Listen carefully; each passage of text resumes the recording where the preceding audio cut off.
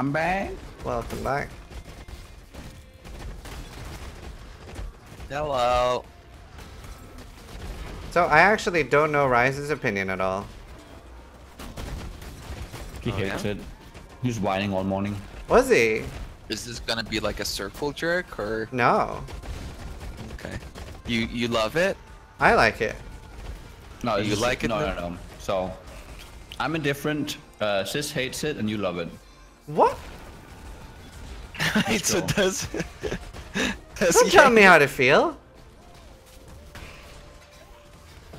So I think they'll be tuned back in the beta because they're a little too extreme, nerfing both. Like I wouldn't want both Volpack gone and the nerf in the values. I think it's like fine with just the just either. So I would prefer Volpack being gone completely though. Then you have you have potions for life, and then you have just high values for energy shield. Well, don't you think with the current amount of life, let's say the average build right now for life is going to be getting like at least 7,000 to 8,000 life? Yeah, don't and you then think potions top end are having 12. Yeah, don't you think a potion that heals you for 600 is kind of shooting yourself in the foot instead of using another flask? Not really. If depends if you're Pathfinder, if you have access to the Herbalist or Flask effect nodes. Then spamming. Really? You think 600 life is better than using a Stibnite or a Basalt Flask or 600? Yeah, it's like 600. No, not with Flask effect. And it's the Flask?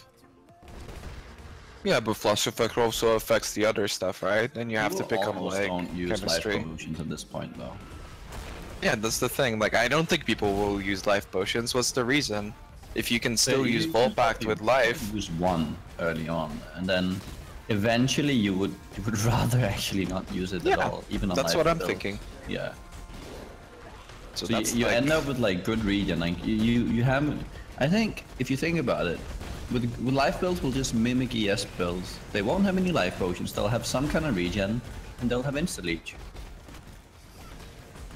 At least the Volpack stayed the same. Well, either regen, because it's separate mechanics, right? Yeah. Potion. So either regen and like high amounts of leech with good leech rate, or Volpact. But either way, it's much better than using a potion. But I wanna like ask you something, Sis. Because if you only remove one, right? Right now, it's all like, okay, let's say we remove Volpact. Yeah. Every single summoner build is still completely broken with CI. Yeah, I guess. I guess. The what I was talking about on my stream was maybe like 50% off the current for like 25 to 50. So you still have like the ability of getting like 650 to 700 regalia. No, I just have to disagree. You still can get it though. Why can't you get a I 700? think the highest is like I think you can 700, 680. Yeah, and I think that's right. I was hoping to get down to like, I don't know. I was hoping to get down to like the very top, the very best rolled would never exceed like 800 ever. Yeah, that's fine. But it's gonna be a lot lower than that. That's kind of where we're gonna be now, though. Close to it, right? No. Yeah, I would agree. Wait, hold on. What's You're so not- current you're not- max now is you're not 986. So I multiply that by 0.66, then the highest is 650. No, that's fine. That's 50 less. Or No, that's 150 less. But you see, maybe I was being a little bit. Maybe I was a little bit afraid of going too far down, right? I'm actually, I'm perfectly fine with it. But you gotta remember, all the builds that currently get 7 to 9k energy shield are deleted. They're not playable. Yeah, That's not true. What's bad about that? Come on. No. First of all, what's bad about that? No. Oh, come on. That's just not true though. Because you've got the entire Pantheon system that's built around defenses. Who knows? Maybe they're just gonna add a node that's like a bunch of energy shield. You have no idea. Like maybe they're rebalancing the skill tree on top I of it. doubt it. What do you mean you doubt it? That could totally happen. Setting up to fail. honestly. Like if you're just adding things, like you immediately remove it, right? And then you just add all these other things that life can't get again. No, but they have then to you have, do then that. You have to put in life nodes as well on these things. Yeah. You're just gonna end up in the same system. Yeah, but that's as the we are Pantheon now. system, no? Like, well, whether or not the Pantheon system is a good idea, a lot of the nodes will be, you know, kind of like lead up nodes on the skill tree, on the ascendancies. It's just gonna be like, you get 5% ES leading up to this big Pantheon something something, and this big Pantheon something something allows you to take have we seen anything to energy shield? What have we seen so far? So far, we've seen things like stun recovery or yeah. stun immunity, and we've seen like freeze immunity and things like that. We haven't seen anything to do with base stats at all. Yeah. Okay, stun immunity. Take stun immunity as a perspective then. Right now, you can't craft energy shield on rings. Therefore, there's bigger strength in picking up things like unwavering stance or using something other than a Chayula, because on a rare amulets, not only do they have crit multiplier, but at the same time, it's the only piece of gear where you can craft energy shields still. So now, instead of, you know, using a specific ring or a specific amulet, maybe instead of traveling to unwavering stance, you pick up this Pantheon node, and that saves you, let's say, 5 points on the skill tree. Those 5 points on the skill tree, you invest into 35 energy shield, and that alone, big buff already. Well, you have to remember that by taking that, you're also saying no to something else that a life build might benefit equally from. Oh yeah, of course. But I mean, I don't think I don't think the Pantheon system is going to be skewed towards a certain thing, right? Where it's going to be like ACI thing or a life thing, hopefully. No, but I think that'll be more generic to boss encounters and stuff like, oh, I'm going to do Shaper. I want freeze immunity or stun immunity for X and Y reason, or a chance for shock immunity. I don't see it being anything to do with like specifically for life. But tell me this. What is the point of ES builds having vastly amounts of, like, why do ES builds have to have such a huge life pool? Because they don't have leech anymore. So what? So what? Well, how are they going to survive? They have no potions to rely on as emergencies. Don't they still have Ghost Reaper though? Yeah, that's being reworked too though. Yeah, but they can still leech. Yeah, exactly. You just don't have instant leech. You can still leech. You can still use Vol Discipline. You still have the recharge rate. Like, think about the recharge rate now. Not only will it get affected by aura nodes on your discipline, so that's like a bunch of recharge rate. On top of that, now you can't craft rings with ES, so you're going to craft rings with recharge rate. For 4 chaos, you get 40%. I mean, pair that up with the other things that they're adding. They're gonna craft onset rings with the +3 to discipline. Yeah, that's a thing too. Sure. Discipline could be a lot less mandatory now. Actually, probably more mandatory. Well, it's always been mandatory. Well, there was a point where it's not really, but now it's definitely mandatory. Yeah. If you want to go pure, yes. Yeah, there's also mods. So like, essentially, it seems like, for instance, old Soul Strike, to anyone that's played it, the Legacy Soul Strike, like, that shit was crazy, right? It would instantly regenerate your ES. And now you've still got like things like Blight 12 and all that you can use, maybe, I don't know, we'll see. But even without that, yeah, you're gonna have new mods with recharge rate. So it seems like by default, if you craft on the rings and if you craft and if you use discipline, that alone is what, 40 with no energy shield nodes. That alone is 70. Add some mods on your gear. Add the recharge like essence surge from the skill tree. That's like 100. You can get to 180 pretty consistently, and the recharge is nuts. Well, so either way, we're talking very nice. specific. Like, that's a very specific build right there. No, how is that specific? If you're CI, you're next to essence surge. If you've got rings, there's nothing better to craft than recharge rate for a life build, really, unless you're playing like melee, maybe. And then, yeah, that's it. And you use discipline, which every CI build does. I get that, and those builds have already been shown to be very good with recharge rate, right? Builds with recharge rate are already very good, so that will be an even better mechanic. And to me, it seems that that is kind of the way that GG would like to have CI played. Though I think the concern for a lot of people is And what should be talked about is, well, What if my we get leech right in playstyle the or top? their playstyle right now is leech, and like all these sources that will no longer really be viable in the same way, but mostly leech. How are they so like there are like a few there's like how do you survive now? I guess it's like you do leech, you do regen, you do High uptime on mob ES discipline and recharge. feels bad. No, I don't know. I'm just like still worried about like so many builds right now have like 7 to 9k ES. That's gonna have a lot less now.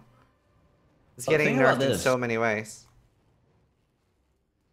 What will happen in its place? There's going to be so many builds with 6 to 7k life instead. Yeah. No, for sure. I definitely. It just seems like it's just shifting a large amount of the builds over back to life. And what's also bad have about to- that though? Like that's No, the I question guess- I want to know. Why is that bad that we get a shift in what is going to be the No, meta? I guess it's not necessarily a bad thing. I don't think it's gonna shift. You guys really think it's gonna shift? yes. Like, Especially on No. low life. Low life is fucked on hardcore in my opinion for the beta. what? How is low life fucked? Oh, you can Low play life So is many better builds. CI and low life. What? Low life is gonna be really good. So many comparison low life to builds, you've life- only been able to get like 6 to 10k life, right? Or 6 to 9k ES. That's gonna be very low with both ES being nerfed as As well. if you're okay, 6 to 7k on low life was if you're being super greedy and picking up all, like wanting to get all the damage nodes as people have been think so, playing so too. far. All these builds with like 6-7k ES, like all of them I see, they have like 4 noticeables and then it's just pure damage. I And mean, then you it's have ES to- on rings, and you also- they're done.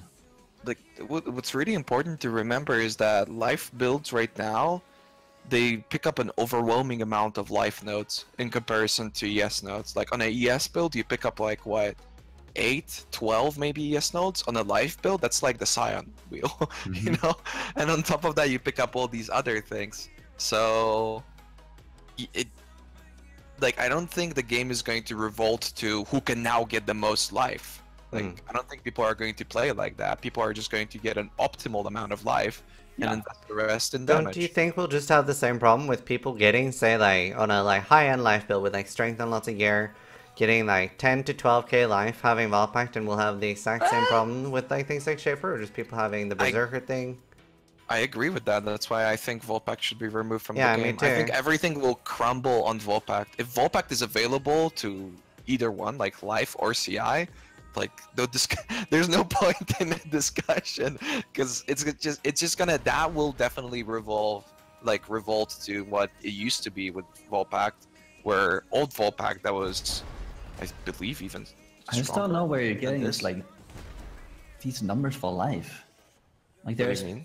but like 10, 12k life all of a sudden from With what, strength on all 6K? your Like, gear and with the new hybrid life node, yeah. No, you're gonna but have a lot. you're still gonna be wanting some of the uniques out there every once in a while, right? And there's, if you want to have actual damage, and a lot of my builds where I had pretty much like above average gear in every single slot and close to best in slot in some pieces, like I would achieve like maybe 7.5k. Okay, Another well you boost, can yeah. easily get 9k on that build now, and things that already had a lot, Possibly, like, yeah. for example, EA will probably be able to get like 13 now. But then that's just the meta. Right, but I kind of agree with Raiz on this, that it all goes back to Volpact, and we're going to have the exact same thing. All those attack builds now that are barely using any uniques and are just using rares and stuff are going to be doing the same thing just as life. Then you are going to be able to reach really high values, and you're just going to insta-outlead to anything. You see your life just popping down and up, down and up. I mean, the only upside of it being life rather than CI is that with life you actually have to invest a lot into getting this amount of life, while with CI it was kind of free. But it also like boils down to the perspective of like how average is a build, right? That's where GGG really failed in that post, because on one side they're talking about 25,000 ES, aka only like a boss killer ED, and then they're talking about like average of 15,000 after with decent gear, and then they're talking about best gear. Like that was really weird. But yeah, I don't know. There's all these. So there's this idea that they talk about 15,000, like 55k as some kind of like standard. We've seen characters reaching over 25,000 while still having the damage. Like that like we've seen, right? It's been spotted. It's not the average. Nothing has been stated to say that. People are just like just grasping at anything they put out as if, oh, that GG is somehow so out of touch and I know better. No, I agree that people are blowing it out of proportion. I'm just saying, it's weird because they talk about like one perspective as to like the best, and then the other perspective as to like the average with the 15 now. Yeah. But I mean, either way, like if we talk about 25,000 to 15,000, like a 15,000 energy shield build, is that really a problem? Like that's still overpowered as fuck, right? Can we get that though? Like, look, think about how few people are getting 25k ES now. The only person I've seen with over 23k is Guardian.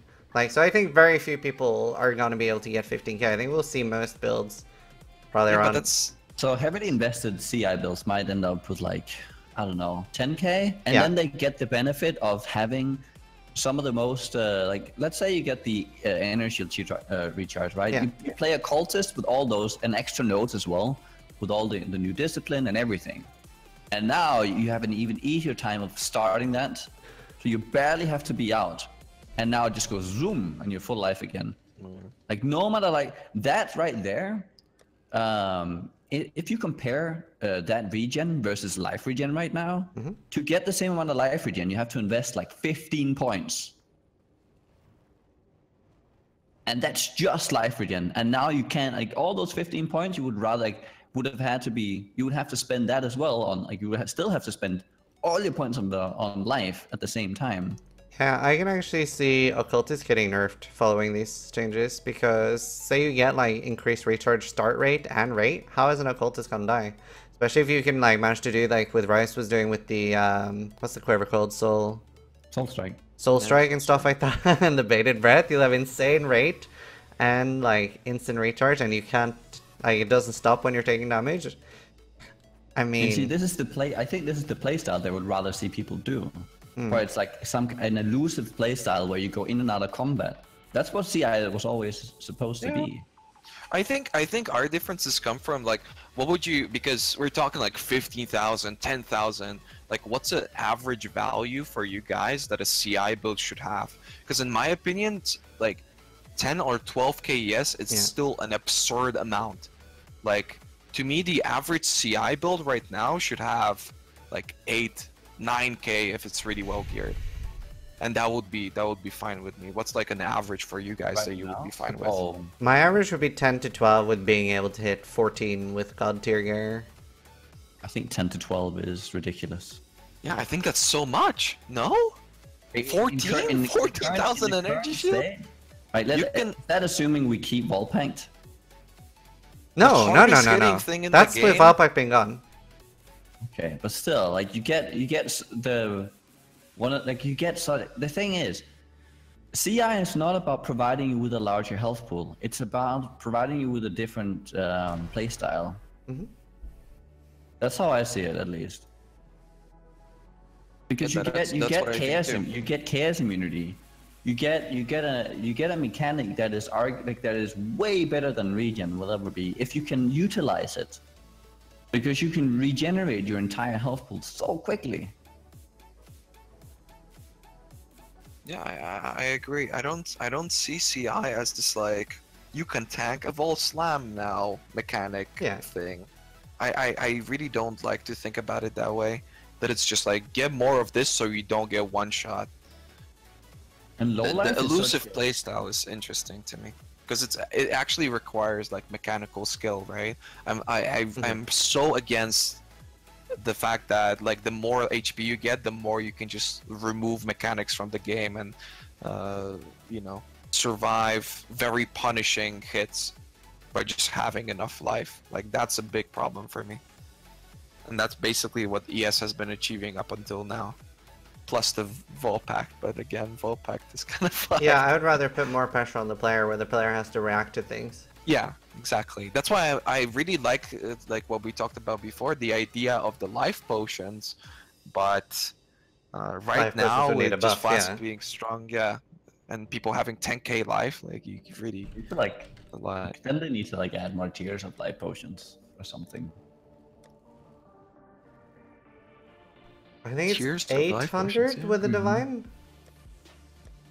Trying to find it. No, it's just because like life potions are like they trivialize content all throughout if they're too powerful. Like if you just upgrade all life potions and you just like you just have more and more and more and more and all of them, you're just able to face tank with potions. Like through all the leveling content. Like you have to understand a lot of these changes will also affect how people level.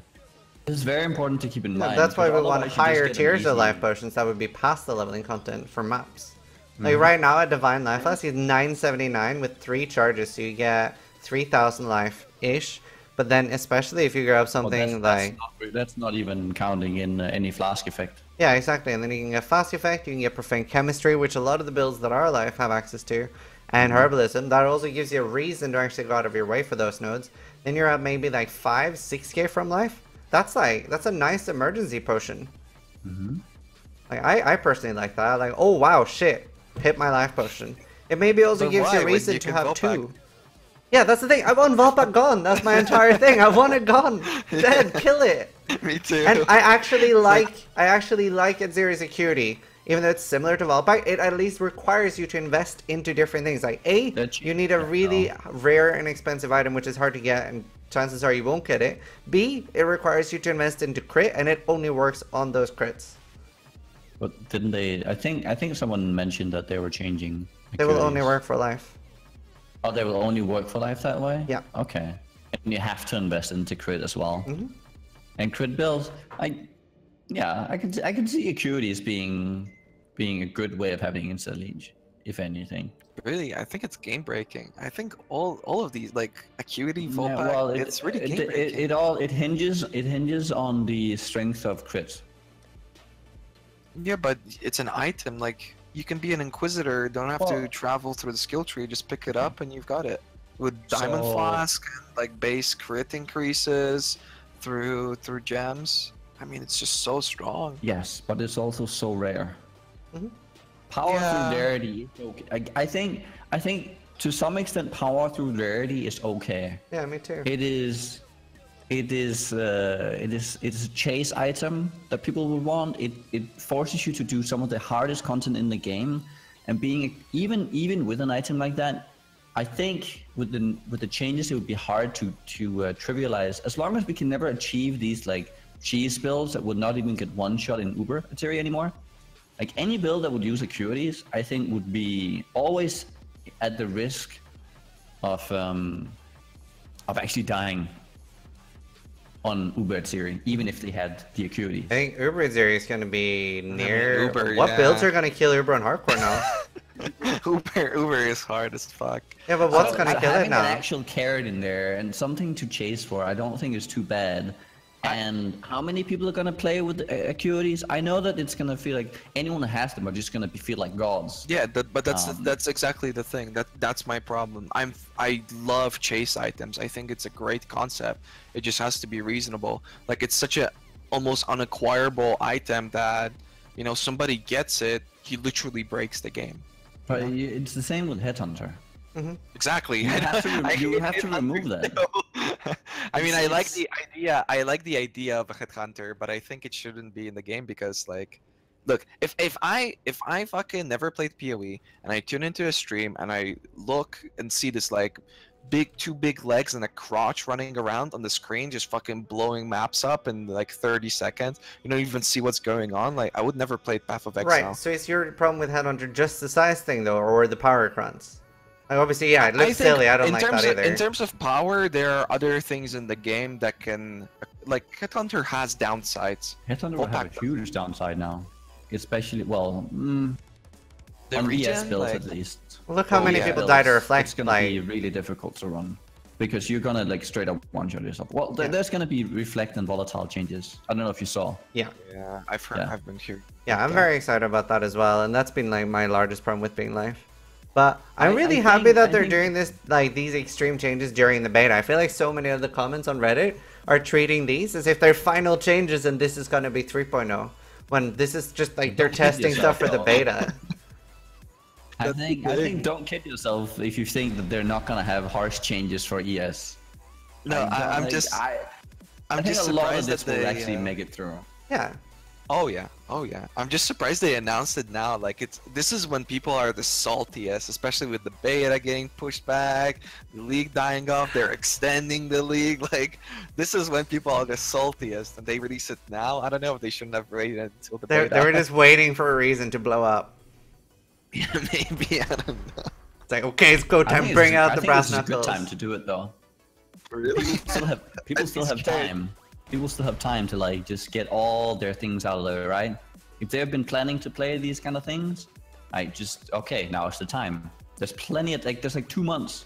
You can play all you want with all these broken mechanics. But so few people are playing in comparison to start of the league, right? Who's really gonna be like, oh my god, this is my last chance to play this. Well, then I have to play it now. Let me come back to PoE. Well, then if you don't want to play it, then well, okay.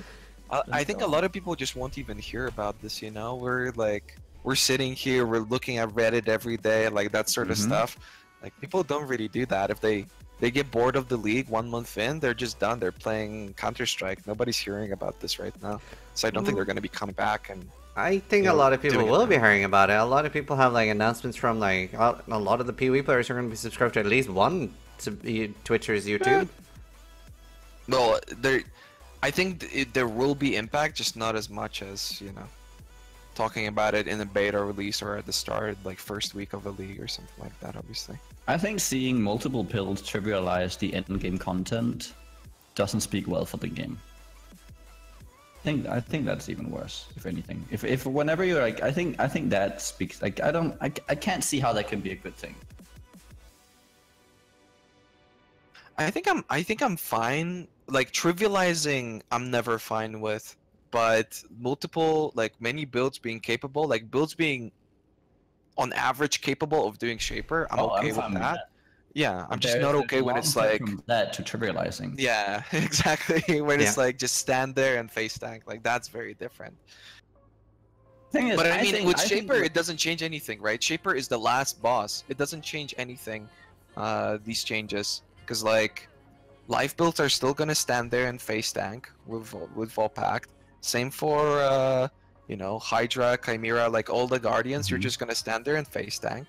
Even before, without Volpact, like on a live beach, you still kill Minotaur the best way, which is face tanking him. And like, it's not like you weren't dodging the slams on Shaper. You're still gonna dodge them the same way you were before. I mean, some people face tanking with like 25k, but I mean, that's just too much in general. So you're still gonna be dodging them on average.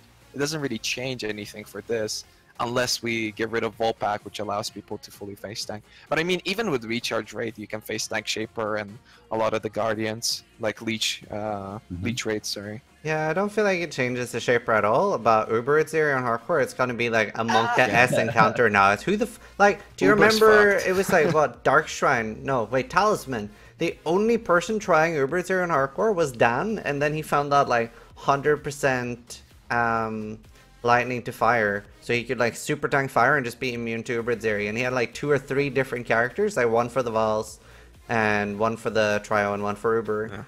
We're gonna go back to that, where like. 1 or 3 people are gonna be able to kill Ubers here. I sure as fuck won't be able to. I mean, you can still make the Pathfinder and get 100%. A lot of people forget that hardcore is about like it's a self-imposed challenge. If you can't do it, the game is not balanced around hardcore. It's balanced around standard. Yeah. Well, I feel like the manifesto is from a perspective of a hardcore player, though.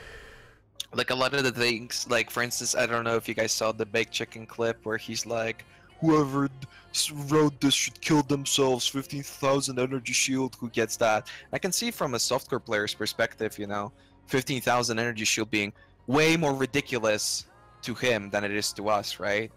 or like 25,000 energy shield, because these people don't naturally get these values. And for hardcore, it is kind of a necessity a lot of the time. So I feel like the manifesto was definitely written from a hardcore player's perspective, even if the game isn't balanced around it. Yeah.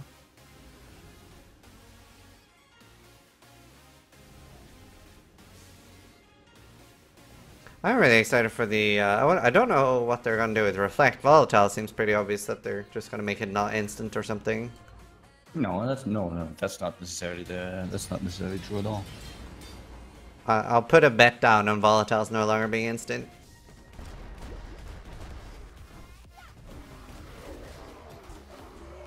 Oh.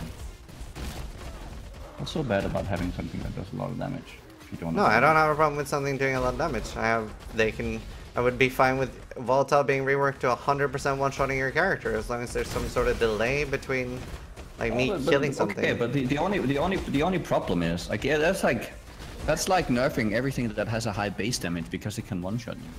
No. Like imagine this. Okay, let's say you run into a let's say you're whirling away, right? And you randomly go right next to a bear with powerful powerful crits, and it hits you once and it one-shots you. That's fine. But that was instant, right? Right, but that's not the problem I have with Volatiles. I have a problem with all the things that it can appear on that can teleport or move next to you without you being able to do anything. I have a problem with those fringe cases. I don't want that in the game where, say, this is like Raiz QT guy has been grinding. What? One-shotting everything. It's because you're running around one-shotting. Wait, so you're just saying we should have a shit build then? I mean, no. what? Why is that a shit build if you're not one-shotting everything? I mean, you're just limiting yourself so much in the fucking competition for, say, the ladder. That's not a fair statement to say, like, oh, you do too much damage. God forbid you would have to actually build a bit of defense.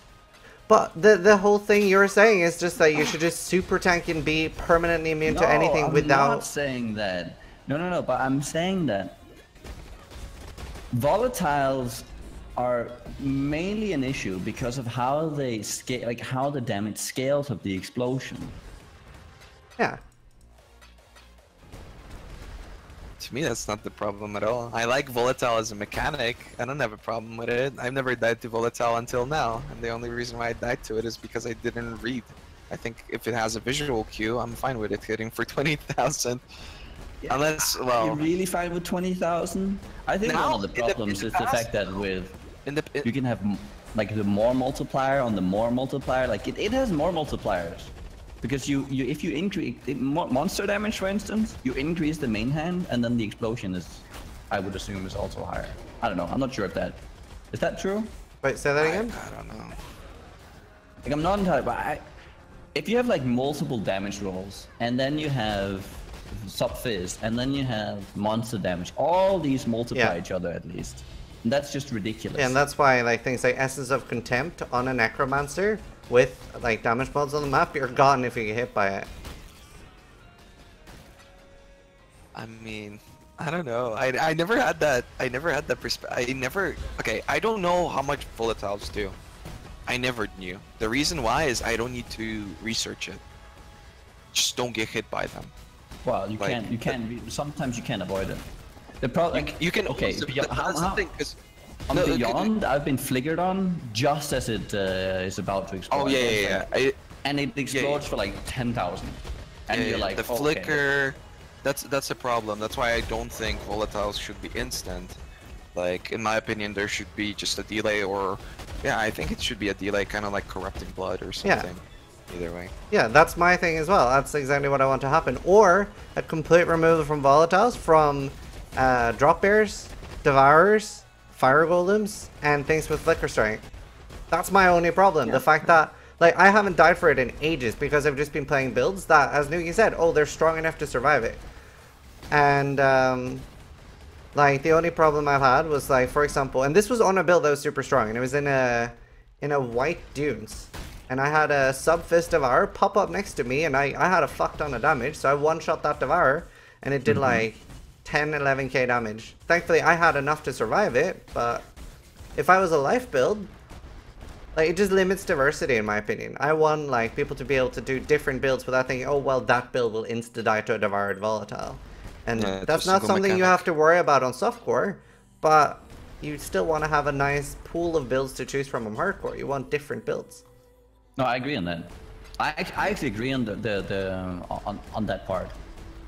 To where there is a range of the explosion, which is just it's too high. There's so many cases where you get almost like if you play a life build right now, there's so many instances where you will just straight up get one shot if you do not have the fortify and 7-8k life.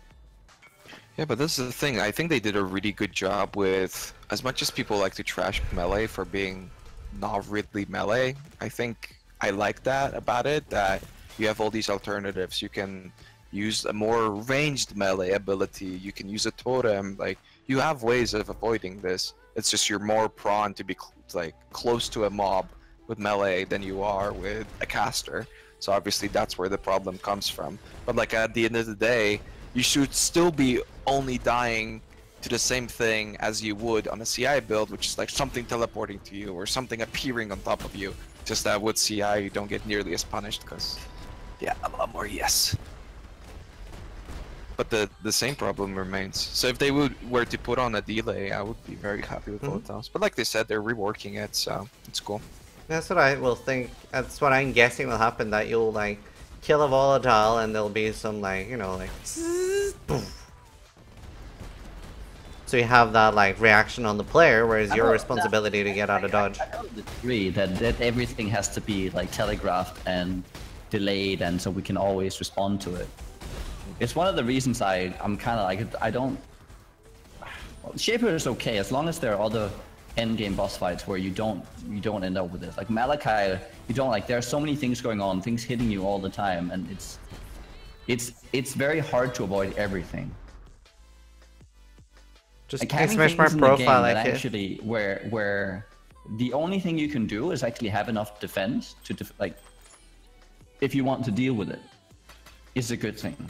Like there has to be a point where itemizing for and building a character defensively has an upside. Yeah. I mean, well, that might be the future, right? Where, yeah, sure, volatiles might, because who knows? They're saying they're reworking volatiles, but they might still be super punishing. It's just that now, for instance, you're going to, like, if you want to run double beyond maps with some bullshit, now you're actually going to have to build your character around the idea of wanting to run that, right? Because of a beyond there can appear on top of you and you will just instantly die.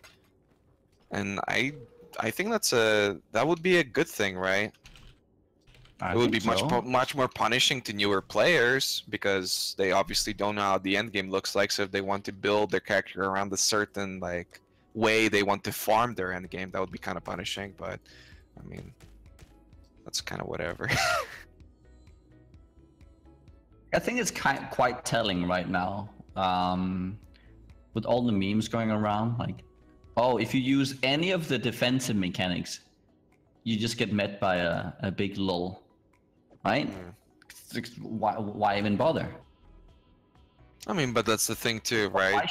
Offense is the best defense. That's exactly. That's why I'm saying, like, low-life builds really won't be in a bad state with this patch, because defense your yes will be significantly lower, but it still remains like offense is the best. Builds get so many tools, so many strong options, which is why they have to be weaker on the life pool. They just have to. And they might not even be end game. A low life build might actually get the same amount of life as a life build. Will it though? I think they'll be a little low. Except I think things like, for example, the low life RF build currently now will be completely overpowered still. One point you get pain attunement, you get auras for your minions. Like there's so many things that you cannot get on a life build that you get on a low life build, which gives you so much power. There was back in beta, like all the way back, every single build gravitated towards low life. Why? Because it was the only way to gain more damage. You didn't have a million support gems that gave you a more multiplier. You had pain attunement. It was the only way that you could further increase your damage. It was a huge investment you had to make for it. and there was the chaos damage, and you didn't have all these, but it was still the thing that players would gravitate towards because it was the only way to further increase their damage, all these kind of things, right? You have RF and the low life and the pain attunement and everything just stacking on top of each other, and you still have those things on low life. You still have some of the only ways to get some of the most powerful effects in the game are still in low life. So there's a trade-off. I agree. Definitely. I think low life is in probably a very good spot. It's gonna be difficult to run. If you want to run, I think low life will also be more of a niche thing again, or a truly end game experience. Like that will be a truly end game build again. It won't be something people will just do with immediately swapping into. I think it's gonna be pretty cheap though, getting your shafts at least. Yeah, that's the thing. Like, I'm hoping that a lot of people are gonna be like, okay, this shit is unplayable. You know, Shavs is the next Soul Taker or something. Where you have that. Plus you can farm the card as well. So. Oh yeah, true. I think the new super endgame and super meta is gonna be minor matter high life build with belts of strength. I think it's things like minor matter lead sprinkler. Probably. Yeah, that's what I was thinking earlier too. Because so many, like with the AoE changes, and I'm sure they will be changing the melee nodes, so many builds travel to Templar anyway for the AoE, like melee builds, that, yeah. Like I can already face tank Shaper on my MOM builds. I have like a Blade Vortex MOM character. I can take the face tank Shaper. Do you enjoy that you can face tank Shaper? No. I think no. I think it's okay to be able to trivialize parts of it, right? You can I like them 30. Trivialize the slam, or you can trivialize the parts of the effects to where this one mechanic you can do.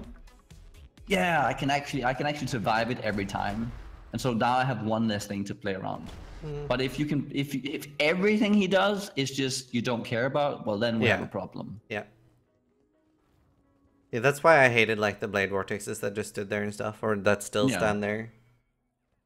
I agree. It was so funny, dude. The whole like first Shaper thing. We were like planning for 2 weeks and like all this stuff, and it was super hype, but nobody knew the mechanics and everything. And then when we realized it's just like we can't do it with our current setup and all this thing that we've planned with like triple fucking double support, the Saresta, it's just okay. I'm just gonna reroll do it and stand there for like fucking couple minutes and it's done. 24 hours Shaper down, no problem. Like what the fuck?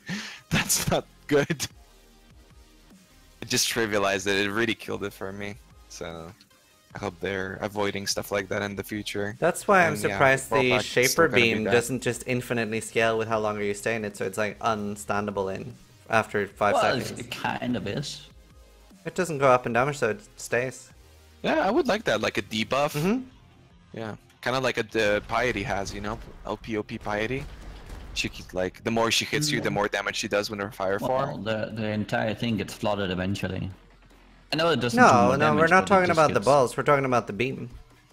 Yeah, the beam. Like the beam puts a debuff that increases damage you take. So if you stand like 1 second, that's fine. 2 seconds, you're gonna like get out of dodge. 3 seconds, you're dead. Yeah. Then you have to add pen. Is there pen to it? Yeah, like an increasing penetration or something. Is there pen to it right now? No. The beam itself? Not that I'm aware of. Either way, you can easily face tank it right now. Yeah, I know. I think a lot of that comes down to just how much life we have, though. Well, that's fine, Pure. My opinion.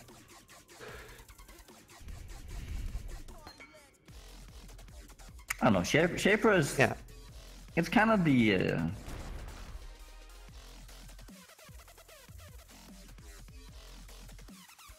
It's such a weird fight, I think. I don't know. I love it. Yeah, but also judging like it's for an end game fight. It's just such a because you can make it like so many ways of just trivializing the fight, pretty much, either through damage and through. But I think with poison being gone, it's definitely gonna. Oh, what do you think about okay, so poison getting nerfed? What do you think about stuff like barrage? Do you think it's getting nerfed? Poison? Yeah. Of course it is. I don't think so. I don't think we can judge at all if it's getting nerfed or not. We don't know what the Keystone's gonna do. We don't know how much they're adding to the passive skill tree. Fucking hell, as far as I know, it could be dealing more damage. No. What do you mean? No, I kind of agree. We don't know how like powerful this just stacking more multipliers for damage over time. Yeah, what do you mean? You have no idea. What if they're just adding like the Of course, Poison's getting nerfed. What? You don't know that though. I think Poison's getting nerfed too, but we don't know. I can't. I think it deserves a nerf. We don't know if it's actually getting nerfed. It's getting changed, sure, but they can fuck up on the crit multiplier or something, you know. What if the passive is like the crit passive is like double dipping his back? You don't know that. Double dipping is so broken. It's like you need to add like 4 new gems with 100% more multiplier to get to the same point. Yeah, but it was in the game for 4 years. Who knows? Maybe they're gonna be like, it's okay. It's not gonna be better. It's like literally no chance Poison is gonna be as well. You say it's like 4 times the difference, but again, crit will be affecting it. The values are double. And it's not right now. Well, we have Assassin as well. I mean, it affects it, but it doesn't double dip. I'm just saying that they're adding an entire keystone, which will be changing the game for sure. The keystone is key to everything. I don't know. Yep. I'm surprised that they're adding a single keystone that affects 3 types of degeneration that are on 3 different sides of the skill tree. Yeah, I'm just wondering where the fuck are they put it? Yeah, exactly. Like what the fuck? Got like bleed at the bottom, ignite at the top, and fucking has to be in Poison Scion on the right. Where do you put it? Yeah, just Scion gets it by default. Has to be in the middle somewhere instead of Shaper. I don't know. I bet you never know. I mean, it could be. How did they word their about that keystone? What did they actually? Do you remember what they said about that specific the crit keystone? Right, that it would just affect it. That it will be a keystone like for crit affecting dots. Like that now crit will do something to dots. But like that's what I'm saying. You really don't know. So basically, you can just crit with a dot. Who knows? Maybe it's gonna be your crit multiplier double dips the way it used to. No, it's not. Nothing is gonna double dip. You can't say that for sure, though. You can say, I don't think GGG would do that, but you can't say without a shadow of a doubt. Yeah, exactly. I don't think they're gonna do it. Okay. The moon is made of cheese. That's a little too far. No, wait. They added. These are the same people who added Legacy of Ingtar to the game. Exactly. Like that's the thing. Rory behind the wheel, man. You never know. I mean, there's a difference. Because we don't know doesn't make it more likely. Listen, because like people can bring up duration. Yeah, people can bring up duration with poison and everything now. That's not going to be affected. Like you really don't know, because when you're saying poison is going to get nerfed, sure, I'm sure. Like from their perspective, the reasons why they're changing dot mechanics isn't because it was too OP for clear speed, because the top clearing builds don't use those anyway. But it was in perspective to people, you know, stacking poison and insta-killing things, yeah? I'm talking about actual, like, endgame, like, where you trivialize fights, where you do 10 million poison DPS. Yeah, but maybe you're gonna be able to, like, now clear really heavily with AoE, who knows? Maybe it's going to be, like, Locust Swarm from... I keep talking about that, but maybe the crit thing is going to make it so that you can spread poison now. It might be a balanced build, where it's like you don't, like, everything doesn't die from like one instance of poison because it's double dipping a million times. It's just gonna be. I mean, the thing is, poison being so poison as a mechanic, whenever you keep stacking it, won't get this like quadratic like increase in damage to where you end up doing from. Like you end up doing 10 times as much, to where like the initial instance is like, it feels like instant damage at this point. I think maybe you just get a very nice balanced poison build where it's equal to all the other builds. Sure, I'm not saying that you'll not be able to play poison builds. I'm 100% sure that in terms of AoE clearing, it's going to be the same or stronger that one poison stack will kill anything. I'm 100% sure that that's gonna be the case still. Like outside of bosses, so I think they're okay. That, but I can't know whether or not double can't know whether or not double. Like, Yeah, I was about to say, I don't think we can be 100% on anything. That's what I have a problem with. I agree. I'm just saying, I still think that's gonna be the case because they want to make dot builds AoE viable from that entire thing, but they don't want them to like instantly kill bosses. That's what I got from what they were talking about. That they're targeting, you know, people killing Shaper with dots and that stuff. They're not really targeting the people who are clearing maps with poison.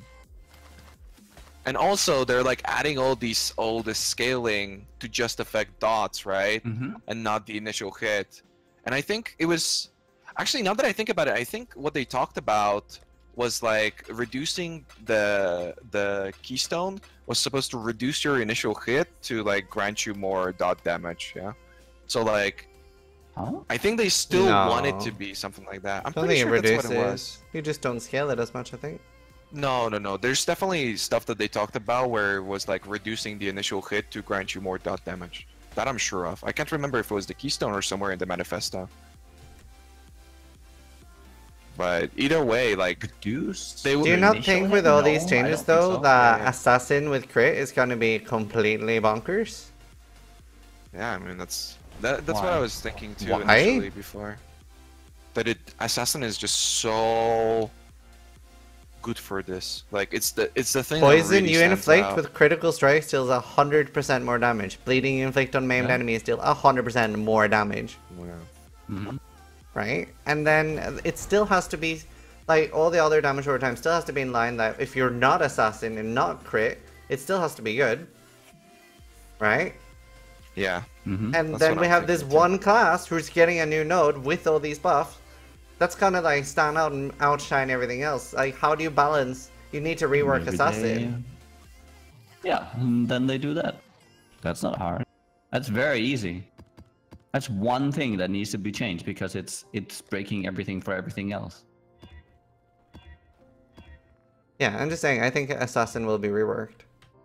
Yeah, I think so I could see that. I could see that there at the end now, but I'm pretty sure we're gonna see reworks across the board on a lot of the ascendancies to adjust for all the changes. Keystone is crit multiplier effect dots, but not initial hit. There's so many things, like they want to change so many things on how double dipping work and how like some of the outliers with this, like they want like an entire meta shift. And you just, I don't know, like I feel like a lot of people assume as if GG has no clue what they're doing. Oh no. Like they just have a different clue to what they're doing than other people do. That's it. They have to balance it for everyone. Yeah, but that's where a lot of these problems come from, right? That people, like, I was comparing this to the price check. I don't know if you heard that, Nugi. Because they had to they had to make it good for everyone. But people who weren't privy to all the mechanics of double dipping still had to have a good poison build. But that just meant that the people who really understood it got insane poison builds. And fire like any kind of like G-Gen build with the double dipping mechanic were insane. Because once you understood it, like once you unlocked the Holy Grail and you got that knowledge, well then now your builds just changed because now you know that if you keep stacking these things, it's crazy. But you have to make it so that even a bad version of that build has to actually work in early stages, because otherwise someone's just gonna pick up poison and it's gonna suck ass if it's like balanced at the end game. Yeah, but that's I think what they're going for. The same way there's like two ways to play, right? Life and CI. I think what they're going for is going to be like initial hit or degeneration, and you're just gonna have to make the decision on builds. Yep. It's gonna be like it's the same playstyle. It's just it feels different when you're degenning things, right? Apparently somebody is linking the thing. The critical damage will now not more influence poison bleed and ignite. As a result, these elements will no longer being based.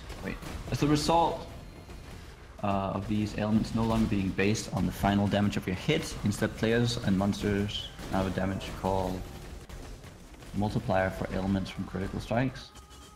Yeah. Which boosts the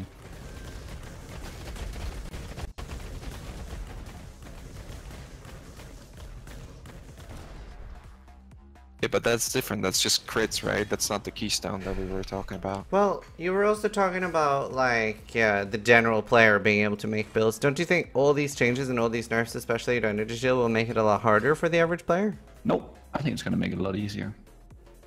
I think so too. I think, you know, these changes really only affect people like Understanding don't ES, really like care. understanding ES mechanics after, if you're a new player, what you're immediately faced with is life builds. You start off with life and all this kind of stuff. You look at the keystone, maximum life becomes 1, immune to chaos damage. What is chaos damage and why does that matter? There's so many questions you have to answer the moment you want to go into full ES gear. And also understanding the base values of life versus the base values of ES gear, and like values of ES nodes versus value of life nodes. Like they seem equal, but they're not, because of the base value, like the base amounts of whatever, and like and so on and so forth, right? Now you also have to be privy to the fact that stun is an issue. How do we deal with stun? Do I have to deal with stun? How does the game work if I don't? How does it work if I do? What is the best option for me to deal with stun? Shock, freeze mechanics, bleed mechanics. Like I can't regen anymore. I don't have an instant life potion. I can't regen with a life potion. Okay, if I'm out of combat for X amount of time, it starts regenning. But if I get hit, it stops. Like there's so many things that add to the complexity of the game once you have to go ES. Do you not feel like these things should be explained in-game at all, though?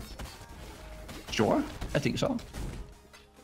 Well, but at the same time, I mean, that's to the a big certain extent, thing, right? they don't want to overload players with informations at every turn. No, I agree, but there still has to be, in my opinion, a source in-game where people can find these. There's so many things that you just don't know and won't know unless you're either being like told by streamers or YouTube videos and stuff like that. Mm-hmm. I'm sure that's gonna be changing. I mean, right now the big thing for GGG to justify this was, I don't know, like I have friends who have never played CI before, right? And like when they played CI, all the things that Nugi said out the window. Like none of that mattered, because it was like, oh, okay, so I click 5 potions and I'm basically indestructible. Yep. It was their perspective in comparison to life. So like all these mechanics really didn't matter. Well, now you're actually gonna have to put some thought into it. And also about the keystone, it does say we'll be introducing a new keystone that lets a large portion of a hit's modifier to critical strike multiplier also apply to the skill's ailment damage at the cost of the hit damage. So yeah, there's the initial hit getting lowered, and then yeah, it applies. But we obviously don't know the value still and how exactly that's gonna work, or if it's gonna have more additional things. So yeah, in my opinion, they are putting out like a system for people who just want their fireball to kill them up over time instead of initially, but then maybe deal more damage and therefore having to invest less into, you know, damage nodes or something and more into defense. But then the mobs die slower, so yeah, because you have to apply the dot, yeah. So inherently it will lower clear speed. What do you think will happen to builds like Val Fireball and Val Spark? Do you think they'll just go live? I don't know. I think we will have to see. It's a hard one to. I think it's very difficult to really know right now. If we don't have like reflect changes, for instance, because reflect is one of the things that kill those builds, right? Well, Not not really. for fireball. Yeah, not really. Like with Sybils and the changes to the skill tree, reflect nodes and elementalists. Vinctar. Not really. Vinctar, yeah. You won't have the double dipping effects on Ball Fireball anymore. I mean, I think it really doesn't matter. It's like what can pick up the same amount of jewels and have more life is going to be the decision for those builds if they remain the same way they are right now. I think they're gonna be definitely playable. I don't see why not. Yeah. Oh, yeah. Do you think? Yeah, no, I think they'll be playable For too. sure. I don't think anything's gonna change based on these changes. I think they'll be changed in other ways though. Yeah, Oh, of course I think they- so well, too. Hopefully. Oh. Yeah, do you think they're gonna nerf Vinctar this patch, or do you think they're gonna think what they've done is enough? I have no idea about Vinctar, honestly. Vinctar is It's- still very problematic. I think they approach it as a like what you guys were looking at, like where Vol Pact is a chase like Acuities would be a chase thing, I think they're gonna approach Vinctar in the same way, or they're thinking that it's hard to get it, but then so many people have it anyway. Like, and it's got these downsides that aren't really downsides. I don't know if GGG caught up to the fact that it's a little bit overpowered just yet. Because every many time people there's talk been a about patch it, now, I've I've never- done Control F Vinctar and been severely disappointed. To the point where, like, the first time, I can't remember, this might have been Prandis, so people were like, do you think Vinctar's going to change next patch? And I was like, I can almost guarantee Vinctar's going to get nerfed. It's so ridiculous. Yeah. There was no Vinctar nerf. I was like, oh, ha, oh. Yeah. Yeah, that's really rough. I don't think they realize how OP it is. I mean, you have to really, well, you have to get to a point where Vinctar is like sustainable, right? So if they never get to a point where Vinctar is like really sustainable, the downside is severe, right? Like Vinctar would be fine 2 years ago, or well, pre-ascendancy, I'd say Vinctar's was fine when like clear speed got really out of hand. That's where potions got really ridiculous. Because yeah, you would use it mechanically, right? It wouldn't be this thing that you have up 100%. Yeah. It's just every now and then you'd have like 5 seconds of somewhat of an immunity, which they are fine with, I think. Especially in the past, like Yeah, with the whole Vol Discipline and Immortal Call and Vol Immortal Call. I think they're okay with that sort of stuff. Yeah, and that's what I was saying on when I was doing the AMA with Morris as well. I was saying how right now, because of the perma uptime of Flask, like, I would rather see them do like a heavy like reduction in either the Flask charges gained or something like that, so we like have to like think about it. Like, I love the OP Flasks, and I want more of them. I want there to be like, oh, am I using Vinctar, or am I using Nugi Potion, or Rice Potion, or Sis Potion, because of X and Y reason? And I can only use these potions in these scenarios. Like, it's not something you can keep permanently up. It's just whenever you come up with a suggestion like that, you have to consider the fact, what about the people who are not as fast as you, who are not clearing as fast as you? Yeah, but that's the thing. I agree with that, and that's what I think they have to give Flask the old aura like treatment, where it's like you have to travel through the skill tree for Flask to be really good. You have to travel, you know, you have to invest all these points. Like right now, it's pretty free. You pick up like Alchemist, and you don't even have to pick up Alchemist or any Flask nodes, and you can still keep it up on like a good build. But if they give it like the aura treatment, where you have to gimp your stats, so to say, your tooltip, so that's because you have less ES or less damage, so that you can have these like optional effects. That would be good. But well, it's so much effort. And yeah. What if you make it so that Flasks don't gain points while they're using? So if somebody like pops a potion and starts clearing stuff really fast, then they're not gonna have those potions again for the next pack. You have to like sort of like think about the next pack you're gonna approach, and be like, okay, well, I don't have these potions for it. I think that is problematic, because it's gonna be annoying.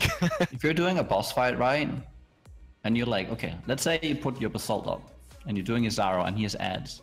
So you pop the Basalt, so now you go in, and he spawns all the ads, and you're like, fuck, I can't kill the ads right now. I have to wait. I have to like position. Now I have to like make sure to only hit the Zaro, not hit the ads, so I can recharge my potion afterwards. I mean, I think that would be fine. But I can see from the average player's perspective that would be annoying as fuck. But I think that would be fine. I mean, or like cap charges, or put a cooldown on Flask uses, even if you can recharge them or something. Well, do you guys like the fact that we're pianoing Flask right now?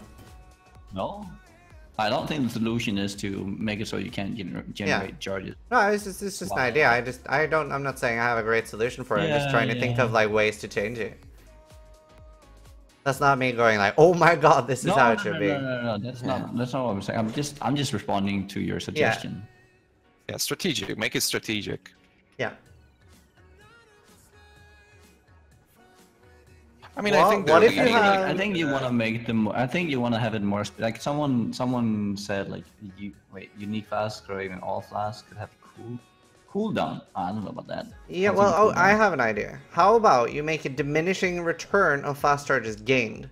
So this would be for, say you're a slow player, right? So say Raiz QT has just started playing the game, and he's clearing pretty slow, and he hasn't killed a pack for a while, then that pack will give a lot of fast charges. But say Nugi is playing his favorite Valve Fireball build and is clearing the screen instantly, then he gets less fast charges. then you're not hurting newer players because they're still gonna have large quantities of fast charges, but you also have like, but they'll still have to like think about whether to use their potions. But players who are going fast and are really experienced will also have to think about using their potions because they're not getting as many charges. I don't know. I think it's a very complex issue to just like off the top of your head figure out stuff. If the flash charges you gain is the issue here. Is it that, or is it the fact that the density of everything and the clear speed is just too high? Because like once players just start going even faster again, like obviously, but the diminishing return stuff is, I don't know. That's such a weird mechanic. Oh, it needs to be straightforward. It needs to be self-explanatory. Also, they're like constantly leaning towards these situational things, right? The Pantheon system is supposed to be situational. The jewels, when they were getting released, were supposed to be situational. They kind of turned into this like permanent thing, but they were supposed to, for you to be able to like modify your shit around encounters. Obviously, the game's totally devolved since then. I do that quite a lot, though. Same thing. Yeah, I mean, you do that sometimes, right? You still, like, if you have a unique jewel, like Rain of Splinters or something, you take it out for single target. Like, it happens, and I think that's what they've got in mind. And I think Flask should also work the same way, where it is strategical and situational. Then you could have something like, how could this be? You could have it so that like you can only generate X amount of charges per second. And then you have like you say the same thing with a leech effect, right? So you still get like for the monsters you kill, you still get the charges if you've earned them. You just don't get them instantly. Isn't that very similar to the idea I proposed, though? I feel so too. No, but the only thing here is that you're not getting a kill always matters, right? If you kill the monsters, you're still gonna get it. You're still gonna get your charges that you've earned. Maybe we should go with the Diablo 3 way. No. Just put a cooldown on all Flasks, because like killing monsters already is rewarding enough because you get EXP. But then you could add Flask recharge rate, right? You could thank you for the sub, dude. Like you could have more recoveries. Like you could have more if you spent. You could appreciate that. Invest into like triggered charges gained as well. Yeah, sure. That way, I don't know. It's like Slayer overleaching, you know? Like I don't know. Yeah, kind of. Oh, they want to get ball pack for Flask charges. I was just kidding, but maybe. That ball pack for fast charges. It's tough. Like I don't think Flasks are really. I don't think that the way we gain charges on Flask is really the crux of the issue here. I agree. Like that's why I'm never really thinking about like how do I modify Flask so that they work differently and this. Like I never think about that. I'm thinking constantly like how do we fucking get the game in a stage again where you're not clearing a strand in 30 seconds. Therefore, Flasks are overpowered and on-kill effects are overpowered. But like it's so far gone. A lot of people enjoy that at this point, and it's like. How can you argue with them? I mean, they like what they like. I think take that away, the game's totally different. And also, the game is growing, right? Like that's the biggest problem. That in GGG's eyes, like, hey, we've added this thing that double clear speed. Our game like grew significantly. Obviously, we're doing something right, yeah. So they like continue this trend, and the game is at a stage where it is right now, where it's like, okay, all these things are fine because we're growing so much more than we used to. So we'll just continue, sort of. I guess with the CI changes, not really. They're still trying to keep it somewhat reasonable. Also, one of the, if you remember, so with all the poison stuff, right? One of the things they stated earlier is that they're okay with Hawa being in its state right now because poison's overpowered. So they said that Hawa is okay because poison is overpowered? Yes. They have stated that before, right? They allow items like that to be introduced because poison, like double dipping mechanics were. They said that. I don't remember what post, but Yeah, I think I've seen that too. One of their reasonings to having certain things being very, very strong is because there are things like there are stuff like poison and double dipping. So I think, like looking forward, I would hope that instead of having like that, you would kind of diminish, like you would take away some of the power of some of these spells. Like I'm looking at something like Barrage right now, right? Which is going to be like the new pinnacle of single target, along with along with Molten Strike, those two. Where you see those go in and they just one-shot all the bosses. And now you have two options now with those builds, right? You have two options. You either buff all the poison builds again to do equal amounts of damage, or you have to take those down. Because I would argue that like Molten Strike and Barrage right now are actually getting fairly close. When you start doing all the projectiles together, they're getting fairly close to poison in terms of damage output. Yeah, I don't like that either. I don't really like the whole that you can just stack so much damage that you're completely like watching people do a Shaper stage in 4 seconds. It's a bit crazy. But to be fair though, that is also only doable in most cases with the non-poison ones with crazy gear. I'm okay with that, actually. Well, not to this extent, like where content just becomes super trivialized and you're basically indestructible. But for instance, what the Firestorm Chaos builds do, again, do not to that extent because it's too strong. But I like that you can have a character that basically is so terrible at map clearing, and you don't really have alternatives for map clearing, but boss kills go really well, like a lot better. Yeah, I like that sort of thing. Or well, what like they did with mines, right? Where mines were really shit, but they were killing bosses really nice. Just yeah, but they were killing bosses them, like, too 4 nice. times too fast. Yeah. All it takes is you swap a gem. Well, not really. I mean, Molten Strike. when you swap some gems around, you don't really make a Chaos Firestorm build like no, even like, a tier 2 build in terms of clear speed.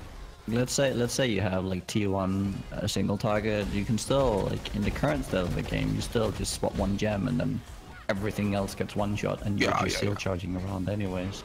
Yeah, that's why I'm saying not to this extent, because right now it's too easily achievable. But if that was the case in the future, I was always a huge fan of the solution for melee, for instance, to keep melee the way like to keep melee reasonable is not to make it basically a ranged and call it melee, but instead to make it so that you're sacrificing something playing a caster, and that something would be single target. So let's say a map clear takes 3 minutes. On a caster, it would take you 2 minutes to clear the map and 1 minute to kill the boss, while on melee, it would take you, on a caster, it would take you 2 minutes to kill the boss and 1 minute to clear the map, while on melee, it would take you 1 minute to kill the boss and 2 minutes to clear the map, right? That it's a trade-off. You're sacrificing single target or gaining single target from playing melee or playing a caster, yeah. But then, yeah, I don't know how fun that would be in terms of a playstyle. But I like solutions like that, and it can really balance things out a lot more. Yeah, I like that too, because you're giving the player more the choice of, I want to play X because of Y. Not just, I want to play X because it's the most overpowered. Mm-hmm. I think that's the only thing we'll agree on. A lot of times we would be like, you know, because bosses are worth killing now. Like in the past, bosses really weren't the thing. Like it would never be worth it to kill a boss, but now you've got map drops and everything, and yeah, it's worth it. Still, a lot of people with Sextants, I feel like they kind of neglect bosses. Like, why would I spend even 10 seconds on a boss if I could be halfway through another strand? Yeah. But at a certain stage, that will change if maps become more valuable again, and they will be. Yeah, exactly. I'm hoping they would be. Well, but no. Eventually. With the new league, they never introduce a lot of mechanics to the league. Like whenever they come out with an expansion, they don't have a league combined with that gives you a lot of mechanics. Right, so you won't have a legacy league with 3.0 launch. So you're gonna have a very basic league, so people can take in all the new stuff. Yeah, it would be very interesting, because if we're still like, for example, in Legacy, you can't really complain about maps being too easy to get because there's so many league zones you can use, like give you map zones, or sorry, give you maps. But it'll be very easy to see if people are still having like if say like an average player or somebody like slightly above average, say like 5 hours a day. That's above average, right? Way above average. Yeah. Way above average. Okay, it depends if you're including the people who can't kill Hillock or not. No, what are you? Okay, how does it go from 5 hours a day to not being able to kill? No, Hillock? but like a lot of people quit after like Act 1 and stuff, and you can like if you're putting that in against. People playing like 15 hours a week. Yeah. A lot. Yeah. Okay. So what would you say is an average player then? An average player, like 15-20 hours a week. Okay, that's what I'm saying. So if those players are still able to get like a whole map tab full, then I think maps are a problem. Like without the assistance of a league.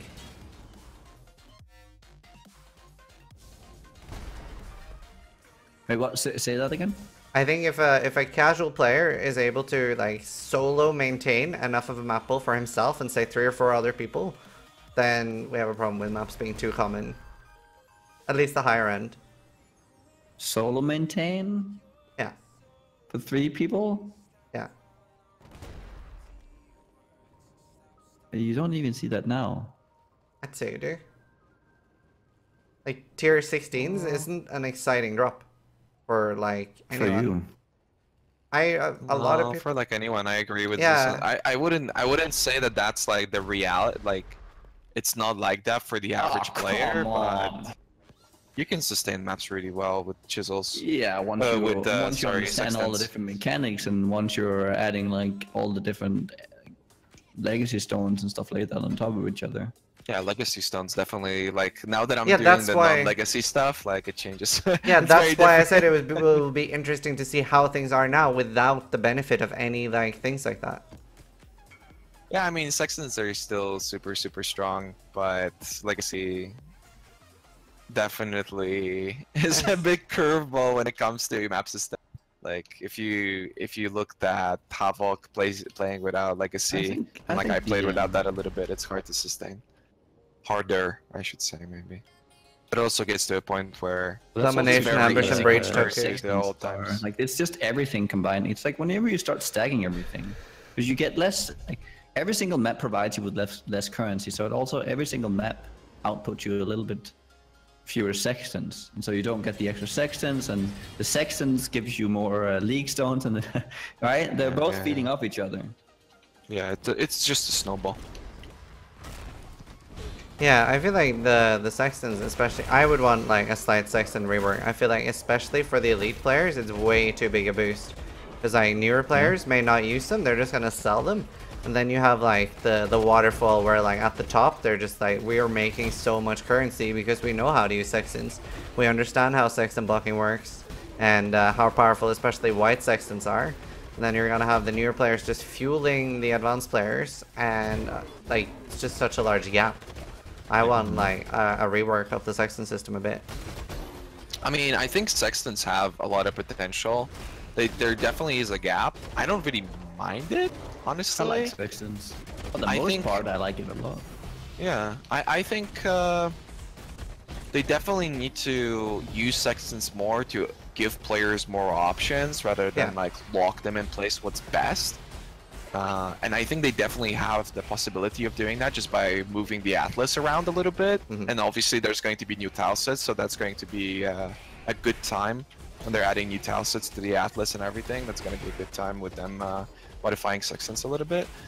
But I like the fact that mapping is complicated again.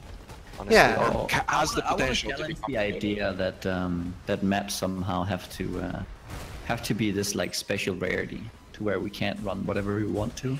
Yeah, that's what I like to. Yeah. I guess. There's some sort of nostalgic to an extent, right? Nobody's talking here. I don't think neither me or Nugi are talking about like having to exalt maps again and shit like that. Like, well, I'm no.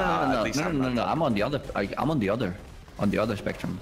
I'd rather have an easier time to get maps rather than a harder time. Oh, really? Yeah. Oh. I would rather make it a little bit harder now. Yeah. Well, it will be easier or harder now. Like when the league stones go out, it's gonna be a lot harder. Just by that. still not hard enough in my opinion. With Sextant Why blocking, does it at need least. to be this hard to find maps to run? Because enjoyable.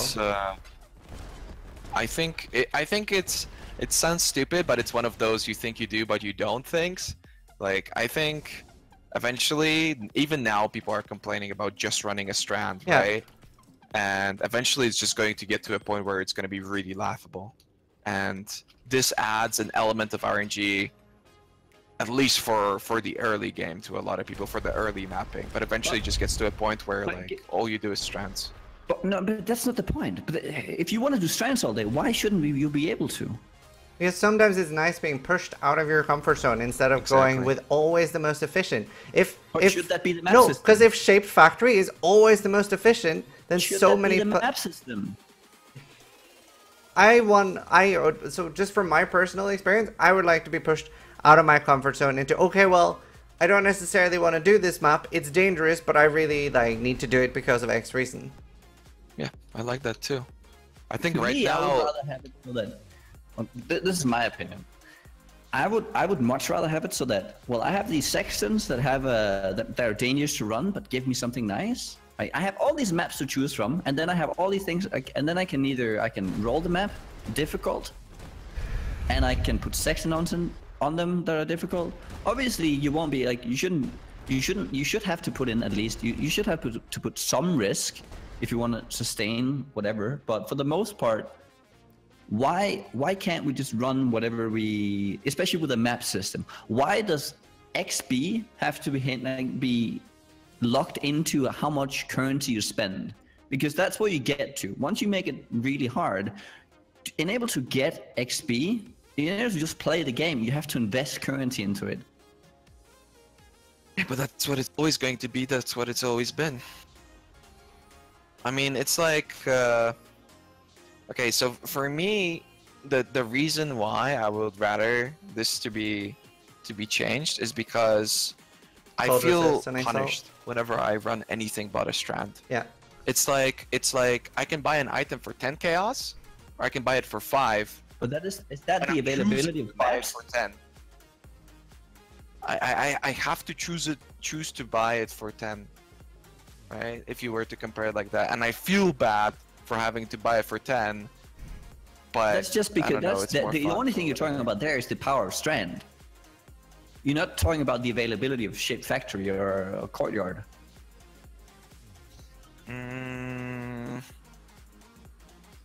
It's me, Ryan, to a Nugi. certain extent, but not really.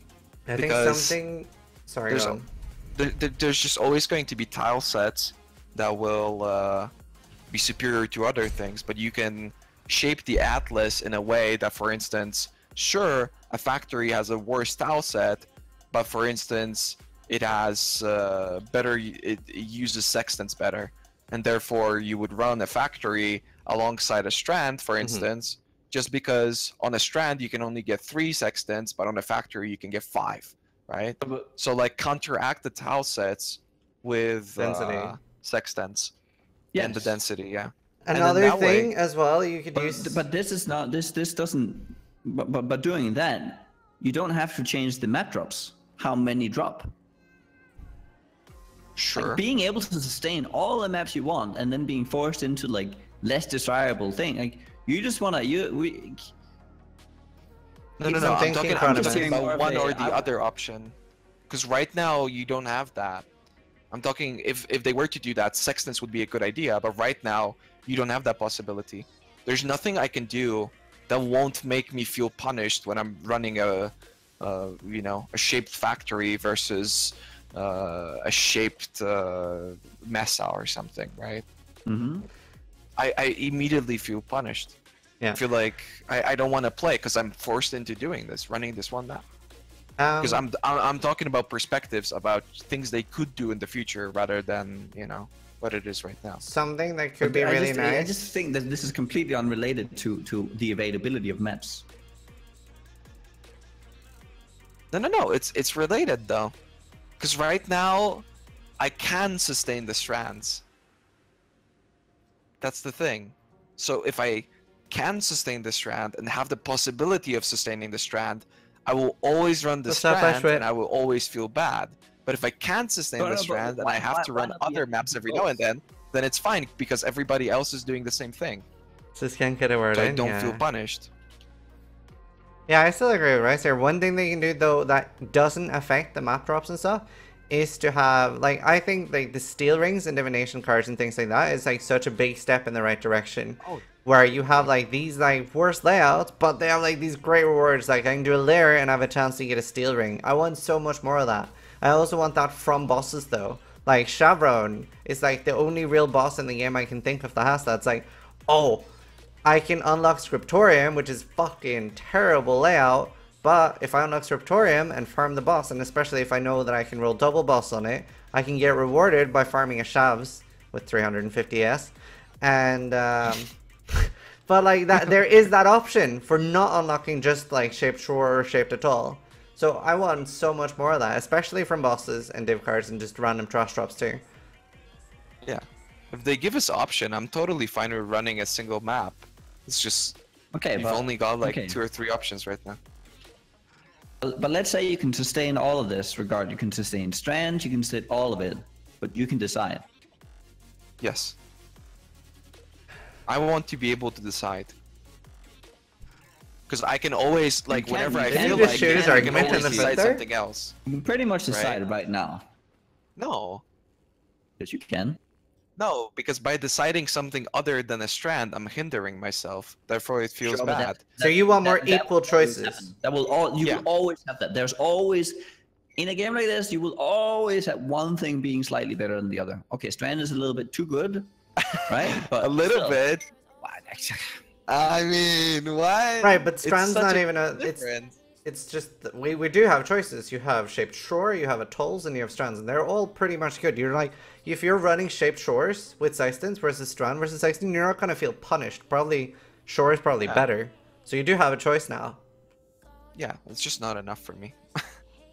I want to have I the agree that possibility I of would like always to have choosing more something choices. else. I would like to have other maps feel a little bit more rewarding, and a little bit of power to be taken, a decent chunk of power taken away from some of the like all the sextant stuff. But once you remove, like, let's say, because a lot of this comes down to how good is sextant placement and how do we apply sextants. Right. So that is like one thing, because that will continue regardless of how, like, every time something gets to a point where they misplace a map or something, oh, we're just gonna shape the sextant this to to the nth degree, and oh shit, everything is easy now. I think the more and more I think about this, the problem for me, I think, is shaping.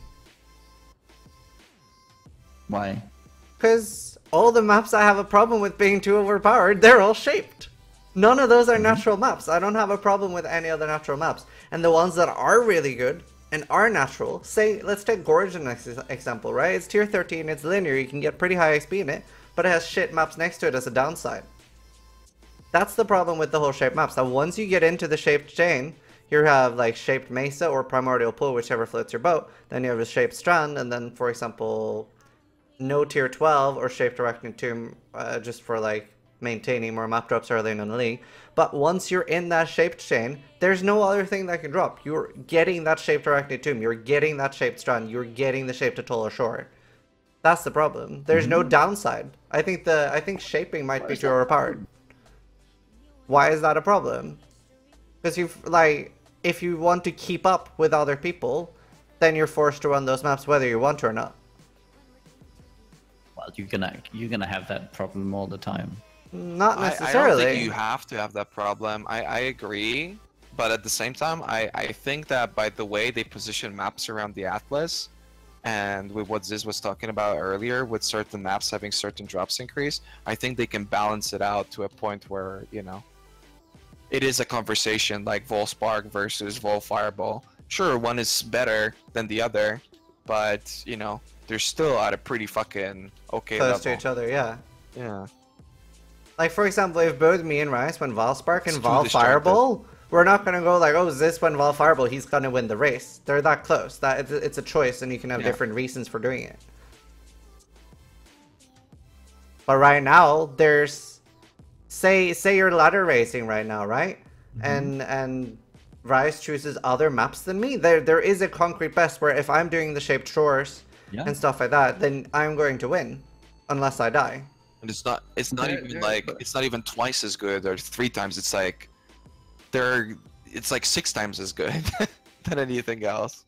I think this mostly comes down to Sextants again, though. Yeah, and Not the the main shaped maps. Yeah, the main problem I have with Sextants is probably that white Sextants work on red ones. Because I like the rarity of the red one. The rarity, and actually that feels rewarding. Like before I knew how OP white ones were, when I found a Master Sextant, I actually went, oh wow, Master Sextant, that's quite rare. And like, the fact that you can use that, and the white Sextants drop a lot, right? Like before, when I wouldn't be using Sextants, I would quite a lot have like 80 to 100 white Sextants, because I didn't understand how powerful they were. And they drop quite a lot. I had no idea until like last league how fucking OP Sextants were. And now that I've started, like, what was it, like a month and a half into this league, you could still buy white Sextants for 1 KLC each. Sure, they've like skyrocketed like hell now that people are understanding how expensive they are, and that might be the case in the future leagues. But maybe at least like the first few weeks they'll be cheap, because people won't be able to afford to buy them, so you can hoard them early on if you are at the high percent. I would rather have it more gated around the fact that you have to use red ones. Then they're not that overpowered. You don't have the ridiculous, like, for example, even on my Val Molten Shell build, because of Sextant, I managed to get 1.8 billion XP per hour during 3 maps. It's 2 years ago I managed to get 80 million XP per hour. Like, and that's just, yeah, no, 80 mil. Yeah, 80 mil was still a lot back then. Yeah, that was just Cyclone.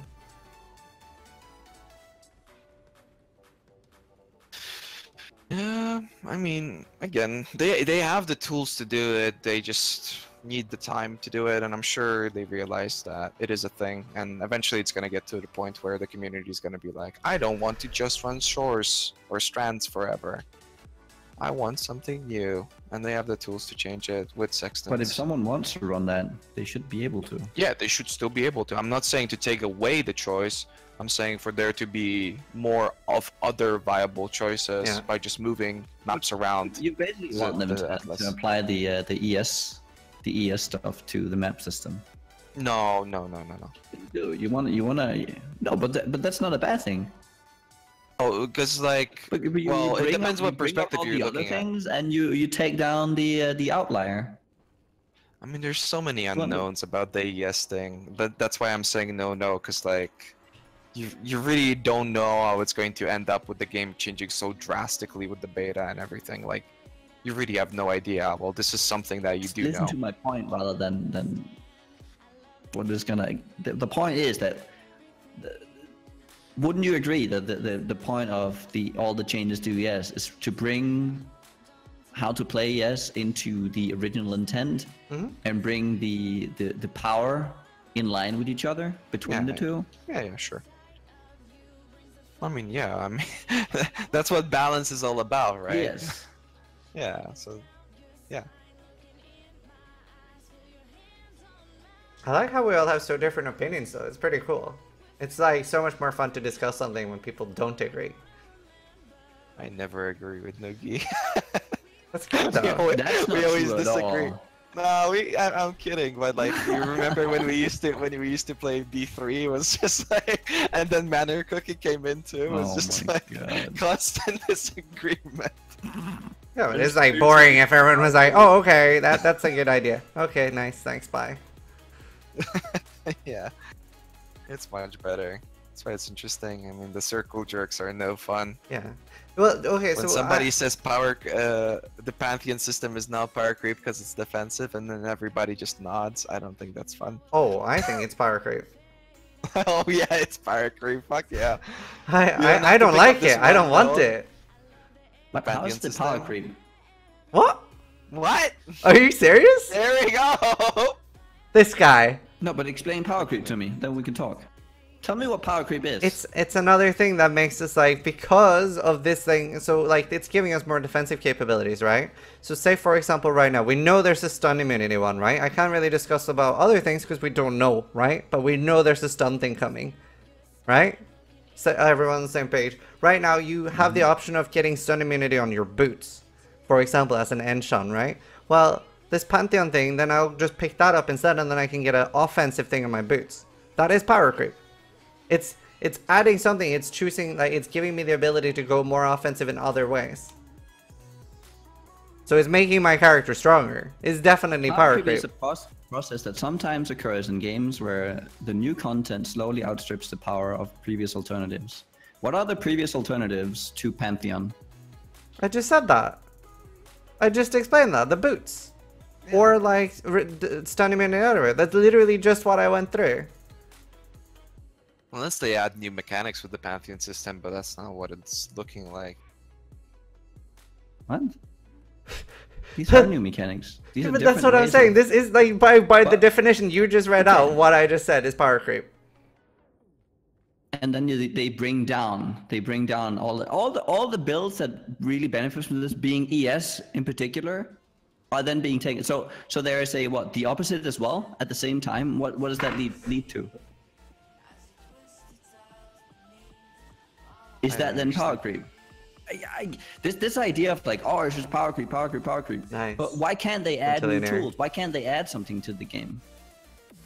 No. They totally can. They just have to counteract it with something. Yeah. And therefore, if they counteract it, that's not power creep.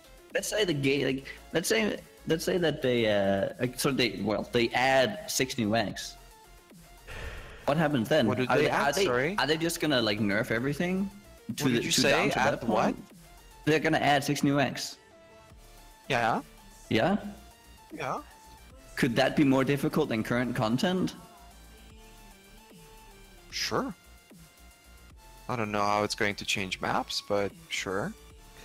I'm just from the way I'm looking at things. Wouldn't you say that the thing that scaled up our characters the most was ascendancy, right? That's the big change, at least for me, where we suddenly went from being like, oh, you know, this is kind of hard, blah, blah, blah, to, wow, my character is shitting on everything. I don't know, but that's the difference. Nobody's saying, like, oh, okay, so now to counteract the fact that we're adding the stun immunity, to go off of Ziz's example, you now cannot craft the thing on boots. Like, that's nobody's saying that. We're saying that now because you can craft so have 10% more life to counteract that change. So you have life to counteract that change. So you have more possibilities, but the game doesn't get easier because it's getting counteracted by something else. Nobody's saying to take away options of things. We like options. Yeah, more choices the better. Yeah.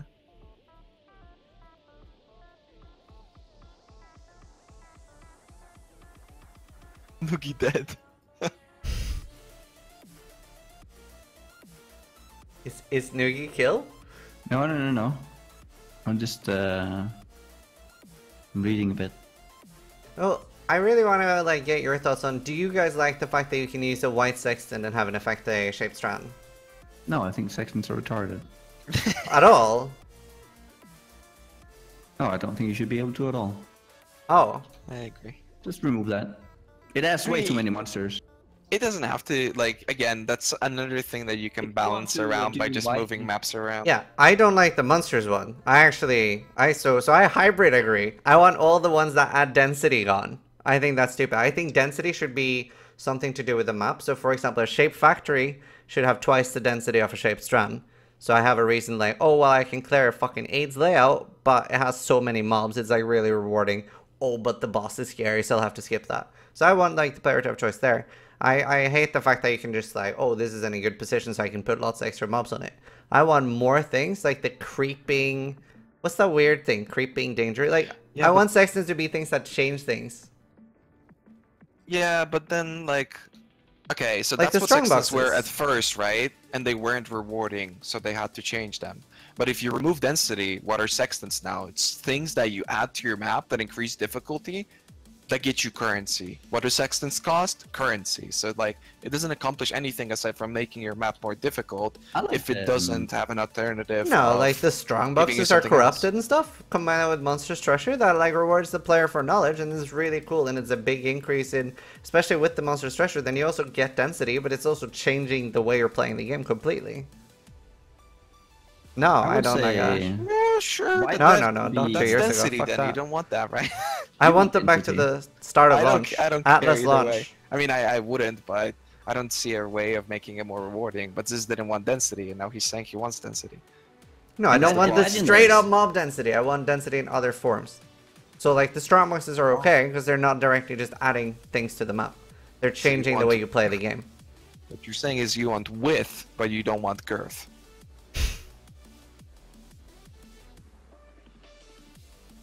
The way I see it, or what I, if I would want to change, if anything, to all this Sextant stuff, is that you allow, because I like having some times where you just kill 1 billion monsters. That's fun. But the way you can do this, if you want to stack Sextants, you can stack them in white maps.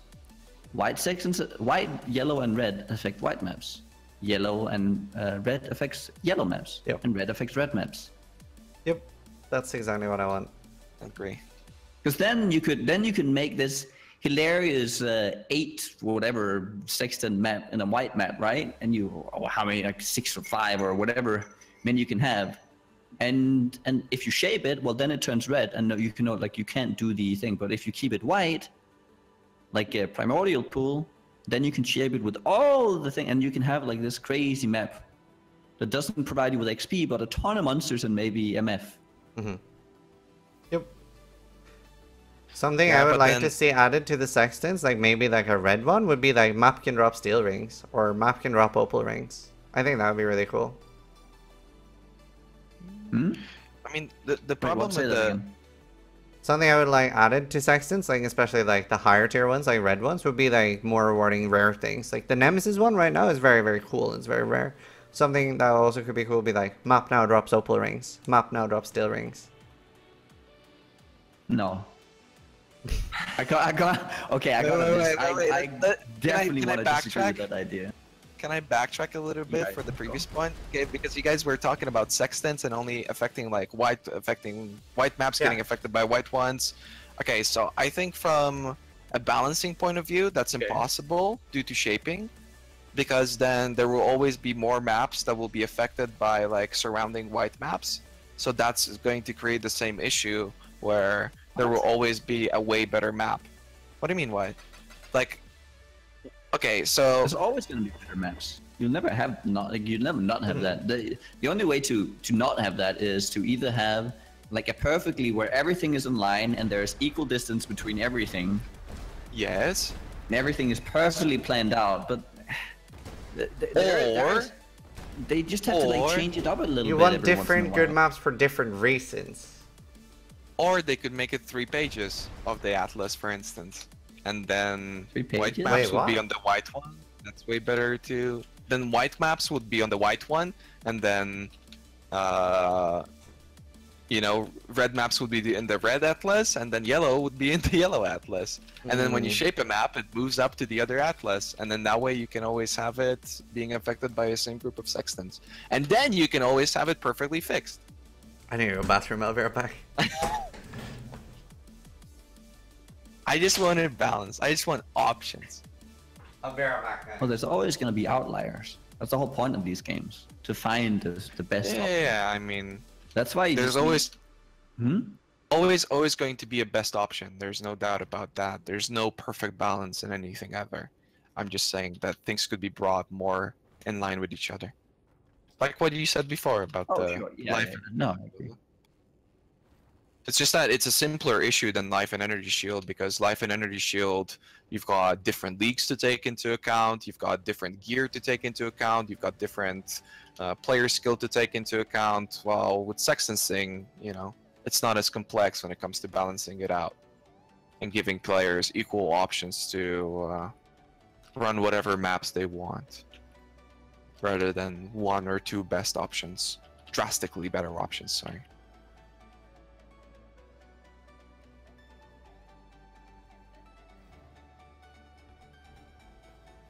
No, it should feel rewarding having different ideas for sure, having different ways of playing Yeah. the game. I mean, it's always going to be there. Again, there's no perfect balance ever. I mean, even the idea of running, you know, a layout that you like more than the layout that you don't like is rewarding by itself. But like, if you never suffer through the factories, you don't appreciate the strands, right?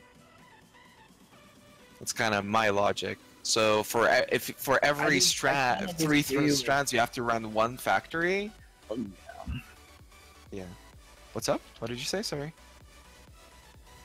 And going through the Atlas system, like let's say you don't buy all the maps and you actually have to go through and like from at least from a solo self perspective, having gone through all of it, I feel like it takes a long enough time to do that, to set up everything, that you appreciate what you get afterwards. Yeah, for solo self-found, yeah, I mean, it took me, like, to fully get everything blocked off on solo self-found and get my Atlas the way I wanted, it took me, like, 5 levels, I think? Mm-hmm. Which is still, like, halfway to 100, if even, right now. So, because that's when your EXP really starts kicking in, right? Yeah. So... yeah, maybe for solo self-found, but I just feel it's too abusable with trade, where you can just go like balls to the wall on it, just get everything what you want accomplished. But well, maybe that's a good thing. Like, you really want a strong character, so you invest more into your character, or you really want a big Atlas, so you invest more into your Atlas. Having options is good. It's only a problem when, you know, you have an endless amount to invest into everything. So yeah, I'm not arguing with that system. I'm just arguing with the initial point here was, but do you still maintain the idea that you shouldn't be able to sustain maps you want to in this game? To a certain extent, yeah. Like I agree for the like for Guardians and those kind of maps. Yeah. Hey, yeah, that's the thing. Like, I want maybe like the tier 15s and 16s to be a little harder to drop. But they will be with the league stones. Yeah, that's why I said I was so excited to see what the rates are going to be like on those. I don't think you should be rates. Yeah, like, because we won't have league stones and stuff like that. Yeah, but it's going to be exciting to see. Yeah, it's going to be exciting to see how many like we're able to get without anything. And I really wonder what they're gonna do to Zana.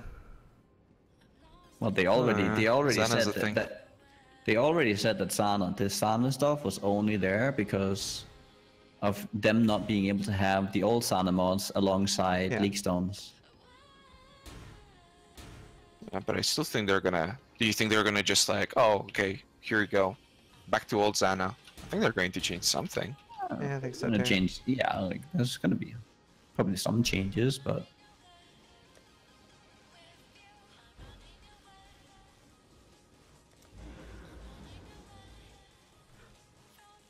Under the Shadow series is now 300S. Right, but this is not changing. This is a legacy one. Where it really forces you to constantly run shit you don't like. Like if somebody didn't like Courtyard, so this one will not be 300. Fucked. Like you are running Courtyard or you're not mapping. Yep. And I think that's obviously messed up. But Shipyard, yeah, Courtyard and Shipyard, sure. But they can add these options. Eventually, especially if you're trading, if you want to win the race, you don't like running strands. Well, let's say the entire meta shifts and it becomes exactly how you guys want it, right? So maps are harder to find. 15s are always fun to find. You know what's gonna happen? Someone is gonna buy.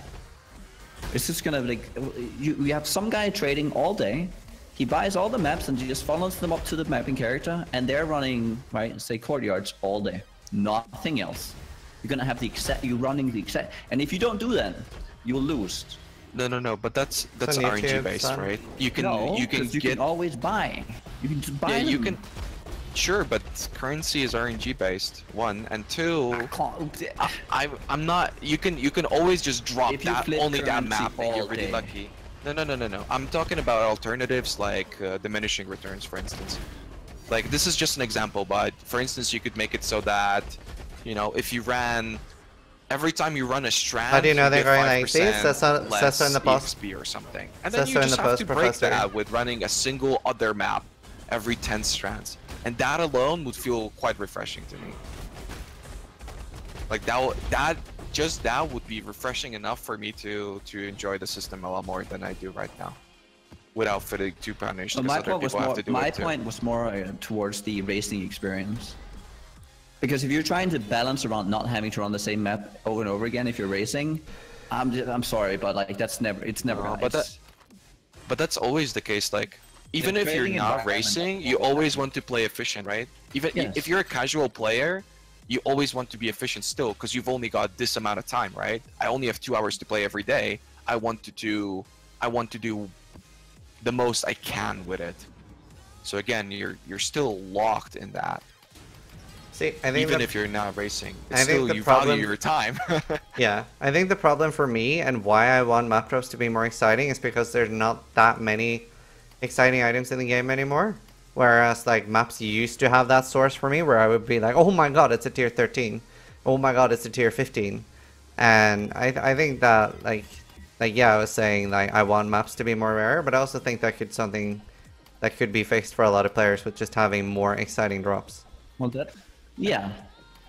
Also, like it's hard to judge the perspective, because you were talking about your perspective and I was talking about my perspective, solo self-found. Like it's hard to judge, right? Because Atlas is still new and solo self-found basically is still very, very new, and it's like what we used to do in the past, right, Nugi? Where like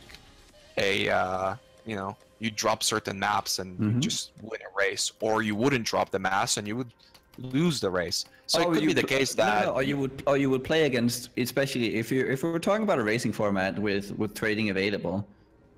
What it evolved into was just whoever trades better for the best maps wins. Yeah. But I'm just saying, like, you could have just been lucky this league, or you could have just been unlucky, and it's too small of a sample size for us to like truly judge it just yet. Trading was a lot harder back then, though, so we didn't have the availability in the same way as we have now. And you can't take that away. Yeah. I mean, trading is power creep too, for sure.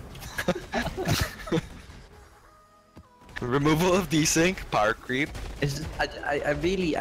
I would really just wanna just have a bit of be cautious about how you approach like balance, like how you would suggest balance to GGG, because they'd listen to what we say. Maybe not like to some of it, but if the idea becomes that everything has to be a certain way because we like to play the game one way, but if the outcome becomes the same, well, I mean, I think every player wants control, right? Like that was the whole point. Like I remember people would constantly talk like, oh my god, I don't want to run another court yet. If I could just run tropical islands all day, I would. Yeah, and that's what we got, essentially. But we're still forced into like this one setup in a way, and that's the problem. So everybody just wants options. And there's really no downsides to that. There's no the way I know Caltrain. Oh, I just got a Kia. So the rolled mod Flask is 188. Solo self-found, by the way. Lul. Lul.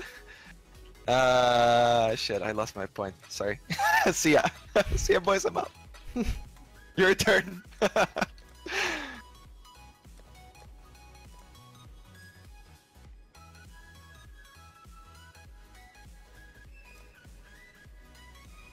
The fuck am I even putting points in? Oh.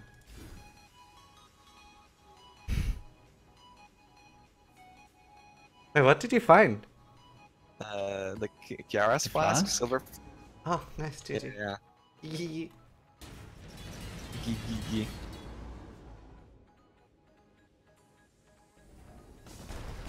Yeah, I totally lost my train of thought with this flask. What are you playing? I'm like just randomly fireballing through the lake. I'm like 82, trying to focus on the conversation.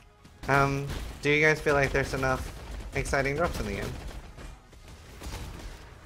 I think what really like made me notice it was like when I tried out Path of Diablo and things like the high runes and stuff.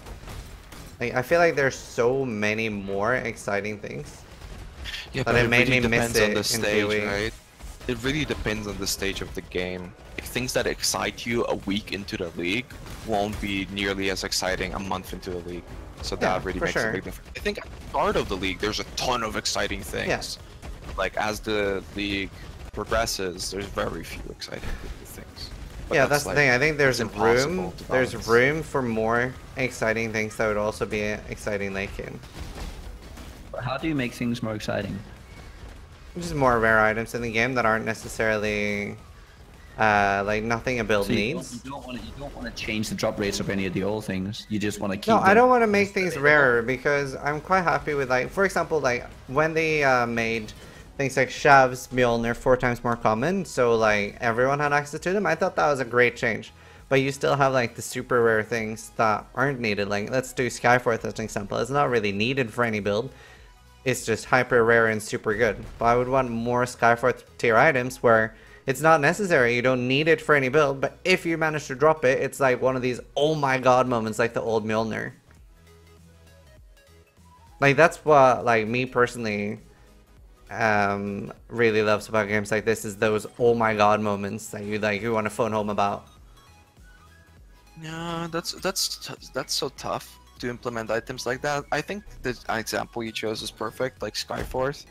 You don't have to have it, you can play without it, but it is still so rare that when it drops, you freak out, and it really doesn't do much for builds, like, unless you're fucking softcore vol fireballing some crazy stuff, like, even then, no, like. But what determines what, like, excites you about things? It's the rarity. I think it's like quality of life and rarity, right? Like a small quality of life that you can't get, but it's so much quality of life compared to the thing that you're already doing, plus rarity, that is just enough. I don't know. I don't really have a problem with the chase items right now. I'm just like going. No, I don't have a problem with chase items at all. It's just, how does something become a chase item? Rarity.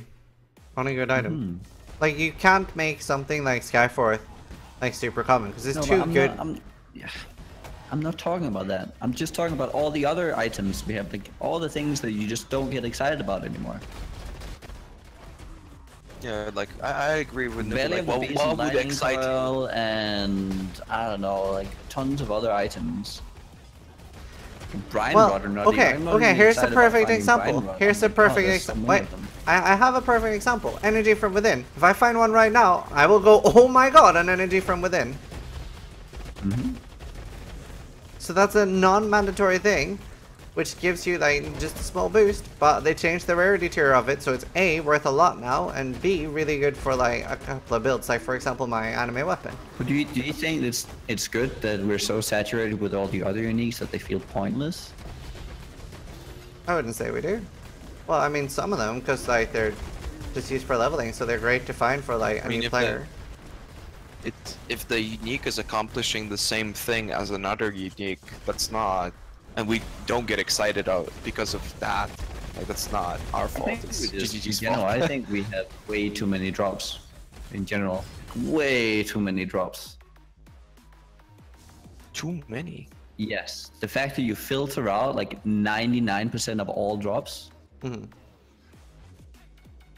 Yeah, I think there's definitely too many drops. I think in this league though, it's a lot of it comes down to the League Stone and the Sextants. Just providing way too much loot. It's hard for me to speak because I haven't done the whole like going through all the Sextants or whatever stuff. I haven't seen how much that does. It's an experience. Yeah, I mean, well, I've seen how much it does, but I haven't felt it. You know? Wait, which one? The 6 Sext? Yeah, if you do like 6 Sextants on a single map, and then you know you throw in like fucking Beyond with density and Bloodlet, like everything comes together. I haven't experienced that.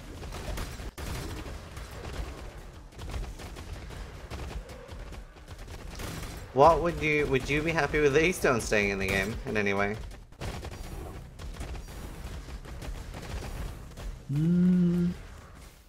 Like, at least for me, in my opinion, League Stones are perfect after being reworked for standard. I think they're the perfect thing where you give like, cause I also want a cooler, better sauna system, but like it lets the standard players experience leagues, but after. So say Raiz League starts, and then after Raiz League ends, you have the Raiz League Stone on standard. That's a tongue twister. Raiz League Stone. Say that fast 3 times.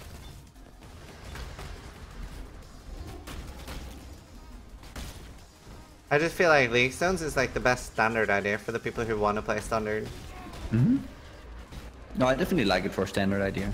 I don't know if you could. I really enjoyed having the League Stones, but they provide if you have those in the main game, no, they're kind of problematic to balance around.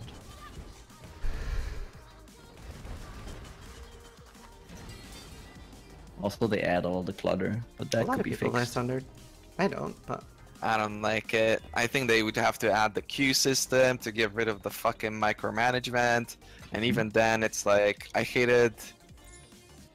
Like, Parandis at least, like, accomplished specific items for people that, you know, wanted to play, like, certain things. But this is just like, here you go, all these things. You get all the CXP and all these muns and everything, and it's really no cost, and it's really easily sustainable, and like, and if you got a lot of money, you can put in these special league stones that give you like 5 times more than the other ones because it snowballs with sextants and stuff. Yeah. Like that is just too much. I don't know. They just give you. I'd love them to be reworked.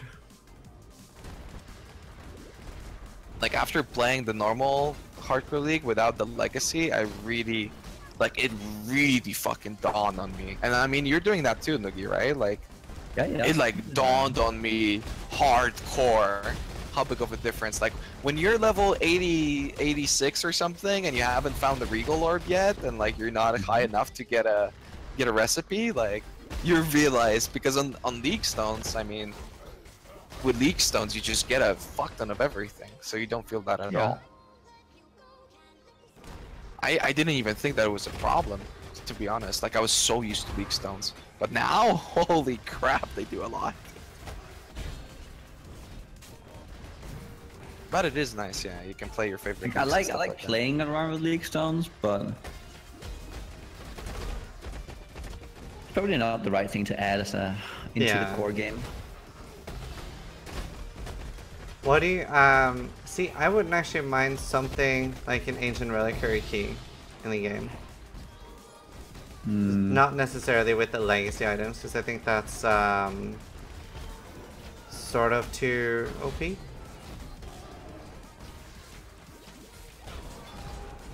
But maybe something with like league-specific items, like an ancient reliquary key drops, and it can drop certain leagues that could be on a rota. Sure, like I don't, yeah. I'm just desperate for more chase drops. Well, you get more chase drops by having things being not as common. And it's all relative. That's kind of what I'm saying. That if you bring down the amount of drops we get, it also increases. Like, I think for the end game players, we're just getting too much. We're getting way too much. I think the game is in a good state for if you play through it casually. Once you start stacking all the things end game, it's just way too much. You know, on average, like you have to pick up too much stuff and look through too much stuff. Is that what you mean? No, you just filter it, and you just don't care about like 99% of it. Yeah, but if you filter it out, what's the problem? The problem is there's only like a few items that remain that are not just that's not completely saturated. Like something like it's not the power of the item, it's the rarity. And so if something is just very, very common, it's not exciting to find. Energy from within is not that great. Yeah, Exalted like Earth a force that jewel will pretty much always win. So you're not getting like the best end game. Like for some builds, sure, it's pretty damn good, but there's like there are items out there. They're just very rare, and that determines how much they like the excitement you get. Yeah, but then You want them to drop less often, is what you're saying? No, I want them to remain the same, but we kill less stuff, and we find less stuff because of it. I think it's just. I think a lot of these issues immediately get because. Oh, okay. Okay, let's say let's say that the strand item output overall it's cut in half. All of a sudden, running Scriptorium seems like a much better option. Because in comparison, right, the amount of things that you're gaining out of the Scriptorium, being the cards, now have more value with your time spent. Yeah, but the value of the item is relative to the amount of currency you find, right? So what's exciting and what's expensive is determined by how much currency you get in drops and how the economy looks like. Yeah, but that. It's, I mean, if currency there's high demand for an item, the item will rise in price, right? Yep. So that has nothing to do with the amount of currency we have. Like, if we have 10 Ks or 100, it's just that's the relative cost of an item. Then it's just gonna change. Well, yeah, of course. To even out to what it was before. If you. Cause I don't understand your point. Like My point is that creating more chase items is not like Sure, it's good, but there are too few items in the game. Like the thing is, a lot of the changes here you're proposing are only for the very end game. Like, we'll always get like they'll add like a strong item here like every once in a while. But I feel it's more important bringing like maybe not the highest tier of items up to like having more of those, but having the tier 2s instead of it's only being about the T1s, that the T2s are actually exciting again to find because they provide you with some currency, something to trade with, and something. Yeah, but that is the case. It's just it changes with how long the league lasts. I mean, finding a tier 2 item is fucking exciting at the start of a league. Yeah, like finding a rare ring with double resist and like tier 2 life is exciting. Because yeah, it's just exciting. At least to me, I don't know, unless people are completely devote to emotion. Wait, devote? No, what's the word? How does this work? Void? I don't know. So what the fuck are you yawning? I never felt like that was a problem for me. So that's why I'm asking these questions. How that I want to understand this perspective. That is too much. That is just too much. Things still feel exciting when they drop. Yeah. Even later on in the league, the only exception being maps, where maps just at this point just feel like this thing that I deserve more than anything. It's like, oh, everybody else is getting it, I deserve to have maps too, because it's just like this thing that drops constantly. That's the only thing. It doesn't feel as rewarding because of that, because everybody's got it.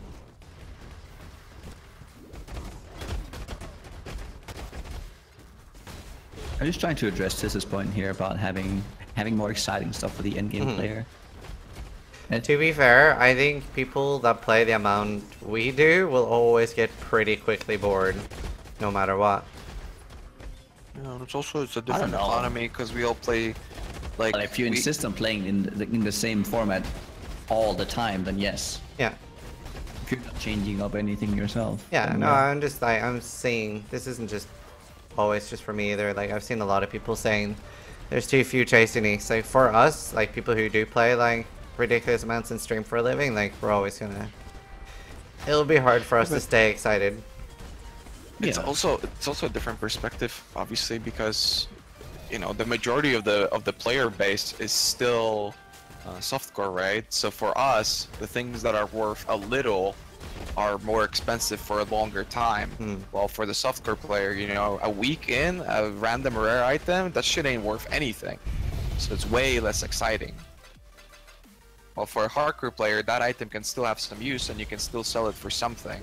But if you're, you know, playing for 16 hours a month into a league on softcore, oftentimes you're just not gonna find anything even remotely sellable, aside from like 1 chaos items or the really fucking big items. Yeah. Yep. So like that's another very hard thing to balance around. That people can have such vastly different perspectives. Hello, Flashburn. Yep. Fun though. Oh, I got LMP from something.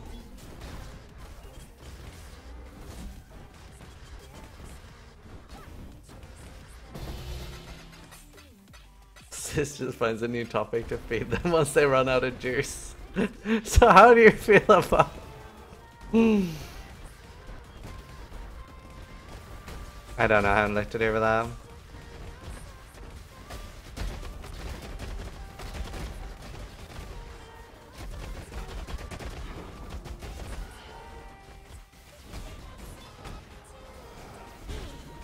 Nugi, what's your plan for stuff right now? What are you doing in PoE? Right now, I'm getting 100 in solo self farm. Again? On the, Yeah, the why not? normal thing. Enjoy it. Different ways of just getting there. And then I'm probably gonna go again for 100 on the regular league, the Hierophant Wander or something, just to meme it up. On the If I have regular the, league? yeah, the legacy hardcore. Oh, okay. That's the like. Okay. I'm like, which one is the regular one? Maybe if you have enough time. It's all like if beta comes out before that, then I'll just do beta. When do you think the events are gonna start? Will beta? Doesn't it start I think- earlier? No. Well, I mean, okay.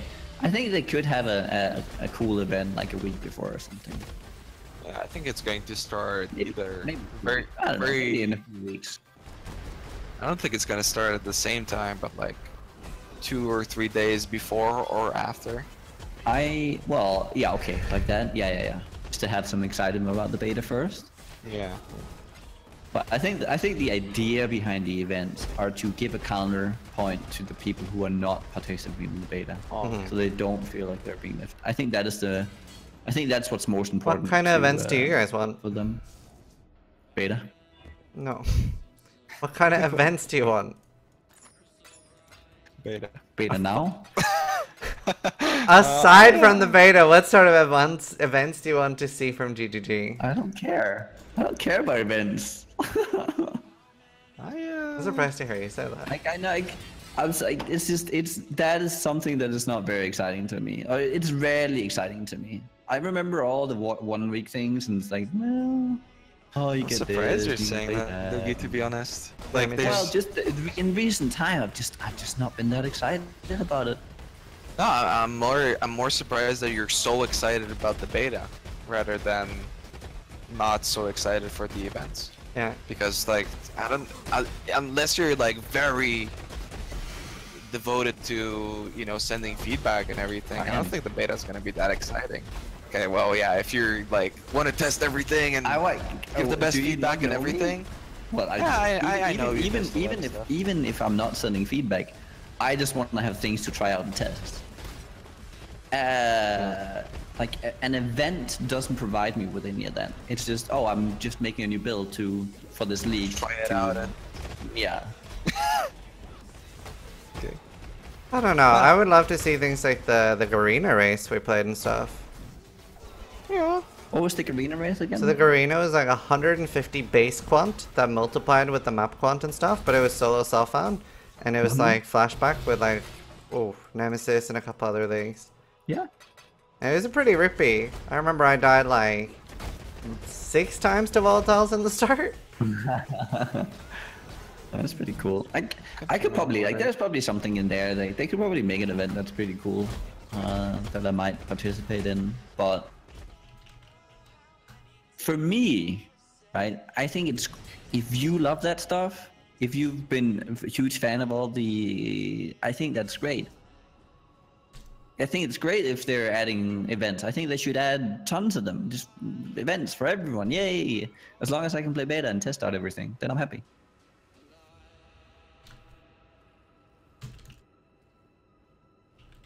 don't know. I'm not much of a tester person, so for me, the events are pretty crucial. I think it would be great if they would test out the format of having a 2-week race or a 1-month race or something, and then doing really whatever there, just kind of. Yeah, just kind of whatever, and then like on the weekends or during the week, whatever, run like 1, 2, 3, maybe 4 race events, and just test it out how big of an impact the race events on the weekend, 1 or 2 of them would have on the rest of the people playing the thing, right? Do people quit, or do people quit the normal leagues and only do the races, or do people just take a break, play the race for like 2 hours, and then come back to the league? Like, they could just test out that. That'd be really fun for me, I think. Setting an idea. They have plenty of information on that. When you introduce a new league, the normal league just dies. Well, yeah, but I mean that's not really a comparison. Yeah, but that's like standard and everything, It's very different from doing Descent Champions, which is a completely different. I don't know. Arena race seems pretty different. Yeah. And all those kind of events, and like the flashback events, and all those. I think they're perfectly fine to have.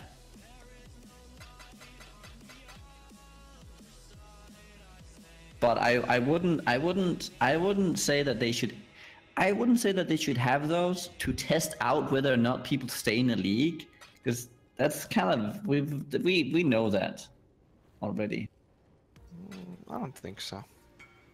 How can you know that? That's never happened. There's never been like a league launches and a week into the league, there's a 1-hour race on the weekend on Saturday and a second 1-hour race on Sunday, and how people react to that in comparison to the normal leagues. Do they do it? Do they not do it? Are they interested? Does it make them only play those races every weekend and not play the core game anymore? Never had that. Was it Dark Shrine they started the race season way too early? Or something? Yeah, but I mean a race season is different. I'm talking about a single 1-hour race or 2 1-hour races over the weekend. The race season is a fucking... Yeah. Nobody wants the race season, I don't think. A full month of doing races every 3 hours or whatever, like, I don't think that's fun at all. And I like racing. Do you just want an hour event?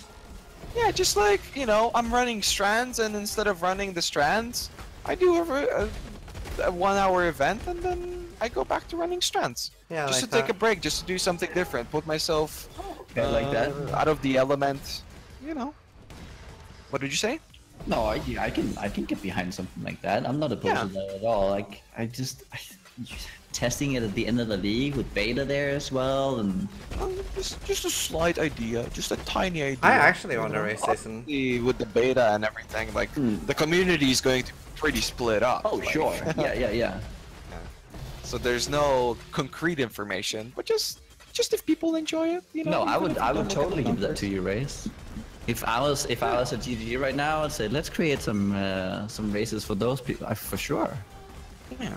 Yeah, DK. Like, let the beta be beta. There's no harm in it, right? No, there's not. It's just I don't really like making the argument that this has to come because we have to test whether or not, I don't know, and testing it now as if we can get some solid numbers on how it would affect a new league start. We've had plenty of these like small events in the past at the end of leagues, and it kind of always shows the same, at least if they're longer duration. And if you have like small events, like, I don't know, if they provide you with a small benefit, like, people have already like kind of like skipped out on the, I don't know, maybe, I don't know. Do you want it to like a tool to to maintain people long, like to see if we could like kind of retain people for a longer time in the current league, or whether or not it has an effect? That could be one of it. It could be a factor, sure.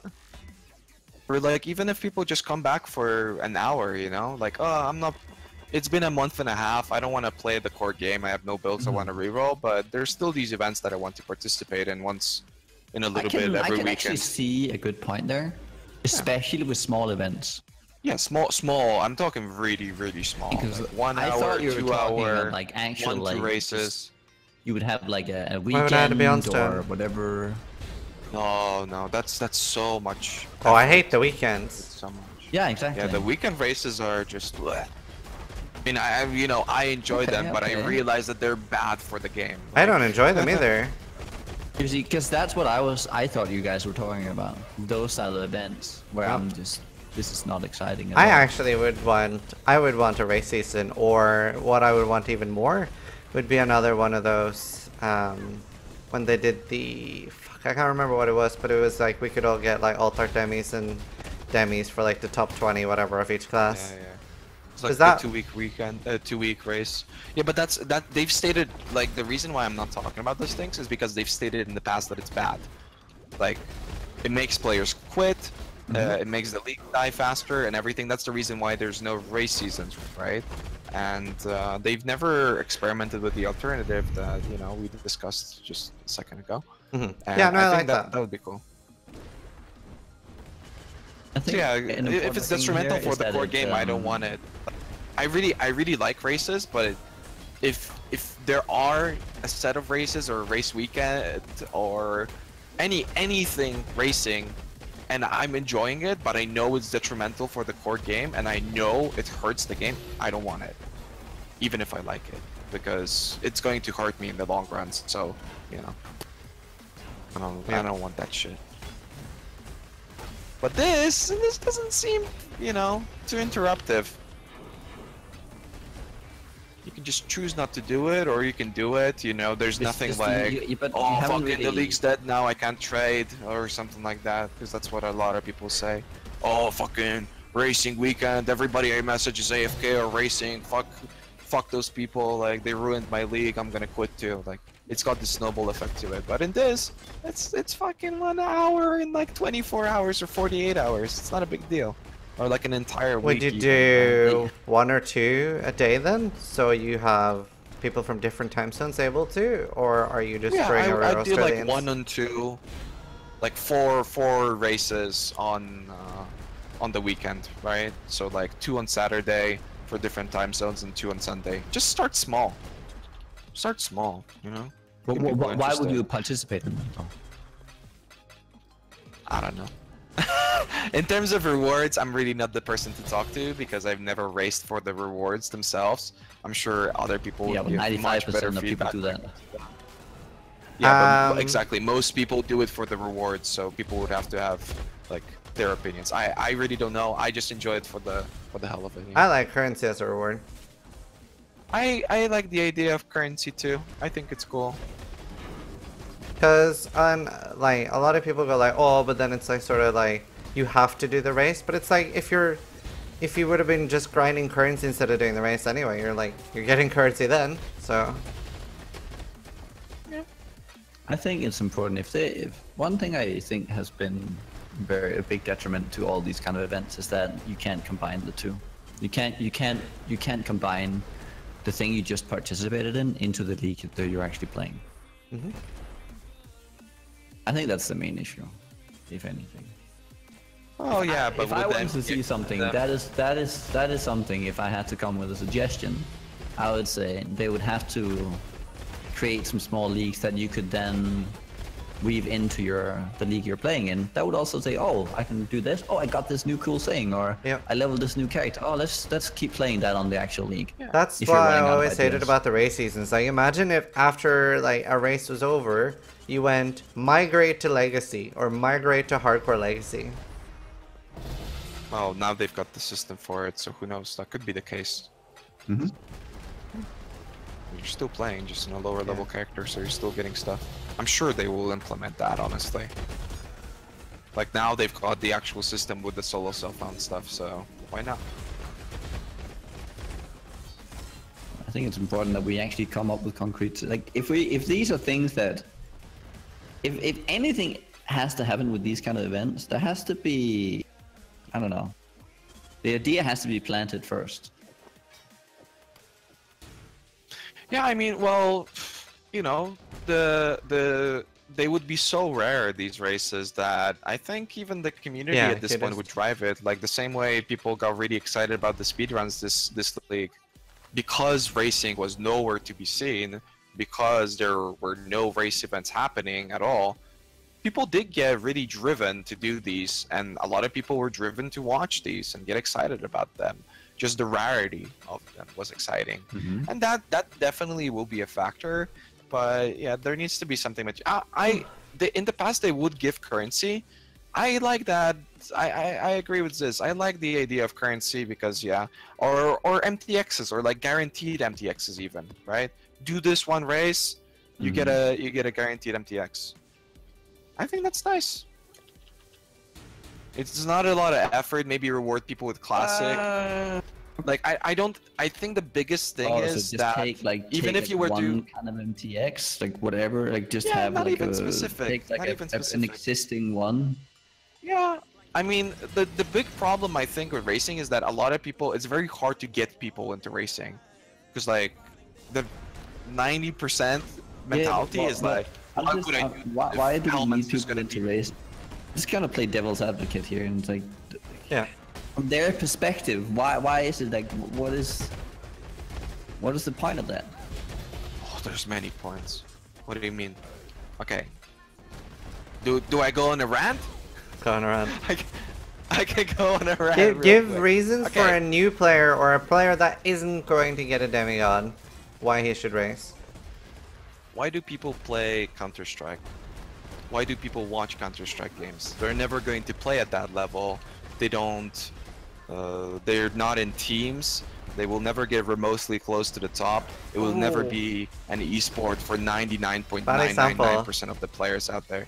Bad example, But they can because still they watch can it. win. Because they can win that game they're in at their level. They get paired up against players around their level, and they can win that game. They might not be able to play it at a competitive level, but they're not gonna be. They're gonna be playing in a game with other people who are their level, and they have a chance of winning that game.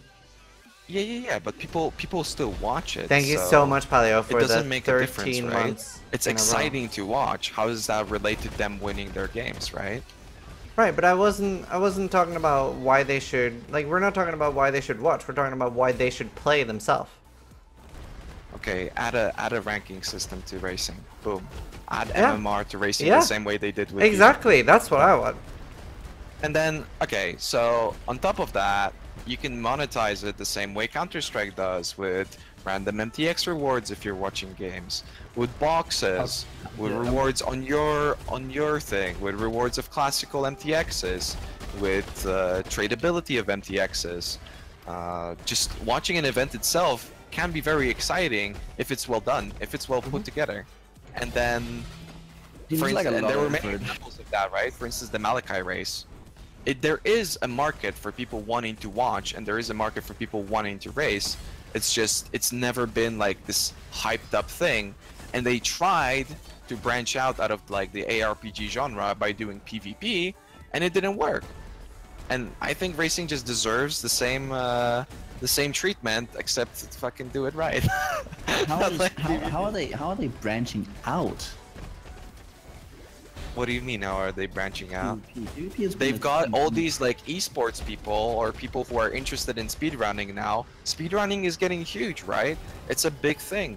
And now, if you call it speedrunning, a lot of people can get into it because it's one of the few actual competitive speedrunning things that people want to watch, right? Yeah. Because, I mean, it makes a big difference if there's some guy in some basement doing runs over and over, and another guy in another basement doing runs over and over, and then finally one of them gets a world record. That's not that exciting. But if they're doing it against each other in real time, that's fucking pretty exciting. Why is that not That's exciting? Okay, I'm sorry, but why is speedrunning not exciting? No. It's exciting. I'm just saying it could be more exciting if it's two people put against each other. Like for instance, you know, basement. like when me and you were racing, right, and Havoc too. When we were doing the races, people were, I don't know about your chat, but my chat was significantly more excited about that than just me doing runs and Yeah, because there's no kill lock competition. over and over. Because there's not a sense of competition. Yeah, exactly. But the sense of Speedrunning is everybody was running for world records, and that's what speedrunning is, running for world records. So the sense of competition is there. It's just not super apparent for anybody who just initially looks at it. But with this, it would be very apparent, like this guy is going here, this guy is going there, and with an in-game observer system that GGG has said that they can make, and it's possible, and they can totally do it, you know, that is just super nice, because you don't even have to watch it through Twitch, and you can like watch your favorite players and everything. Mm-hmm. Like, It's I would a big like market. It's a big market to branch out. Okay, so first of all, you say, oh, they could add all these small races, and it's very easy. And then you say, oh, they need to make an MMR system, a ranking system. They need to have MTXs awarded to them, and Yeah. I mean, that's eventually. That's eventually. I'm saying right now that would be cool. That's because we were asked what would be cool for right now. You're saying it's very simple, and then at the other hand, you're asking for. No, because we're talking about two different things. Like before, we were talking about what we would like to see, right? Right now for these events, and that was the question. And now the question was, how do we fucking make the racing thing a thing? And why is it branching out and everything? So yeah, it's a completely different question, you know. I'm not saying like, oh, this is what they should do tomorrow. I'm saying it's an idea for them to branch out the same way they tried to with PvP, and it sort of failed. But So racing, there's a community for it, yeah. Without an MMR system, how do you motivate people to play it though? Because that would be very hard. That's like not easy to implement. Well, currency, MTXs, trading. There's a lot of things, just like in any game, right? Like you drop a random box if you're watching or if you're playing. You get some rating increase. You get a box with random currency in it. Like people are still spending time, right? So I don't see a reason why they can't get a box with random currency, or like the same way people drop a divination card like Emperor's Luck or something, and it's RNG whether or not you get exalted orbs out of it. Yeah, this would be the same thing. Instead of spending an hour farming Dried Lake, you'd spend an hour doing a race. You've got a chance at a box, or you got like levels, right? And once you get to a certain level in the races, yeah, not like character level, but like account level, then you get rewarded a box, and now this box can drop like an exalted orb or a divine orb or whatever. Just seems boring. I'm just thinking. Same way you've got it. Yeah, I like the whole spectator award. Or like an MTX or something. Like something I've always like felt like TGD might not like think about that much, and why they've always been sort of negative about racing is because they might not like they see like the in-game participation being sort of low, but like obviously like on Twitch and YouTube it's pretty big. Yeah, but that's what I'm saying. Like yeah, no, I like the spectator. Sure, there's all these systems and the spectator mode, but I still wouldn't go full retard and like launch 1 month long events or something like that, because it would hurt the core game, and like racing would have to be fucking huge. That's why race events were a thing in the past, because people played PoE, and I'm sure Nugi remembers that, because a lot of people raced. Racing was like a real thing. Nowadays it's kind of whatever. And in the past people really played it. What if you have an in-game race season with the way sort of Leo works? Because Leo has a ranking board, right, for PvP? Yeah. Yeah, what if you have that?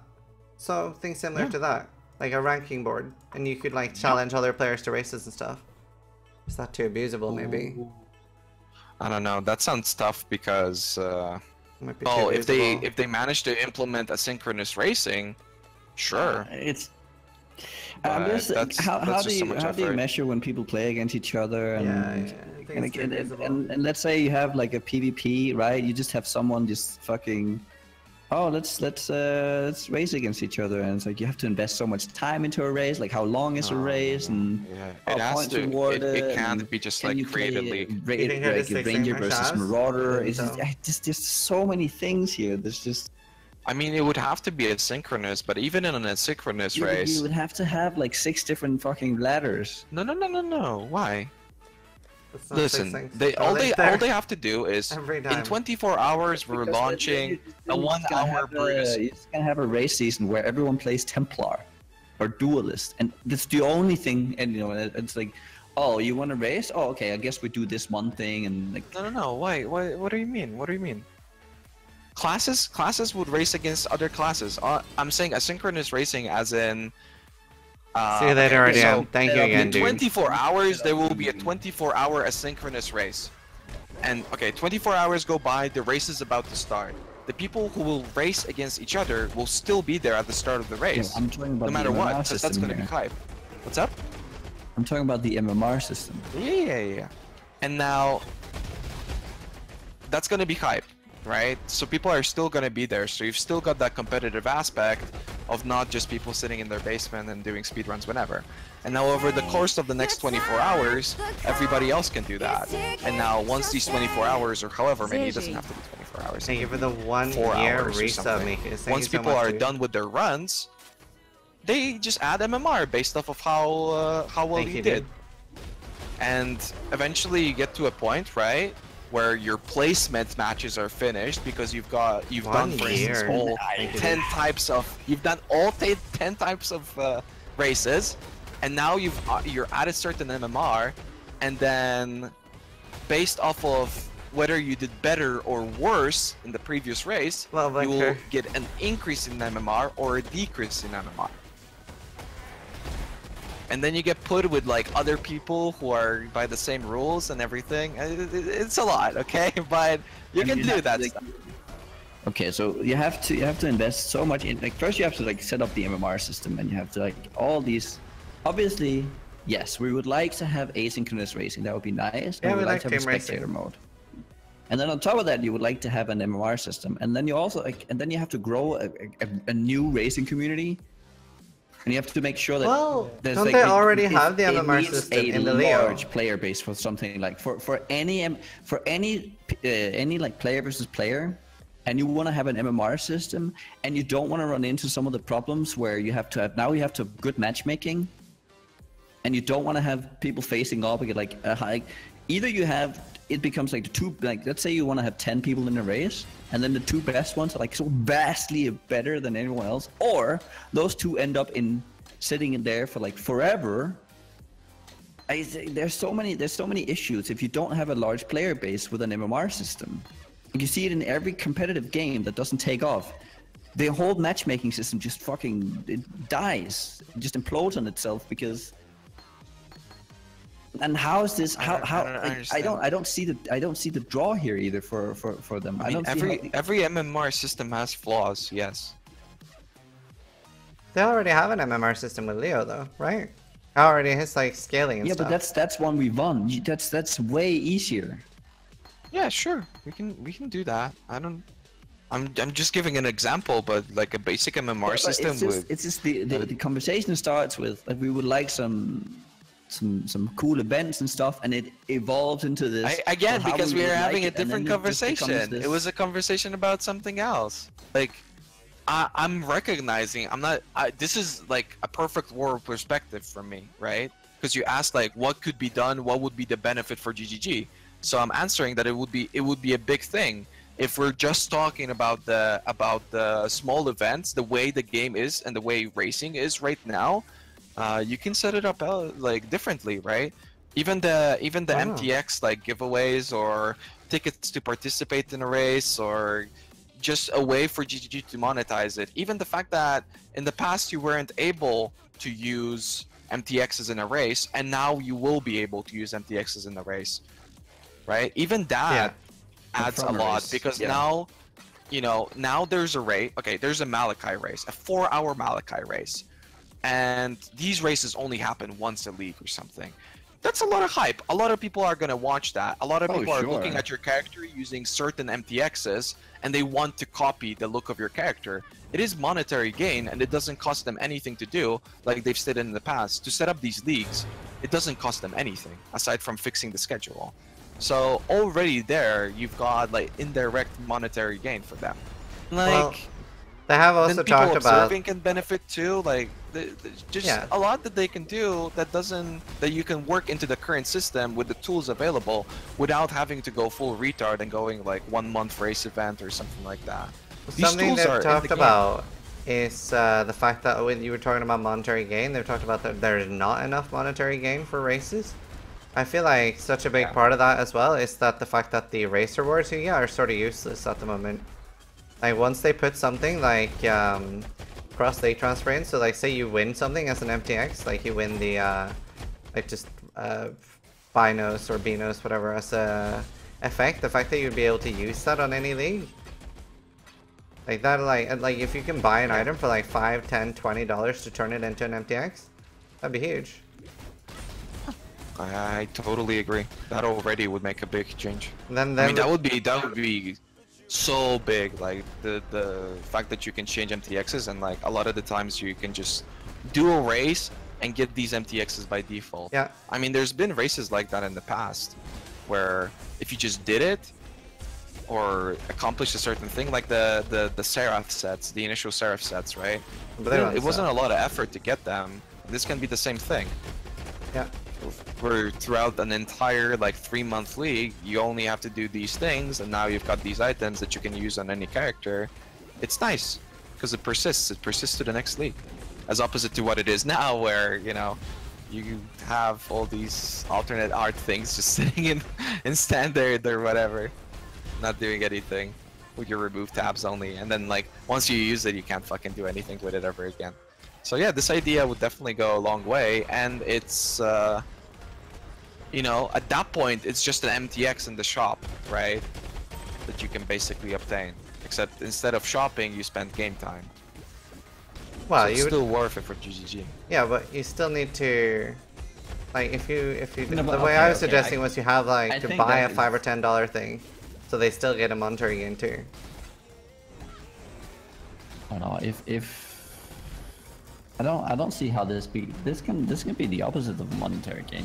If you make like an event, and so as a player you're like, I would like some cool stuff to wear, but there's this race coming out. Oh, let me just do that. No, I no, got no, this no, cool no. stuff. What I was suggesting was, say No, you but that's win. what Raiz is suggesting, right? Like you would get this Yeah. get like an armor set. Wow. That could create the opposite though. Yeah. No, I think it's a trade-off type of thing. The amount of people that it brings in justifies the amount of time and money spent on creating the MTX, if it's well done. Assuming that it brings in like a lot of people. Yeah, assuming that if it's well done and it brings in a lot of people, for sure. I mean, I do think that's why other developers of other games do it, right? I do think events could be really like. I do think that there could be very good events. It's just I disagree with how much investment they have to put into it to make it exciting. Yeah, that's why I like my idea, because it's literally just adding an item that lets you cross-league transfer for $5 or $10. Then they have a like reason to develop alt art items, and we have a reason to buy them and actually compete. Yep. I think that's totally worth it. The if cross they- league if they do it well. Like, okay. We're just talking like skin transfers here, like cross league skin transfer. But isn't the wardrobe just gonna like fix all of that though? We hope so. I think the problem is that, like, okay, so the reason why Dota and all these events, like even speedrunning events, run their shit a certain way, right? Just because it's the closest comparison, right? Because I'm saying Dota and CS and all that. Speedrunning events are the closest comparison. The hosts of the tournament run their own stream, and people can watch it. And for instance, in the case of Dota, you can like watch it in game and like participate in events during that. Yeah. And to do that, you have to buy tickets. And now you can do the same thing. GGG can host a speedrunning tournament, race, whatever, run it on their channel, which already is beneficial, right? Like growing your channel on Twitch, putting eyes on it, putting people in the same place. That already is super beneficial, even if it doesn't directly get you money. It gets you money in the long run. And now, right now, people are streaming their races. If you're participating in the race, you can't stream it. But if you do well in the race, obviously there's going to be a lot of eyes on you, so it still benefits you as a person who wants to do that. And They can just just run like tickets or run their own individual stream and then do giveaways for observers or do giveaways for people that run these tickets. It's not a lot. Like in the perspective of a company making millions of dollars, you know, running an event, a 4-hour or so event every month, let's say, where they give away $1,000, $2,000, $5,000. It's not a lot. Monthly, like all that you want to set up for a monthly event. Yeah. Why do other games do it? Why are there speedrunning events if it's not beneficial? Speedrunning events are mainly done by the community. No, there are like, I mean, obviously AGDQ is the immediate example, even though it's for charity, but like you can set it up. No, the individual games are mainly run out of the community. These are all these games that are being speedrun, to my knowledge, are mostly. Well, that's why we were talking about the MMR system. Being handled by the community itself. Right. So there's a game that allows you to run it this way, and then the community sets up around it. Yeah, okay, but then like I don't know, just look at StarCraft and like Blizzard launched the tournaments. Like, I don't see a reason why we can't work with the like. How's it bad if the community works with the developer? You can still work with the developer. Yeah.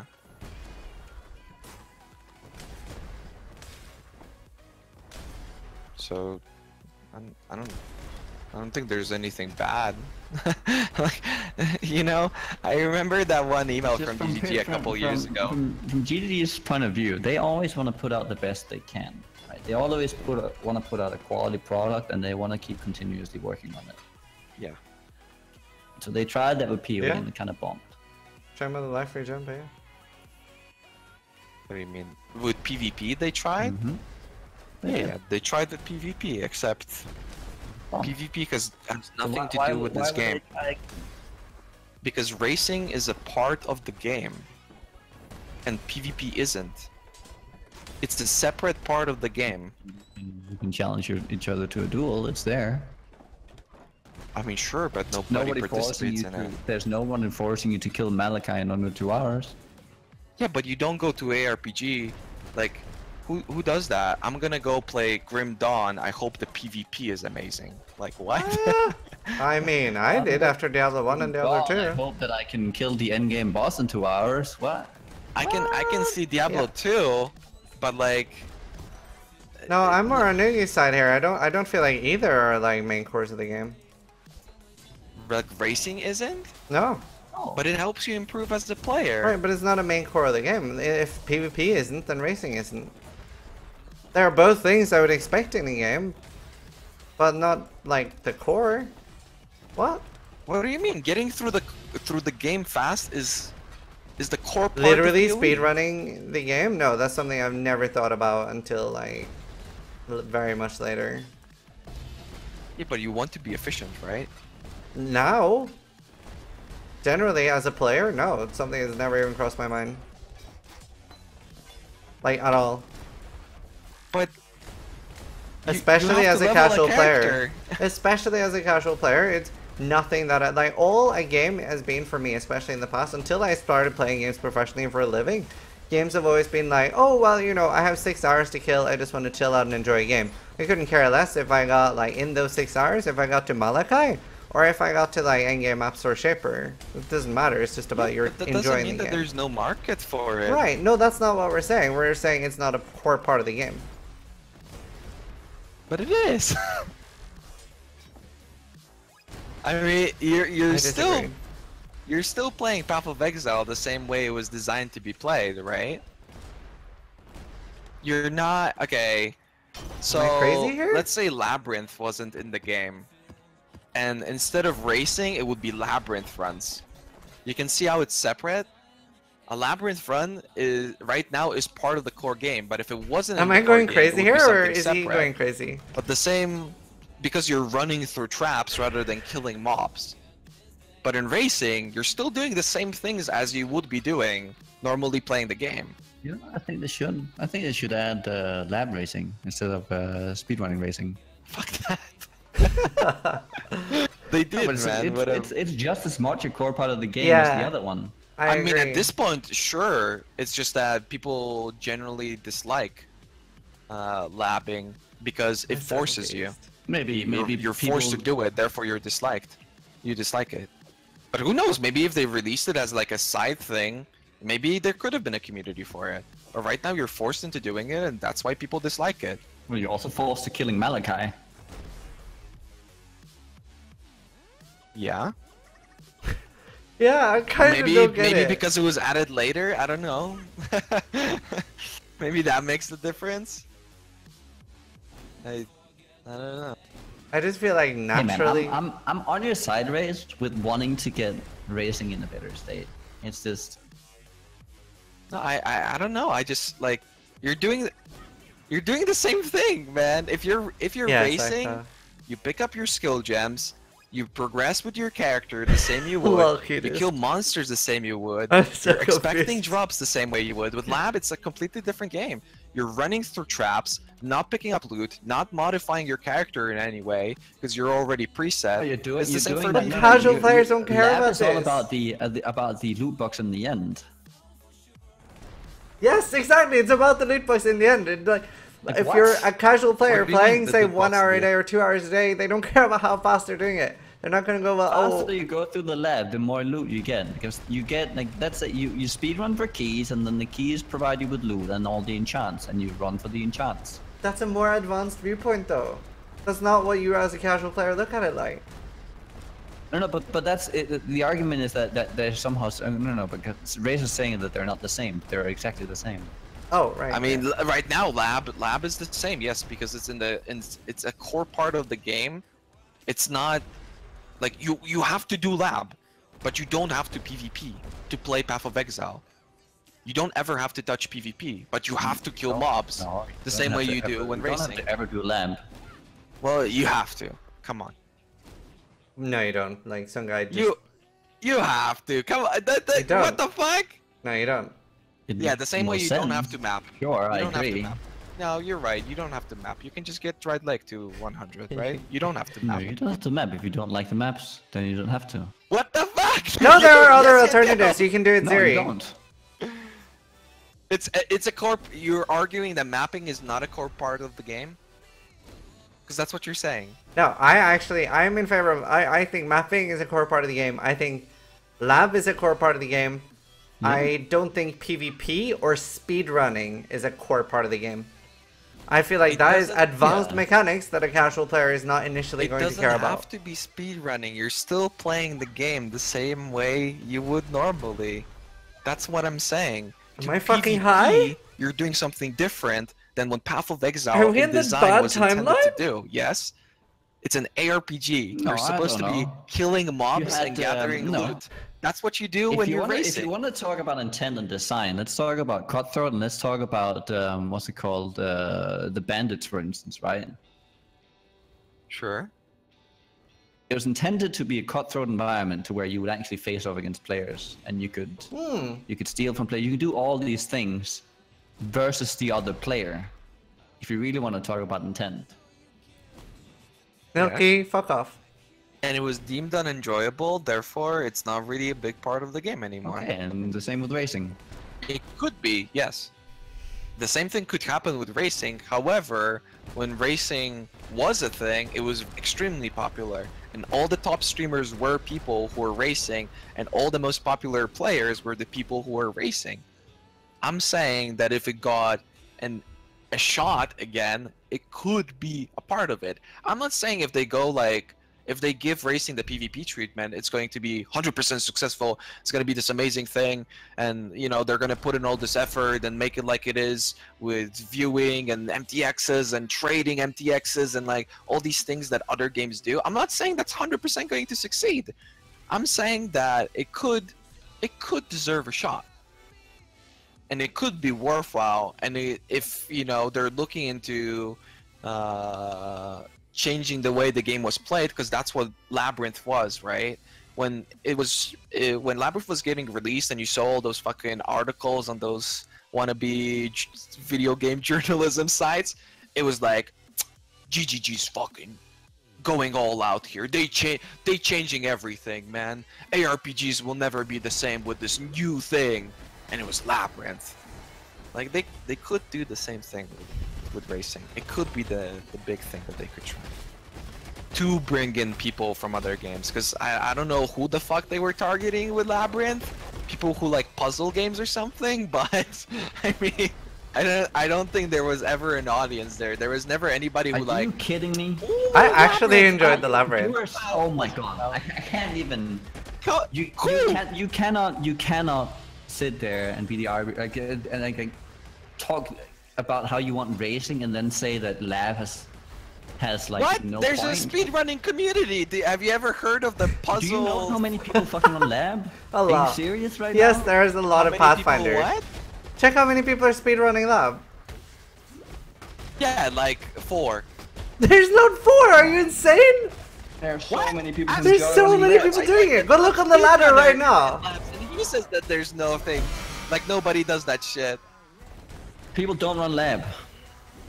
People run Lab, sure. I'm so fucking confused right now. Are you fucking with me? What?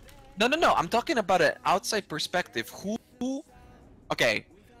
If you were to make racing a thing, it's speedrunning. There's an entire community outside of the game that would look at Path of Exile and go, I'm not saying I that want you to should make attempt this. Lab into speedrunning. It's just you're saying as if Lab is like nobody wants to participate in it. The only reason people No. play I'm saying when because like, you're forced into it. No. Just making That's sure I'm not what high here. I said that when Lab was coming out, people, GGG, and these news sites were representing it as this new game-breaking thing and trying. Obviously, they're trying to grow the game, right? So for something like that, there has to be an audience somewhere outside of the game that goes, oh, Path of Exile has this now, let me try the game, and they get into that, and through that, they get into Path of Exile and stick around. There's no fucking puzzle community game, anything, that goes, ooh, now I'm gonna play Path of Exile because Labyrinth is there. There's nothing like that. But with racing, it's speedrunning. There's this entire huge community that gets into it. Look at Mr. Llama and look at Ryu. They played Path of Exile because they're off the speedrunning community and tried the game because of the speedrunning aspects. So now if you were to promote Path of Exile in a new environment to new audiences that way, it has the potential to grow the game further through outside communities, because there is interest in other games in what we're doing here. Yeah, that's what I'm saying. I'm not saying like nobody's doing Lab in game right now. Like that's besides the point. So the whole like there is a big speedrun community. Yes. Yes. So you can get them involved. You can get all those speedrunners involved. You can. Yeah, we can also do that as a community. We don't have the sort of reach compared to GGG. Hmm? We don't have the sort of reach that GGG does. What do you mean? There's a reason why League of Legends is the biggest esport. It was because Riot was working with the community. I think it was very Because they were running their tournaments. Same for Dota with Valve, right? They were the ones. Here, Llama, pushing get on it as an Discord. esport. And Here. that's why it was successful. I'm getting a guest speaker. Hold on. Okay.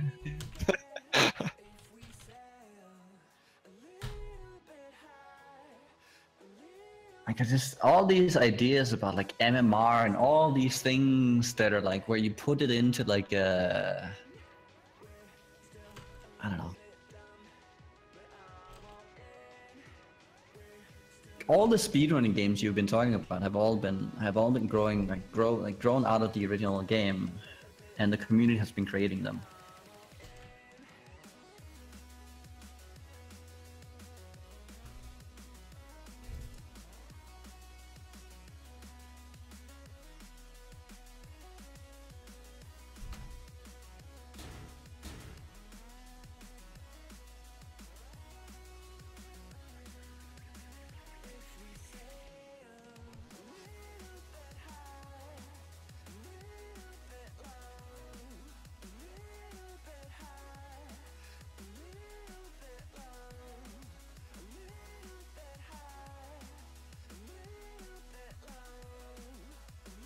There we go. Llama. Hey, A. All right, Raiz, you dumb. What in the world? What in the world, dude? Okay, first off, first point I gotta make, because you're driving me crazy, Sam in the chat. First point to make is, one, speedrunning is not like playing the game regularly. Yes, you are playing through the same set of things, right? You're going to kill all the same bosses and all that, right? You know, but it is a completely different thing. I don't think anybody who plays Diablo 2 sits there and goes, I just played just like if I speedran the game, because it's entirely different. That's I mean, not what I'm everything saying. That's not what I'm saying. That's exactly what you said. No. I'm saying you're still doing the same things. There's a difference between min-maxing and like mechanically advancing your play and all that. Obviously, it's completely different. Otherwise, there would be a lot more very good speedrunners in Path of Exile, but there's not, because it is different and it's a different mindset approach. I'm saying the same way you're doing a speedrun, you're still doing core parts of the game. You're still killing mobs. You're still gathering gear. You're doing what an ARPG does. That's a fair thing. Unless you're doing a pacifist run, you're always killing mobs and gathering gear. Like that's what you're doing. No. But listen, this was compared to PvP and Labyrinth. In PvP, you're not killing mobs. You're not gathering gear. You're not doing any of the core parts of an ARPG. And the same goes for Lab. You're not killing mobs. The incentives you're that you're traps. trying to raise, the incentives you're saying that are give the going hawk to push down. racing are the same incentives that will be pushing. Ray's wording PvP. is weird. So Triggered PvP is SMORC. huge. I mean, Smart. that is a huge Thank you thing for the that I think resub, dude. is severely missing from PoE. And that is its own, you know, I mean, you can, once again, just like you were talking about speedrunning in Diablo 2, is this huge thing. Because it has grown into this pretty big thing. There's a whole community behind it, and a lot of people, you know, try it and whatever, right? It's grown to be its own community. PvP, same way. And I mean, now obviously the game's 17 years old, not as many people play, so PvP's kind of dropped a little bit. But I mean, you go back to prime Diablo 2, and you are talking PvP is a huge thing. That was essentially endgame. Was what do you do with the character, right? We didn't have all these maps and all of these things like that. You got to endgame and you could go kill Bale a lot. You could do Ubers. But the main thing that you did was gear your characters up to be just these super characters and then have giant PvP battles. And there were tons of PvP battles that had so many rules around them, right? Because this character. Hopefully you guys are enjoying this. Like, let me know if it's terrible. If you could do this, and so you would say, all right, well, none of this stuff allowed in this, and whatever. I mean, there was tons of stuff that was built around that, and that's something severely lacking in PoE. No. I mean, is PvP even a thing? Does anybody do it? Dude, I don't. PvP, GGG went fucking all out on PvP. There were PvP tournaments. They added all the support. You can do massive PvP. There were literally tournaments. GGG was talking to all the streamers. There were commentators. There was everything. GGG has done everything they possibly could have, and the community has done everything they possibly could have for PvP. They've done everything. That is Except for make it a viable thing. What could they do more? They could fix the damage and everything of that nature, so that you don't it's not just one shot versus one shot or whatever. No, but no. I think the main people enjoyed it. People enjoyed watching it. It's because they force people into matchmaking. If PvP was good, people would still be doing it. I've never seen a single duel. In my opinion, at least. I've never seen a single duel, except for the one time I accidentally walked into the PvP area when I was playing, thinking it was a regular area. And because people don't enjoy it. There's other things to do. But why? Like killing monsters and gathering loot, like you do with racing. No, no. If PvP was good, people would do it. There is nothing more that everybody wants to do than show how big of a dick they have. Nothing more in the game than want to say, I'm better than you. That's literally like every single game. People just want to be better than everyone else. If PvP was good, people would be playing PvP. Who in the chat plays PvP seriously? People ask Project PT. People were talking about how Labyrinth is competitive, where in the top 5 there's a 2 times like one person did it in 4 minutes and the other person did it in 8 minutes. That's not particularly competitive, but sure, if you were arguing that the lab was competitive and tons of people were doing it, even though You can't the first do person that at this point in the league, though. It's ridiculous. If you look at that during a healthy part of the league, you'll see like 4 minutes, 4 minutes 1 second, 4 minutes 2 seconds, 4 minutes 3 seconds, and it's changing all the time. It is super competitive. Super competitive, as competitive as low-level PvP. No, it's not. We're talking like 50 There to... is a big low-level PvP community. They just don't have a platform, but they still do it. Have you ever looked at the Leo brackets and the matchmaking over there? You don't look at it. People still do it. Have you ever watched Project PT stream? It was very competitive, as competitive as Lab. Right, so you're talking about how they did everything for PvP. Sidro, who is probably one of the most invested people in PvP, can tell you right now that they did not put as much, they did not do everything for PvP. Okay. I'm saying, look at this. Diablo 2 did nothing for PvP, and it grew into an amazing thing because PvP was actually fun and has a ton of value in it, and is a big thing. One of the things about DQ is that let me just quote real quick, just food for thought. Okay. The best lab racer right now, Gucci is in the chat, and I am directly quoting. Tell Ziz at no point in LHC when I raced there was any competition in lab against me. There you go. Isn't that I'm looking at the LHC ladder. The ladder. most competitive player tells you that. Like that's LHC though. It has like a fourth of the player base of Legacy. Just because we only play hardcore, we can't like discount Legacy. Also, there's a lot more. Like, there's a lot more. Like, for anyone to run, if you run that in a hardcore setting, it's very dangerous. I smash my VFB or I smash my profile from running attack. lab in a hardcore setting is very, very dangerous. Doing it on softcore, it's a completely different beast, right? Because you can go there and you can actually die. It's okay to mess up. On hardcore, it's a terrible venture to go through. Greendude went into, and also, Mr. Llama, your microphone sounds really weird, by the way. Oh, hello. Hi there. I wanted to just say one thing about the PvP and why.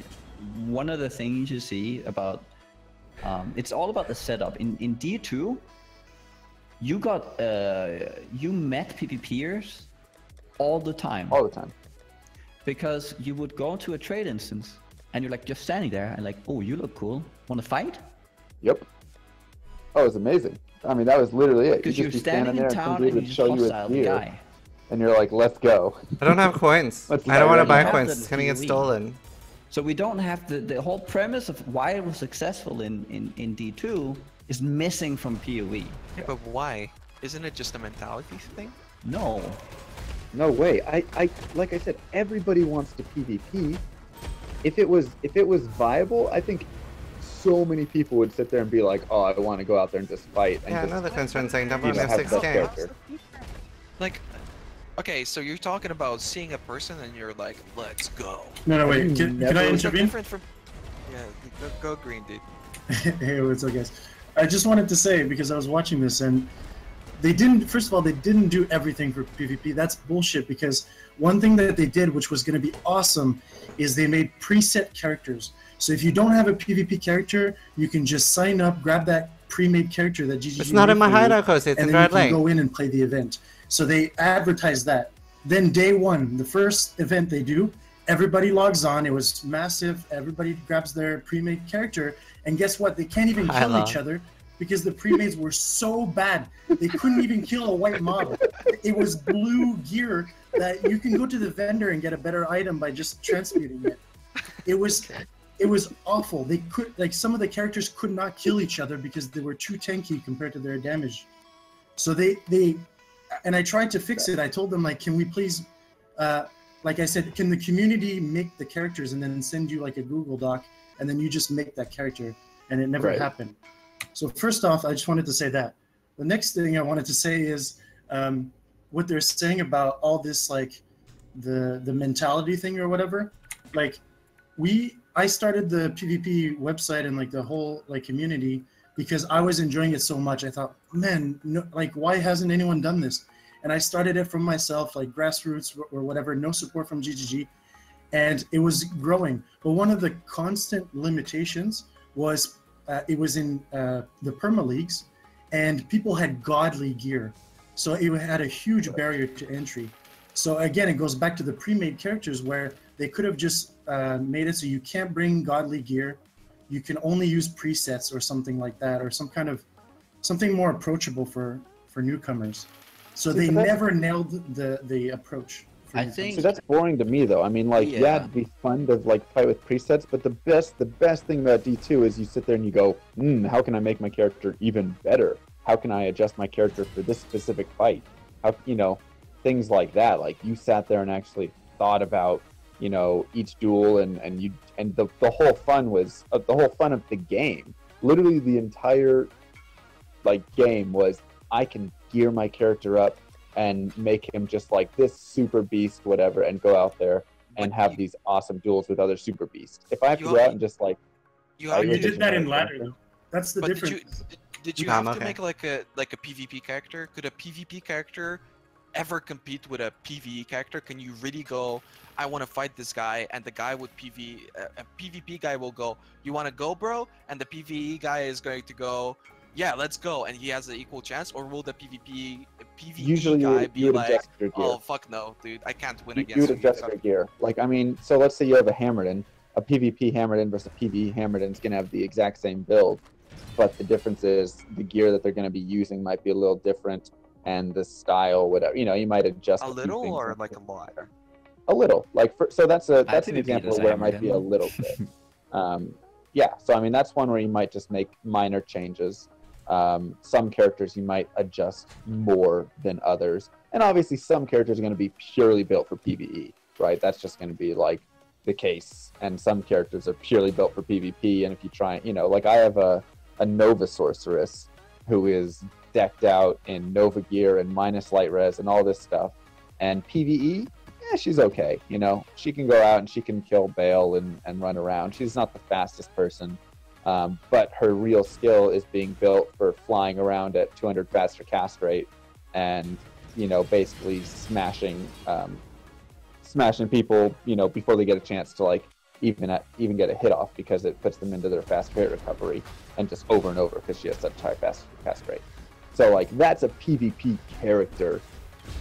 She's going to be slightly better, but is she the best PvP character? No. Is there a PvE character that could probably beat her? Sure.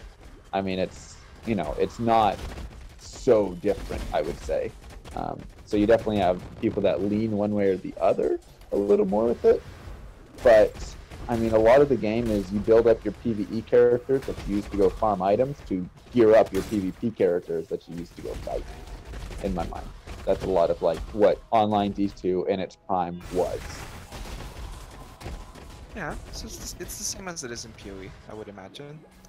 Is it? Does anybody gear up all their PvP? No, like I said, I've never seen that. I'll go into the PvP arena and see nobody there and stuff. Like, well, the whole again, I think a lot of people kind of, or I think it's important to understand like the incentive of going and PvPing in the first place. If you queue up, especially if there's an MMR system, you're getting measured all along the way, right?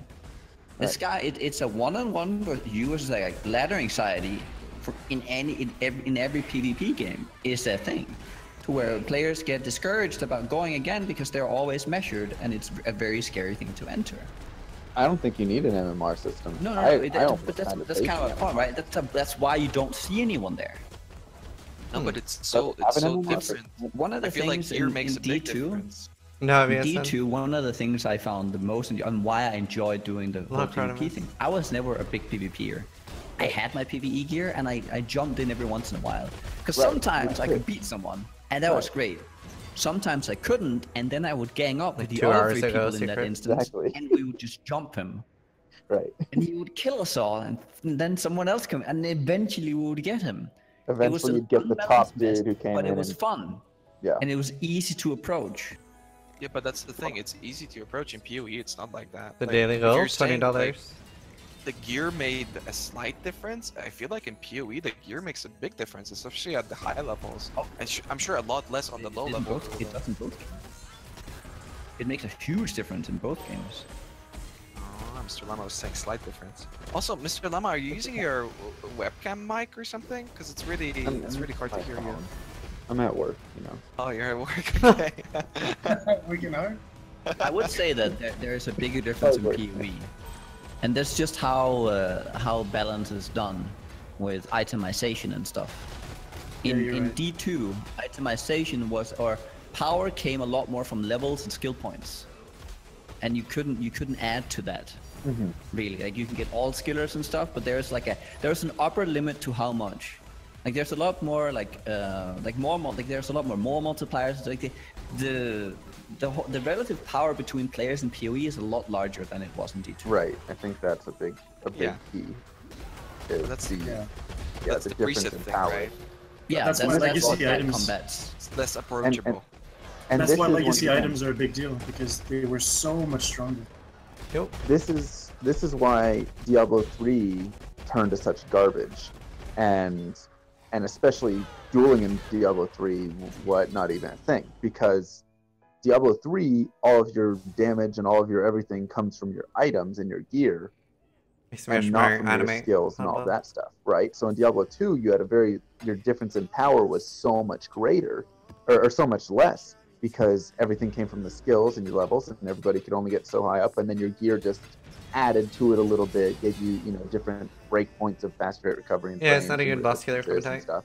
But Diablo 3, it's like, okay, I do 5 million damage. I put these boots on, now I do 25 million damage. It was, so stupid in that regard that like one little tiny piece of gear would exponentially increase your damage by this just crazy amount. And that's why their dueling is impossible in Diablo 3. And PoE leans a little bit more in that regard. The more that you make items have this value, the further discrepancy you're going to get, and the harder it is to balance dueling. And that's what I believe D2 does best, and what I think it at its core is one of the best features of it, is that there's not this crazy discrepancy in, by having just this one item. And you could say like maybe like having Enigma so you can teleport or something and yeah, sure, that's got a little bit of a benefit, but like for the most part, there's not these little things along the way that just make it crazy, ridiculous, out of control differences. So the more items do that, the more difficult it becomes to balance that, and the less fun I think PvP becomes, and that's why I think the less PvP approachable. is okay, maybe. Yeah. And One Diablo of the 3 ways is to What do you mean, fix Commentary? that in PoE is just you have to balance for it. Like you have to bring stats together, right? So let's say you keep investing into crit multi. Well, in PvE your crit multi is gonna be increasing your damage by so and so, but in PvP it can't. Like you can't get the same. There's like everything. Yeah, I don't really know just much kinda about gets PvP. restatted towards more of an equal, and then it's how they do it in World of Warcraft as well, I believe. But That's how they do it in GGG D2. said they don't want to do that. We had asked them, can you like make a copy of your spreadsheets, one for PvP, one for PvE, and then we can tweak the numbers in the PvP one? And they said no. The only thing they were willing to do was a global nerf to fizz damage or LE damage, and that was it in terms of how much we could change. That's unfortunate, because D2, they have against players. These skills don't, are stupid, right? Like something like static They against do a have player that in gets PvE, don't my they? trust flow against a character is nerfed. All of these different things are knocked down to balance PvP out, and that would definitely be helpful, I think, for PoE. It's kind of unfortunate they don't want to do that. You guys are like enforcing my point. You're talking about all these things, how you have to do this and that and this and that. With racing, you just make a character, boom, that's it. Character done. You're playing the game. You're talking about introducing all these like MMR systems and all these kind of things to make it exciting. Yeah, but PvP doesn't work at all, even with the systems in game, and racing works even without the systems in game, like we did with the community races. So racing just needs a better build up. We as a community needs to build damage our racing a little bit character. better. And I mean, me personally, I'm just trying to get better at the game so then I could actually compete and be a part of it. But I think racing is still a community thing that doesn't need this MMR system and or all whatever things you want to add. I think it just we as a community need to build it out and flesh it out a little bit better and say, all right, we're doing our any percent Malachi, we're doing our any percent Hell or Merciless Malachi, and each character has its own GGG will time. follow because that's right. That's what happened, right? Right. At first, we ran the PvP event. Then they contacted us and say, how can we make PvP a thing? Exactly. Then there was the SSF movement. Remember, these guys had set up a ladder, and as long as your name had SSF in it, you were tracked. And then it became a big thing. And now look at that, we have official support for SSF. So if you guys want to make Malachi a thing, then just keep doing what you're doing, and maybe somebody can make a little website that can track it or something. Yeah, but it's the opposite, right? It's the opposite of what happened, because these were like racing and PoE started because GGG started it, and now it's like kind of taken away a little bit. I mean, there's going to be the month of events, so I'm sure Mr. Llama, you're going to get a more general idea of what it is. I'm not saying community-driven events are bad, but they're definitely good. I mean, I've organized a couple myself. That's really fun. It's just that if you have that support and that support goes away, it's kind of demotivating, you know. It's less. Oh, it's demotivating for the people who are relying on that system. Yeah. Right. That's a nice card. I do think there is a lot of value in that system. I really want to make that point. No, God, this is random. I'm not disagreeing with you at all that we shouldn't have racing and we shouldn't. I just don't know much about PvP. Introduce it. It's just a lot of the suggestions. No, I'm not playing Path of Diablo anymore. Just seem reminiscent of the things that they were trying to do with PvP. For now. That was kind of this kind of bombed out, right? That's what I'm seeing. I'm seeing the same kind of suggestions that were being tried out in PvP. But the game was very different. The MTX system was different. The ways to monetize the game was very different. The size of the game was very different. You know. No, Path of Diablo is good. Who knows? Maybe if they never did the PvP thing and they would have done it now or in a year or whatever, maybe it would have been received completely differently, despite not being supported by all the things that Greendude was pointing out that could have been done better. You never know. Yeah, I mean, you might be right. So I think it's important because that's why I'm silent, Ember, because I don't know anything about PvP. Well, okay, but I'll tell you this then. PvP made way more of an effort of creating a community than racing has. Yeah, I think that's good. We actually like I talked to you about let's actually do something, and you're like, yeah, let's just let people. Nah, GGG already has something. Let's just let them do it. That was my response from you. No, it's. I mean, partially. Again, I've launched a couple racing events, and you know, you guys are doing racing now. Like I do racing every week. Like I do speedruns no matter what. Yeah. So. You know, I'm always trying to do these things directly or indirectly, and I totally agree that why I'm tuning to your mouse just so I can focus on. The community is there no matter what, because whenever, like even starts of leagues, I mean it's a race and it's exciting to watch, and there's a reason why Mathil gets 2,000 viewers when he's streaming normally, and when it's the start of a ladder, you know, people like me or Ziz or Havoc, you know, instead of getting 10 times less viewers than he does normally, we're above him because there is that community and there is people who want to watch it, and I think that makes a big difference. One of the biggest missed opportunities by GGG, and I hope they somehow hear this and do it, is they had this. They themselves have a spectator mode that they can trigger. And they don't have a UI for it, so we can't use it. But they, like an admin, can type a command and spectate someone. And they had brought something or botting. Maybe, I don't know what it was for, but they used it on us for PvP, and it worked really well. And I was just thinking, like, I remember when Nugi was doing commentating for one of the race events.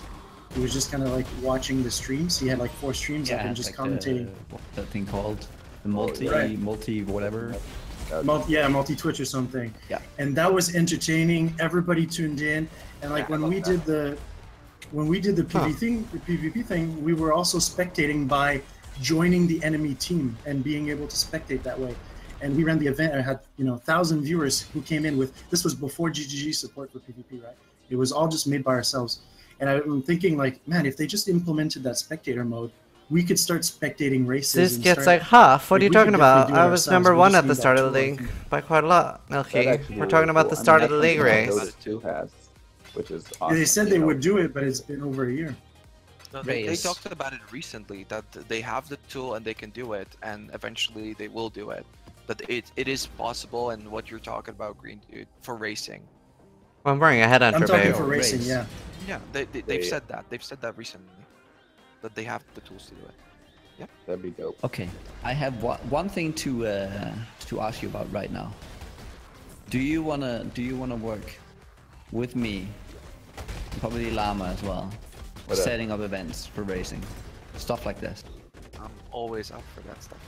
It's like this is like, I think, because I know that you're very passionate about it, and I'm the kind of the guy. I'm bad at getting stuff done myself if I'm just alone. Right. Got it. So I if we can remember that start, if Zizaran we can, event. We can set up piety races for Raiz. right, we could run some event. Like we could have like once every like I don't know Saturday or something. Yeah, once a we week. get together some of the racers Oh, and then right, we take okay. turns in commentating. Yep. How about that? You know, How I about even we start have doing this? I even have a note on my desktop saying, message Nugi about racing commentaries from 2 years ago, like straight up. Oh wow. But the thing is, I worry about over saturation. I feel like what GGG has done in the Good. past I was a really big fucking- mistake. Where Yeah. like it was 1 month events, Instantly and it was clicking. just too much. It's Everybody not worth was anything. throwing up, and now Nice pick it. when we like the whole Oh, world 30C. record thing was happening or whatever, with Mr. Llama and Ryu Well, that seems coming like a price in and fixture. them trying it out, like that was only so big because it hasn't happened in a while, and that's the reason why it's kind of scary, because if we make this a frequent thing, or like not even that frequent, we're taking this into account and we're doing these events like once a week or once a month or during a weekend or whatever. We don't have any communication. Racing's never been a thing where we had communication. Yeah, I've been playing D2 for too long. Because they're saying we're going to launch a month of events. We have no idea what that's going to be. If we're doing these events, do we now interrupt them because GGG's running their events? Like obviously their events will take priority over our events. Right, but there's and a it just ends while. up in a clusterfuck. There's nothing happening now. There's nothing happening next week. Yeah. So, a big, I mean, I have speedrun Diablo 2 for 2 years straight, daily, just about. I mean, I bounced in and out with other things, and same with Ryu and whatever. We have that is what we do. We get on and we run every single day, and I don't think, the community's gotten tired of it at all. Like, people still would rather watch me do that than play through my Holy Grail source or something. Can't of do that, nature. Toki. Bannable. Like, it's just, people like to watch racing. It's just exciting. It's fun. It's more challenging, right? I mean, it's something where you can watch, somebody run a Valve Fireball or Volt, whatever you call it, Fireball build, and just destroy everything on the screen in 1/10 of a second. And some people like watching just the mass explosion. But racing adds racing adds in this difficulty of beating the game with low gear and low levels and crap like that, and having to figure it out. And I think people enjoy it. I know I personally enjoy it. Whenever I go to a new category, whether it's Legend of Zelda or Super Metroid or whatever it is, if I see somebody speedrunning a They game don't and balance racing it it for versus someone somebody like me just at all, playing through it Eli. normally, I click the speedrunning one because that's more interesting to me. And I think that Especially is races. for a lot of That's people. But Especially that's the huge racing, problem. exactly. That's the problem with what People GGG love has when done. we race. Exactly. No, but that's the especially big when you problem. have People like love watching it, but they don't love playing it. That's the problem. That's But it the doesn't- that biggest doesn't They matter. don't have to problem. love playing it. as people We're start playing it. watching it and it grows an audience, it always incentivizes people to It join always up. had a huge Like audience. people want to be the racers. It's always had a huge audience. That's what I talked about before. That it's But always there's had no a huge official audience. support for watch. like the But spectator mode, people- for example. Yeah. I Right, mean, yeah, so that would be most. How sure. how about we can get like if you guys set up an event for like what next week or something or 2 weeks from now, then there's not going to be the GGG events up, and I can talk to Bex or someone can talk to Bex, and I'm sure they'll be at least giving out. They're fine with like giving out mystery boxes pretty easily, maybe even some armor sets. You could even give some away for people watching the streams. Then you have something for the spectators. Yeah. Also, what they could do, I don't know if they're willing. You know what? Here's the real fucking. Here's the real kicker to what you just said, sis. I have messaged GGG about that in the past, and if Nugi remembers the solo self-found event that we wanted to do with like Havoc and me and Nugi, we had an entire ladder set up for that. We had everything ready, and I messaged GGG about it, and they responded with, "No, we will not support this because we do not want to drive people away from the core game." And that was towards the end of the league. But so... yeah, but it's different now. No, it's totally of course it the same is. thing. No, of course it's different now. They've had to extend Lazy League. I'll talk to her. Yeah, we'll let Biz do the talking. If people are up for like arranging something,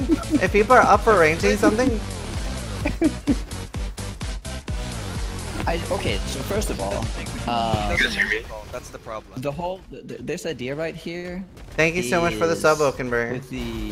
With setting up some events like this, if we want to show it as like a spectator sport and make it interesting and show how it can be interesting, like we would have to do it as just the streamers, and we have to do the multi-Twitch thing. Like, so you have to be streaming to do this. That's what we did too. Yeah, and the whole like getting a. Honestly, I don't know. Like, the draw from this should not be the. It shouldn't hinge on us getting like some boxes. Sure, it could be kind of cool, but if we do that and it's just the streamers, well, it is just the streamers getting handouts. I don't know. It could be received kind of badly. You know how many things Blizzard has given us for speedrunning Diablo 2? Nothing. But you know what? It's great, and it's people have still wanted to join in, and we went from having Teo, Ryu, Slime. You know, we had like 4 or 5 guys speedrunning the game. So now I think we've had over 100 people submit times and stuff, maybe right? That's the problem. Like, people are spoiled, honestly. Like, because in PoE, that's the biggest thing. If you ask any person, why don't you race? They're like, I don't get anything out of it. I'm not going to win people anyway. are spoiled brats, and they can get over it. You race for fun, and you race to be competitive like and that to for win. years. And more importantly, there's an empty space of a lot of people don't have a thing to do right now. There's a large open space for there needs to be an event. True. Or they can do labs. They have labs. No, they don't. Okay, buddy. They can PvP.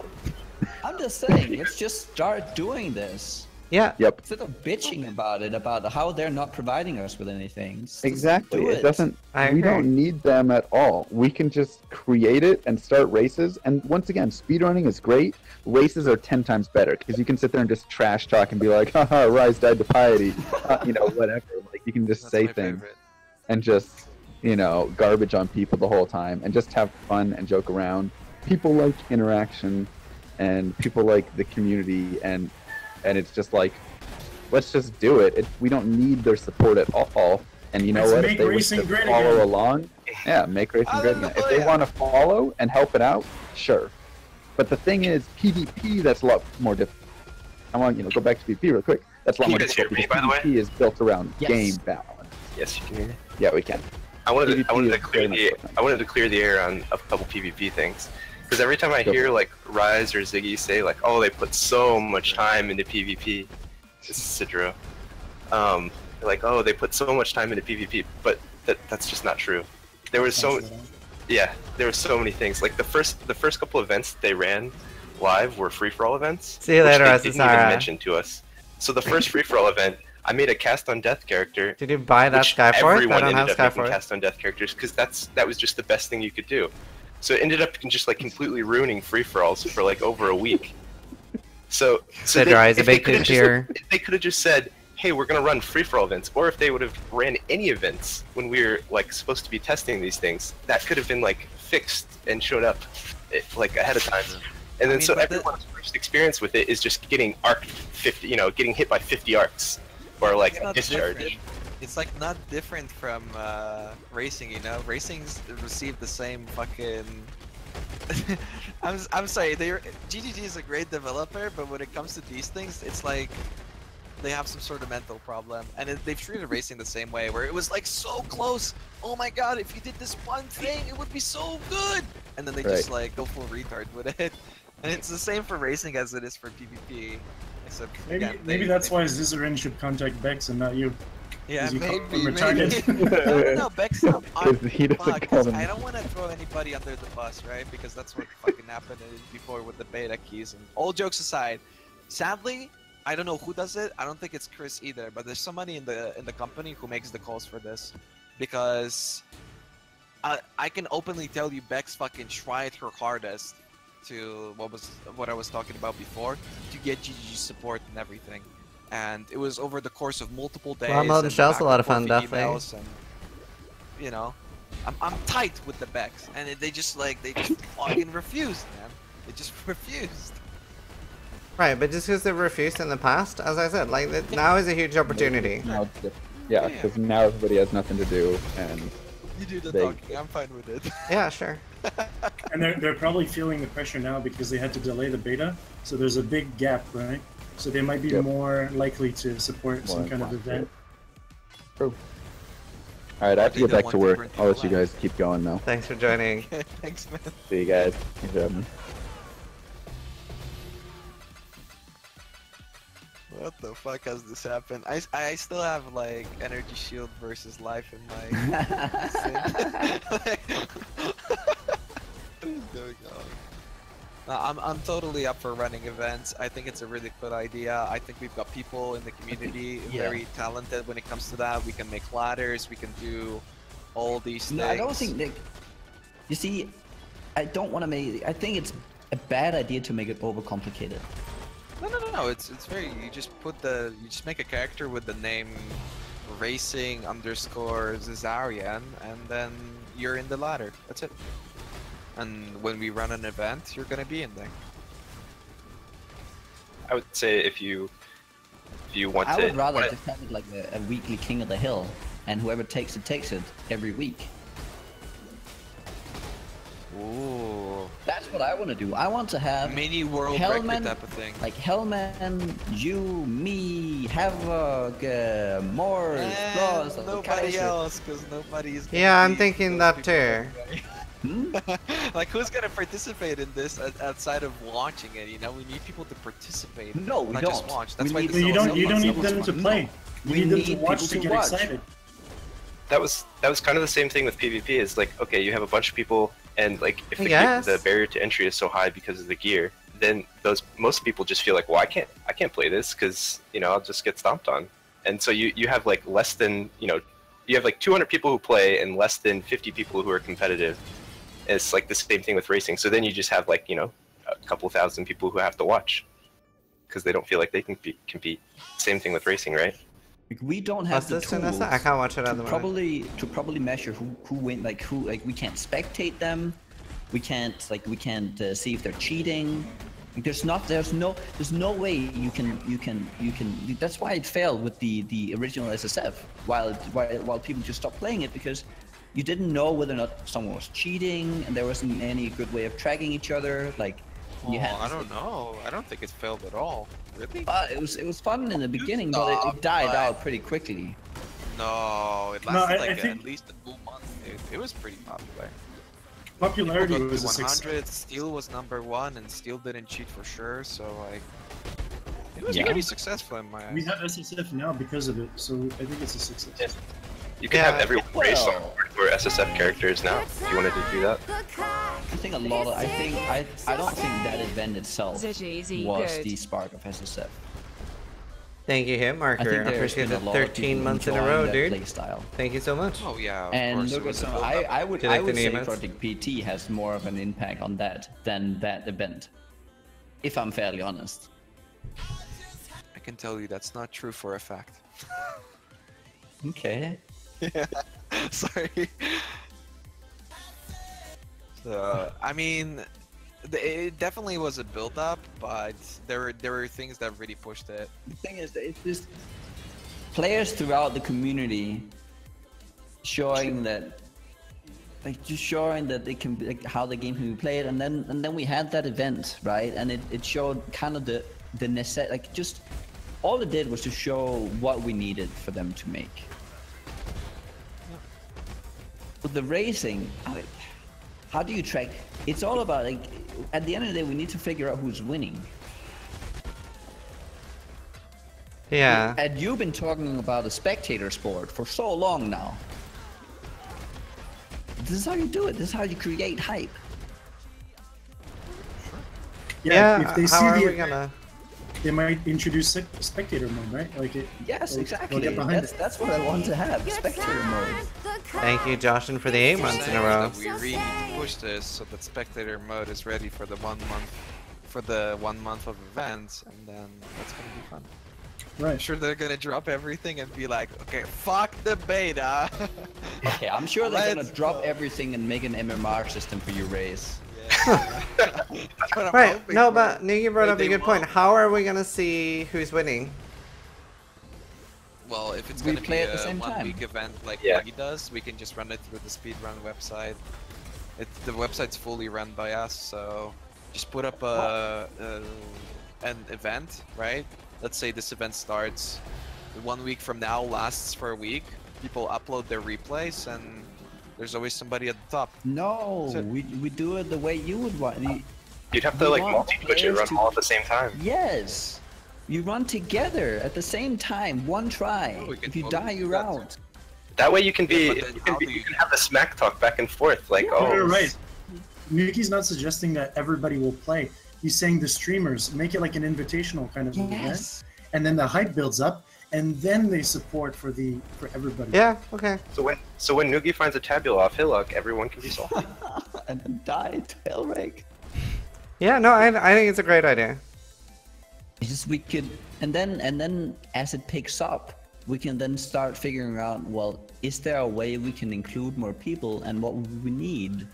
Yeah, we need to get Kriparian to commentate. Well, that would be fun. I would love it, like we would have like rotating commentators. We have 2 commentators. The first Yoji and week, Ziggy. The winner of the previous week or something. yeah.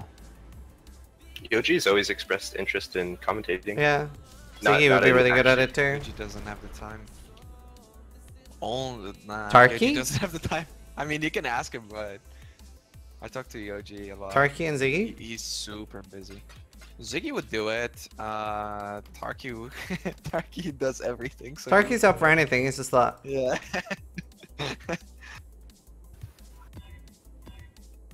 I just want to fucking do this. Not Tarky, please. Yeah. We can talk about this. Yo, Greendude. Are the servers down again? Yeah, we're almost done now. So what would you want the event to be? Like any Malachi, or what are you thinking? I think Malachi is probably a good idea. I think a vol kill. Make it short and sweet. Short and sweet. I mean, Mm. a Malachi kill is very restrictive. I feel like the first 2 acts are something people are most familiar with. Like Just act do- 4 races are. Just do first piety and take Raiz right out. Also, as a spectator, That's why I wanted it to be a vol kill because. Oh, do you know what could be? Do you know what could be a really good prize though? If like say we do get GG's support, you know what would be a really good prize would be the winner gets microtransaction codes to give away to a stream. Yeah. They've given me that in the past, so I know they're up for it.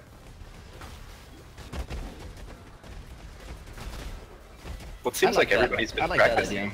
It seems like everybody's been practicing Malachi, so I haven't. Malachi, I'm sure is will be fun from the spectating commentator then. perspective because nobody's gonna. They make banned it. in-game giveaways. Everybody's just gonna die in Act 4. Hey, you can remake. If you die early on, you can remake and like try and get back in there. Sure. No, giveaways on stream was not banned. In-game giveaways on stream. there's nothing. I can too give away exciting $10 with a right ball now, kill. and there's nothing they can do about it. No. No, but what makes it Technically. It's like exciting is piety or Dominus, at least. but the race is tighter. Like as a spectator, Valkyrie Sure. might be better because you can't tell who's winning. But in Malachi, you can have a huge lead on someone, and then it's less it could be exciting. minutes. Yeah, that could be Yeah, couple minutes. it's not fun if like one guy's like 3 minutes ahead of Wow. another. That's not entirely true, because if the commentators emphasize it enough, all you need is a good comb zone or a good Teresa zone, and the other person gets a back comb zone or a good Teresa zone, and that's like 10 minutes, to be honest. I know. So even if I know somebody's like 8 minutes away with a better RNG, they can still catch up, no problem. Yeah, but I feel like that doesn't actually work in practice. It's like if you're watching a hockey game and they're like, "Oh, you could score 3 goals in, 10 minutes." That's like it's 1 out of possible. 10. Well- But we know like it's a not gonna 1 out of happen, 10. Right, but there's also the possibility of like right before like the harvest, there's this one boss called Piety, and there's a massive chance, for example, let's say Raiz is like 8 minutes ahead, boom, down to Piety. Then someone else is in the lead. Yeah, there's just always the possibility of dying for sure. Even two And again, Malachi. with comb zone and the rest of like that's multiple minutes you're saving if you just get good RNG. Yeah, that's Greendude. Yeah, sure. I mean, I just think the two. It's basically what would be a 2-hour race at least, right? Or like a 3. We would have to make it a 3-hour race for people that would want to finish the run. I think that's quite the commitment. Wait, why would it need to be a people. 3-hour race if it was mostly the streamers doing it? Then most of them, if not everyone, can do it in under 1.5 or 2. Wait, didn't you take like 3 hours last time to do the Malachi kill? If you want to No. cut a lot of time off it, you could just cut Act 4 and just go to Dominus. I mean, Act 4 is going to be the most of your time. I would have been like 150 and that was my first run. I'm kidding, I'm kidding. Feels bad. I mean, you Shots. would have been, but you died, right? So Yeah, it's not really. I pulled a Raiz QT. Do you think it's best to? Do you think it's best to pick a boss and always do the same boss, or maybe every week there's a secret like objective and then you only find out a few minutes before the race or something? Sure. I mean, there's many ways of putting an interesting twist on these things, for sure. Right, like you just maybe like a certain boss that only spawns in a zone or something like that that just We can kind of changes it do. up. Me and Pox were talking about this. We could do like team events where you like gather up teams of 3 and then you go to like you race to a relay bandit, race? right? Let's say you race to Kraton, and then whoever gets there first has more time to gather up gear. And then once the second team gets there, both teams have to be at Kraton, and then they PvP and whoever Here. wins, then, yeah. That's a cool idea It's as well. If this goes well, we could also do team races. So say like Raiz goes like, oh, I won X person and Y person, and then you can take people from your stream as well. Yeah.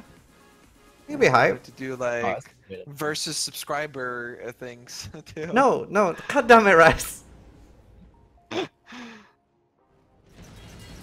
Always looking for a few extra bucks.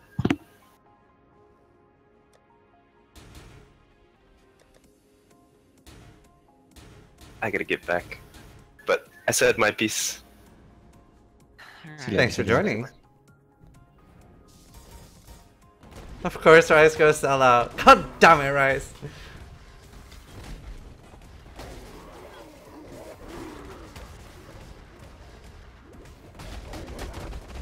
Take me, Sis. No, you're the last person on the list. Actually, no, Lucy's the last person on the list. You're second last. I'm just fucking with you, Charlie. Didn't they mention that they wanted to add, like, Chris talked to Siggy about, like, or Siggy said in a video that Chris had told him about the custom leagues, right? Mm-hmm. So, if we do this right, it might actually prompt them. Let's say we get a successful like weekly King of the Hill, or whatever you want to call it, right? And then that could easily be translated into a custom league.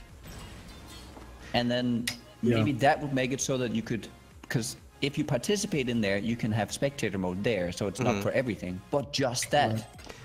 See, I like that because it's a lot easier on us as well. If we have a custom league and we get to specify start, so say it starts at 6 PM in 1 hour, and then when the league's ended, you just have slash ladder. It was all solo stuff, and there's also no room for cheating then.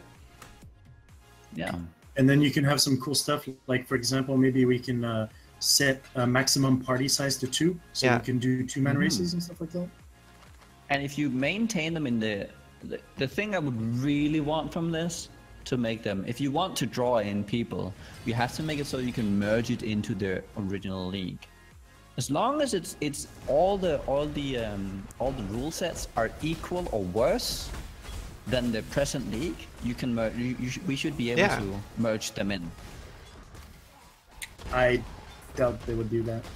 No, I actually agree with Nugi. There could be like, say for example, say they put the custom links in the game then, and you had a slider that like exalted our drop rates. If that is above the normal drop rate, then you're not able to merge into the league ever. But if anything ever is above or better in any way, like X amount of sliders, then it's disabled. But if it's all worse, then you have the option. Then there's never any downside to merging back in. There's never any benefit for someone playing this league. I wouldn't even want sliders. I would just have an identical league to run it on. Or Yeah, something that's like fine that. too.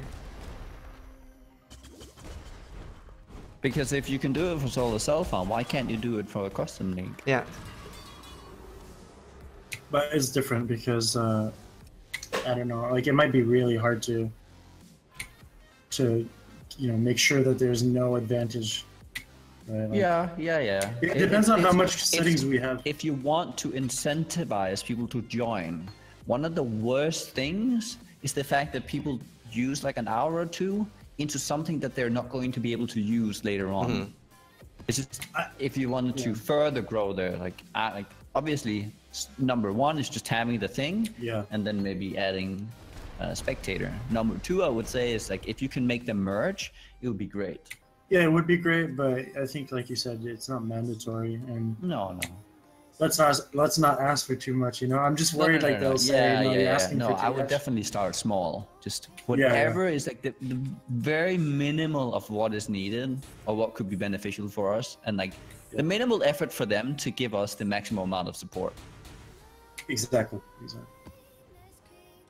That's why even with the spectator, I wanted to say earlier, when you guys ask them on Skype or whatever, you should, instead of asking for them to do a built-in spectator, we can even ask smaller. We can say, how about you authorize certain accounts to use like a command in game that can spectate, like some kind of system that's not user-friendly, right? Because they already have that system in place. So if we say, can you build a UI and like buttons and everything, that's going to take time. But if we say, can you just enable my account and then I can type /spectate, that's easy for you to do, right? But so do you want everyone to be able to spectate, or just people that are going to be doing commentating? Just for the streamer events, we can maybe ask them to get the spectator command. I know they're able to do admin accounts. They've done it for us for PvP. They had made 2 admin accounts and they gave us the password, and we could use that to spectate anybody. So I know they're able to do it. I don't know if they're willing though. Shit. But obviously, in the long term, we'd like a spectator for everyone, right? That would be the best. But I'm just saying, let's just ask for something reasonable, right? The easiest to like, if you want it for everyone as well, and like as a band-aid solution, since it is all in game, is you would have like spectate enable as a user command. So say Greendude's playing and he wants people to be able to spectate him, you write spectate enable. Then if I write spectate Greendude, it just gives you a comment back saying Greendude is not enabled or has enabled spectating. That's like very, very low programming compared to actually putting in a UI. Yeah, that's what I mean by things like this, because if they're trying to bring it to the masses, they're going to go all out and make a menu and all that.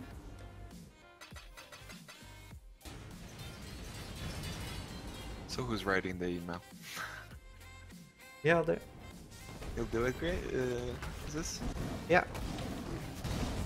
Are you writing the email right now? No. Are you gonna write it off stream? I was planning on it, yeah. I figured I would like write it off stream and then run it by you and Nugi. And probably Greendude too, he seems to have a lot of good ideas. I think Raiz wants you to do it right now to see if they're gonna answer.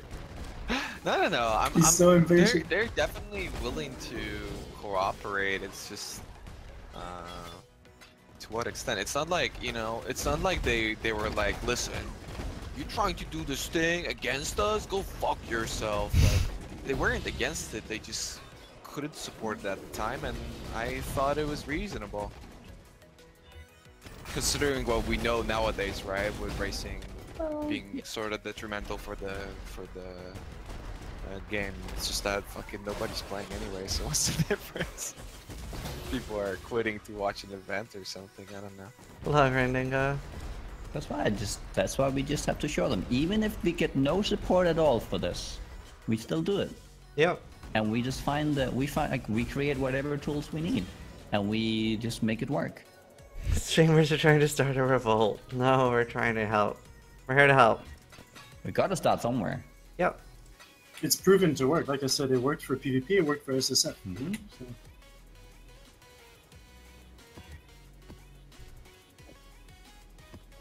Greendude, now for the real question. You think servers will survive peak time today? Actually, I think so, because we have a fix coming. Oh. Today or later? Yeah, the guy is at lunch break, but when he gets home, or he's at work, and then once he gets home... The 50 minutes! Peak time is in 50 minutes! Oh, is it? Okay, then we're gonna be off. We're fucked! I think we're away or something. How many users are on now? Well, right now it just crashed, so 500. That's pretty nice. How many? I remember there being like 100 something last time I played. There's too many now. Now there's Nugi, I think you didn't see, but there's so many people now that the software can't handle it. We had to modify it. Wow. There were like 1,200 people at like 3 p.m. European time. First time we're Like checking our streams that a mod, they have the trying to tunes play at all colored up. times. Yeah, so it's an item filter, Roki. On this weekend, I usually like, don't if we do can get the discussions fix like done, this. It's we're a little gonna hard. hit You usually talk to 2,500. chat a lot more, but it's like a nice discussion. That's nice. It's a lot of So it's people. exclamation mark Yeah, filter, that's a lot of and people. if you Google item filter tutorial, there are some like, or bored YouTube last item filter time. tutorials, Path of Exile. There's like tutorials on how to get it in. Yeah, But we added something exclamation mark cool. filter is the one Now I'm we're on doing. the topic of POD. What have you added since? I haven't played for a couple things, like couple leagues or whatever. Yeah, we're I mean we've added a lot of like skill changes and some item changes. But one thing that we're gonna be introducing is like a new mapping system, because we found a way to add more areas to the game, which was something that we couldn't do before. So that's gonna be huge. But the biggest thing I think that right now is getting everyone hyped is we added a charm inventory, so that the charms no longer take your room. I'm still Well, I would salty over like my to see dad. you. I would like to see you adding some more bosses and stuff like that. Yeah, we actually we have a new like Uber Ziri kind of thing, which is a Diablo Calm fight. So instead of selling your Stone of Jordan, which is not really realistic for a server like this, instead we're doing it like a. Well, I'm not going to release the details, but it's a really hard fight.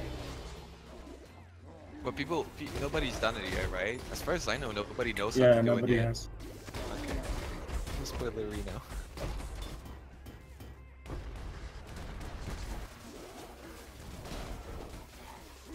Also, we have support in POD for racing. Like we have a way to make it so that the games are locked to one person, and we can even lock to one class, so we can have like an Amazon only race. And that's something I want to do in the future.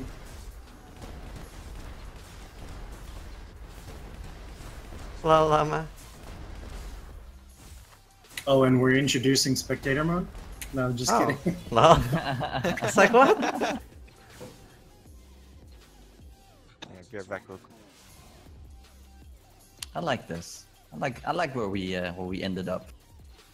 Yeah, that was a nice discussion. I was just like, hey, let's see if Nugi wants to discuss. And then I was like, fuck it, let's get Raiz in on it. Yeah, no, I'm so salty over my dad. I want to like take a break for a few days. Oh, the facebreaker one? No, that was fine. That's whatever. The Diablo 2 dad. Oh, that one. I heard you didn't have cap res. Yeah, but like, obviously, like because of the server instabilities and stuff, I was sort of forced to do content I was not comfortable with. Like I had like -20 every rest. Oh, what happened? Like it was my own fault, but like because you couldn't make a new game, I kept like pushing myself with -20 res in hell. So instead of just staying cows where I was safe, I ended up doing Countess and got like insta-banged. Minus man. 20 res on hell, and you're just asking for it. Yeah, but That's insanity. It's fine, Ziz. If you want to blame it on me, I'll take it. no, it's not your fault. I blame Ziggy. No.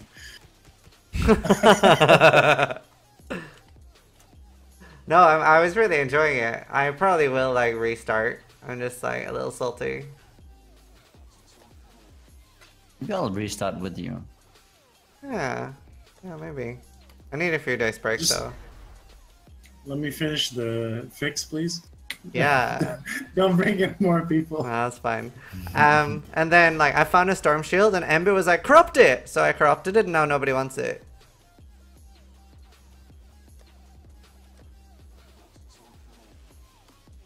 Yeah, I added corruptions because I thought in POD what would happen is when you Thank get you, to super Goblin. endgame and you get all these items, now you're gonna have a reason to keep like Thank you 10 so much marrow for the walks, resub, because dude. maybe you're gonna corrupt 10 of them to get the perfect stat for you. Yeah, no, I love the corruptions. I think it's such a cool idea.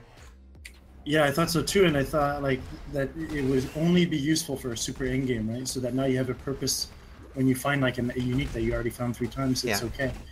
But people just YOLO the Vol Orb on their first big ticket item. Yeah, I shouldn't have done that. Some people will find an SS and they'll just Vol it right away. It's so crazy to me. Yeah, I didn't know that nobody would want it once it like it even got 10% fire damage, which I thought would be great. Surely that's like OP if you're Hydra. I'm confused.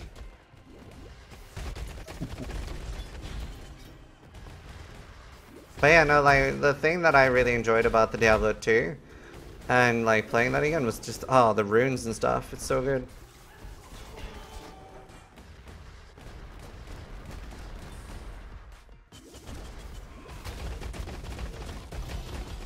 Did you have time to play it at all, Greendude? I got 20 levels in, and then the server started having issues Oh. on the day that I was playing for the first time. In the first 48 hours, I had 4 hours of sleep. Ouch, Jesus. Well, that's dedication, dude. Blame it on me? I will. I always And blame then, it on you. Because what happened is I stayed up all night to fix server issues, and then in the morning I'm like, oh, I'll just go to sleep, and I'll sleep throughout the day. Oh, And shit. then my boss calls me and says, oh, you got to work this morning. So, You're a teacher, right? yeah, What do you teach? English in Taiwan, like Angry A. Oh, cool. Did we finish the discussion on the whole ES debate though? Did we leave anything? Is that how it started? Yeah, because like there's huge ES changes, so I was like, oh, let's discuss this. Then it went into We don't what know would yet, like to see Dante. in between the leagues. And then Raiz would like to see some events. And then he asked whether or not he could rant, and he started ranting about racing. And we started talking about racing. Someone in my chat said, whenever they stop talking, Ziz just add some fuel to the fire.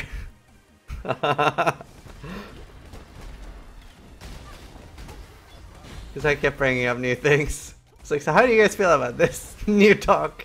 It was fun though. We should do this more often.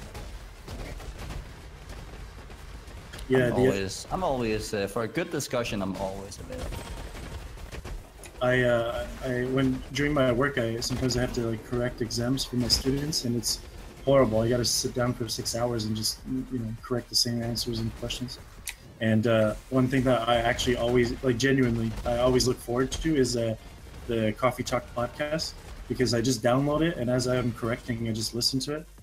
Mm-hmm. So Hey, I you really ain't love what you serious. guys are doing there. Oh, thank you. I just my only gripe with it is Go I ahead. want to see Moore's more angry. Like I he's know, never ranting. right? No, he's getting better. He's getting He's, better. he's but- holding back. He's evolving. holding back He's a too little much. butterfly Yeah. right now. You gotta unleash the beast. Yeah, I don't know. If I want him to just disagree. Sometimes. Trigger him. Yeah. Fucking. Yeah, trigger him. Say Why that. does on Say I something don't know. even if you don't believe it. Dude, it Yeah, was such... Kaiser never cheated, dude. Just make him go off.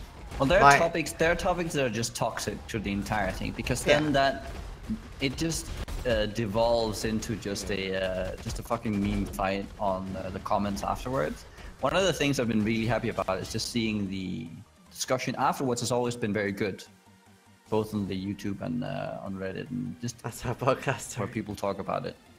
It's rarely about the podcast itself, but more about the topics that we bring up, and that's something I'm really happy about.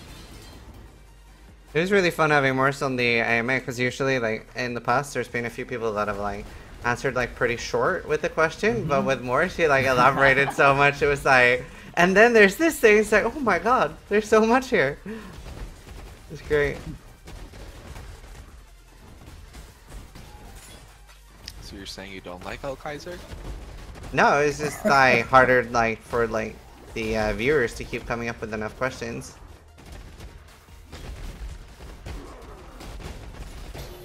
Well, then it's just shorter. If he's a man of few words, then he's just a man of few words. Yeah. That's his personality. That's what you introduce them to. Introduce them to the guy. You Yeah. don't have to change the person to accommodate the podcast at the AMA. The AMA is there to accommodate the Blue person. Nilky. Morse answered 5 questions. I mean, it's also difficult to you know, pick out questions through Yeah. all the how many turds have you eaten today. Probably makes it pretty hard too. Yeah, there were a lot of troll questions, but there is an every AMA. You should have seen the questions that were like at Raiz QT. It was crazy. I saw them. I was reading them live, dude. Right. It's good time. You're in my intro. Yeah. It's weird When you didn't Twitch answer chat that is more useful than your friend Zizaran, you know you've got a problem. Wait, is that what I say? Yep. Holy shit. I guess it must be true if I said it.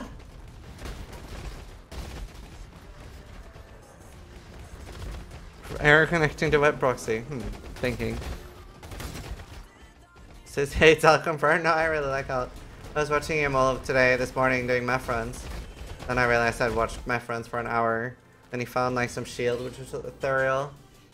And I really like how. Hey, I So climax. through all the different changes, something so far we've seen, have you guys like come up with some creative ideas so far? What do you mean? Just like for builds or for whatever. Oh, with the you think- changes? Yeah.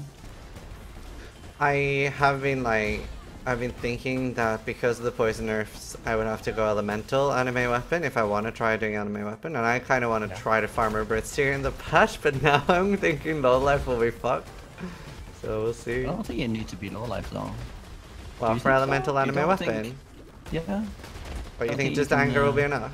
I think you should instead of thinking low life, I think you should think, well, what kind of builds with all the life changes and hybrid changes are gonna be good? Yeah, How about I've been EV? thinking, as soon as I saw the most recent changes, I was thinking like things like hybrid Pizza Blast or hybrid, yeah, actually hybrid Pizza Blast will be like crazy.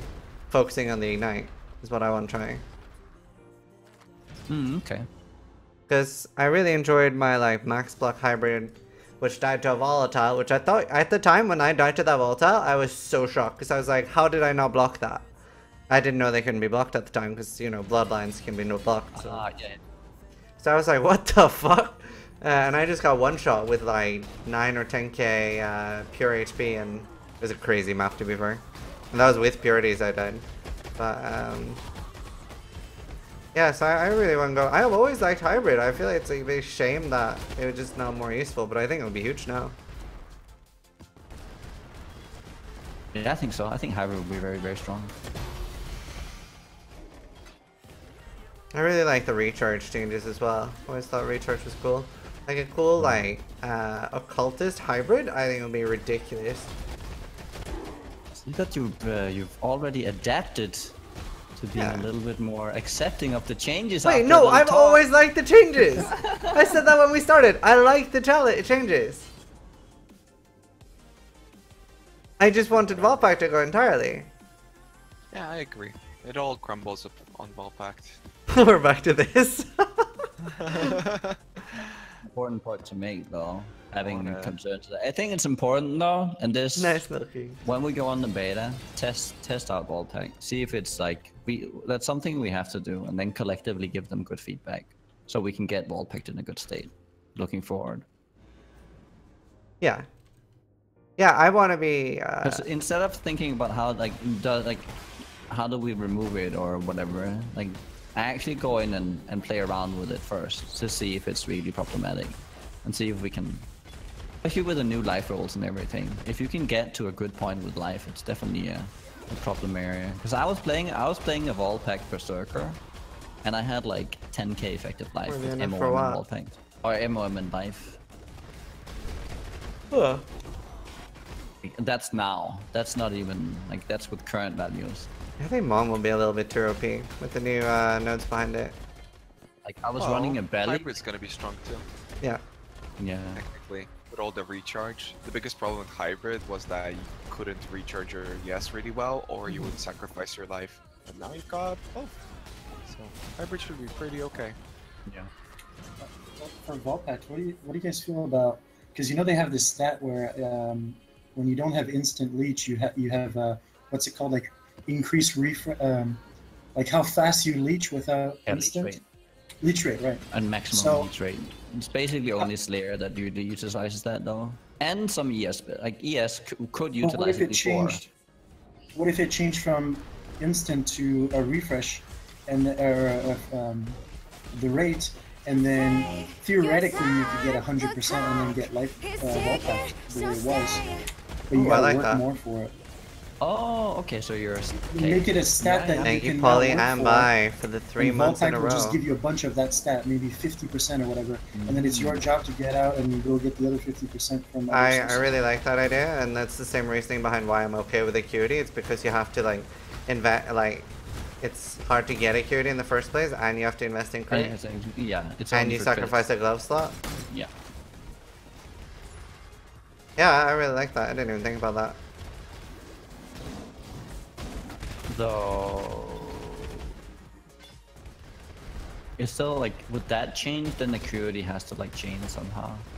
Yeah, they might have to go back and rebalance it, but I'm just saying if they tweak the numbers to make Volpack reasonable. But yeah, like investing into Volpack, like you actually I'll watch your video in a section into that playstyle. That playstyle, like, exactly. And obviously they would have to bring that stat onto more items, so they might have to, you know, it might take us, full ladder or whatever before we get more items, but yeah, we know that. Eventually we can build around it.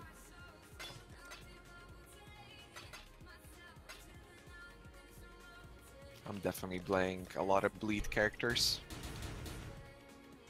With the new changes, I think bleed is gonna be really fucking fun to play. I'm going Viper Strike. I'm ready for it. Viper Strike, I think it's gonna be insane. I actually agree on that. Because it's the only time where duration still affects the poison dot. I think it depends on whether or not, well, obviously for single target too, but like, I wonder if they're going to change the radius on melee splash and stuff, modify some of that stuff. Even with that though, I think Viper Strike is going to be pretty poop AoE. So you'd run something else for AoE. Cyclone Viper Strike. OP. Cyclone with a dagger? Yeah. Cyclone with a dagger and a foil? A foil? Oh yeah, maybe a foil. Yeah, for that sick OP weapon range. And the bleed doesn't crit that notes. alternate though, doesn't it? Yes. Yeah, but you don't need that much damage for white You have to use the dagger, right? You can bleed with you can do double foil as well. I mean, you can Viper Strike with a sword, right? Yeah, you can. So you just go crit, and then double dip, because you get bleed and poison. Get those bleed notes, pick up the crit keystone. Yo. Assassin, get that sick damage. We'll see how that plans out. Whether or not that's gonna stay the same. Yeah. That is true. Do you think projectiles will get nerfed? I mean, has to, right? Buff AoE rather than nerf projectiles. Yeah. I have a bad feeling. Oh yeah, did you They see need to- the I vortex don't know. got buffed in the video? Which one? On the, Vortex? like there was the video when they were showcasing one of the bosses. Either that guy had some serious like, oh, he didn't have Dying Sun, I think. But yeah, either way, like that was a pretty big vortex, bigger than now anyway. People were like writing on it on Reddit. So maybe they reverted some AoE. Well, I don't think they should revert the AoE changes at all. I think the AoE changes are fine. I think they need to tweak the base radius on different things Yeah. and how they scale with levels. Oh yeah. The scaling was necessary the way they're doing it now. Yeah, I think it's in a good They place. didn't go back. Yeah, I just feel like, because they wrote that they wanted to make AoE node less mandatory, and they sort of ended up making them more mandatory in a lot of cases. 3 months. What? Thank you for the 3-month resub, the Mutu. AoE gem though. Now, Yeah, you a do. lot of the I times. don't want to Yeah. run it at all.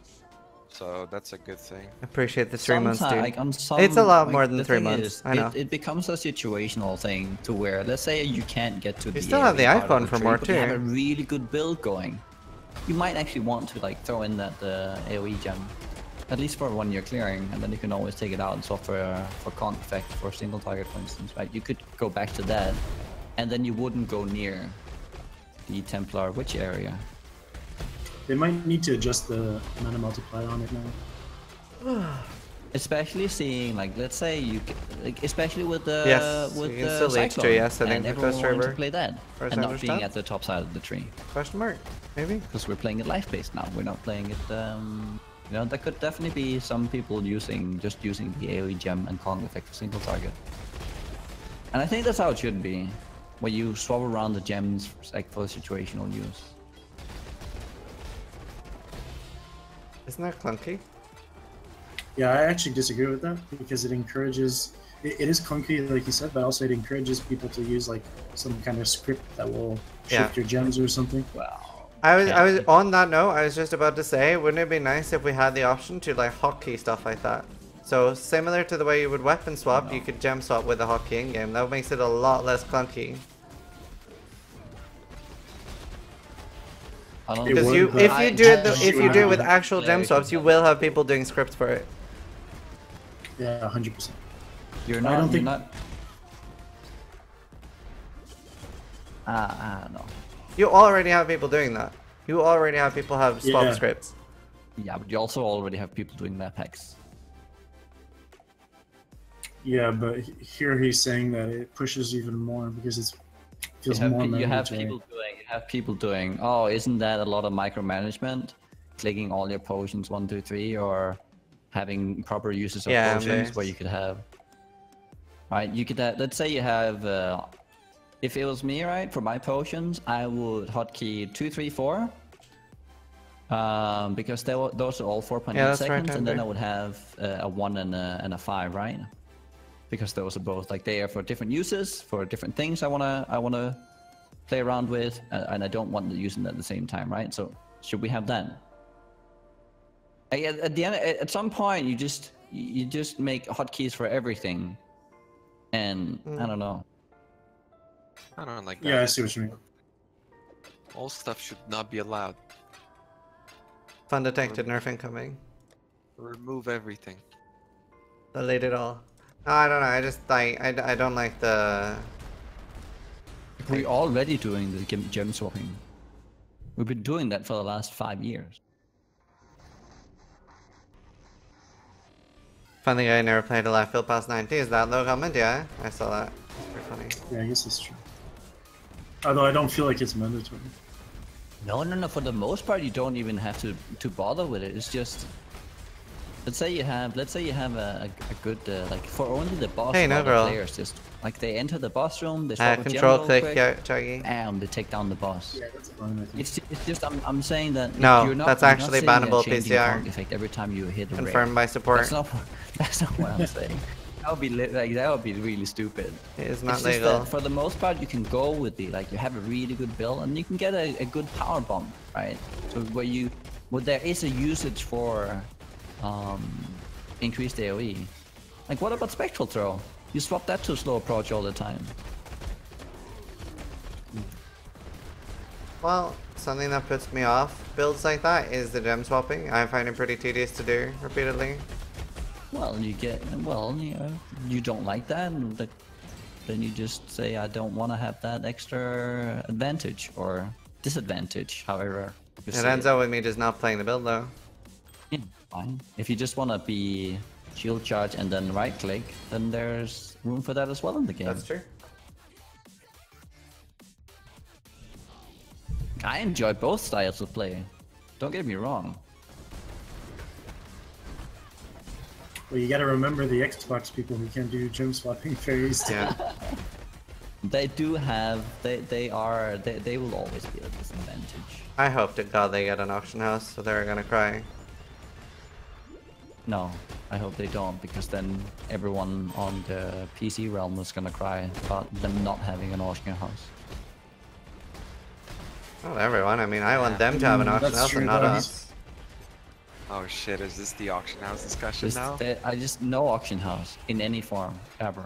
Oh, good. How the Done. fuck are you gonna we've already trade for seen- Xbox?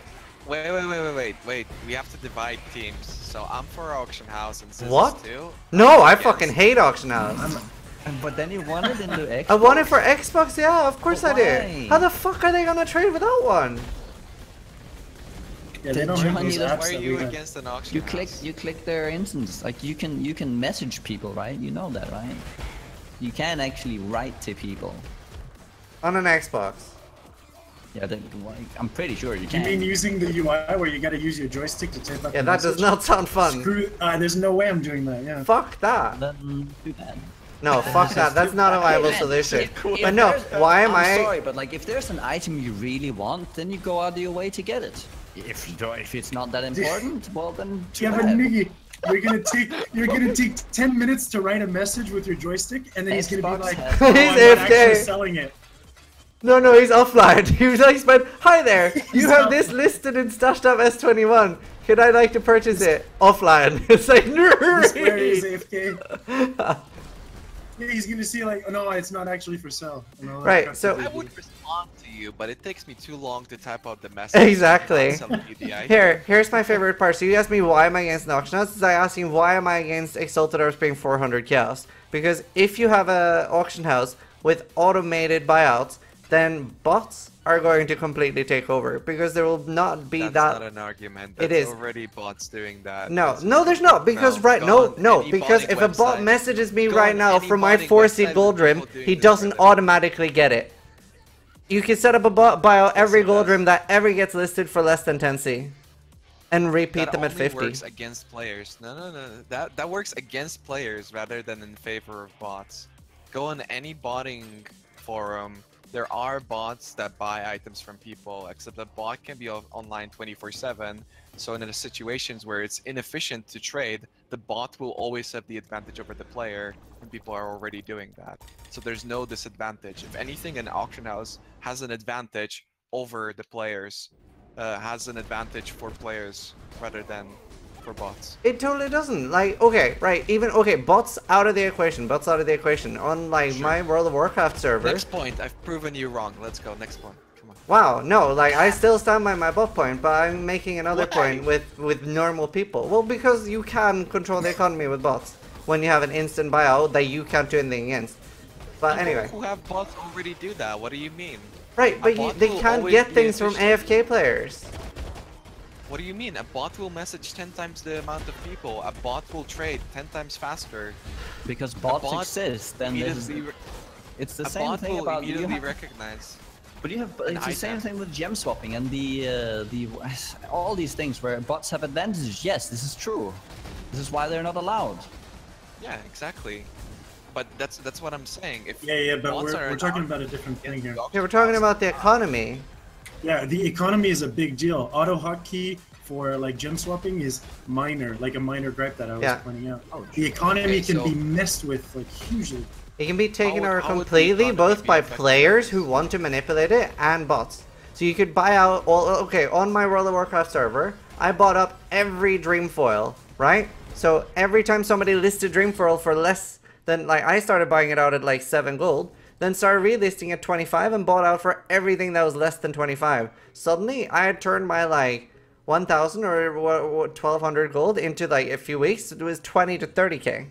And nobody could sell Dreamfoil for less than that because I just kept buying it up. I don't want something like that to happen here. Where if you want to buy a player. Yeah. Yeah, you're not a bot. You're just Right, but you can working set up a with the bot to bots do that this. Economy. you're working You against instantly... yourselves, eh? No. Because you can instantly like list something and a bot will buy it. But right now... the same way you No. were buying. You Because... think World of Warcraft didn't have auction house bots? What do you mean? You think that was a good idea? No, exactly. It's a bad idea. And right now, there's that like, if my bot tries to buy something off Raiz QT, well, he's AFK. There's not that instant buyout. Like, there will be 4C gold rims up for sale. You Yeah, can't... the same way a player does. There's no instant buyout, the same for a way for a player as it is for a bot, yes? You Yes. end up with the same thing though. If Yeah, there you end is up an with the instant exact- buyout, then you will have 100% market domination. Faster. So you just push how fast price fixing becomes a thing Yeah. throughout the league. You just Push how exacerbate fast price exacerbate fixing- all those issues But immediately. bots don't do that. Bots don't price fix. What? Of course It's not the not. reason for a bot. Are you Why joking? would a What? bot price fix? Are you kidding Why me would a right bot now? price fix? Why would a bot price fix over a player? To make fucking tons of currency. Right, But a imagine if bot you want to can buy be a gold rim, it's sniping. 20C. No, If price there's a fixing if there's a is- buyout button, they can. Yeah, but price What fixing is is impossible? monopolizing a market. It's Yes? not. Why can't the bot do it? Yeah. Yeah. Answer the question. If Why price can't fixing a is bot not do it? monopolizing a market, why would you get a bot to buy out all the items? That makes no sense. Are you To fucking player kidding to me right buy To now? do exactly what you just said. Monopolize the market. Yeah, but a player can do that. No. And a No, bot a bot do can way buy out quicker. faster than you. Okay, so say you accidentally, say you've just gotten like a Soul Taker, and you're about to list it for 500C, you accidentally list it for 50. That buzz instantly, before you can cancel your order, that buzz It's instantly bought your Soul Taker. It's gone. You didn't even know it existed on the listing, and it's already gone, right? The bot gets an API. It knows everything. So if Yeah, so if does the a player player. sets... No, because the bot, as soon as it's there, he will buy it. But a human doesn't have time to even react to that.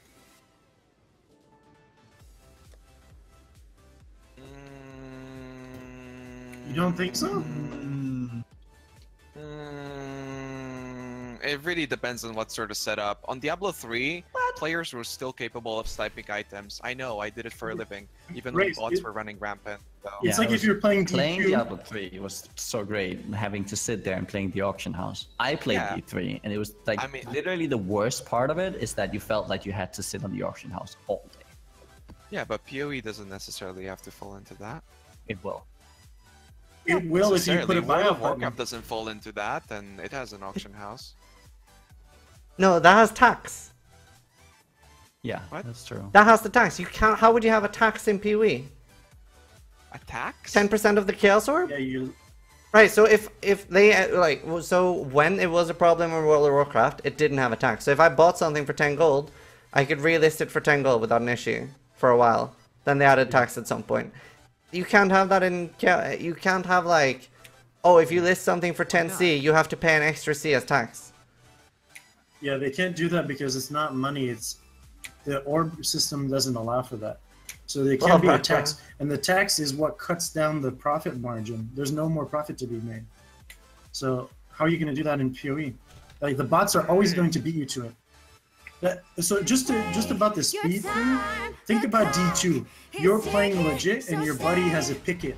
Huzzah, The item to falls on the 11 ground, months you of don't even keeping me know it sane dropped, during the right? woes of college That's what it's going to feels be on the given. auction house. Thank you so much, Narvar, for the 11 months, dude. Appreciate that. Sure. So we agree that the bot is faster, right?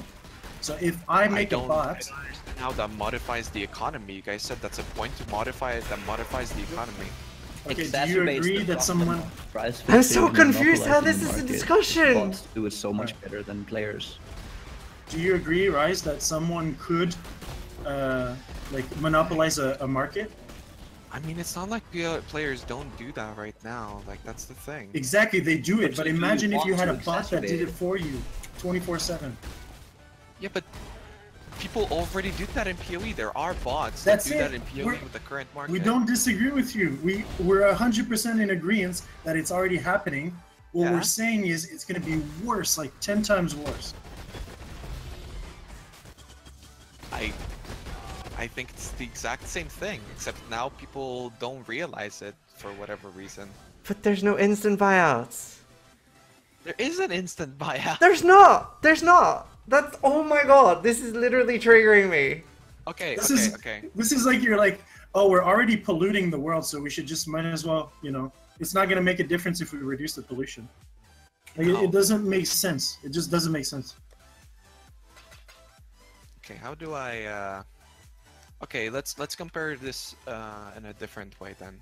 So you want to buy a specific item, and the bot wants to buy a specific item right now in the game, and the player who you're trying to buy from, who do you think is going to get the item, you or the bot?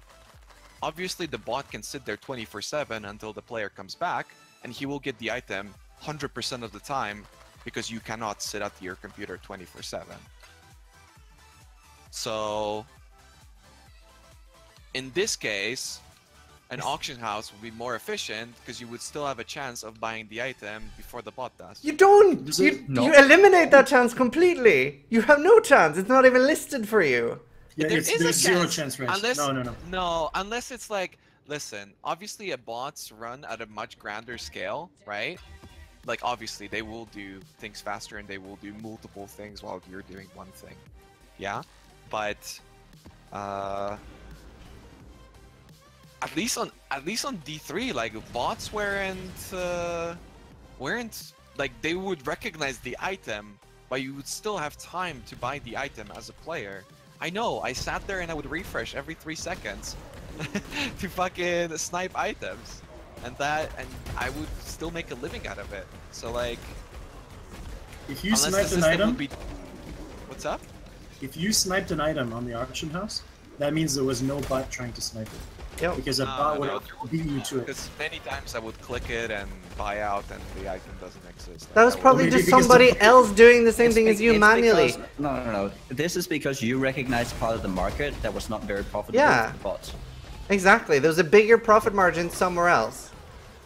Yeah, maybe. Also, one thing that, because you said that bots can do it in game right now by trading with real life players, that's huge. Imagine if you have a business, you have to run many PoEs, many bots that click around and talk to people and trade. That's really hard to run so many computers and scale it like a million times. But a script that just uses the website API to instantly snatch up an item with buyout, that is so fast. You can scale that up a million times over. Alright, okay, I concede the point. So what your point is that it would modify the market, therefore it would mess with the economy, which is a problem. How many just people speeds up everything. How many people do you think would quit the game over that? Okay, so already people- right now, every league it's because getting of- worse right now. We have people like, because the economy management and stuff is getting No, worse. How many A lot. people would say I'm quitting A over lot. this? We already have this problem. You think a lot? A lot of people are than already the- annoyed and quitting over the economy, yes. Because Yeah, of but that's- trading? That's a weak point, Raiz, because it's not about like, oh, will you quit? No, but if my experience is less enjoyable, then we shouldn't do it, right? Okay, It doesn't your matter. experience is less enjoyable because of trading. You quit the league because you don't feel like trading. How many people... Racing is not viable because so many people do races, and then trading becomes cancer, and on every racing thread you see these people spamming, "Ugh, all these fucking solo self-found cucks, I can't trade anymore." That was a big problem. I'll tell you one thing that's gonna happen.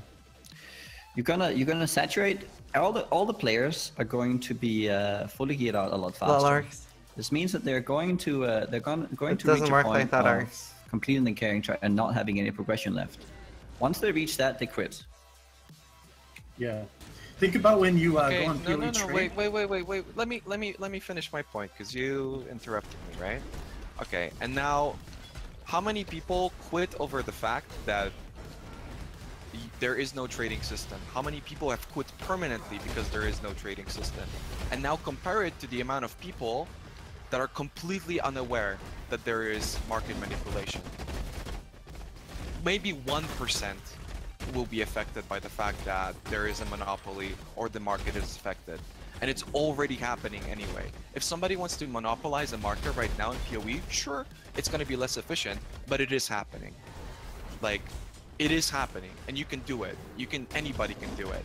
To lesser extent, sure, and a bot will do it better, sure, but you can still do it. It doesn't remove it. You think it's a good thing exacerbating a problem? Okay, but you have to think about the success of a game. A lot of the times is based off of how many people. What is the actual issue here for players when it comes to trading? I want to identify that problem. Thank you, Bolak. I before appreciate the 5 months in a row. Blindly adding a solution because it's the only one. Interaction is the problem. What kind of it? You have to specify what part of the interaction is. I messaged 6 people and they're all AFK. That's my problem. But people going AFK is the problem.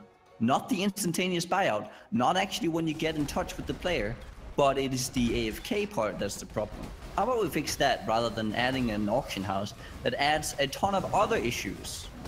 How would you fix a player being AFK? I have a fix. I have a fix already. Are you ready for the fix? Yeah. Right, okay, so you have PoE trade in-game, and you have the API can already do this, by the way. If you have, you can search for players that are not listed as AFK. Boom. So you're saying the PoE website would stop providing API information from people who are AFK. So PoE trade cannot track people when they're AFK. No. That you have a tab similar to right now. You can search for online only, right? You can also then search for another one, which is not AFK. No, but in order for it to be a fix, it has to stop showing people who are AFK completely. No, it just has to give them the tag. If you have. Okay, fair enough. Yeah, so okay, but that's impossible. No, it's not. It's already in the API right now because like Excel trade, you can turn off AFK. Multiple minutes delay. What are you talking about? Okay, I'll tell you this. If that's impossible, then okay, but then that's why I said put it in game. Auction house is impossible, Raiz. You can't make it. It's impossible. It's not. You can't program it. It's an impossible feat. It's never been done before. It makes as much sense to say. It makes as much sense to say that you can't track whether or not people are fucking AFK or not. Okay. Sure, I still have a problem if people are AFK or not. Yes, but you can see it. Okay, let's say, okay, so someone lists their item, right? They're currently AFK. Now, the API then updates and says, this guy is AFK. So, this item is really nice and you really want it. You throw him a message knowing that he's AFK and say, hey man, could you message me back once you're here? I would like to purchase this item. On the other hand, you want to buy a quick item, you don't really care about the best profit margin, so you're okay with just tracking the people who are online. Now, you search only for people online, all the AFK people are now listed out, and you pick whoever you want from that list. Sure. Done. No, I still have to interact with the person, yes. Go to his hideout, yes. trade, whatever. That's important. This is the game. What do you mean this is the game? It's important that happens. Yeah, very important. Yeah. Player interaction, sense of community, harder for bots to abuse it. That's the part I care about. Fuck the player interaction. Another example? I really like. Okay, so from GGG, what is the goal for GGG, right? To bring in a lot of players. Okay, have you read any of their? People are quitting over trading. People don't quit over market manipulation, like... They already are though, look at all the complaining about the Exalt price. If you have an auction house, there will be 400 chaos per Exalted Orb on LSC. Guys, listen. First of all, I want to say, obviously I agree with Nugi and Ziz on this, but I think we aren't listening to Raiz's point though, which is actually pretty good. He's saying, I'm willing to take the market manipulation getting worse in exchange for bringing in so many new players, because when we tell them that the auction house will come out, so like you know that this is going to bring a lot of players. Some people don't care about the market manipulation. They only care that there's an auction house.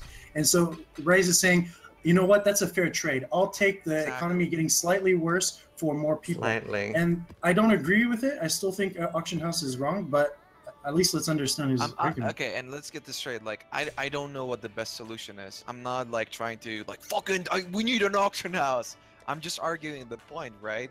Because again, so many people quit over this. Well, when it comes to market manipulation, literally 99.99999% of the players out there will never be affected by market manipulation or economy changes it goes this from or a anything. How will they not? to like a millions of a percentage, and then it's like it's this this like weird like, and all the people quitting over trading is a lot, but not a specific number. Like, right, we don't know, but I think Nugi's right that some of us are going to quit. The veterans, some of the people who really know the game, they're going to quit. And then all the casual, you know, the people who play on Steam for like, they see the game and then they play for 10 hours, all these casual people coming in, they're going to love the auction house. Wait, so Raiz is kind of right you about would that. quit over the auction house? Well, If I don't they know if I would. an auction house, you would quit? It depends, because but I'm not an average player, Raiz. Like I do the trading, and trading average economy is player important to me. ratios. I think nobody can argue that average player ratios are in favor of my argument. Wait, no, I don't understand. You're Wait, 100% right. That's why I said I cleared it up. You're Right. right that I think more people would play the That's why game. I'm asking you guys. Like, would you really quit I'm- over an But are auction we- I'm house? confused as to Not how an clear, average but player I- is not affected by inflation and the economy, though. They're already Because complaining. You see- casuals. No. The casuals, like the mass people, they're not buying the top ticket items that you can manipulate. They're buying little items that. No, are I common agree. in I the agree. boss But set. already today, you see people complaining on Reddit that the Exalted Orb is 100C. So imagine if inflation gets really bad and say that this, say bots go ramp and say this becomes a problem. Like I think it will. And Exalted Orbs are 400 chaos. Exalted Orbs are 400 chaos. Do you not think that will be a problem? Though? To be fair, I actually don't think that the Exalt Lord being Hey, Dark high Side. really matters. I that don't. much. Yeah, I don't understand. That's mostly how all of that's sudden mostly it a would problem with make it- perception. Like people get this idea that that they can't afford certain things because of this, but that's just people not really understanding what's going on. It's not people just not understanding the economy, is what I would say. I think what's important here to keep in mind is that GG has already put a lot of time and effort into thinking about this issue. They've put on multiple posts, and they've also stated the reasons to why they won't have an auction house and why it will never be a thing. Which is about player retention. Player retention is very important as well. Adding a lot, like having a short-term gain to where, oh, let's just have a huge surge early on, let's get all these players in, and then have a much quicker drop-off and a steep, like where it just crashes. Everything just crashes. Because there comes a point, like, you reach saturation of items way quicker. And this is what they don't want to have happen. Wait, but how does an auction house generate more items? Because the availability of the items, if you don't have to go through player interaction and having to wait for items, and if the let's say you want to buy, like let's say you want to upgrade an item, if the opportunity cost of the auction house is non-existent, then you always gravitate towards that because it's the easiest. Like Raiz, it's like you know how long it takes you to put an item into your stash. That is the trading stash. Sure. It takes a second, right? So if I just did that and then my item is listed, easy. But right now that's not the case. If I do that, then that means when someone PMs me, I gotta talk to them. I have to get That into still an doesn't instance. generate more items. That's just a supply Yes, and it demand does. thing. It does. I don't sell 1C items. There's items I don't put in my stash because they're not worth my time. So he's right. There will be more items. It's. I can tell you from playing it. You end up with just the whole game has to, you have to balance and accommodate for that all of a sudden as well.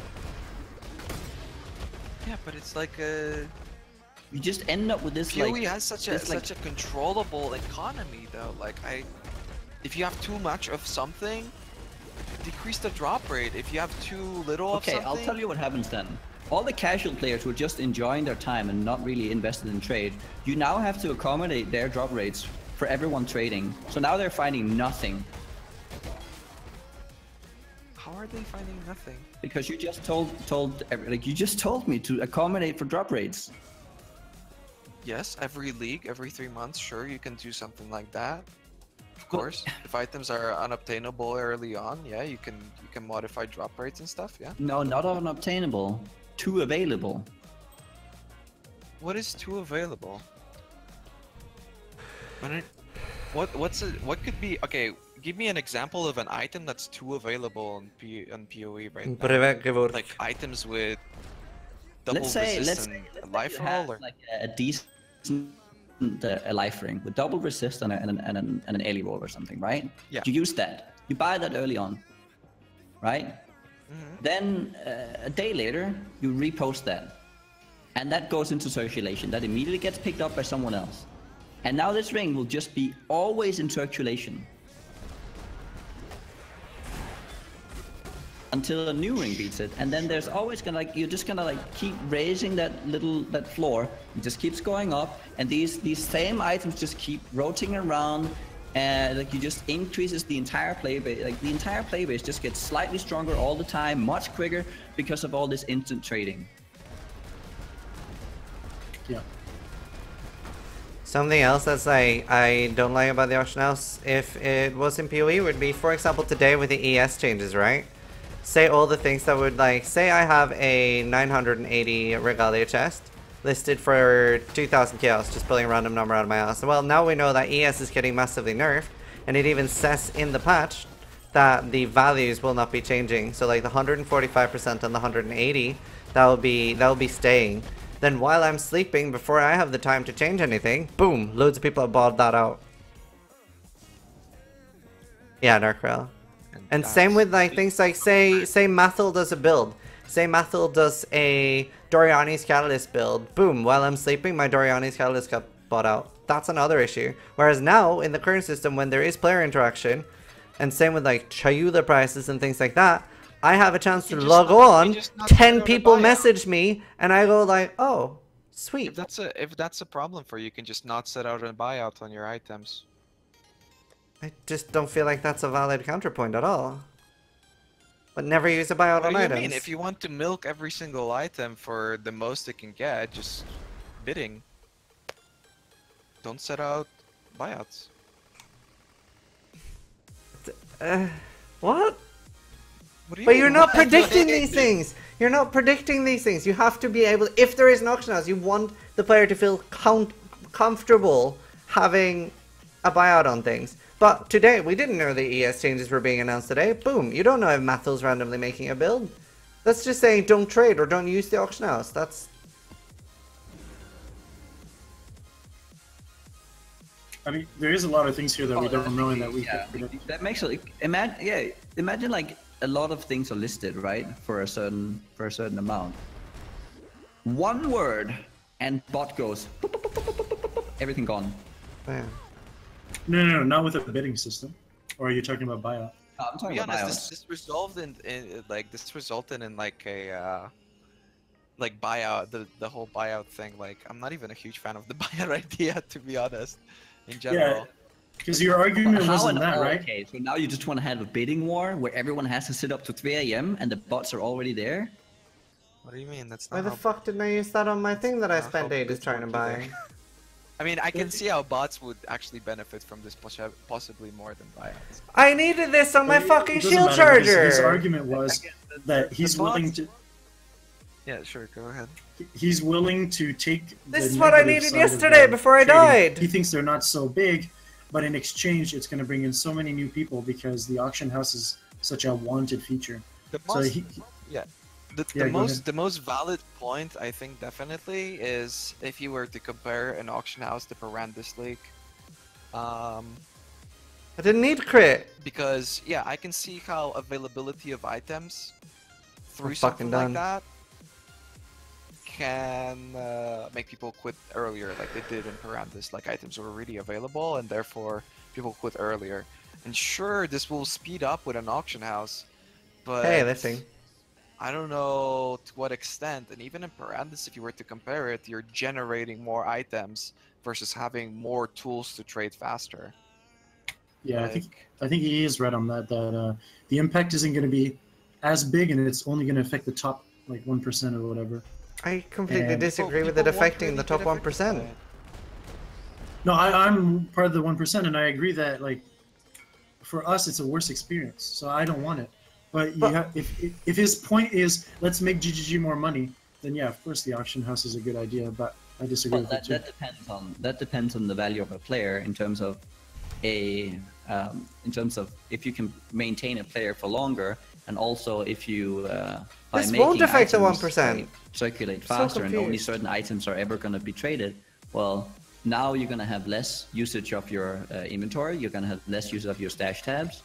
If you don't stay in the game for longer, let's say that player retention has a huge upside on sales of microtransactions.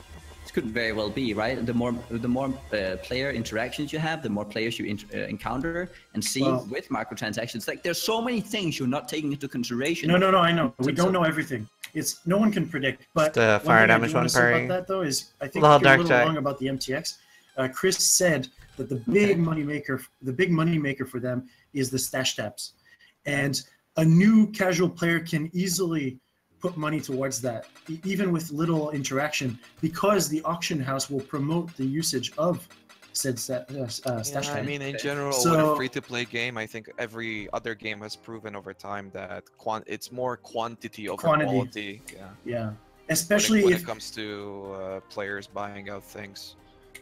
especially if what brings those players back or playing now is the auction house, which requires the stash tabs. Then that's easy.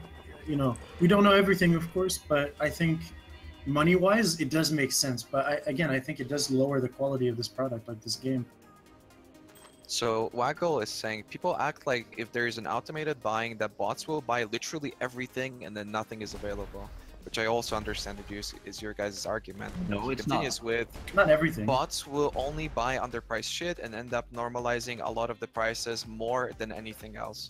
And I stand by that too. What's to You guys stop were the bots talking from about buying out every monopolizing the single gold market, rim and but- relisting them at 20C? Sure. How does that not affect the normal player? If You a know what? normal We should player, do that now, actually. You should do that You now. can't do should that buy now. Every single You life can't. sprig and modif. you can't. No, you can. No, you can't. You. What do you mean? You can do that with People a are bot AFK. easily. What do you mean? It still ends up being the same thing. It doesn't. It You really can't- doesn't. you Not in can't practice. You really think you can impact an item like that? You Yeah. really think it's a you can. worthwhile investment for a bot to With the buy out buyout every single option, item where and nobody has reduce it any at 10 times defense, the price? no way of declining. Yes, I think you can. Okay, more players equals more saturation market. What about that? Players quitting over no trading equals less things on the market. Therefore, it slows down the impact of bots trading faster. You can like make a counter argument to all of these things. Like, come on. Well, No. yeah, but do you want to lower the quality of the game just so that you can get more people? Because that's what I feel is happening here. This is the debate. Lowering is- the quality of the game. Yeah, Yes.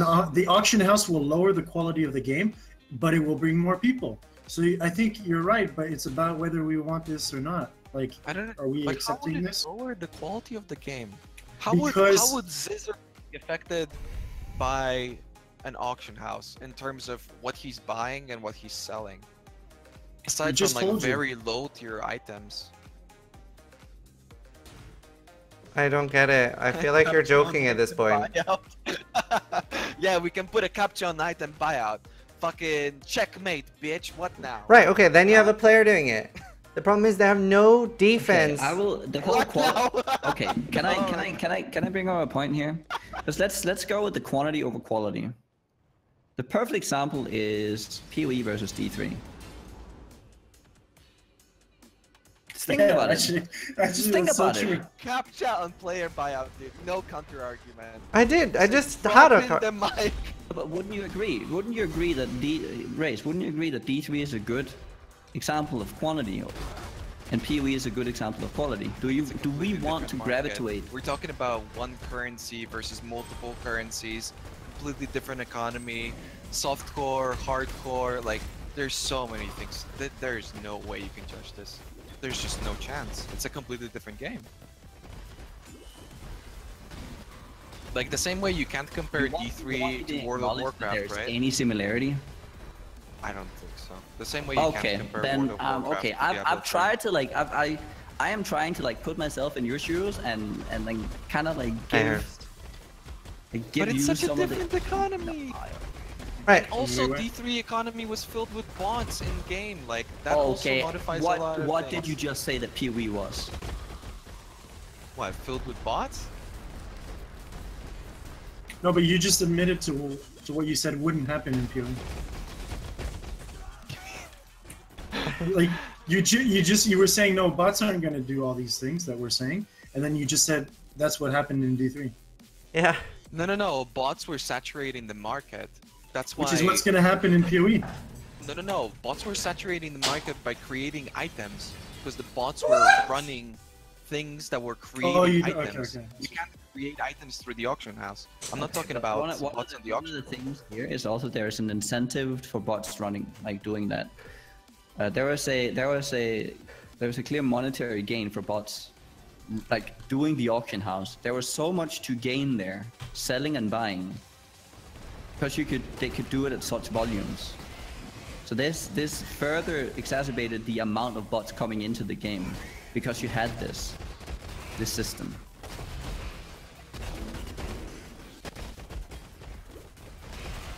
Adding an auction house would probably also add the amount of people trying to bot the game. Oh, Even aside from bots entirely, what's to stop me, Greendude, and Nugi from like controlling a market completely? Like right now, there are so many safeguards just behind the player interaction that we can't do it, or that is annoying or hard and not worth our time to do it. That has less of an impact on the overall experience. It doesn't. I do think it does. Because you target. Understand this where you're getting this idea though, like. Because I've saying, done like, it in games. Yeah, but like, how will Exalted Orbs be 400 Chaos now and stuff? Like, where are you getting all this stuff? It's a From supply-demand experience, from market. doing it in games. But it makes no sense in Path of Exile, dude. If there's 400 Chaos for every Exalted Orb, you stop exalting and you use Chaos to roll items. I can see it speeding up the economy, like any sort of power creep emotion does, sure, but it's still a supply-demand system. With the currency being so versatile, you can't just go you can't do anything with gold in Diablo 3. It has no value. You can't craft with it. You can't create anything with it. But in Path of Exile, you've got this flexible currency that you can constantly move around. There's no world where an Exalted Orb will be 400 Chaos, because there's no market that would allow that. You probably would have said that before as well, though. What did it hit now? 130. No, and people are still using it. When Exalted Orbs were 30 Chaos, There's several things you can only use Exalted Orbs for, like multi-modding and like scouring suffixes. In the past, it was always completely unreasonable to exalt items despite the chaos ratio being completely different. While nowadays, exalting items is a natural thing. In the past, if you were to ask somebody, hey, should I exalt this? You would tell them, no, you never exalt any item. Because of the way the economy was set up, but it adjusted itself due to players. We already did LSR. It's a flexible currency. It just can't happen. I understand the argument with monopolizing a market. That totally makes sense. Sure thing. Up to a certain extent, I don't think there really will be bots that will buy out every single item and release it, because that's just not what people do in any other game that I've ever played. I don't know. I can't see that happening, but sure, I guess. But like, this is totally different. It's a working economy. It's also an economy that can be adjusted. One of the reasons why buying out things and monopolizing markets in D3, or not D3, World of Warcraft, was also that you're creating consumables. Right, so you have all these like flowers or whatever. Yeah. And you just keep buying them, and people have to get them. There's like an amount people are farming them, And then there's a supply and demand here, right? But there's always like there's going to be a conflict because they actually disappear, and so there's going to be this because the people are going to raid and they need consumables and so you buy out everything. And so well, I need to fucking do this. I need to have this, and there's only so many that comes into the market, so it's a much easier thing to control.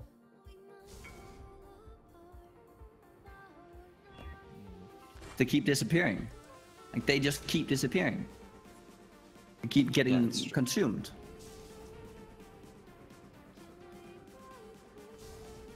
I think those kind of problems are I think there's a lot bigger problems in games like WoW with bots monopolizing those kind of markets.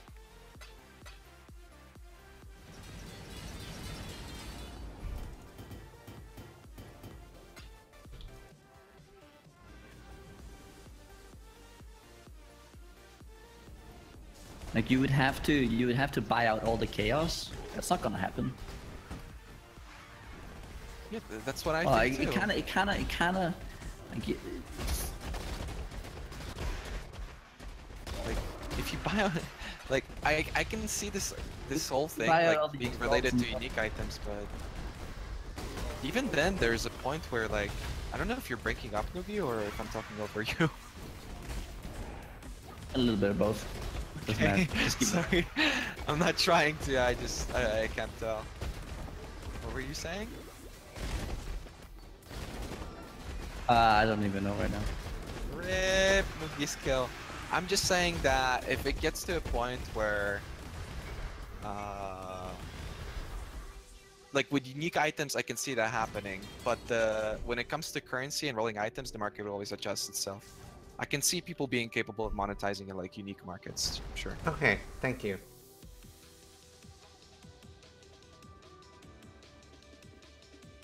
Yeah, I think it was never. It was just an like a debate about the impact that we don't agree with. But I think Raiz makes a good point, though. I think genuinely, I think that Raiz convinced me that GGG would make more money with an auction house. I think there's no doubt for me. But I don't think it's a good idea because I feel like it really lowers the quality of the product. Don't get me wrong, like I'm not like, oh I need an auction house, you know, I'm playing this game. I'm fine with the trading system. Shit, I'm fine with it even more with solo self-found because I think the game works in that way. I just think that there's counter arguments when it comes to the current trading. There's definitely flaws that many people can point out. And it's not like an auction house is neither the be-all and have to have it, otherwise we won't play, nor is it the ultimate fucking truth or anything like that. Like, because a lot of people treat an auction house due to D3 like this ultimate cancer, like this thing that fucking destroys games and everything, and they don't take into account any of the things that we've talked about, and they don't take into account the currencies that are being used in Path of Exile as comparison to Diablo 3, where currency in Path of Exile creates items, while in Diablo 3 it was only something that you could use to buy items from other players. Another, so like, it's that's so difficult in PoE because of the no tax. Like, if you have the ability, like in EVE Online or in WoW, to have a tax, you could use silver coins or branded coins as tax, but there does need to be a tax thing. Yeah, I think the thing is we don't know enough, and like it's really hard to predict. But there are things, Raiz, that and this is where we disagree, is there are things that are like you can predict this 100%, and like that one example of a bot buying out is like 100%. I think there's no room for argument against the bots having an impact. Thank you, Hans. I mean, yeah, sure. soon. I agree with you guys that I am bots getting a buying out headache faster from this. Please would make be it stop. the thing, and it being more efficient, right? Like I'm not it's disagreeing with that when the auction house comes into play. I'm just saying that you can take into account the fact that right now in the current game, a bot will always buy the item over you anyway because it's got infinite duration. It can always be in game while you can't. So in the current state of trading, it's not that I disagree with bots on the auction house. It's in the current state of trading, a bot still has the advantage over a player. And that's, I think, something to be taken into account also. Well, the thing also that we should point out is that the bots that we're talking about, like Zizaran and I, for example, the bots that use the API and use the website, they're legit. Like they can't be banned. They're just a script that it's like your browser doing it for you. Yeah. Whereas the bots that you're talking about right now, that have a client and they're clicking around and they're trading with you, those are banned. Those are they're against the TOS. So all right. So again? Let's just bring it back. So what's the counter argument to a CAPTCHA? An auction house with a CAPTCHA. What are the downsides then? Where a bot can't abuse that, right? Then people can. Then what? People can abuse that. Yeah. For unique items, very easily. I could set up a group of people like, hey, Greendude, do you want to dominate these 6 markets with me and my friend Gucci and like 10 other people? You can make the economy hell for people. Easily. You can't make that right now. No, because right now it is not worth your time. But with an auction house, it is. Worth your time. It's, no, because he's disagree with you, I think. No. He's saying once you type in the CAPTCHA, that was your time. It took you 5 seconds, and now you have the item. Whereas right now, the time is like partying up, trading, all that. Ziz is saying that part is not worth your time. yes. And more importantly, people being AFK, and then it's too hard to control the entire.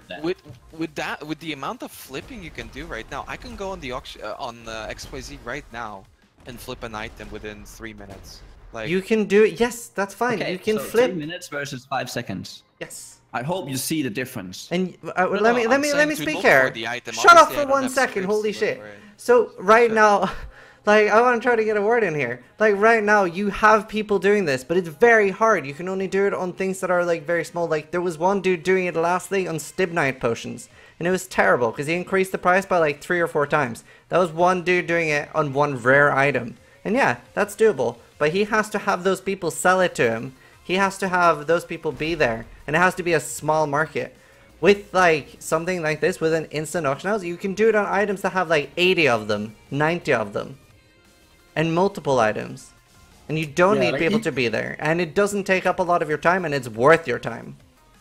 Sure, but Even not like a lot of streamer people- you could just ask your stream to like help you. You can have a strong impact if you have a group of people doing the Yeah, but CAPTCHA. not a lot of people do that right now. So sure, it would be Because with it's harder bots, right it would now. be quantity. Exactly, it would be with bots. It would be quantity, or not bots, but with players doing that on the auction house, it would be quantity over quality, because a lot of people would do it. While now, not a lot of people do it, so it's quality over quantity.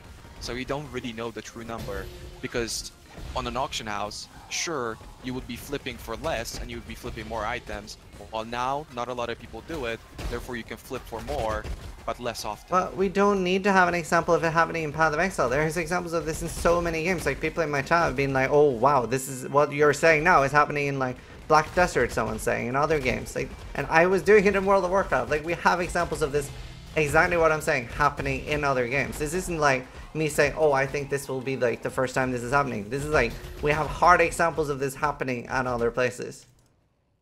What do you mean by this? Controlling markets? Oh, I'm done. The thing Yes. is, You're acting Trading- like there's people trading not is controlling the market right now. so trading I is don't- I actually still Right, but don't you're see- making their life easier. No, More no, people but will do boil it. it down to the economy, right? Because at the end of the day, if keep if talking we're about not taking fucking the bots. amount of player problems, if we're not boiling it down to the amount of players, and we're boiling it down to the economy, it's still the same economy. If you take the bots out, it's the exact same economy. It's the exact same people flipping the items the same way they would normally, and it's the exact same people monopolizing a market the same way they would right now. Sure, they do it faster. Over doing it for less. Yeah. Or they do it faster over doing it for more money instead. It's a trade-off. Sorry, Nugi. Okay, so there's been a lot of talk right now about like the impact of bots and like cornering the market, which is probably one of the less important things here. Like so first of all, you have to like decide what is trading in PoE, and what do you want trading to be? Do you want the game to be about buying out items, or do you want there to actually be player interaction? I don't Yeah. want the game to This be is a about core- spending an this is- entire game. I don't want the game to be about spending an entire day to Okay, gear so- from life to CI. Okay, Reyes, I wanna say this right now. Because something is not because there is this idea that right now you have to spend an entire day, doesn't mean that the opposite is then true. Yes, I agree. Like it's not either Yeah, or. that's my point. That's my point though, because you guys are saying No, that it's this You satanic want thing. an auction house so you can. Like, No. I never said that's the. Okay. I so- never said that. I didn't say I want an How auction do house. you want All the I'm auction saying house to function? No, I didn't No, say. how do you want the auction house to function? I'm asking you now. Then respond. No, because you're. No, I want to My know. point. No, how- you're making my point something else than it is. Only No, all I'm not. tier I 2s You're talking times. about cranberries. I'm talking about chocolate. No, I'm not. Yes, because you. No, but he's saying asking that- you to state your point right now. Function. What would you like to How see? would you like it to function? like a regular auction house, What is that? like an Like auction D3? house. In What the D3 fuck is a D- regular auction? Explain it to me. I'm What it explaining is. like a normal auction house in Diablo 3 without the real money auction house. There you go. It's the simplest example I can give. But with buyouts. Yes. And bids too, of course. You want bits and buyouts. Yes. Well, if you're gonna Okay. do buyouts, you might as well do bids. Because like you're saying it like I want the auction house. I'm just arguing that both things have their merits, and both things have an advantage. Yes. And an auction house isn't We're in the something bad that timeline. fucking ruin the game, like many people claim. But and kinda neither like is you not guys. having it. No, because you keep putting it, like you keep making these like hyperbolic arguments where it's like, or hyperbolic arguments where it's like, if we don't have it right now, like the current system is just ruining everything. No, I didn't say that. And there's like the only way to fix it, but that's how it sounds. No, if the current system would be ruining everything, I wouldn't be playing the game. Like, I'm not trying to make it sound like that. I'm just saying that it's not the worst thing on the planet to have an auction house, like a lot of people think it does. D3 doesn't have an auction house anymore. It's But still a shit that's game. fine. But This triggered, yeah. That's not what I'm arguing here. I'm saying that the game is. You have to first figure out how the game should be. I say that there should be player interaction. Your immediate counterpoint is, I don't want to spend my entire day trading for an item. Yes. I would prefer that. So yeah. okay. So what you're then making my point to be, the only way to trade is by spending hours for a single item. The only way to trade is by spending hours on a single item right now? That is kind of what you said, though, isn't it? Yes, this is exactly what he said. No, You- to you were- complete your gear. Your counter argument to me saying that trading is that there's value in player interaction and trading with each other is that it takes hours. That's what you I dislike about it, think right? it takes hours. Yes, Why does it have to? it doesn't have to, but it does. That's not even true. You can get unlucky and yes, it could take some items could actually take hours if the guy is not there. No. I'm not talking about buying a single item. Is easy.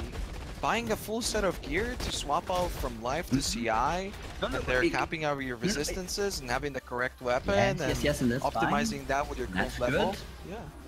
Yeah, that takes a long time. Yeah, It it's takes a that long much. time.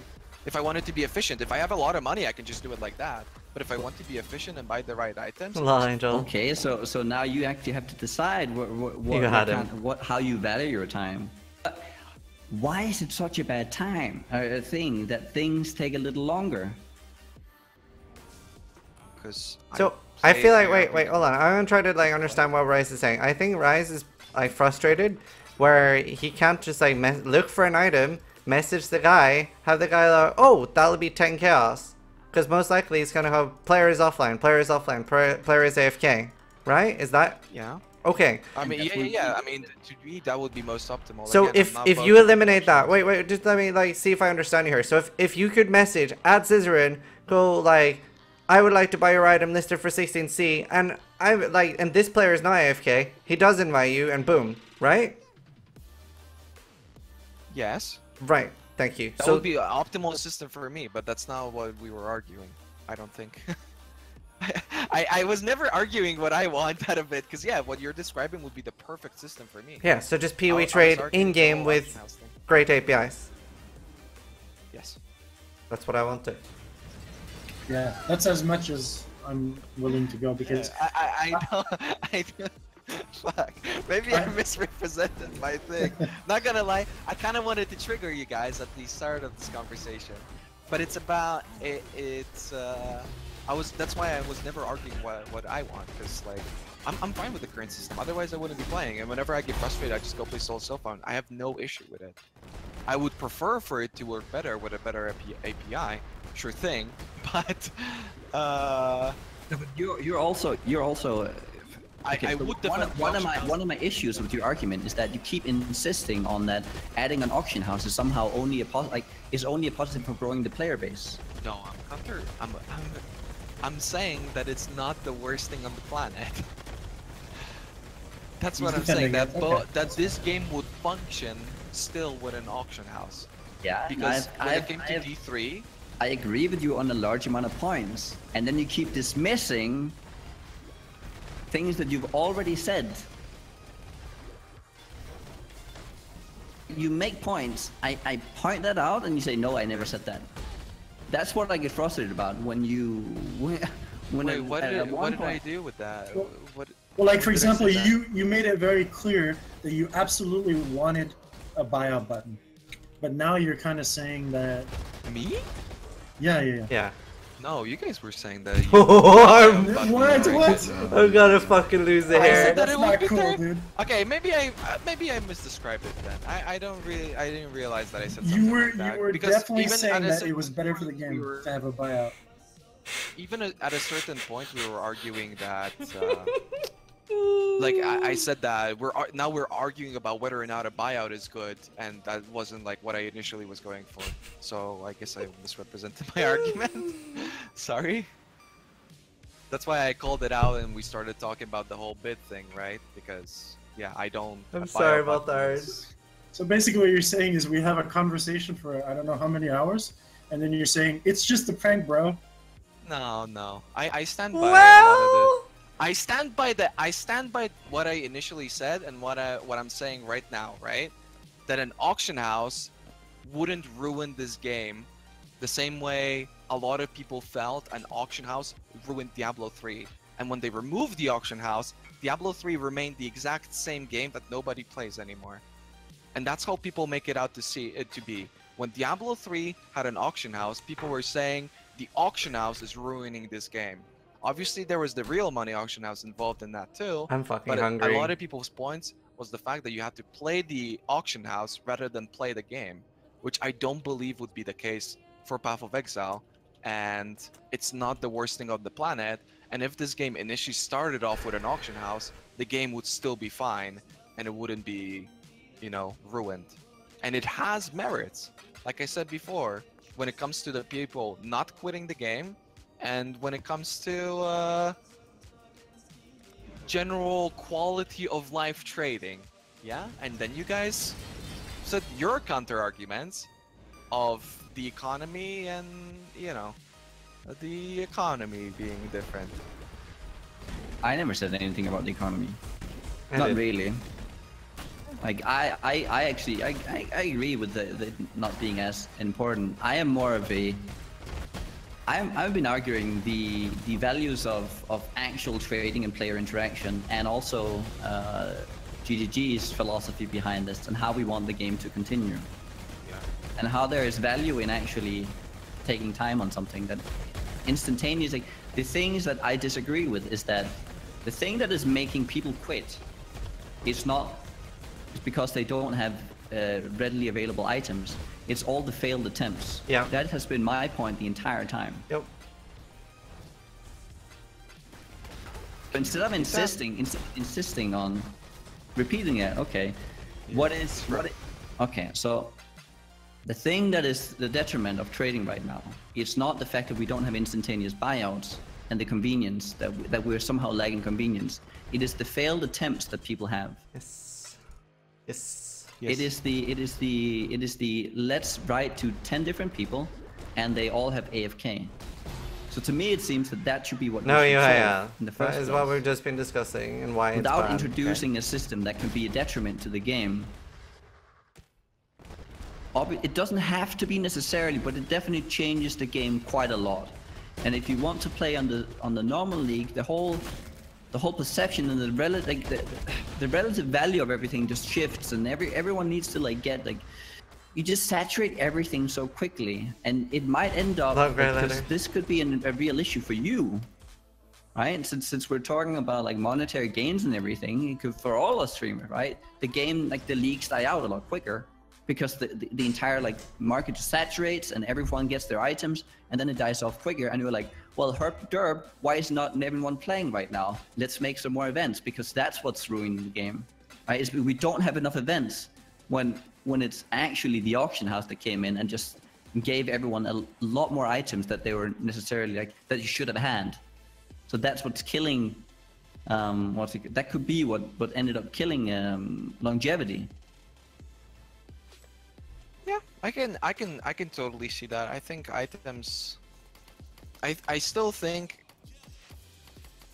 the trade-off is there, right? The items coming into the economy due to more people playing versus the items versus what you're saying with basically everything speeding up a lot more. I can totally see that. I just think that, you know, it counteracts itself to a certain extent, but it's obviously really hard to judge. I'm surprised that because you were saying that you value the player interaction. Yes. That was what really surprised me. Yeah, like... For me, I mean, well, I also play games differently. I feel like, you know, when I'm playing Baldur's Gate, I'm playing with a single character and not with 6 people, right?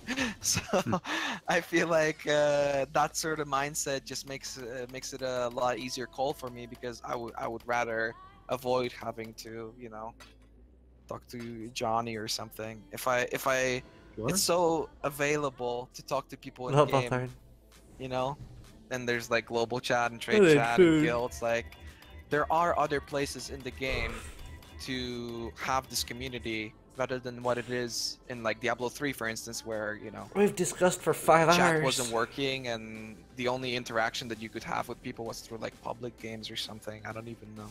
Well, in PoE, you have all these outlets you can that you can get together with people. Even the forums are like a good outlet, something that was completely dead in Diablo 3. So I just don't feel like trading necessarily needs to have that aspect for players to still have a sense of community. But wouldn't you agree that it could have that? Like it does, like having that actually does add it. Oh, I don't have it up at the moment, CBK. For the people engaging in it. You it might not to you. Yeah, that's what I'm thinking. Players who... Oh shit. Nugi! What? No, Orlando. Oh, well, I was just saying that maybe to you it doesn't have value, but that a lot of players could actually have, like, might actually value like the interactions they get through trading and having that experience. Yeah, I mean, I can see that.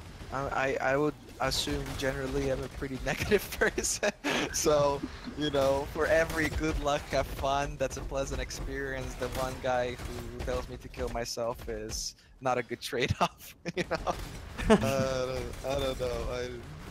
I'd rather just seek other sources. If we're only discussing whether or not because I think this becomes a very binary like discussion.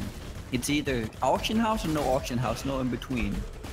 I just feel like that's such a bad discussion to have, because first of all, we already know auction house is not going to happen.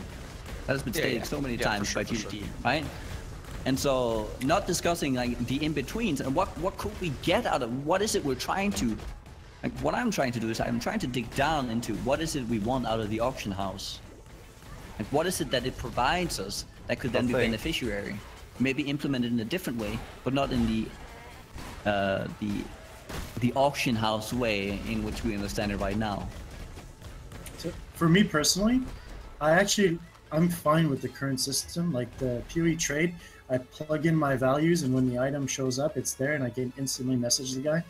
Everything's working fine. The only gripe I have is I need to party with him and be in the same instance. If I could do maybe like just the party and then trade from 2 different instances, or even better, just send a trade That's from a Greendude. Whisper, and in the trade window do the trade like that. That's all I need, and then I'm good forever. Oh yeah, Like, that would be really good too. I think they've talked about that.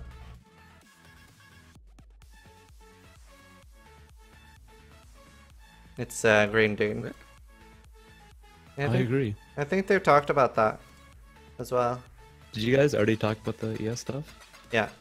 We've been talking for the last 5 hours. What was the verdict?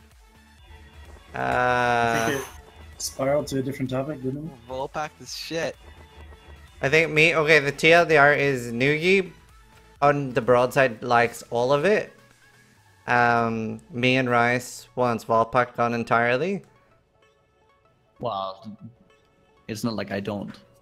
I want to do the leech rate. Well, I thought you didn't. Well, I've never said I don't want to I guess, have yeah. any changes to Volpack, have I? No. I just you No. do like playing devil's advocate a lot, so it's hard to like. I think we're Well. all very bad at debate.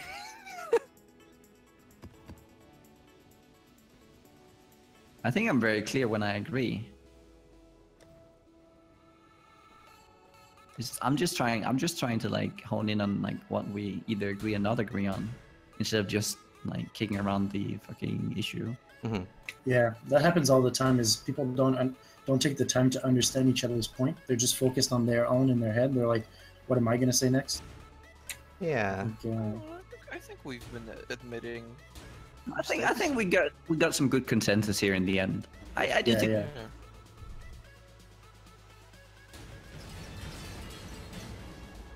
Too much Did past you guys Raiders. ever I just- agree? it's just- Go ahead. Oh no, go ahead. I was gonna ask if you guys ever agree on how much effective HP you should have in game, like 5k, 7k, 8k, that type of thing. Oh, yeah, but we discussed that, but you have to specify. Okay. You have to say how much you think a person should have life and like ES.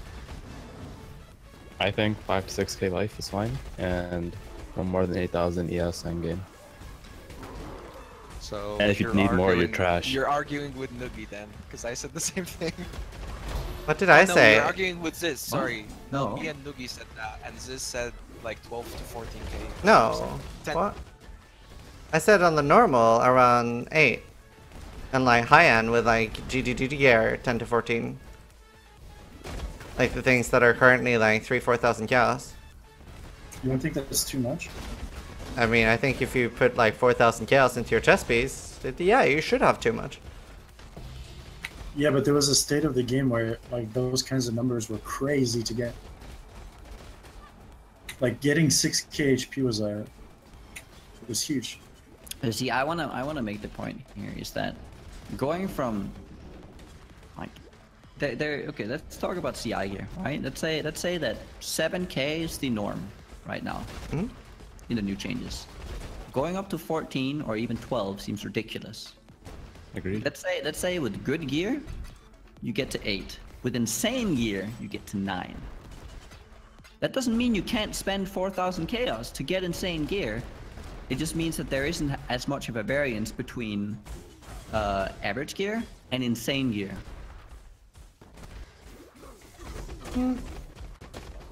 The value of the best pieces will remain the same because they will be the best. Numerically, they will be the best, and that has value. But it doesn't mean that you trivialize everything by being able to AFK with 20,000 regen in Shaper and just stand there for literally half an hour. Because that's where we are right now. Right, but the ES builds aren't going to be the ones doing that anyway. It's going to be life builds trivializing the boss again content now because you don't have instant leech on ES anymore. I mean, 14,000 you said? Mm-hmm. I think it's a lot easier to get 14,000 even with the ES changes. of ES than it is to get even 10,000 life with a life build. In terms of nodes, it's so much more you would have to spend, not just on gear, but on your passive tree, which obviously reduces the amount of damage you can get. You get like 8 nodes right now for ES, while for life you have to put on 5 nodes.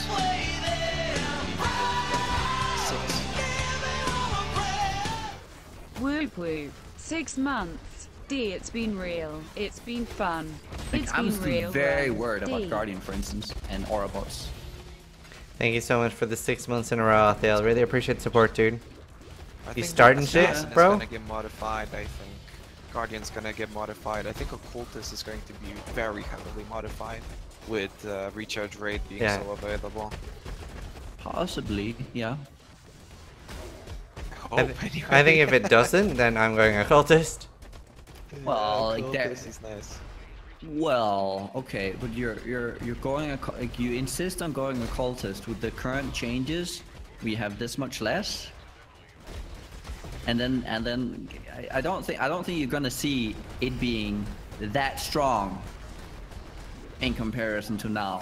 Like right now, it's no matter how much ES regen you'll get, you're still not even gonna get near the values. Like let's say you get 100% total. Like let's say on the gear. You regen 100% faster, but you have half the ES pool. No, I that don't means know that you're Chinese regenning the same amount per second, but your half pool is cut in half. Like you have half the total ES. That's a big difference.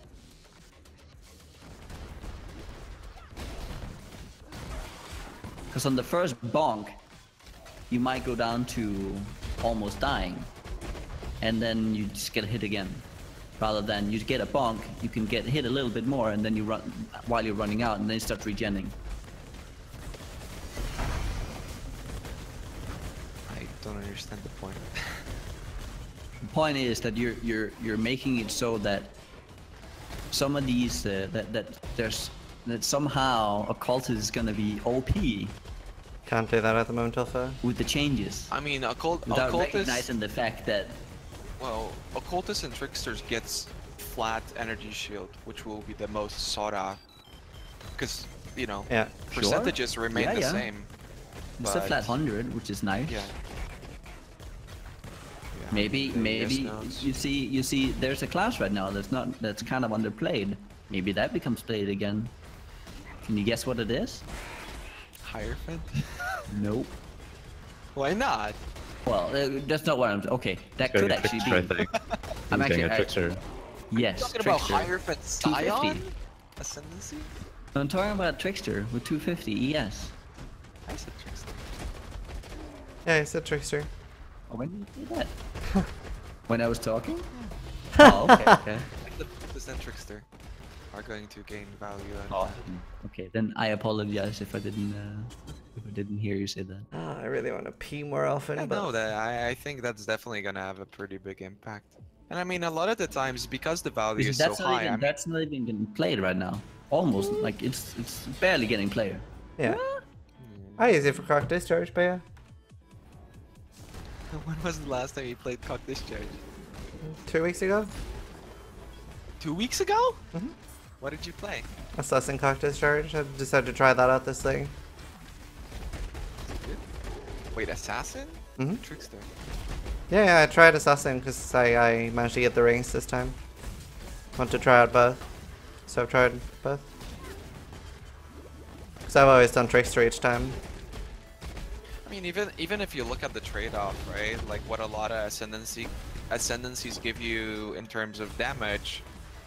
I mean, Trickster, if you just look at the energy shield, obviously there's like attack speed and a lot of other things that allow you to invest further in defensive aspects. Like that alone, the 250, that's your helmet. Like that's how much ES you're gonna have on average on a helmet. That's fucking pretty high value.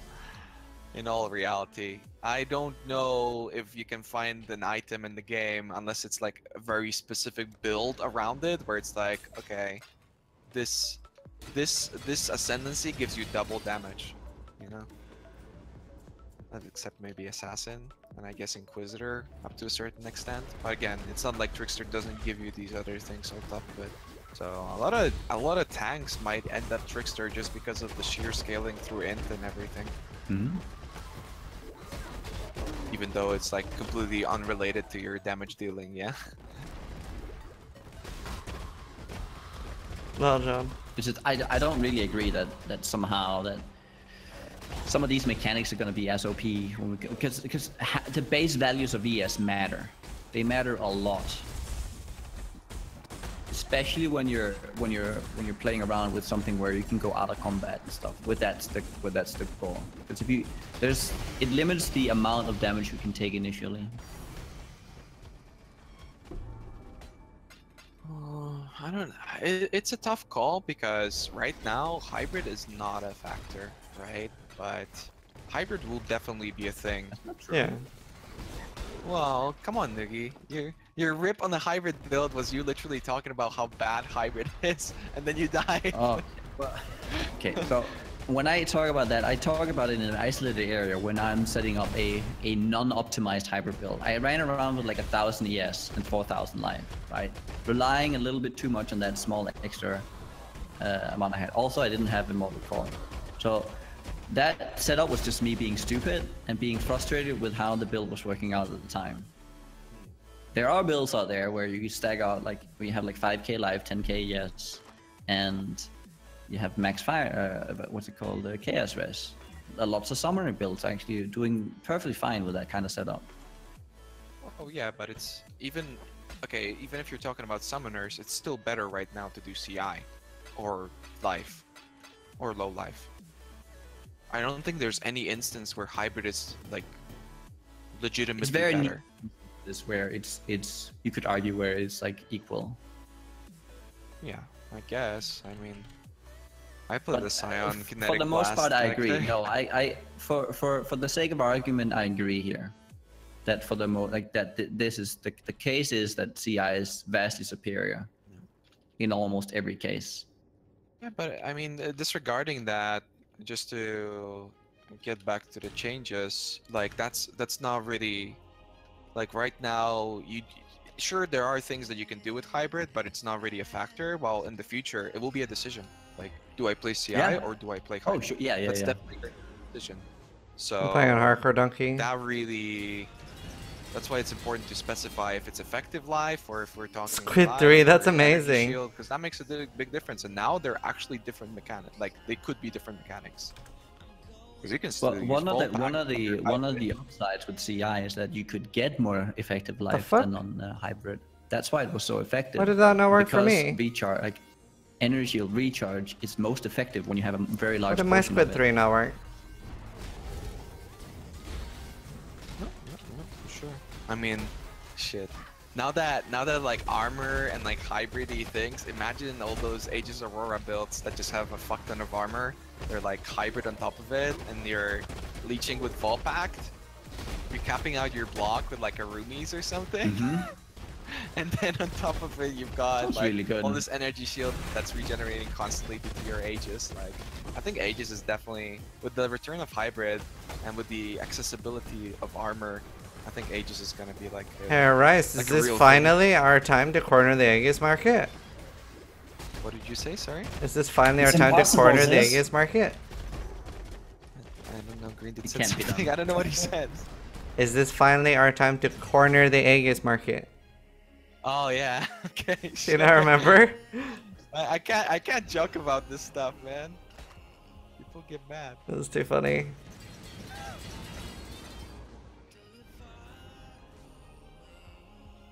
I think Aegis is good. It's still a tier 1 item, right?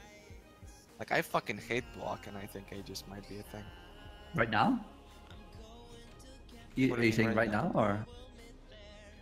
Right now, Aegis is still something. I just don't think it's necessary. All in the because it's not a solid. Like it's equal or a worse trade-off. While in the future, it will probably be just better. Right now, you can use Aegis and you can use it well and have a solid build, but even like CI build, you can play with Aegis and you can have a solid build. But there's very few instances though right now where it matters a lot, especially with Shaper out there. That just does Exactly. degen damage. You just don't. Volatile. It's not Yeah. necessary. You don't really need it. You can do it, sure, and you're gonna have an equally strong build, but like, why? Why bother? It just safeguards you against all the Yeah, wrong things direction. right now. Yeah, that too, for sure. Like, It's like no volatile, no degen, all these things are like that are the most dangerous. Maybe not Oh, the you- most dangerous. you don't care depending on really how- right now if something like trickles away at you and you lose like 6 or 7,000 energy shield. In the future, that's gonna be a real thing. A lot of small hits. Obviously, the mechanics will remain the same. Whatever fucking hits you hard, you try to dodge. Did not do Squid 3? Oh, there, I had to reload. Oh wait, Havoc, what was the question again? Oh yeah. I don't even know. I'm kind of just like in all your chats right now, just memeing and shit. But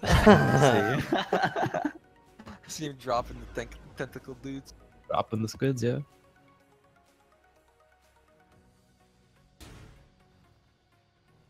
Dude, I can't believe that I've talked to another person for 5 hours. This is great. You guys been talking for 5 hours? Holy Yeah. shit. Dude, No I'm wonder trying to it play seems so, Greendude like- all day. Actually, That 6 is now. I think we started when I had like 40-minute uptime or something. I'm Oh, at I 6 would have hours. woken up early if this was happening. Nugi, where was the emergency coffee talk last I'm night? sorry, man.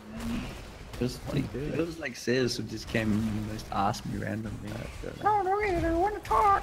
Yeah, I was and like... then he dropped the biggest bomb, like, I'm inviting Raiz. I'm like, oh no. And then we like got like a cameo from like Llama, and then like Greendude jumped Oh, in. yeah. And what I was fuck, what's the laughing about. PvP guy called? Sidro? Piga? Oh, Sidro. Yeah, that's it. That's what I was laughing about before when you said that Nugi said that he's always up for a quality discussion. I'm like, okay, so that's why. Yo, you man. did it, huh? Man. No, I like talking to you, Raiz. I like talking to you too, Nugi. I feel like we communicate poorly, but it always ends up in some sort of we finally work out what we're trying to say to each other, and it ends up okay.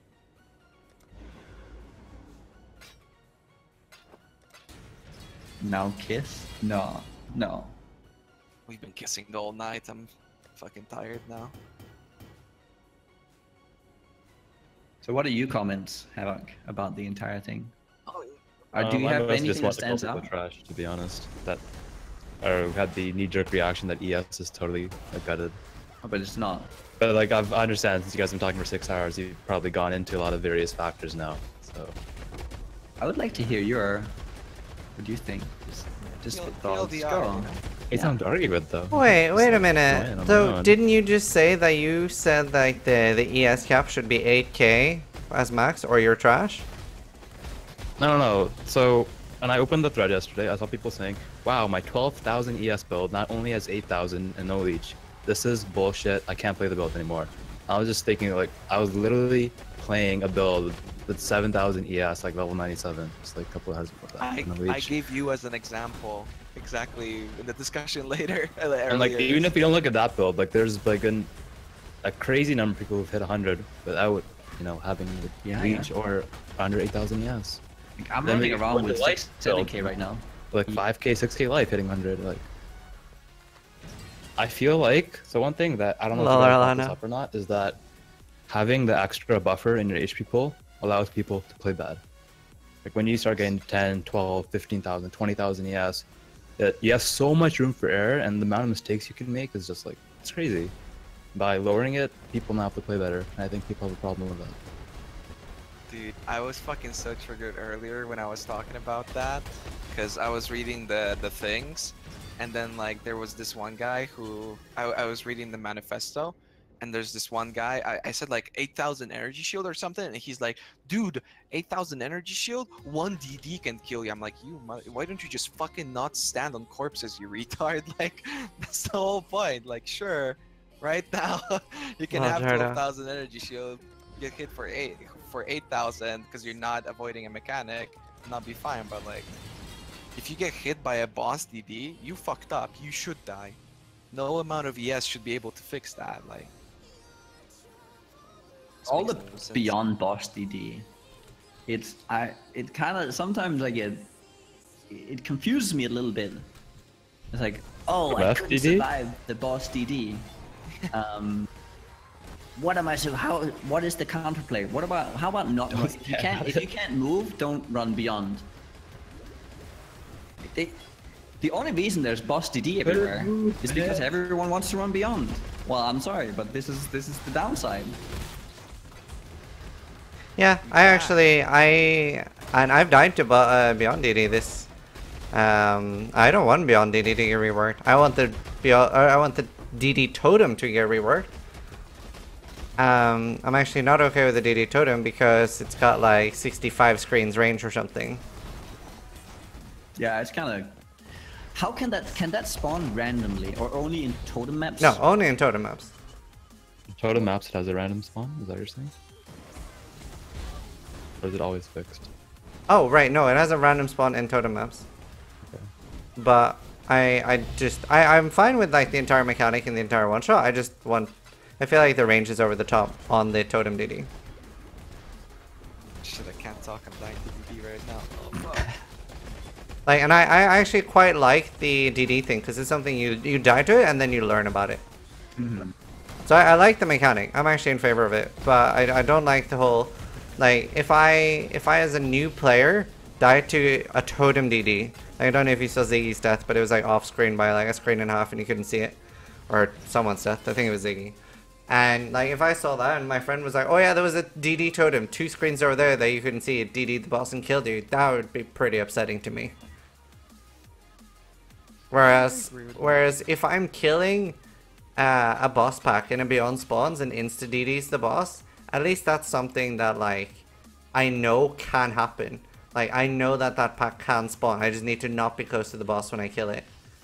Whereas you can't see that thing at all. You could, whenever you play totem maps, you could do the quick, let's check if there's a totem in the boss room. Yeah, that's what I do every time. Yeah. I do that as well. Or going off. I don't know. I kind of like. I sort of agree with the off-screening. Like having to look around the entire boss room for a DD totem can be really frustrating, especially with the game being so cluttered. But an entire but boss room though. It's like well, half a screen maybe. And on a strand, sometimes they're like by the edge of the map, like by the I've cliff. never noticed that at all.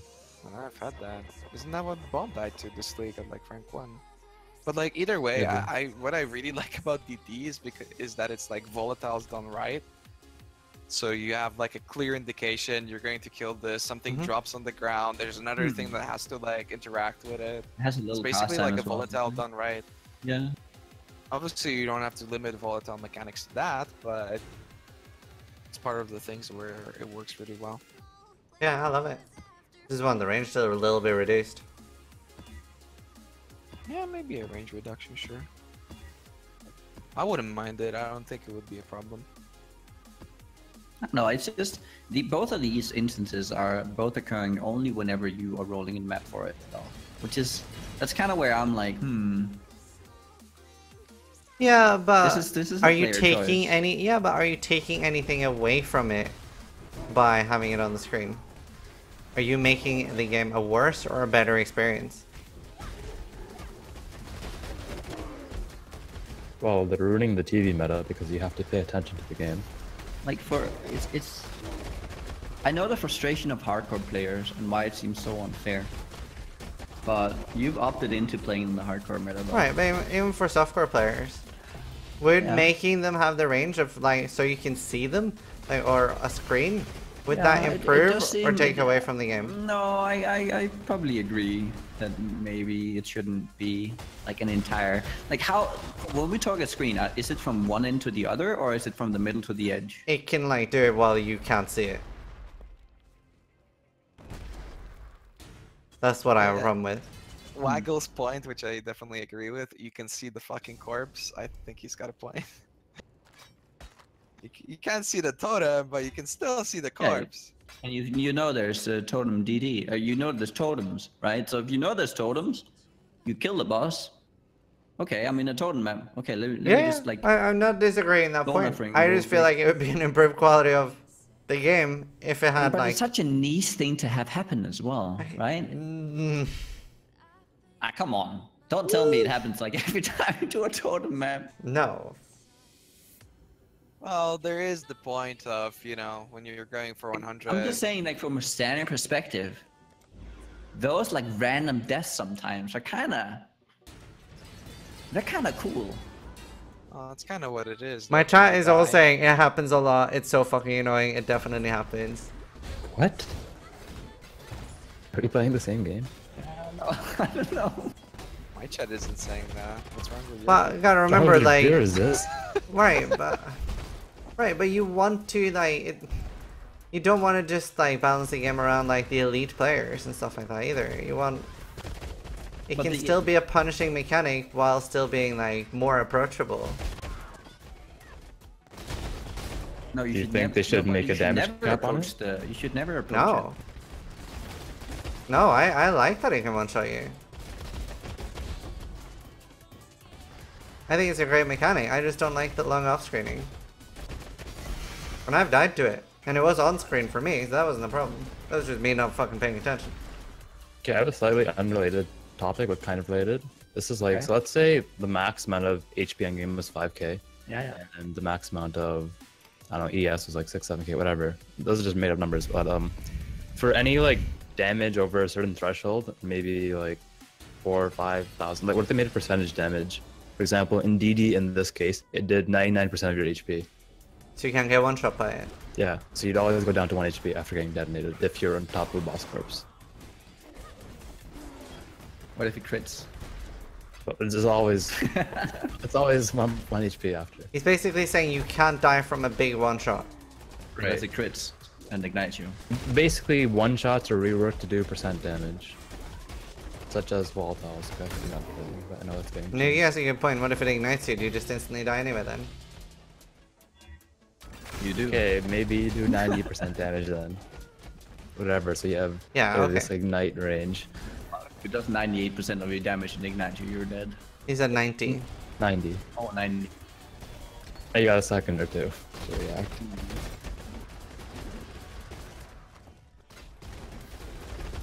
Do you guys like what do you guys think about a game where there's Of max no or one-shots? current? I was always thinking current actually. But can I get... Okay, say I'm down to 2k HP. Can I get hit for 4k and die? No, it's 90% of your 2,000. Oh. So if you're on... So if I'm on 10... And I get hit for 12, how do I die then? Other No, stuff but you right after. okay. So what he's talking about, Ignite. you're Or only before. talking about certain mechanics like DD. DD can only do extra, like DD does percentage damage, or whatever. It's just Isn't that kind of weird though? Well, Because Volpack would have to go in this scenario, right? I wasn't going for numbers around like 10, 12 HP. It's No, more it's- like when it's you're just, above 2,000, 3,000, 4,000 damage or something. Yeah, I get it. And the Just hits when you get take so a large, large then you hit, go it then percentage gets reduced to a percentage. of your current HP or whatever. You guys are just talking about DD? Sorry, I can't I don't know about that. Kind of like DD, but kind of like what if damage over a certain threshold is then converted to percentage of either your max or current HP. Instead of just I think it should- take if- this if volatile anything, for it should 12,000 always, damage. it should, if anything, it should always be on max. With what mechanic? With DD? I don't know if I like that at all. I don't know. With any large hit, I think he means. I don't think I like it. I was just curious. Do you like it? I don't know. I'd have to play it to find out. Just think. It's hard to like. This It's was like really, it's before really I heard hard about to. the That is why I thought about this. Yeah. Like, volatiles do percent damage. That's initially when I thought about this. But then I heard they're getting changed, so I think there's some delay or something now. I don't remember exactly. I think it's fine now. No, it would be saving everybody a lot of time. If there was a lot of percentage of HP scaling, they could devote all the time they could potentially spend on balancing and all the issues on something else. So there's a upside to a lot of these things. Like for instance, having a really broken meta. You don't know if GGG kept doing the thing they used to do, right? With like basically rebalancing the game every league. I don't think we would be getting 6 acts right now. Or Atlas or anything, because obviously they would be spending so much resources on rebalancing the game that a lot of the things that we take for granted right now. Do you think Chris is sitting in as I was listening to this? No, I don't. It's like a permanent band-aid that I don't like personally.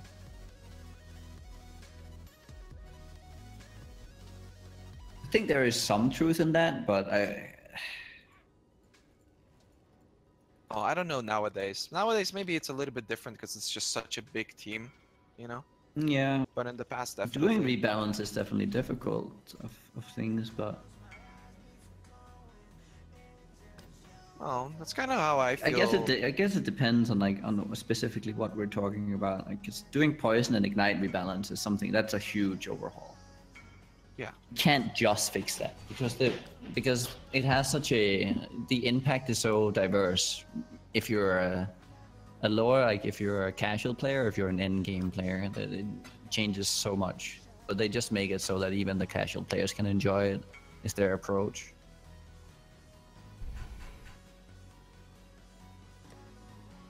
My hair is blue. Still it is. Pretty blue. I think though, some of these things, especially with DD and mechanics like that, like especially totem DD is such a non-issue. Because it's always a player choice. Like the first time it sucks, but after that you know. Yeah, but the game has to be like that, I feel. Like it has to surprise you mechanically. Yeah. It's like the one thing And you then die you to adjust. once and then you shouldn't die to it again, and if you do, you feel really stupid about it. But that's the thing, you know? If you die to twin the boss DD, you shouldn't die to it again, or if you see somebody else do it. But yeah, it's going to happen. I mean, I for instance started playing PoE. Like I've never played softcore. I started off hardcore because I thought I was so amazing, being a Diablo 3 player now. And yeah, I died a lot. Oh, so did I. And it was super frustrating. I still die a lot. Shit. I actually used to die very little when I started because I was such a pussy. Like until I started grouping with you and Weasel, like I was like, if I got 80% or whatever fire damage on my map, I would reroll that. And then I met up with Weasel. He's like, oh, do you want to do this map? And I'm like, sure. And it's like min-max double damage. And I'm like, what the fuck? No. Yeah, Weasel maps are the best. Well, you were really like, this would drop to like 60% HP. He's like, whoa, I got so low, man. I almost died. Yeah, that's the thing. That's why I died so little. I would die like once a league.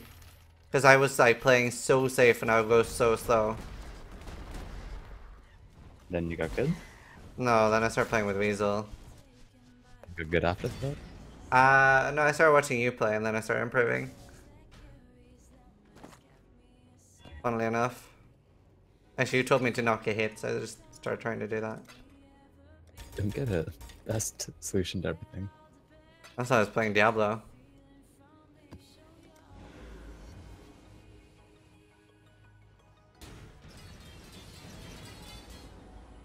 Hello, no girl. Probably enjoying watching her talk. 2 years ago, or however long it's been now, you wouldn't have died in Diablo 2, and now you died twice because you got hit. You've gotten complacent, and it's because of Energy Shield. These changes are necessary. I agree with what Raiz just said. You know, he's like kind of memeing, but that actually is. It's actually kind of true. It's true, yeah. I was playing so carefully in D2. What? Yeah, Yeah, with that minus 20 fucking lightning rest. There's no such Really thing And as that- a sorceress playing carefully. And when that's you're why like, I was don't only have doing the Cal levels, shield. and then the server was down, so I couldn't make a new game to do more moo-moos, and then I was forced to do other stuff. What? What do you call that? Playing carefully. No, I was being reckless. Oh, okay, good. I'm not saying it's not my fault.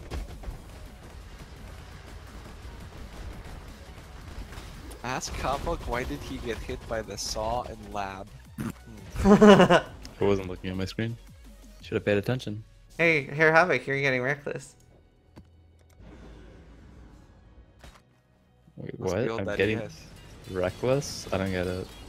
Or careless. Careless, sure. I think I was like, what, 20, 30 lab runs in. I was just like on autopilot mode. Wait, what are you trying to do? I was trying to get Leaf Enchant on my boots. I don't want to play. Don't want to play Flame Blast tournaments anymore for the last 2 levels. What did you want to switch? Yeah, to Vol Fireball. Yeah. Oh, okay. Are you been playing it already? I played Vol Fireball at the What do start. you mean from It this? sucked without sad, no rolling flames, and went back to Flame Blast totems. Not No, I tried played one? Flame Blast totems. I went to Vol Fireball. It sucked. Went back to Flame Blast totems. Then 98. I was like, okay, I'm gonna go back to Vol Fireball. Last 2 levels. Because my Atlas was already set up at that point. And then I looked over my screen and I looked back and I was like, oh, I'm dead. Such a weird death. You like walk into it a little bit. Well, you have to remember, like, I've been playing like 20 hours every day for the past couple days. Well, not 20 hours, but like a lot. But my reaction times were not on point, essentially. Yeah, yeah. No, I was just curious to how like it exactly happened. Yeah, I don't know. I looked away from my screen. Oh, you just like literally just looking at to the I literally side was not or- looking at my screen. Someone was walking there, like asking me something, and then I was like talking to them, and then yeah. I Nice. guess I got peeked at my family. I don't know. That Yeah, is Gucci one of the messaged me most with of that. it's one of the most dangerous things. It's Yeah, really no, the hey, wait Twitch back. chat can kill you at any time. They post a great meme and you get so caught up in it and you die. I almost died so many times because it's just chat so bad.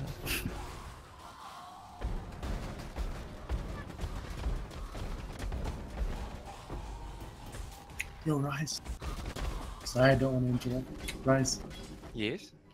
it's fixed. Fix is working? Yeah. It was working for me when you said. Oh wait, it's working permanently. Yeah, I think we're good forever now. Really? Is there a limit to how many people? We tested in like it was like a test environment, and we used bots to like simulate players, and we tested up to like 5K and it was running smooth. So Banned. you can probably go even higher than that. Why Greendude do you just guys not admitted allow to botting in Why do you guys not allow botting in POD? Out of curiosity. I don't know. We had issues with too many players connecting, and so I'm talking about bots as in like trying to stress. Oh, test I the know, no, servers. to stress test the servers, right? But I'm talking just as a general decision. How come you guys don't allow bots? Yeah. Because Oh, at least for me, serious Diablo then. 2, Diablo 2 was about botting. Oh yeah, we're just Like- trying to do like a cheat free. Because if you want to play BNet, it's still up and you can bot and you'll never get banned, right? Right. We want to offer just a different experience where there's just no cheating, what it would be like. See, I miss all the quality of life features of PoE, and Raiz has told me that POD has these features, but Yeah, I never really played for me, D2 was mostly just get some boss, level my PvP characters up to like high 90s, and then just buy PvP gear and PvP. yeah. Well, a lot of the quality of life stuff you can get from map packs and stuff in BNet. So, I mean, they don't have a charm inventory like we do, but Right. they do have loot filters like we do. Because what we basically did is the players wanted all the quality of life from map pack without the actual map pack. So we broke down a map pack. We ripped it from all the features that we didn't want that are considered cheats, and kept all the good stuff. So like the shift clicking into stash and loot filter and all that. So if you wanted to play on BNet and have all that quality of life, you can get most of it, not all of it, but I understand the way you mean. Like you're the kind of player where you just see D2 as like a botting game, like a like it's not wrong. It doesn't feel wrong for you, right? Yeah, I don't know. It's just and like everyone I knew basically bought it, so I guess it was like just seen as a norm, right? So, Yeah, some people definitely felt like if you didn't do it, you were stupid because it was unbanned and it was unenforced. Yep. I But no, remember. we don't want to do that. I remember being the worst decision I've ever made in D2, starting to bot. Yeah, it ruins the game, right? It just Literally eats the it up. worst decision. I did it for 2 weeks, and then I quit the game. Same. I quit the game until Diablo 3, and then until Yeah, same. POD. It made me I play cheated in more, Sims, actually. and then I hated it. Never cheated in Sims. Yeah, cheating in Sims when you get yourself infinite money and then you're Yeah, I like, "Why hated am I that." playing this?" Yeah. You know, it's different though. It's so different. Like I fucking hate playing with cheats. Like the reason I'm not this righteous motherfucker. I don't care about like people giving you freebies and stuff. The reason why I don't take Love them is cheats. because it feels like cheating, and Yeah. therefore I don't have a goal in the game anymore, and it becomes boring for me. But like yet, when it came to Diablo 2, it felt kind of right for a little bit, but it definitely had the same effect as any cheat does. That eventually you just quit and yeah. I agree with that Yeah. 100%, but I guess it was different for me because my goal at the time was PvP, and then it was Yeah. just a means to. And then I skipped the quote-unquote boring leveling part or whatever, and then like it helps me Yeah. acquire like grand charms or whatever I need for my PvP Yeah. character. to play. It's just a means to an end for you. Yeah. Exactly. And You if guys it are never making me ended- wanna PvP reroll. was the end game, and I got to play even more PvP and try out more PvP Right. builds because I had more currency. That's fair. I understand.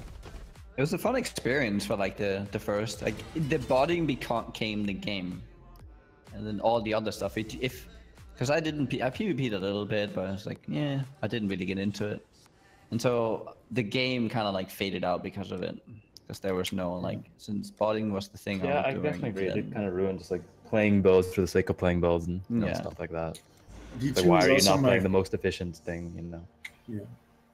D2 was also my first time. I remember when I was a kid, it was my first time toying with an editor, like a character editor. Well, John. And remember doing that. realized that I realized that character editors are the same thing as like cheating. Like I got to experience what it would be like to be at the maximum endgame in single player, and then I thought, man, why am I playing this game anymore? Like, I think I just can't use editors anymore because I feel it ruins it for me. Yeah. Yeah, like I used that for like a couple days as well. I was like, okay, what am I doing? Some Yeah, super like, you OP just- guy, like level Oh. 99 with super items that would never exist. Yeah, on Hero Editor you could have Yeah, like 50 exactly. mods on one Yeah. item. It was crazy. Yep. But I was like, hey, why am I doing this? This is pointless. Farming beasts instead of zone for clear spirit of one of the safety. main No, we were reasons just having why a discussion, so I didn't really want to have such to an pay opponent attention to the like, game as too much. easy trading. While 'Cause discussing. it does kind of the same thing. Yeah. Like, yeah, they're very similar.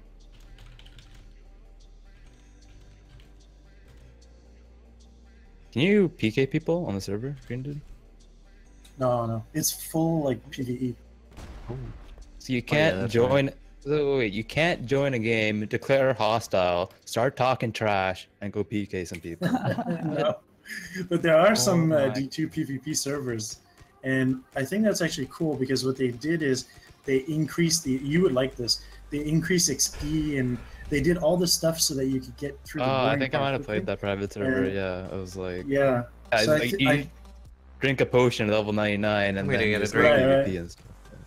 So I think that because those guys do it much better than we ever can, I think we're just gonna focus on PvE. I don't know. Dude, I would grief like eat up and Raiz and Nugi so hard. Like if you guys added that. Notice how he wouldn't could grief try. me? So nice. Alright, that's so I just creep in and one day it's like, whoops, TPPK.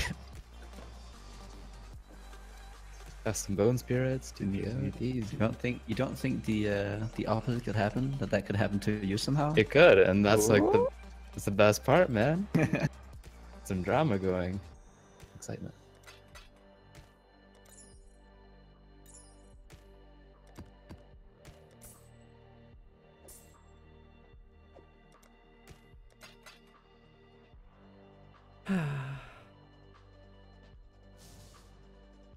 What's the plan for you anyway, Havoc, right now? Did you figure it out? Probably gonna make another character in Dreaded 100 on Souls of Fun.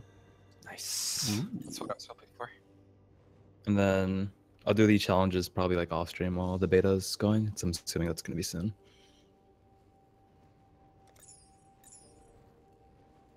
probably a couple of weeks or something. Yeah.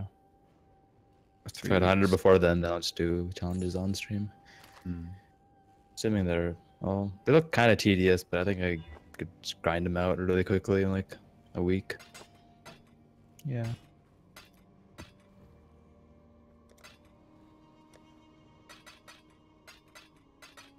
Right, Mirrorback. BRB. How much DBSs are you on ETF? A lot. I'll be right back, guys. I don't think I've ever seen baked and ETUB being so. Maybe baked, but I've definitely never seen ETUB being this triggered over anything. Did you see him read through all the changes? I didn't see him read through the changes. Oh my God. I looked at some of his posts and like the title of the stream was like "Hello Retard Hours" or something. Like, Yes. He was just. But was he going- trolling or? No, I think he he's was actually legit triggered. and I'm Really? just like, Yes. what? Wow. He was. Wait, He was run literally. it down because I haven't heard it, but I've heard about it. Could you like repeat what he said, kind of? Yeah, please. Well, he was just pretty much just calling everyone a GGG a retard. Like the entire, he was literally saying to fire their entire balance team because they were legit retards. That's then pretty much his A point. couple hours later, they go like, "Oh yeah, we're changing reflect and volatiles," and he looks like, wow, I guess he looks like an idiot now. It reminds me of the time something happened and then everyone was complaining about it, and then Gigi's like, "Oh, by the way, 10 acts." And everyone's like, "What the fuck, PogChamp?" All right, all along, you know. This kind of reminds me of that. Like, until we have the full information, maybe you shouldn't have a knee-jerk reaction and call people retards.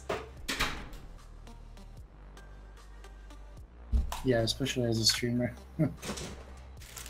I feel like we're about to get into beta, right? So you got to be really nice. I Well, think. he is. To me, it just shows that he's invested and he wants. Yeah, the game he's to be, just like he wants been playing the game to for a be while. good. Yeah, he wants the game to be Oh, good. yeah, Yeah. yeah. Nobody What's this? questions if he's got good intentions, but they are real people at GGG, and so when Oh, you yeah. call them a retard, they get insulted for real, you know? Yeah. Wait, what happened? I was AFK for like a minute. What if I don't care if they're real people?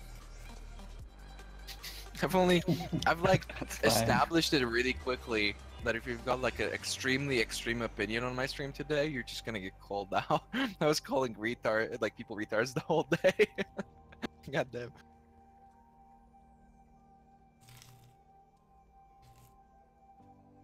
I think it just comes with the job, Greendude, that you kind of just have to have thick skin. It's like, especially like a streamer, for Yeah. example, you have to have thick skin or else you're not going to make it very far. You're going to end up crying or something. Yeah, I guess People that's are true, going to but, play meetings to you every single day. So, but that's not for every employee to do. It's for, like, Chris and all these guys, they need to take the blame onto themselves. And they're the ones that need to have thick skin. Like, you right, don't but need to- the general public sees, oh, the balance team did this, fuck the balance team. That's their logic. Yeah, I just want to see Chris, or, well, not necessarily Chris, but some guy come into those conversations and say, like, explain it or whatever, and then he's the guy who gets hated on, right? Like, some guy it's his job to take the heat and to explain things. I think communication is a big problem still with GGG. Yeah, I think their post yesterday could have been written a bit better, because Yeah. I think it was written In the properly, but- light, especially in the light of recent posts they've done on Reddit and by other and on Roy was on a podcast, wasn't it? Roy on a podcast talking about it, where he basically implied that I know it's kind of in a joke, like it's said in a joking way, but it just comes across in all the wrong ways with life being technically better than ES. Right. And then we get this, right? It's kind of. It was Nick. Was that the Nick? fuck- Oh, Yeah. that's right. That was Nick, not Roy. Good. Rory is okay when it comes to public relations. Nick is the fucking guy. But they're speaking from the same platform, though, right? Whenever anyone talks about that, we still whether or not it's fair. They represent the balance like the balanced team or how we perceive the balanced team. So whenever one of them come out with a statement like that, and then they later on come out with a developer manifesto that that says the exact opposite, that's kind of weird. At least it doesn't really I don't know. Yeah, I can kind of see what you're saying. Their offhand comment versus like the official quote unquote stance, I guess, of the balance team. Well, it's a little bit out of context. Not that I like to defend Nick, but the whole CI, like life is technically better than CI, was in regards to the Shaper fight. Not that that's true either, but it was like specifically about the Shaper fight, so it wouldn't involve, you know, the entire manifesto now, right? And it's just his opinion, and he's the person who like designed a lot of that stuff. So Yeah. No, it's not always fair. See, what I really want to happen is to hear Havoc rap the thing Rory wrote, which has 19 gold, by the way, on Reddit. So oh, whenever anyone says, I okay, actually, I want to hear you guys' opinion here. So whenever anyone says, like whenever people say that the quote is taken out of context, and then people say one life is better than one yes, do you guys actually agree? I didn't when it was said because of all this. I do now.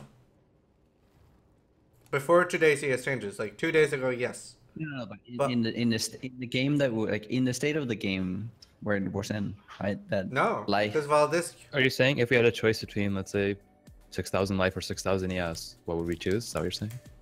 Yeah. 6,000 ES. I don't know. It kind of depends on the build. But like, depends on the number. Like if we're talking 12,000 life or 12,000 ES, or if we're talking 6,000 life. And yeah, it's kind of like that too, because like the one thing ES does with the recharge rate, you can make an unlimited number of mistakes. With the HP, you only have the number of mistakes you can make is limited to your health pot charges or regen. So yeah, it kind of does depend on the number. Yeah, but I would say Valdis gives it back then when Valdis gave you a huge boost as well. It's so powerful. Yeah, it's huge. It allows you to play really aggressive, especially at no leech. Like you can't really die with Valdis back then. Yeah. It's just that it just stands out a little bit to me, a comment like that, kind of where it's there is some kind of like disconnect with, at least to me it shows that there is a little bit of misunderstanding on like power in the game, their side. Do you think they should take in more feedback on balance changes from like players? No. As I said, do you mean like, for example, like did they, let's say, contact you and be like, hey, if we did this, what are your thoughts on this type of thing? They had a team of representatives or something. Yeah. I think they've shown with what they're doing now is that they are good at taking up of what is, to me at least, it seems that they've gotten a good grasp of the actual issues. It just their comments when I read their to now post yesterday in that thread, it's like, I don't think, okay, so they said like well balanced offensive builds have like 25,000 ES whatever, and now you're gonna have 15,000, and I think this is where Baked and Etup started, you know, calling people retards, because that's obviously not the case. But yeah, I see that. I think what they are trying to, they obviously don't like the current end game status of face roll, close your eyes, clear the map 20 seconds shit. So they want to change that, and then so they don't, I don't think they care how these end game players will react, but it's mostly they have to phrase it for everyone, right? Because this affects everyone. Sure. Yeah. So that phrasing is affecting everyone.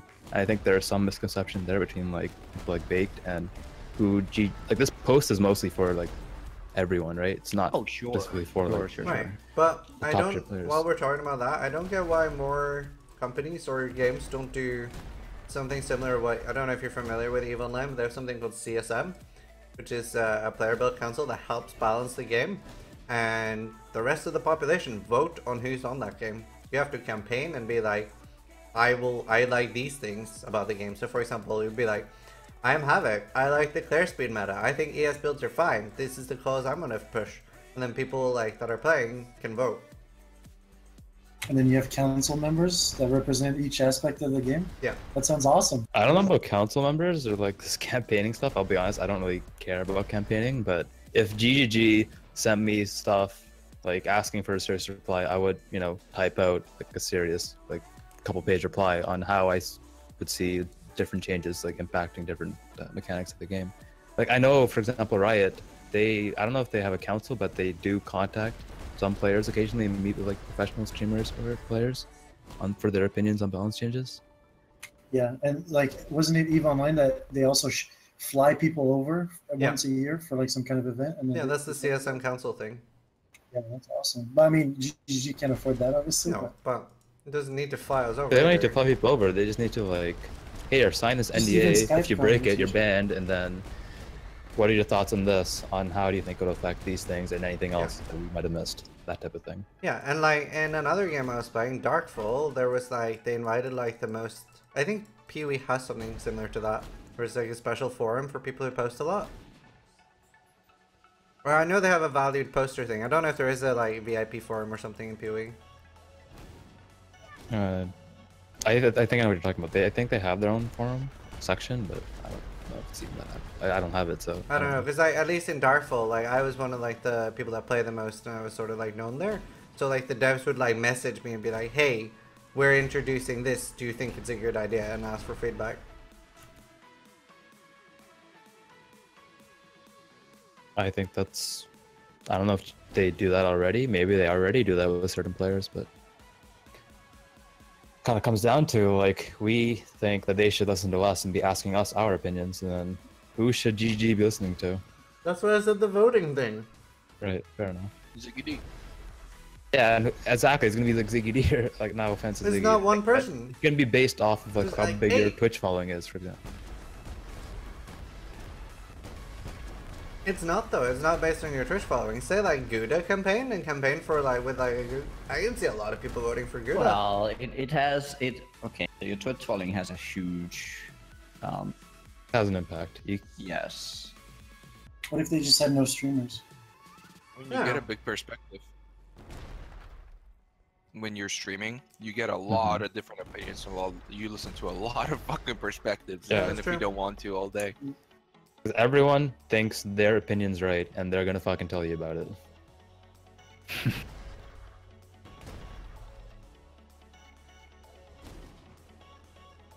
They always need people from like different aspects of the game. Like there are things that I am gonna say which would be great for me that people are gonna be like, that's fucking retarded. I fucking hate this. That's like that would be so bad for me. Whereas other people would be like, oh nice, I like this idea. That's why you need different people.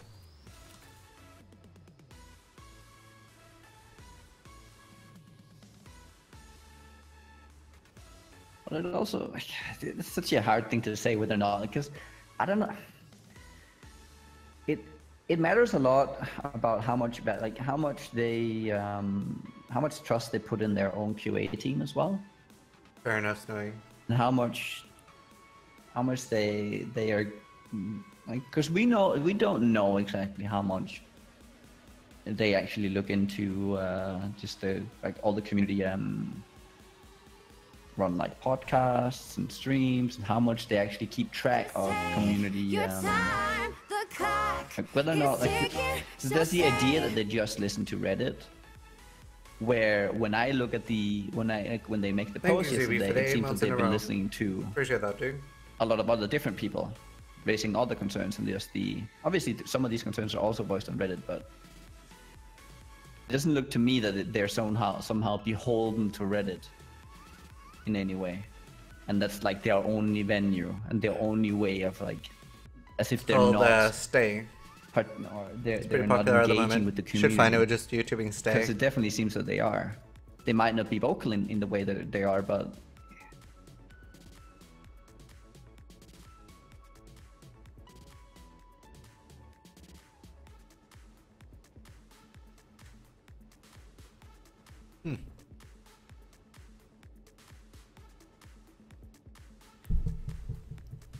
I think this is the longest impromptu podcast in PoE history. It was an emergency. Desperate times require desperate measures, man.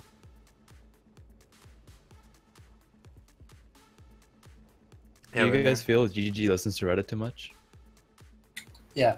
Yep. Definitely. I think this is one thing I've noticed. too Almost much. everyone agrees with.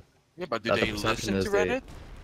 They Absolutely. Just, I think what Raiz is trying to say there is that do they listen to Reddit or do they just, oh, Reddit's complaining to Reddit's fucking going absolutely crazy bonkers right now. Now we gotta change stuff. I think they respond to Reddit. I think whenever something hits that they actually agree with, and then they will do it. But they usually tend to respond a lot to things that have gotten out of whack that is being showcased on Reddit. You have to keep in mind Reddit represents, you know, a large part of the community. So if it's like a common thing on Reddit, they kind of look at that and they're like, well, this is what the community is saying. No, there's nothing. There's nothing inherently wrong with listening to Reddit. Reddit is a great forum. It's better than their forum because you don't have to re-comment what you want to say. You can just upvote what you agree with. Yeah, but the branching system is good. Right, exactly. It's a great system. The problem with Reddit is it has snowball effects. So when something is, it's possible for something to reach the top that a lot of players disagree with. Yeah, and so if you're only using Reddit, that's the issue. Is now you have a biased view of the entire situation. Just listening to Reddit is not inherently wrong at all. And to kind of expand on that, like let's say a thread gets posted that's very controversial, like 6 hours ago or something, and like you were sleeping at that time, but you have some really good information to add to that. No one's gonna read your post like 6 hours later. People are really gonna upvote, read the first post that was posted like 10 minutes in. Yeah. It's probably a meme too, for all we know, and then they're gonna go on with their day.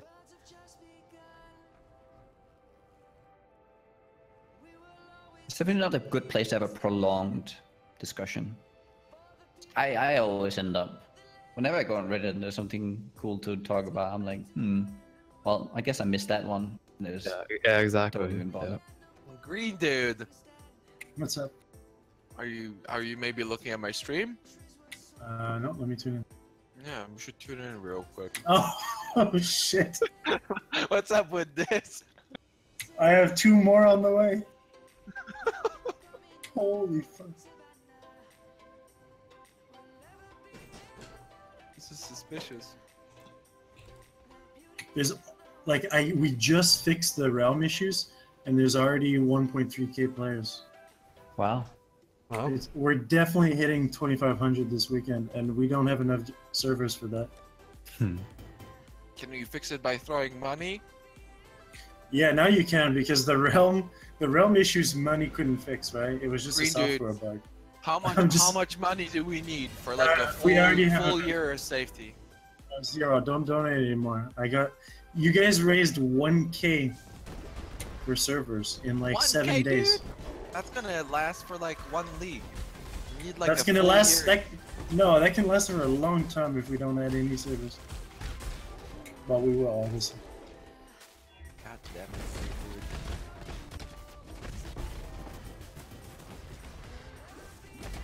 So what are you doing to POD? I didn't do anything to POD. By the way, I have a server from Poland coming up.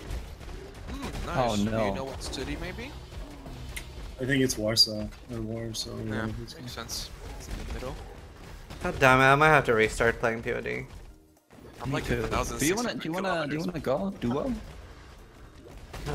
Do it. Maybe. Yes. Hey, I have no characters because of all this shit. I don't remake with you guys. How much do servers cost, Greendude, out of curiosity? Sorry.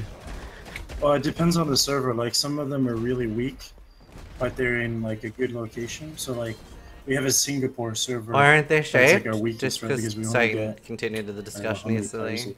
20, 25 players. Some of the servers are also like paid for by other people. Like, if you're like a long-time player, you can just come up to me and say, I need a server right by my house, and I'll say okay, and I'll tell you exactly how much money. And one thing though is that it really varies by location. Like Australia, the servers are like double the price of anywhere else, for example. Interesting. I guess I'm just kind of curious what the technical aspects of it. Well, the reason they're so expensive in Australia is anytime like Greendude goes to PM them, like, hey, can you fix this server? They have to fight off like 3 scorpions and 5 spiders and 6 snakes each time. Makes sense. Greendude is Infinity kangaroo. nerfed. Well, you know about the resist change? Well, yeah. Oh yeah, the IPD is changed. Yeah. Okay. Do you know how high it goes now? 150? Let me check.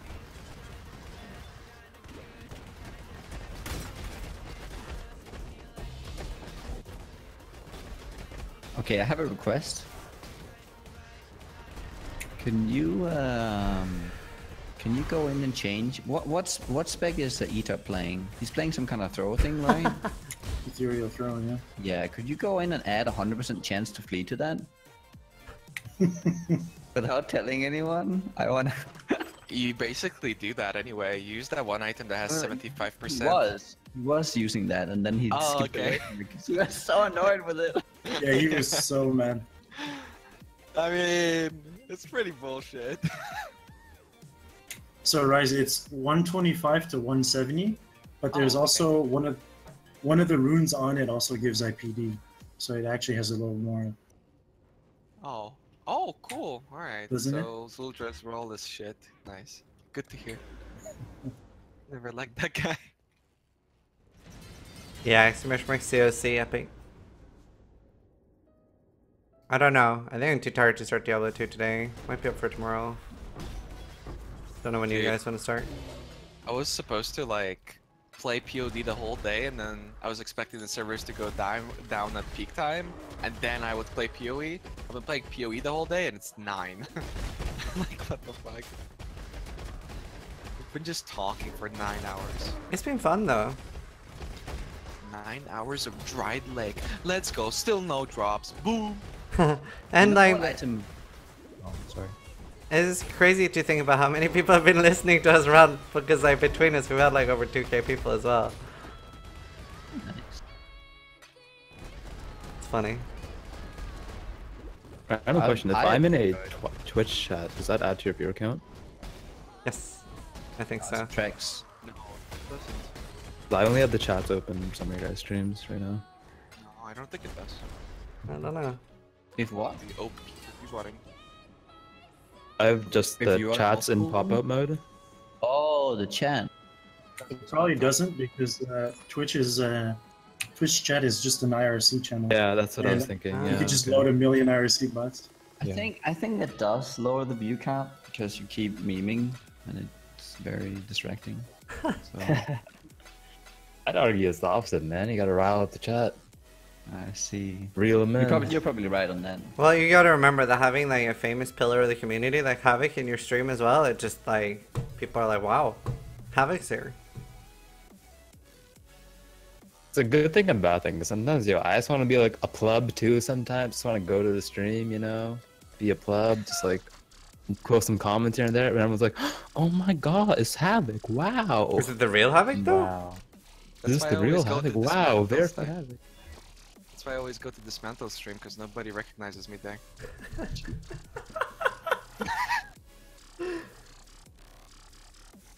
Did you like the other thing I linked you though? That was Aw. Sorry.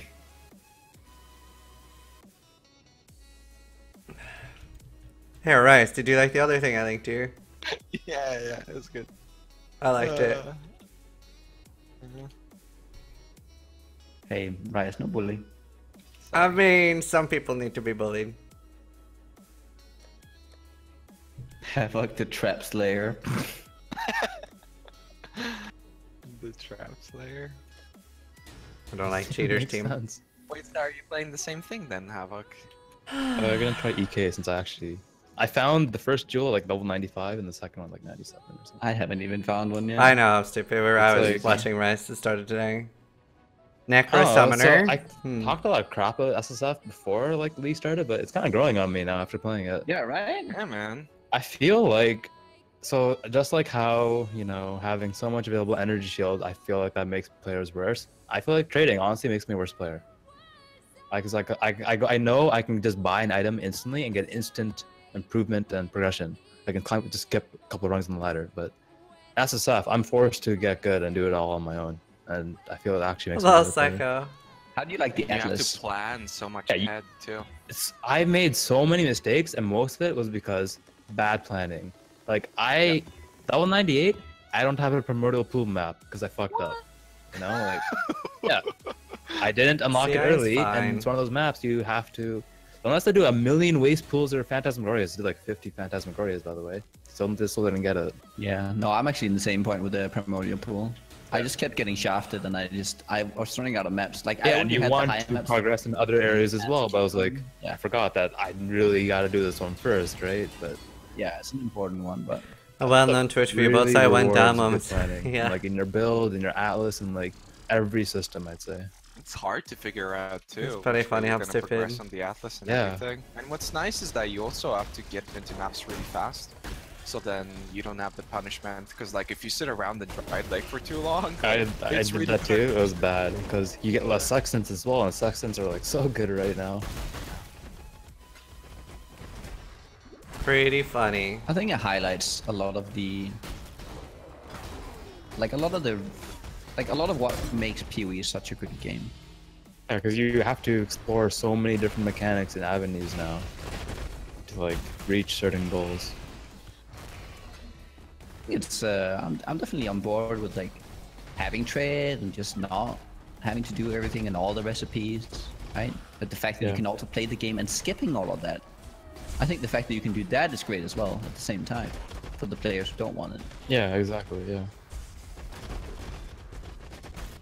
Not everyone will have the time to, you know, grind Yeah. out the SSF stash of like, so they can have all the stuff for 10 different builds. See, I always have like my own like I'd say I play like not entirely but pretty solo self-crafted. Like there are very few times where I've like bought a finished item, like a rare. Like I'll buy like a unique and stuff if I really need it. But say I need a helmet or a shield or a chest, I'll always generally just buy like a helmet with an enchant or like a white base and then craft it myself. I can't remember the last time I bought a regalia. Like that's how I like Yeah, I do get the same. interested for lottery. I think imagine we're all very similar on that. Just because we know with the amount of time we play, we'll probably find something good. Yeah. It's enjoyable. It's fun. Yeah, I It's, love crafting.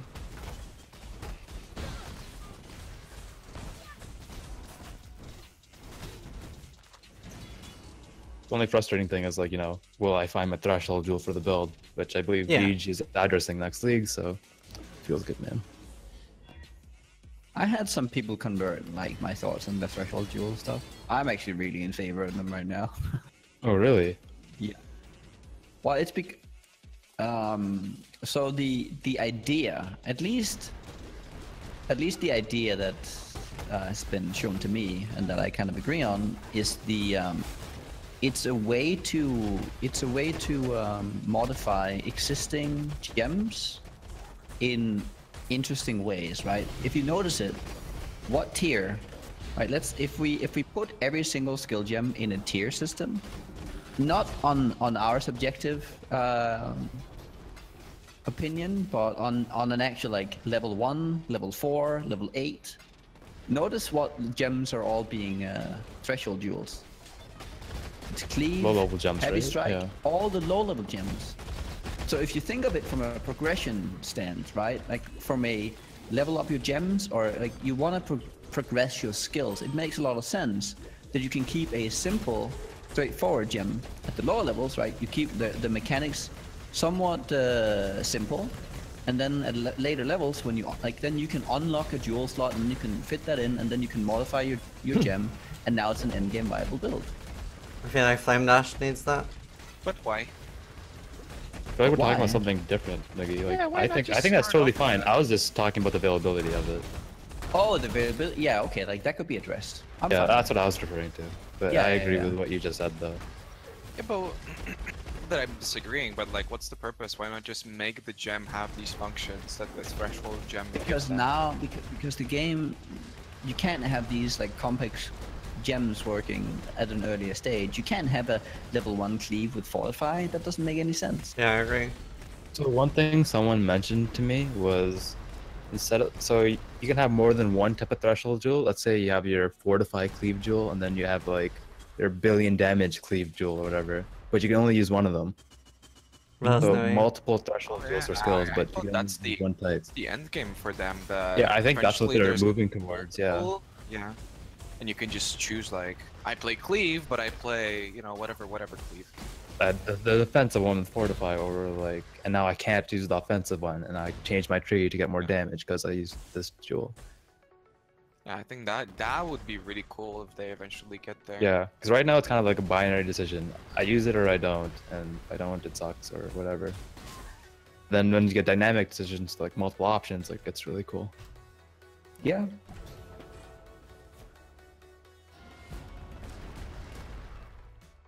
I don't know, I see it as a progression for a skill.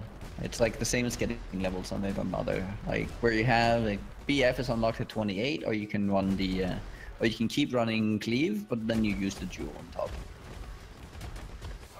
I'm not sure if I would like them to just introduce like multiple different threshold jewels. Maybe, you have different variations, but here right now it's either you use threshold jewel or you don't play EK. It's basically what it is. I know. Maybe they're trying to strengthen the diversity between builds on early levels, right? With revamping the entire game around the new acts. Maybe they're going to be like, you can use EK, and mechanically it's a decent ability to use, and it also has synergies for like physical casters, and obviously if you're a shadow, you've got like a form of a single target if you, I guess, disregard EV for like degeneration build levelings and all that sort of stuff. Like, they've got uses, they just a lot of the times don't do enough damage. Like Stormcall, Ice Nova, EK, they're all progression abilities that just don't do enough, even though mechanically they're really strong. So maybe now they're going to be revamping those abilities for leveling, and yeah, for endgame you're gonna have to use other things.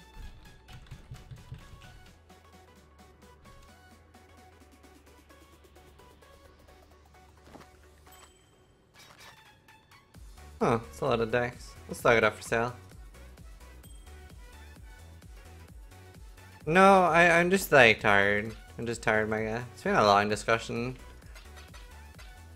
I don't really mind the threshold jewel thing. This conversation has been going on for so long that it's gonna lead into the next coffee talk with Morse. And just keep going. No, he's gonna be like, okay, Morris, I've got some guests, okay? Then we've been talking for a while. 3 days later. Yeah. He'll be like taking shifts and discussing and stuff. Oh, you guys want to transition into a spicy topic right now? Oh, okay. Okay, everybody watch this. Watch this. Is there a channel or something I should be? We've got some inside information. What? You guys are getting called out because I don't do this. I linked it in the channel on Discord. I don't do this, but you guys are getting called out. Wait, what? It's in Nugi's Discord. Yeah, I see it. Yeah, man. You're a fucking filthy RMTer, dog. Wait, what's this? Is this about me? Yeah. Okay, I gotta watch this. One sec.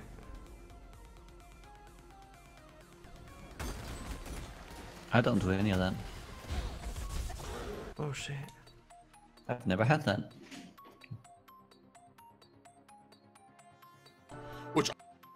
Okay. Whoops. But does it really provide an advantage? I would argue no. Hold on, I'll watch it.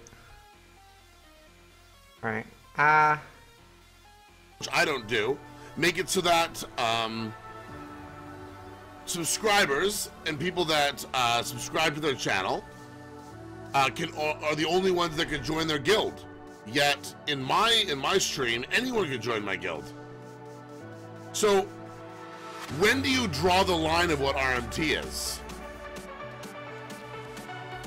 When you get items. Do you know what I mean? Like, when do you draw the line of what RMT is?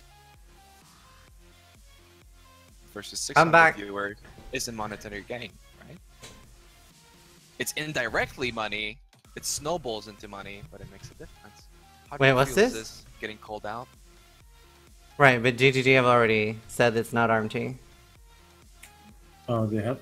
Yeah. Oh, so you think it's unfair what he's saying? I said you could set up that, you could do others, like, the guild doesn't provide, like, it doesn't really provide you with anything. Yeah, I feel the same way. It's just it's a social platform that you could, but you could have that other places. Yeah, why wouldn't you just, if, let's say, GGG said no more, people would just switch to Discord. They'd say like, okay, I have a Discord sub-server, and we just share the loot with the Discord instead of the guild. It makes no difference. I don't think it's RNG. So you think GGG is mistreating the mantle? When it comes to what? Oh, for yeah, because you know he feels like because of the giveaways. Can I ask you guys to expand on what is the exact rule on Twitch giveaways regarding subs and all that stuff? I've been kind of out of it. On Twitch, well, it's all beholden to the game and their terms of service when it comes to giving away items in the game. Yeah, so basically GGG is against any form of giveaway. even if it's triggered by donations or even if it's like you don't need to be followed, you don't need to be anything, that is against the terms of service. Because it incentivizes you to, like, there is a incentivizes people to watch your stream, I guess, and watch your channel. That has a monetary gain for the streamer, and any kind of monetary gain for the streamer. Yeah. I mean, it's literally RMT. You're paying them money and you get something in game. Well, no. It's no, because it's just any type. Because it just providing this, just giving away items is then just for like to anyone on the channel. It doesn't matter. It's not like there isn't. It does matter. Isn't that literally RMT? You pay money, you get something. Wow, you're not paying. You're paying in time. Right, the GGG ruling was, if you're giving away anything, an in-game item, to people watching your stream, it's real money trading. Even if they're not giving money, if it's just a random viewer who doesn't even follow your channel, that's RMT? Yes. Yeah, but they are giving money. They're not giving their money, but they're giving you money. By giving their time, which goes publicity is money, you know? Yeah. Right, yes. Yep. So is it only for sorry, I want to get into specifics. Is it only for like giveaway with that Twitch giveaway bot rolling dice thingy, or is it like, hey, I just found this item, first got a message me in game, gets it? Anything when you give someone. Thank you for the 7 months in a row, dude. Okay, what's the difference between me just finding an item and throwing it in a public guild stash? That's bannable too. You're fucked up, dude. Wait, bannable? Are you serious? If I like find an item and I put it in the ghost stash, it's bannable? Yes. Sick dog. Yes, that's actually because somebody asked about it. Shinra. No. Shinra asked about it. Shinra asked about the guild thing. They said as long as like there's no like, as long as they don't use the guild stash to like give people things, then it's fine. Because then it's a sub-only guild. Items to my what's friends. The point of the guild stash? So I can give items to my friends via the trade system? That's what I made. That's the point I made in the thread. I also said, see if I can find my exact post on it, which should be my latest. I think draws a line to where, well, if you can show that, I would probably assume, I might be wrong here, but I would assume that if you can show that there is intent for you to draw in any kind of viewer, whatever, in any way into your guild for your stream, and then you place them there. If you're just playing with friends and you've never announced the guild, that you've never invited anyone through the stream into your guild, then obviously I can give you an item, Havoc, through the guild stash. Right, but once the stream gets involved, then it's no. Yeah, I posted GGG's thing in Discord, and I have it open on my stream as well. Okay. And my reply in this thread as well was, it's probably just so they can have a wider area to tread on. If I put a random spare file link that I'd normally not pick up, or a shitty additional chaos recipe thing that I normally destroy in the guild stash, or use the officer tab for trading with Ember side during early league, I doubt that that's a problem. However, if I start doing happy randed exalted hour, subscribe today for your chance. Well, it is a guild. You see here in this support, right? This support message, it is stating, I've looked into providing limited guild spots to subscribers. To this, and providing limited guild spots to subscribers is perfectly fine. But be aware that allowing a subscriber to join your guild in order to provide them with item currency is considered real money trading. So you're allowing the subscriber who pays you to get into the guild, and then you give them items through that. That is real money trade. Yeah. Wait, as long so as there's a difference between this? Well, yeah, because Raiz, like we said, the guild system in the game is nothing. It's just a chat room. We could all just use Discord, right? If you say subscribe to me, you join my Discord, and then through the Discord you give each other items. I think like, we're arguing semantics. What if I did? Oh, it is semantics. What if I got a $100 donation and then I did a one-person giveaway? That's like the same thing, right? How is that the same as the guild system being invited to the guild? Because Dismantle does that, man. Sorry. That is real money trading. Yeah, that is actual RMT, but Yeah. like the person who's arguing the subscription thing actually does that, so it's like, what the fuck? Oh. It's literally that, man. When it's like a one-person giveaway, I mean, you're literally paying months, right? That's a little bit much. But the guild thing, the way you presented it at first, I thought you meant that like any items put in the guild stash, even when it's not involving a stream, are fucked. I'm like, what? That would be a little bit too much. I'm a bit surprised that they did the rules this way because there's no way they can enforce it, right? It would No, but like they have to, right? No, but how, like, let's say you put an item in the guild stash, and off stream someone picks it up, or another day someone picks it up. How would they see it? How would they know? It's just impossible. Yeah, to it's track a that. really weird rule. Like, what is the point of the guild stash if I can't ever use it? No. That's not why the rules are there. The rules is there for say that Raiz does do something like that and he gets reported for it. Then they can say, well, it's in the terms of service. Even something not similar, but not specifically this. Like they always have this leeway, right? Yeah. They can always say like, oh, okay, well, this isn't exactly what you did, but it sort of relates to this. Therefore, we have to put it in place to protect ourselves, you know, just in case you do something we haven't thought about. Yeah, okay. But obviously, like, they're not gonna go around fucking... They won't enforce the rule on every item. Right. Yeah. No, Licorice, that's fine. But if something happens, they can say it's in the toss and it's been there for a while. So.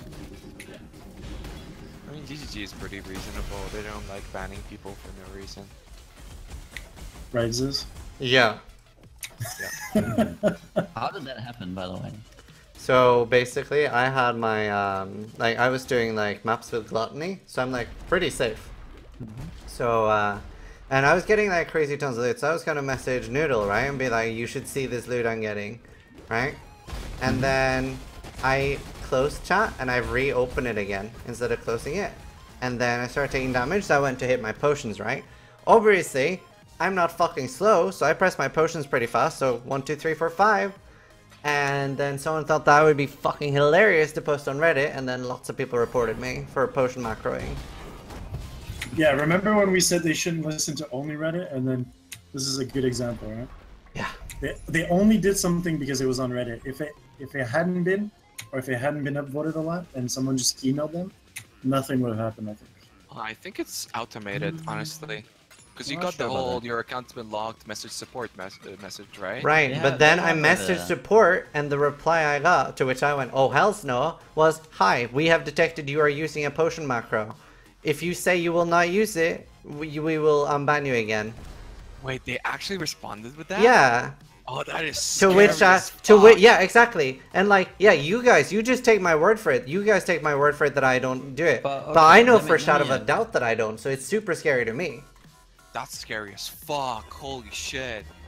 Yeah, so it shows how bad Reddit can be. Like, it's powerful, man. But Well, was but that that's do not okay? the- But no. But okay. Do you know how could it? Because we don't know, do we? Whether like how did they come about? Like how did the support approach like the report for? Because let's say that someone sends them, and like let's say someone really actually thinks you're doing this. They send them a video to GGG Through support, not through Reddit. No. It must have been a screenshot because the video is what got me safe. No. It doesn't necessarily have to be that. So I've been Because if they have like maybe you can't know whether or not the support who's dealing with it, like the people who are actually enforcing them and doing the preliminary ban actually sits on Reddit. This could have been just a ticket that has been sent to them, and then they respond to that. They look into it, and then okay, this actually seems like this is true. Yeah, you're right. It could be a coincidence that it reached the top and then boom. You're absolutely right. It's unfair for me to say that Reddit caused this. They have an automated system because I've been prior to streaming when I was racing one time. They like at Nemesis, at the start of Nemesis, I was like at the top of the ladder, and I had my account locked, and I had like your account is suspended, contact support, right? And obviously I wasn't doing anything, so I messaged support, and they took a really long time to respond because it was Nemesis and everything, and then they responded with, your account has been locked automatically due to mass reports, and it turned out that like other people below me on the ladder mass reported me, and it automatically locked my account, except the difference is that it should have locked it after. They said that it should have been locked after the investigation, and for whatever reason the automated system locked it prior to the investigation, and then they unlocked it and apologized and sent me a bunch of GGG points and stuff. But that means that, you know, it could have just been mass reports in game, and then it ended up being automated. That's how he had this shit locked. So not necessarily through Reddit or could through just a be support a ticket. it could just be them not having a good enough like reporting system, rather than them. Yeah, responding but to that Reddit. doesn't really apply in my case, because here I get a message from support telling me that I am doing it. Yes, but that doesn't necessarily have to be as a response to Reddit. It could be a response to actual emails being sent to support. No, you're right. Yeah. I'm the one who said that, and yeah, I think it's wrong. I take back what I said. There's no way for me to say for sure that Reddit had an influence, and I was wrong there for sure. No, but people do either way. Well, yeah, maybe Reddit influenced somebody who then reported you through the system. We don't know, right? It's not a fair point to criticize. I just. Yeah, you're right. No. No, I take it back for sure. Yeah, you really don't know. I mean, if anything, it's not a bad system because, I mean, it prevents a lot of unnecessary bullshit. Because, you know, a lot of the people that get actually banned won't appeal because they know they're doing something wrong, right? So if they just get automatically banned and they don't respond, GGG is saving a lot of time. It's just sometimes you have casualties, and even if it's something non-automated and he was reported, it is still a better decision for GGG to lock the account just to be sure that there's not going to be a problem, as they do like a further investigation and stuff, right? Because what if he was like, what if he did the Diablo 3 thing where he was, you know, duping 2Bs and shit, you know? Or something like that. Like, it can go really bad really fast if somebody found a dupe or something, so they have to react so that it doesn't continue really fast.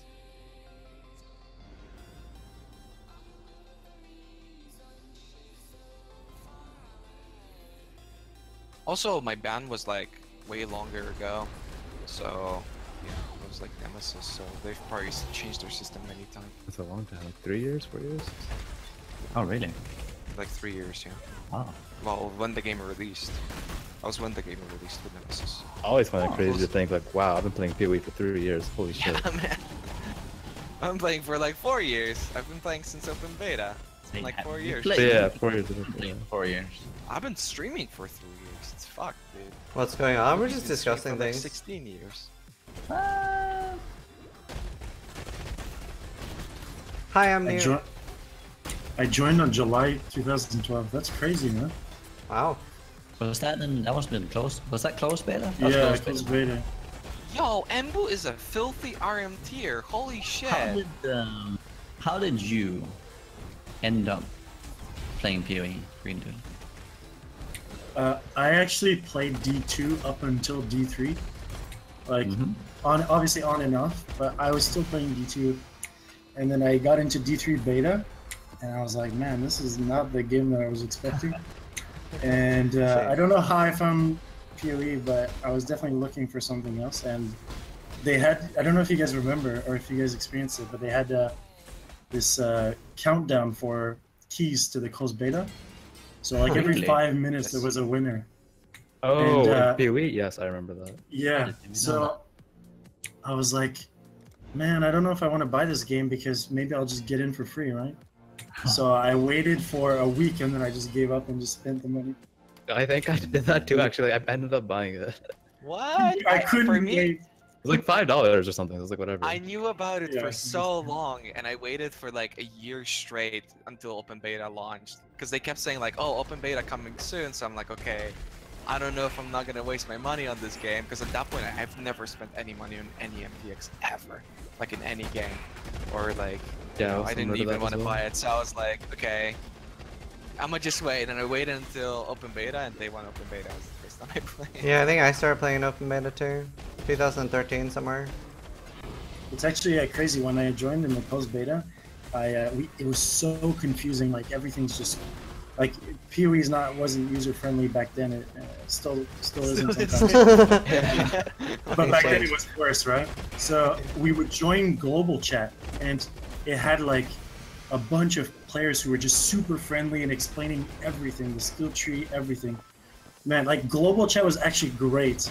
Yeah. And I haven't experienced that in ever, I guess. Ever Yo, since. I still sit in global chat. Really? My global Yeah, I chat do. experience- Me too, man. I go in global chat 616. Yeah, I'm in that right Oh, now. right. No, but I actually sit in 1 and 2 all the time. But you're crazy. That's Yeah, that's ridiculous. fuck that. No, like, and like we were talking about player interaction earlier. That's how I got like a big, like that's how I started enjoying the game a lot more, because I met this one dude randomly when I was really new to the game that I started talking to. His name was Garatha, and he gave me like loads of advice, gave me a bunch of items, and like started teaching me how to craft and stuff. And like yeah, like he like taught me a lot about the game and like made me enjoy it a lot more. So it's so fucking hard. Yeah, it was Garatha. so hard. Yeah, We were Garatha's my asking first questions friend on every PoE. minute. No, Hurst. I hate global chat. How did dude. you start playing PoE? Why? Why do I hate global chat? Yeah. Read it for no. 5 My minutes, first that's why. interaction with global chat was me trying to forlink shield, and I spent like back then you could overroll sockets, so I spent like 100 jewelers, and I was like, fucking what the fuck?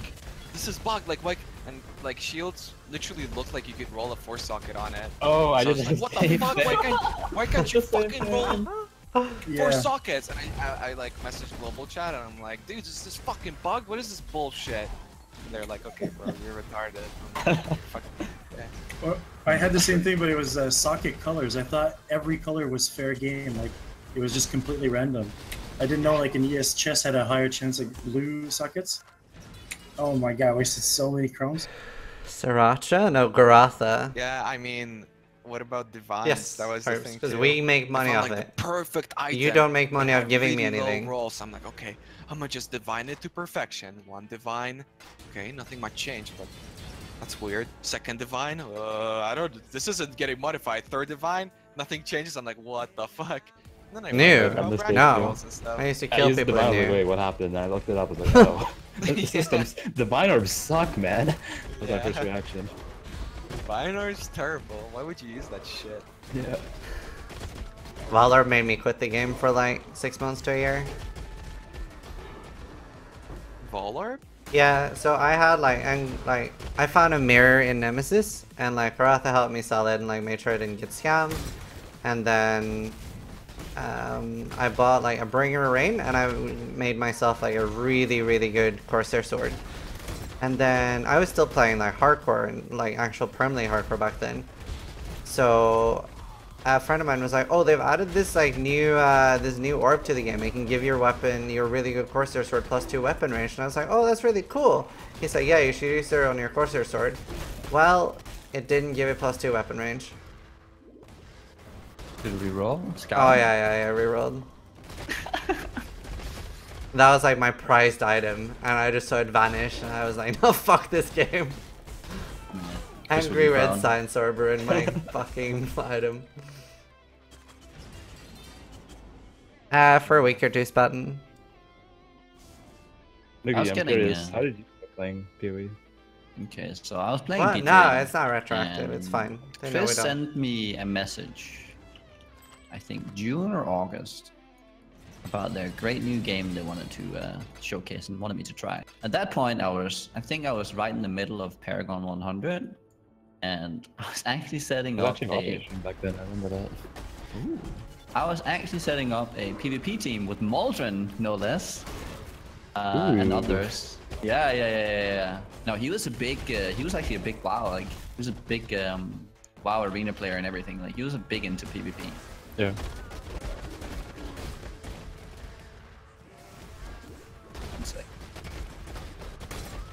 It's always been a rule. They've just randomly started enforcing PvP it. started dying out, and like we noticed that nothing was being added, and then they canceled PvP in around October, I think. Talking about PvP in WoW or Diablo 3? Diablo 3. They announced that they had scrapped the entire idea, and I said, "Fuck this game, fucking assholes!" And I decided, because Chris had messaged me with such a nice little like he reached out in such a nice way, and I was like, okay, let's actually try it out. Like I had seen Crypt try it out, but that actually discouraged me to play it because it seemed like such a shitty game. Oh, really? But yeah. Like when I saw Crypt playing it, I was like, that looks like crap. And I tried, but then I was like, well, he really likes it. Chris is a really nice guy. D3 sucks. Let's try it out. A lot of people have been starting to mention it as well on the stream, and so I just started playing it, and then I just never looked back. I guess Crip had the opposite effect on me. I guess back when I quote unquote respected him for his like Diablo 3, like the Infernal Diablo shit, I was like, oh, that's pretty cool. I was like, oh, I just watched the stream back then, right? I was like some no-name pleb, some random viewer, just watching the Crip streams, like the good old days, drinking the OJs. And then I was like, oh man, this PoE game looks pretty good. To Crip. Yeah. Crip stream made PoE really great. Like yeah, he's what got me into PoE. Yeah, it was great. I remember like he had this stunner character that could like just perma stun any boss. Jammer. And sorry?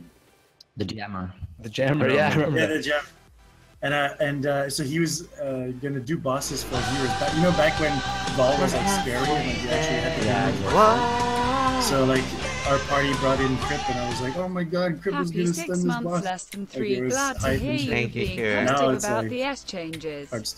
So many people are ignoring how it's going. I remember choosing Lightning early because of Nugi. Thank you so much for the resub, dude. Appreciate that a lot. I stole the idea from Crip. I thought he was doing it. I'm not actually giving star requests right now, but you can have a star request like when I am listening to I don't think I looked at your build, but I was just like, hey, this skill looks cool, and I just tried to make it myself. I never upgrade essences unless I need them. As well. Like he was trying to I love seeing your name in chat, Daniel, because it like it reminds me what I have to do. I did Ranger. I'll try to phone them tomorrow. I started Ranger, and then it's really hard for me to actually find time to phone them. I think because when I'm done streaming, they're closed. The starting node was better. In Duelist, that wasn't Ranger. Dude, you remember that back before Ascendancies? We would choose our classes based off like a couple starting nodes. Yes. Oh my god, which is better as flat ES? Literally, it was literally 2% more damage. Yeah, you would look at the starting nodes to decide your class, and now we have a skill tree planner that can tell you exactly how your build's going to do. Yeah. We've come a really long way. We have. I haven't tried it yet. Is it really as crazy as people say? I haven't tried it either, but I can imagine it being insane because honestly, like even for these past like 8 months where I haven't really been playing PoE at all, I still like think about making OP builds and concepts like all the time. 3D crafting is just so fun for me. I feel like I just spend my life with that program. The tools can give you more of a... It gives you like exact numbers. So when you're deciding between 2 different duels, it might be the deciding factor. Obviously, like, but it's not always correct though, right? Because I value attack speed right now over everything else. So I will give up a little bit of DPS to gain attack speed. Because right now, the only thing that's really holding me back is like how fast I shield charge. It's because I'm using multi-strike. That's really annoying without having a lot of attack speed. So that, it's not always that the numbers will give you the answer, but it's a way of measuring different things once you have a good understanding already. Like, I haven't used it, but I feel like I don't want to use it because... This gives you the numbers. Well, you know how we talked about if you have a character editor, it kind of gives you this experience of the end game, and then you don't want to play anymore? Well, I was wondering if that planner was going to give me that feeling where, now that I know exactly what my character's going to do. It hasn't done that for me, at least. Because a lot of times, it sucks to, like, start playing a build and find out, shit, this has no... I've already hit the ceiling, this sucks, right? Like on the I made a melee witch, right? But then I ended up figuring out, wow, this build's gonna have no damage or no life if I continue. Yet if I mess with the planner, maybe I would have had a better plan to begin with and actually would have continued the melee witch to like end game or something. But wouldn't you then say that, like, if you had plugged in the numbers and you knew which the melee witch was gonna suck, then you wouldn't have never done it in the first place? So it's kind of like you. Well, I don't know if it would have sucked. Maybe. Because Passatory, like I chose the concept of life MOM or something for it.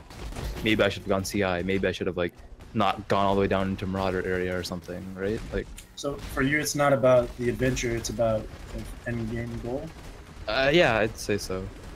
Builds are more. Yeah, that's fair. Like I do like exploring. It is kind of like an adventure. I like exploring different concepts. But then I don't want to like waste my time, quote unquote. Not necessarily wasting time. Right. I think you kind of see what I'm saying. Sounds like POD would be a really good game for you, because Raiz is trying to sell me all day. POD is. I can tell you this. POD is fun. It adds a lot of new concepts to new ways of playing Diablo. It's like imagine. Well, people have been saying that all the time. Right? I'm actually really exciting enjoying with all the new mechanics and everything. I'm just focused. POD is kind of the same thing, things. right? Not in the same large scale, but enough for it to you really see a difference, and you can try out some of the builds that you've always wanted to, but you always knew that kind of were shit, and they've been buffed. Yeah. Yeah, when at first, I don't know if people know this, but POD just started as a vanilla, like a normal server that me and Willy Wonka wanted, because in between PoE we wanted to go back to D2. So we thought, oh, if we run our own server, then we can just do ladder resets when we want. So we can keep switching back and forth.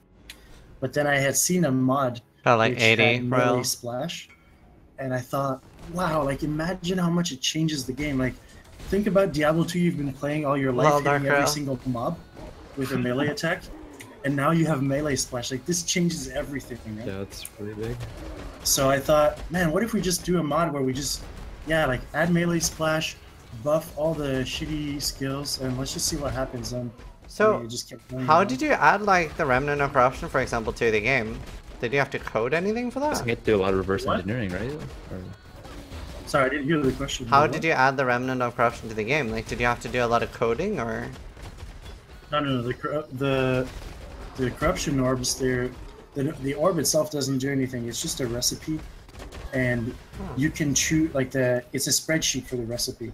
So you just say, okay, input X item, and then output, and then you can reference the same item. So you say output the same item again, but this time add a mod, and then you can add up to like 6 mods or whatever. That's what's great about modding D2 is you don't need any programming experience. And what about, but like the art, like the item itself and the art for it and stuff, is that already in D2 or? Yeah, actually the art for the Vol Orb is an unused art from Blizzard, like Blizzard made it, but they never used it. Oh. To piggyback what you just said earlier, how do you actually, where do you store that logic if you're not doing any programming or coding? Well, so obviously the engine itself. Yeah, I won that discussion, Janessa. Right. What the engine does is when it needs information, it references the spreadsheets. I still haven't had time to watch your clip, Janessa. There's a spreadsheet that the game. Yes, if you have a. Yeah, so if the game says, okay, now I need to know the mana cost of your Ice Bolt because you're about to cast it, right? So he goes, okay, take a look at the spreadsheet. Okay, let's see, Ice Bolt is here. Mana cost at X level is this. Then it consumes that much mana from your mana pool.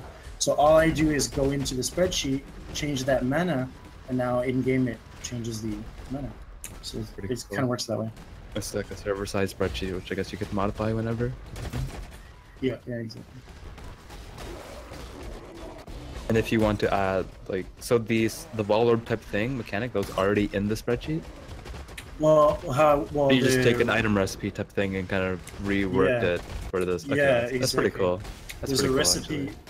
There's a recipe to add new mods to items. So then you just take that, but then you make it so that there's 5 outputs. I know already. I might do that after stream. So I can say, okay, well, you have 1 in 5 chances of getting. It's pretty interesting. Yeah. I can't update the one up here though. Like you should be here, but like obviously like on the actual ones that went through, you're like 10 or 11 short RDM, and then the other one I can't update. I need like PayPal to do that.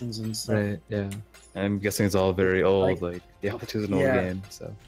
There's a lot of things that are like called like hard coded, where they're like in the engine. They're not in the spreadsheets. Yeah. So there's things I just can't change about the game. Maybe. We're not 100% sure on that. We don't know. It's pretty cool though.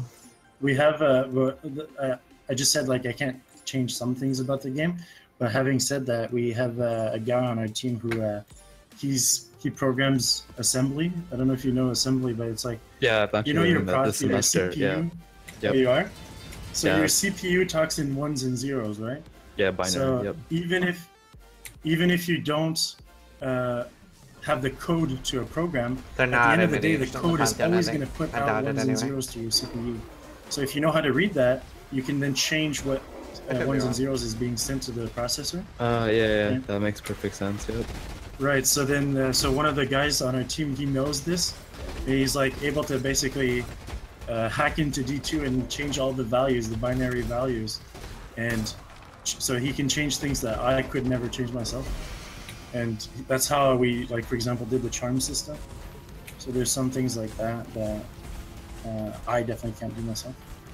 I remember when I suggested it, Greendude was like, impossible, madman. Yeah, for me it's impossible. So when Raiz said do it, I'm like, I can't. But then the guy, his name is Dave, he whispers me, he's like, I think we can do it. I'm like, all right, fuck it, let's try it. Like, it took him like a week though, because there were so many bugs, but it worked out. Yeah, the charm system is fucking amazing. To the point where I can't imagine playing without it. No, Havoc, are we going to 99? What? Sorry? We're going to 99 soon. It's time, the clock is ticking. 99. I'm confused. Nugi saying 99 randomly, and Ziz is talking something about charge system. Didn't you still loving you? Keep my lonely days entertaining, bro. Less than 3 Pirates of Caribbean remix. Where else we go to 99? Oh, yeah, PoE's like 99. I thought you were saying that because like I died at 98. You're gonna have to save it yesterday. illogical. I'm not doing any sort of quest right now. Yeah, people forget that D2 so just like, do you mind saving it for later or another time illogical? I was gonna ask you eventually, like other than playing bows for the sake of trying different builds, different concepts, like what is there to do? For me, it was like PvP, but that's not there. And thank you again for the resub with hostiles, so. Well, it's about just going back and playing the game, but with a different. But yeah, RDM, I'll be updating it after stream. But also, I'm implementing a PoE mapping system. That's I heard there's like 4 maps right now, and working on it. So there's that, so that you don't have to do bail runs all day, because that's pretty boring. And we also have like that I added this patch. I added like a Uber Adziri type of thing. So you know, like there's already Ubers in D2, but now there's like a this Diablo clone Super Uber, whatever you want to call it. Yeah. Super Uber. So is it? I remember Uber being Diablo, Mephisto, and Baal. Right. Smited into that. There's a super version of that. That's interesting. Well, there already was in like when you sold the Stone of Jordan, you would spawn a Diablo clone. Yeah, that was for the charm though. Right. So what how do you exactly do that, by the way, on the server? Well, we have many options to do it with like Stone of Jordan or any other item for that matter. But that's what I'm talking about. Is I took him, put him in his own thing. Oh, okay. That's how you get the charm instead of like selling Sajas. Yeah, because we the used to be a Sajas on the small main server. server were from dupes essentially. Yeah. Hold on, I'm What's adding the an highest RDM. level anyone's reached so far in POD? 99 last ladder actually, first time. Really? 99. I thought it was 97. No, someone went to 99 last. Let me check. Let me just. Wow, that's fucking crazy. There, you're added to the five top donators just of did all bell time, runs RDM. You have been added. I'm guessing you guys Thank you again, don't dude. have the. I know in D2, if you made more than 20 games an hour, you'd get like temporary banned or 7. get roamed down. We're not talking about Diablo 3. We're talking about Diablo 2 Yeah, 7. you always have to like theory craft your how many CD keys you're gonna use based on how fast your bell runs were. And you'd have to swap out your CD keys like every so often to make sure you don't get rummed down for like an hour or something. I'm guessing you don't have to do that either. But yeah, it's actually gonna be way quicker now because no restarting the game, no BS there. You can do like your 1 minute bell runs or whatever the time is. Yeah. It's pretty cool. But for 99, what he did though is when you the mapping system has what it does is it has less harsh penalties for being over the zone level. So he did Hell Bell for, I think he did Hell Bell for up to 93, maybe 94. Then he moved exclusively to maps or something like that.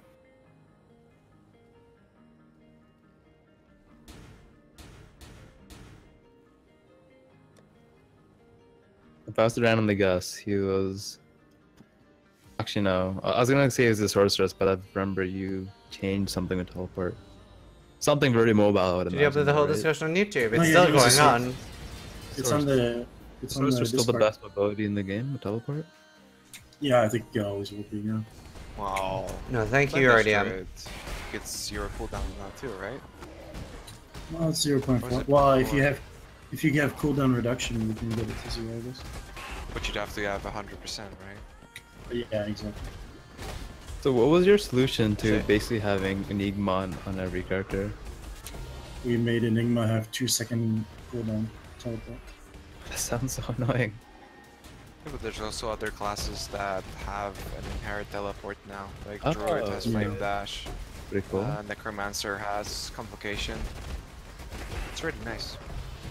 You don't feel forced into playing fucking Hammered In or Sork or anything Yeah, like that. those are like the best And combos Sorks are for actually balanced. Yeah, it's really And nice. you can get a new stack called cooldown reduction, so you can actually your Enigma's teleport can go down to 0 if you have 100%. That's pretty cool. But it requires more investment.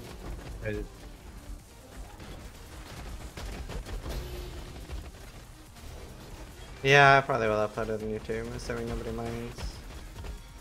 But it's a never-ending product. Like every time someone is about to try it, I almost feel like saying it's gonna get better. Like I feel like because I'm always working on new stuff. Exactly. Yeah, And I I feel definitely like understand what you're saying. People are all, yeah, they're always playing an outdated version of my product, and I'm always just excited about like, but wait, it'll get You even want to better tell them the too. new thing, but you can't tell them, you know. So.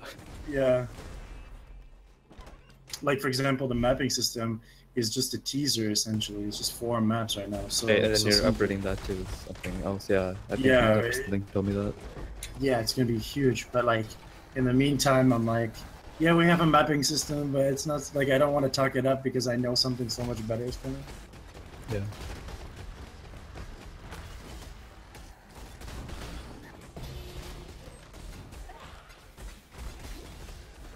Why did you nerf Whirlwind in POD?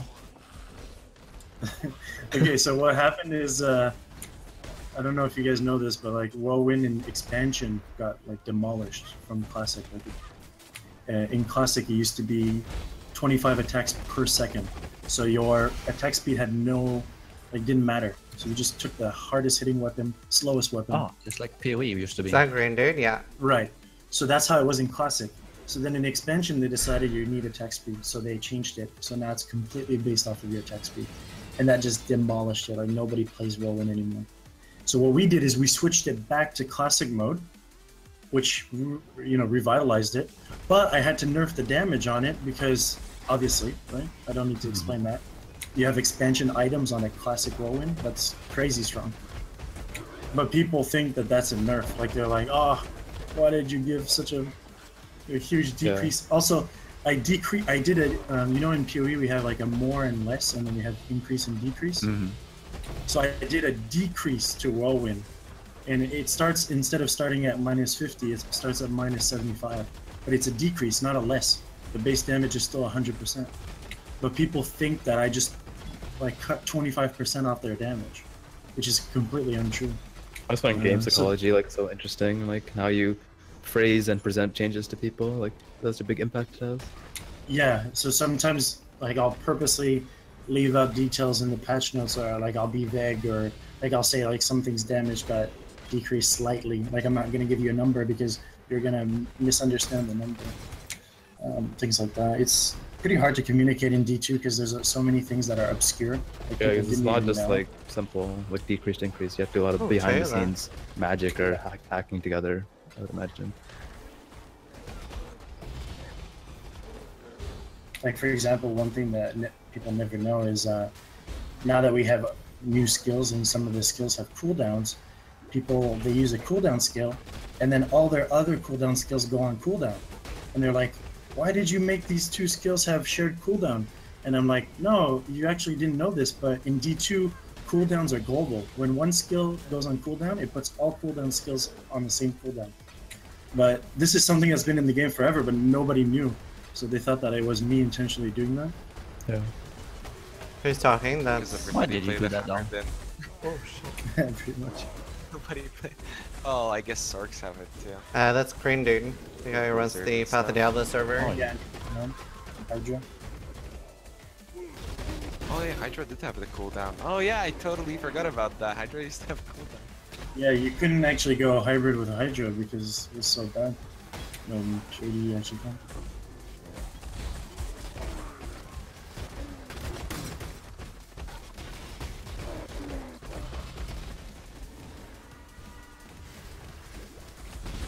Yeah, I don't know. All this talk of D2 is making me want to restart. I still have a Storm Shield and an Istrun. Wow, you're rich as fuck. Dog. You're rich as fuck, yeah. What the fuck? You care like an and 10 Remnant of Corruptions. No, wait, what are they called? Orb of Corruption. That's it. Maybe I'll just not play Sork this time. 4. I don't know how you found so. I don't get how you found so little. I think I found like 30. What the fuck? Embu as well. I'm finding so little of them. This ladder, I don't know.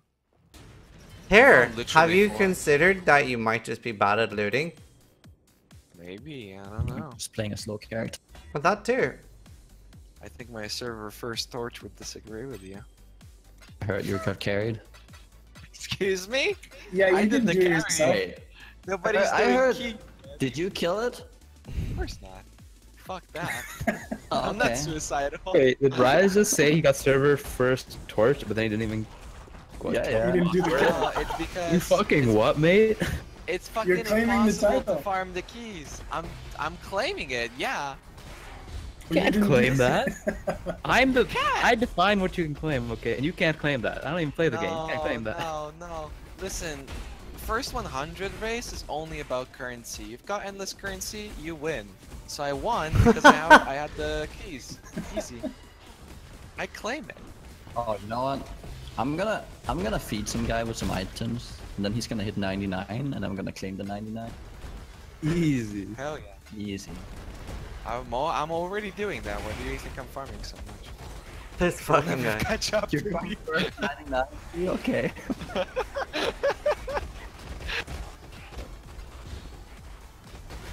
Can I do that in the PoE? I get like an announcement. Can we share announcements? Yeah. Nugi, Yeah, that'd be cool. You got like a team.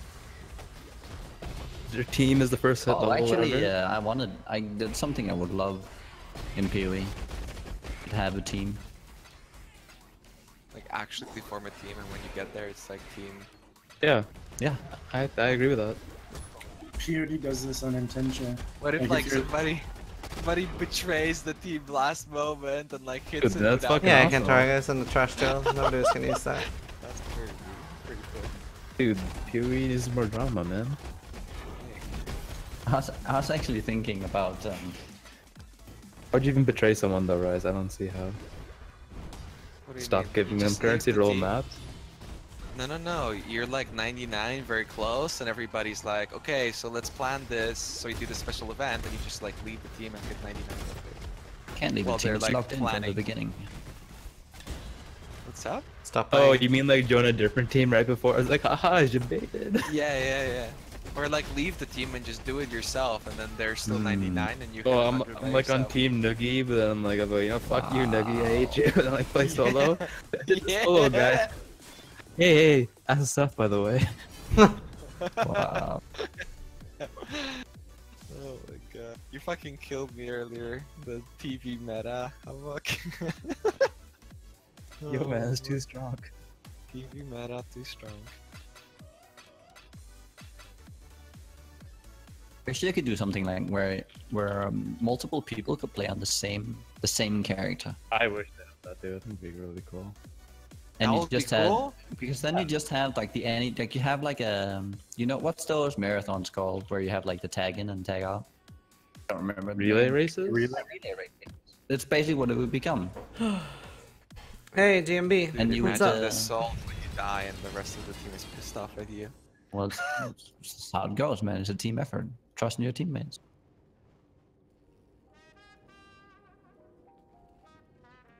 You'll be playing a lot better because you're gonna be getting 8 hours of sleep every night. Yeah, it would be interesting. It would be more about like actually playing better than who can sleep less.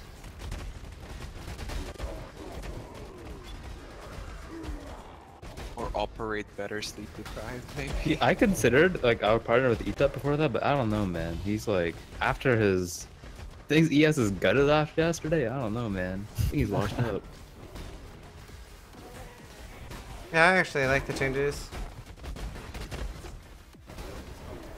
Who would you guys partner with? Ember. Carve. Steel. Fuck that, car sleeps too much. Yeah, That's Carve okay. is like, No, because we can both sleep now. It's a relay but race. you- Oh, that doesn't you, sound like like, a fun race at all. plan it, dude. Have you ever played with Carve, Nugi?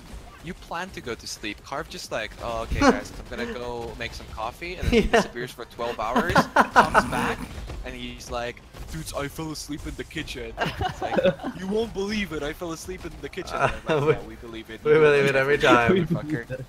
Like, he fucking does it every single league. I was just making myself some coffee, and then I fell asleep. 12 hours, bro. Every time. And Cream is also a strong option. There's a lot of strong options. Oh, Thross. Oh my god. If I was American.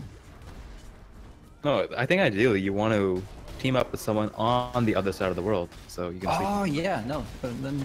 Oh, Ember and Steel. No, I chose Steel. Fuck off. Oh It's shit. fine. So I choose Steel. No. I need a carry, goddammit. Raiz is gonna play 2 hours every day. His partner's gonna play 22. Oh, so 5 yes, hours. guys, I won. Still I gonna be claimed the it, one boys. to I die. claimed it. Dude, he would be in a team, he would play all of it, I'd log in for like 10 minutes and still fucking manage to die. Like, Yeah, see, I would say like Dead and Doom, but then I'd be fucking dead when I wake up. I say Gucci, but I was like, yo, he's just gonna like die to DC or something. Like run laps and stuff.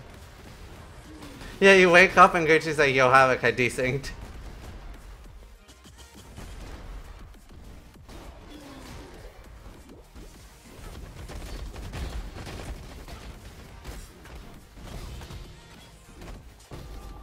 Oh no, Dominion. Oh fuck yeah. We had the A team back in the day. Now I'm sort of keen on the relay race. Hmm? Now I sort of like the idea of a relay race. I think it's really good. But- It's healthy for like people playing, you know. Yeah, they wouldn't let us do it. No. Couch sharing. It's not like in like some games it's like frowned upon, and this is actually against the terms of service, I think. Well, on that note, one time I asked GG if my friend could log into my account. This was back in Invasion when I was leveling up the. You remember when I had swapped from the Spectral Throw guy to the Aegis guy for the trio for Uber? Carry on. Okay, basically, for an Uber theory, I had to swap characters, and instead of like manually leveling up a super tanky character with 95% defense and 5% damage, it's gonna take forever. I would made a new account, leveled it to 70, and asked GG, hey, can my friend play on it? And they said, yeah, only if it's for a temporary period of time. So I just carried my other account, my friend played on it, on my Spectral Throw character, and got it to level 90 in like no time.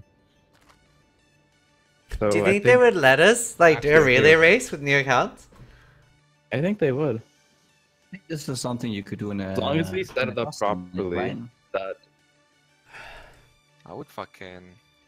To be honest, I would choose Kobe because he has real experience with this stuff. That's fun. Good memes. Another quality meme right there. He's already dead.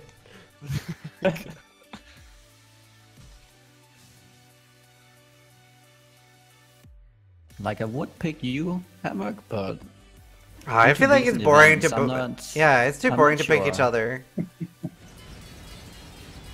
And nobody would pick me, so I have to say that. Interrupting me right in the meme. I'm not sure who I'd pick. I think I'm the best. Everyone else sucks. So. So you say that, and it sounds like you're joking, but you're not. XD. Not joking and still the best. That's what you mean. It's bad, man.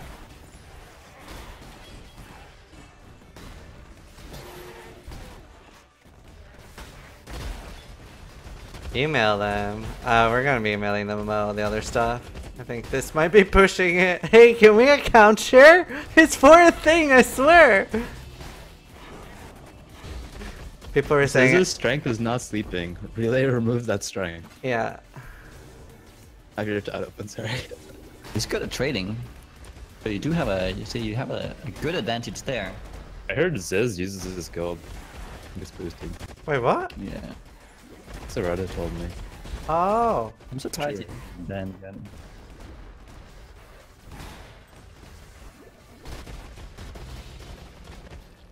Yo, apparently I have a currency farmer. You too? Wait, wasn't that on Nugi's podcast? Wait, what? You asked Ito, how do you feel about people like Ziz having a currency farmer? Currency? No. No, wait, trader, that was it. But you did have that at one point.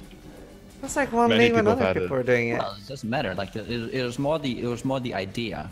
Yeah. Right? It's not about I throwing know. blame at anyone because there are so many people doing it in various forms. It's more the idea of having someone trading for you. It's been like we did it as well back in the beta days. It's part of It's been happening forever, it's just never been brought to light Yeah. before.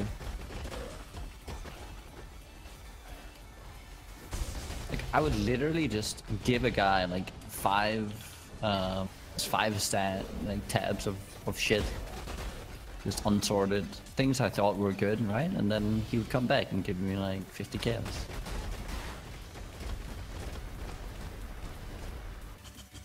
It's just really efficient. Like that's where I got the idea from for pit stopping, because Kobe and Afro, they were all doing it for a while. I was like, wow, this is pretty smart.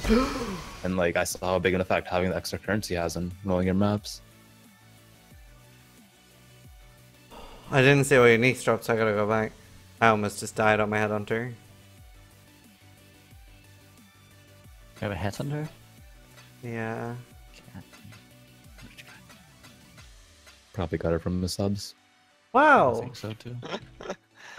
Are reverse giveaways allowed? Yes. So you can't give away anything, but people can give away stuff to you. Yep. That's allowed? Oh, that's okay. What if Seriously? they're a course it sub is. though? Are you sure that's okay? Of course it is. Wait a You're not getting It's not monetary okay. gain for it. Wasn't okay with Cute Dog. What? Yes, it wasn't okay was. with Cute Dog. Didn't he get banned for that shit? No, he got banned because of like he was giving away stuff. Oh. Oh. No, he was getting banned for Oh. cross-league transferring. So I What can- if I me can and my have, like, friend both guess. played 2 leagues or something? and we were What subbing for both leagues? if they sub to me in exchange for being able to give me free stuff? Yeah, that's RMT. What if people that sub to me were allowed to be my friend. And if you're friends with someone, you can give stuff. You know, that's the same as subs. You're not. And nobody will sub to you. If people sub to me, they give me 3 stuff. But too deep. It has to be a monetary value for you. Yeah, but they're subbing to me, and then I allow them to give me stuff. It's the SRMT. I feel like we went down a dark so path there. ridiculous, but I see why you're making that point. Yeah. They should have just said, no, you know, no giveaway, whatever way, whether it's from streamer or from price to the streamer. Their rules are very ambiguous and it's dangerous. I mean, like you take free items, quote unquote, from the people you directly map with. That's got nothing to do with your Twitch. Levels and suddenly it's banned. These people are your viewers. They give you money. It's just my friends are also my viewers. Who would like to give me stuff, but I wouldn't really like. I don't really like taking anything, unless they sub to me. And I'm okay with it, and they can give me all they want. Okay, here's an example. Nugi, you and Pulp, you sometimes push ladder together and you share items. Mm-hmm. But the moment Pulp subs to your channel, he can no longer share items with you. Correct? I don't think it's that anal. You kind of have like, yeah.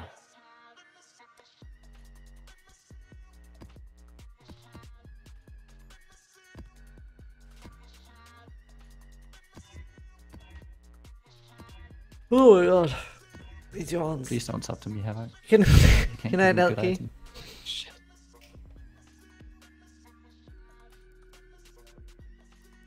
Your emotes are so good. Yeah, I know, Snow, I know. So wait. I can't give Nugi items. Because you're sub to him? Yeah. I would never give you items. No, I can't give you items. Yeah, but even if I was subbed, I would never give you items. Wait. Oh. Oh, right. No, you would have to give me items. Yeah, actually, I can give you items. You can't give me items. That's it. That's not gonna happen anyway.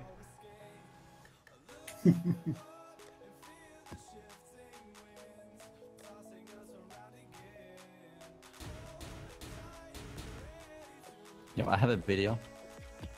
I got some private footage of it's like a private meeting on Reddit. Top dogs of Reddit. Have you seen it?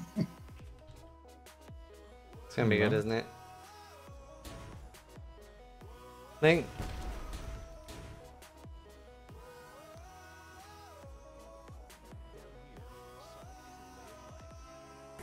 Obviously, the environment down here, salt is a way of life. Obviously, the environment down here is all salt. The ceiling's salt, the floor is salt, the walls are salt, and to an extent, the air is salt. Oh, I saw you posting that. And you constantly taste the salt. Oh, oops. Down here, salt is a way of Oh life. god, don't show the... Hey, yeah, I saw you say hi. I was just like mid-discussion. The floor is salt, the walls are salt, and to an extent, the air is salt. Maybe and you different breathe for that everyone. in and you can constantly... Wait, is this the place they're in? Is it called Riceland? Yeah. Whoa!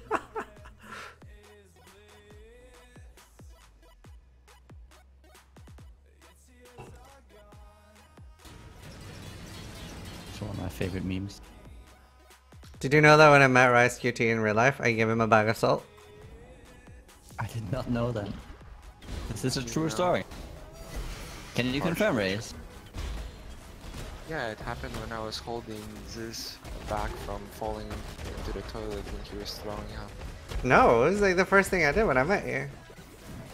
Okay. Me, Tarky, and Paws were all gonna throw salt at you, but you looked so nice we didn't want to throw things at you. Okay. You must have thrown, like, it would be hard too, right? to throw so high up. It's funny because I'm shorter than you. It's actually fun. Sorry.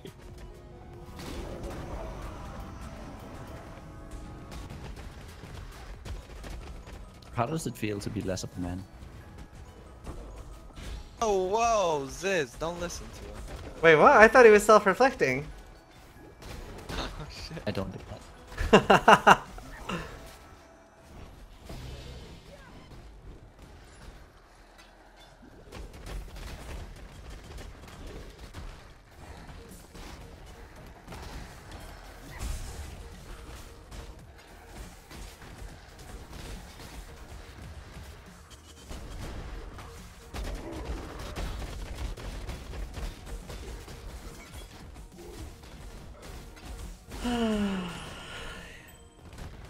He's been working out. It's okay, I don't go outside.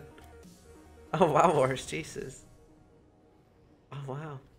Somebody had a good comeback for you actually. Somebody wrote in my chat, self-reflecting isn't that what Sis does when he enters maps? Jeez. Wow. Yeah, it's really good. I don't know, like, I was happy he didn't mean me. Those are some bad memories. You reflected? Oh yeah, I remember watching that with Havoc. And Havoc, like, he said it very specifically. He's like, I linked it. Oh, no. Okay, I said then it. There's, then there's and I typed it out. Like, I typed it out. times. Something like you were like very like he was very. No. That's an even worse one.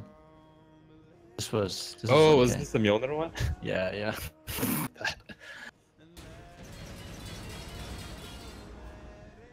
Oh man, I stand by the Miller build to this day.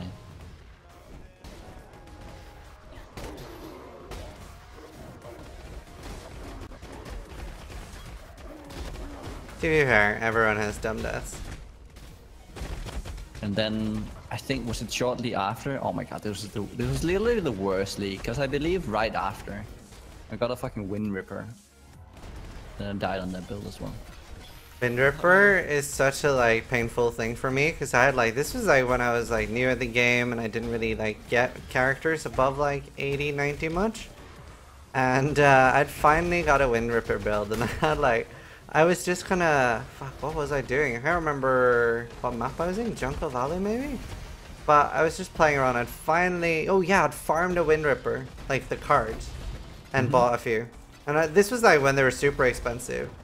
And then the first thing I do is I didn't have a bleed potion. And I off-screened a really like IPD corrupting blood and I like insted myself. So I didn't even get to finish him up with it.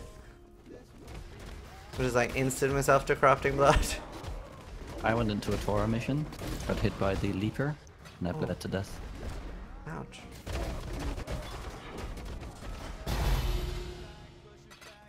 I think the first Havoc death I remember watching is the Host one. Oh, on the poison arrow. Yeah, when you yawned. Yawned? Was I yawning on that happen? I don't even remember. Yeah, you yawned and you died. Volatile? No, Host, he like ran, he trailed the glacial. Like a Haku mission or something, right? Yeah. I think. Yeah, you were trailing the Host like projectile. Oh, I think I ran with it or something, right? So like hit me a million times. And Pretty sure I can find it.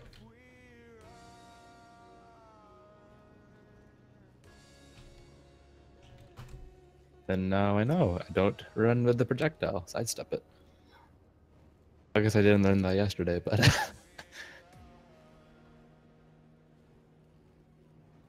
Not much sidestepping going on in lab though. Yeah. Yeah, you actually have a replay this chose as well. the right or the wrong direction. Yeah. Two choices, man. You chose wrong.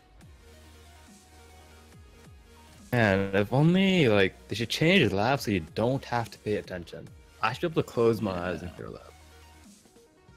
It's not very. Honestly, on the topic of lab, like I know, like I myself, like fucking hate it and like say really bad things about it a lot, but I don't think everything in the game has to be like perfect, you know?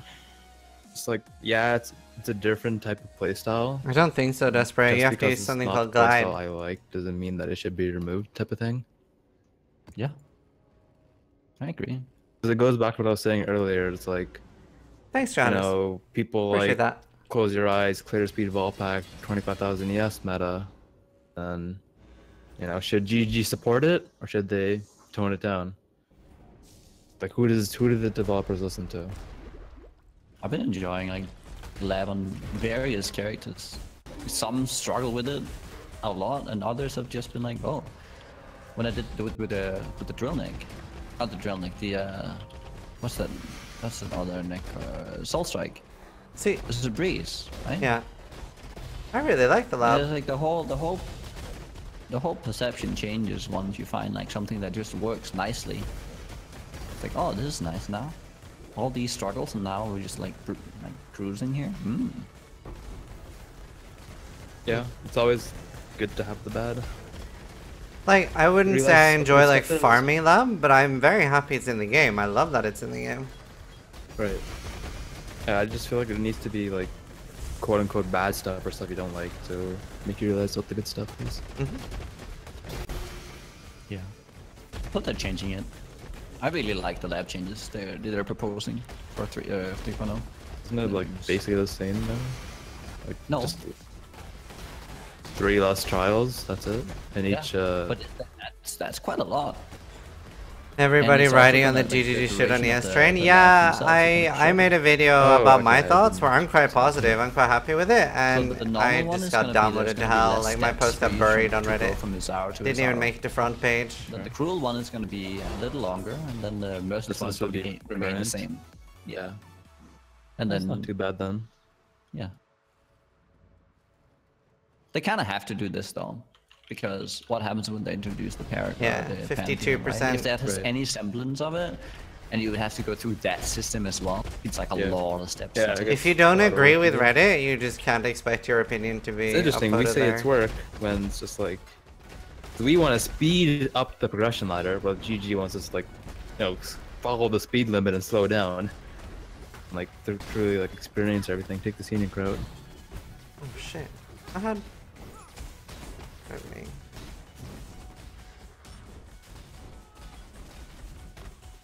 Wait, you want the game to speed up, Havoc? No, I'm just. We want to go through progression fast, like. Well, at least me sometimes. Is this even like, is this really call? Yeah, but right? I don't need to talk just to talk. I talk when I have something to say. Like, same with ES gear, right? Like, as a soft ride lake, I have 6,000 ES and like whatever X amount of hours of playing. GGG, that's like a problem, right? You shouldn't be able to have like 6,000 energy shield like after ride lake with like garbage gear. That's like you're pushing that ladder too fast, right? They want you to have like 4,000, you know, life or ES. There has to be some struggle. Going into maps. Some decision, something to work for. Exactly, and then you slowly progress up instead of skipping to the end game tiers. Zero, Giannis. I didn't really want to. I am level. Good question. 92. I'm probably gonna make a new character soon. I'm probably gonna make a Pathfinder kinetic blast. But yeah, I don't feel the need to like speak all the time. Like I will talk if I have something to say, but I don't want to just say something in a discussion just to say something, just to make sure that people notice me. This would be really cool. I like how you can change it on the fly. My parents always told me if you don't have anything smart to say, then don't say anything at all. For me, it's like that dream, you know, like instead of like path of building, planning everything out, I got to actually like test everything as I go. That's different though. When I'm just on my own, then I'm just spewing bullshit. I'm not sure how I feel about it because it reminds me a little bit about how in D3 you can just swap your skills. On the fly. I came here to listen to you, right? But for example, when we were talking about the PvP stuff, I don't have any experience with the PvP stuff. It'll never be as bad as D3, obviously. So I don't want to speak about that. Just giving bad information, you know. I don't know. It's a problem if you just okay, I'm on this boss. Okay, I use this thing because this. If it's ever a point where this specific thing will always be used to trivialize this content, and you never have to decide on an actual. Right. Kind of takes away some of the core parts of the game. No, don't show like noodle this. That's one thing I hate about it. Change on the fly, like dynamically change your setup based on the boss? No, because let's say you have to choose just one, then you're not getting all the others. So your character can't be immune to everything. It can't be super defensive against all of them. But if you have all of them, and you can just switch them on the fly, then your characters it's almost as if you have them permanently because you're switching them for There is a specific point situations. made though about because some builds might have more options, right? They might not need all the different Pantheon points or whatever, like Pantheon skills. Like they might not need any of them at any given time, and so they can freely swap. Other builds might hinge on certain ones, right? Like Say they need stun immunity, or or leech, or I don't know what else could Fuck be the in there. immunity because they want to Nice rider, how are you doing? Yeah. Might be things that you can never give up. That's just the downside of your build. It's simple as that. I don't know. Yeah, I don't know. How many Pantheon systems can we choose? Do we know? Something about a specific number of major ones at least, I remember. Like one major, one minor, and then one medium or something? Or is it just major and minor? Greendude, is it safe to mule, you think? Can I trust you? It's never safe. Yeah, I can come in your game, help you. Yeah, Raiz, you want me to join your game and help you? It's okay. I'm trusting Greendude. I wouldn't trust Nugi. Hey man, I'll help you. Yeah, I'll come help you. Yo, Green, do you got any ballers? Oh yeah. Fuck this Havoc guy. We all know Havoc is just he's already expressed that he's just in it to PK people. Well, did you know that he was like, "Hey Ziz, let me help you link that at Zer's disfavor," and then he valved it. That's great. Yeah, someone in chat asked me to do it. They said no balls. Shadow. So ball or no balls, like just sorry, man. I have to do it. No, I get that. I get that. Raiz, with the Didn't link. Oh, I hate when people say that I think link. I'm fine for now, honestly. I'm just.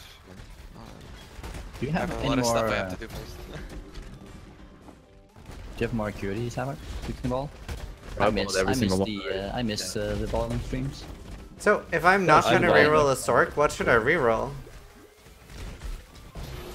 You roll all of them. Yeah. Like, what's something that's good at farming cows and tanky? But it has to be Sork or any class? No, anything. Is that like Amazon good? Amazon's really good for cows, that's for sure. Like Javelin or? Yeah. Definitely. Yeah, I might do that. Ethrow's good too.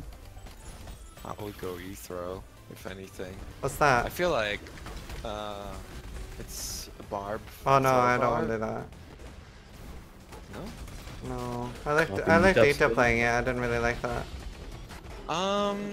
You could just play Dude. Dude's overpowered as fuck. Right, Greendude? Is it?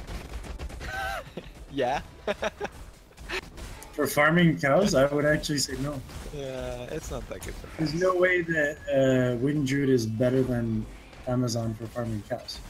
Right? What's that build I played? I played some kind of like wolf. Yeah, you were Fury Wolf. Oh, that's right. Oh yeah, the rabies druid could be really nice now. If I was blind, no, it's just when it's a when it's a small scene like what my stream is on right now for you guys. Like an obscene amount then it looks like the bottom left one. I'll show you. No, we turned it down. Oh, okay. Never mind. I'll donate $50 if it's not 16. Okay. There. That's not linked. Proof. So what is so broken you have to nerf it next patch? I can play It that just now. looks like it. I'm sorry, dude. You shouldn't have made that bet. If you want to change it up, I recommend, my personal favorite is Oops. Warcry Barb, in terms of like doing something you couldn't do in vanilla. This isn't good. Yeah, for sure. That drops in. No. I would do Nova or Desecrate Necro. Poison Necro in general is really fun. Golem Necro is really fun. Any of the Sork builds are super fun in my opinion right now. Yeah, it's the just two I had a couple of bad experiences with me being bad and Sork, so. Yeah, I mean Sorks are. Well, you have the most important item to allow you to be bad with a Sork. True. You have a Storm Shield, which basically makes a Sork into a Barbarian or a Druid. Yeah.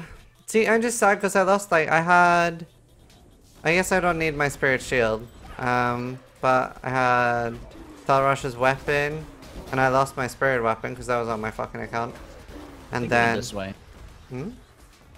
Think of it as you never played. Yeah, no, I mean that's how I always motivate myself to starting, and it just still sucks having lost things too. Unless you're a streamer, like if you're a regular player, you lose everything. But if you're a streamer, you're like, well, that was hours of content and money. And yeah. Change your perspective. I know. Hey, I die more than anyone here. We know. We know. It's not this thing. That's saying a lot with me in here too. Well, actually, both of you guys have died more than me this thing. How many times have I died? I don't even know. Like 60? Oh.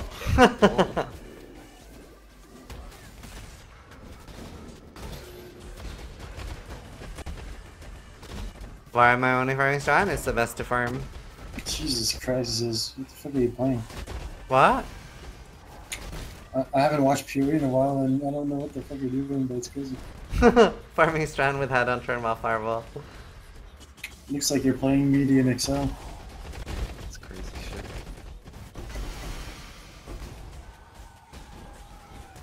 I like how you're drawing that comparison. Because he looks like bullet hell. Yeah, I know. It's just like that's one thing that too many people the monsters are trying to dodge the bullets. The players are shooting them. Yeah. Monster shot like stop it, no. What was that, Nugi? Oh, not too many players have played me in Excel. I haven't played it, but I've always heard about it. It's probably my favorite. I'd rather be Not bad is a bad. Thank you for the $50, dude. Maybe not in the beginning, but there becomes a point where you just don't see what's happening. You can't dodge anything because everything's just everywhere. Thank you so much, dude.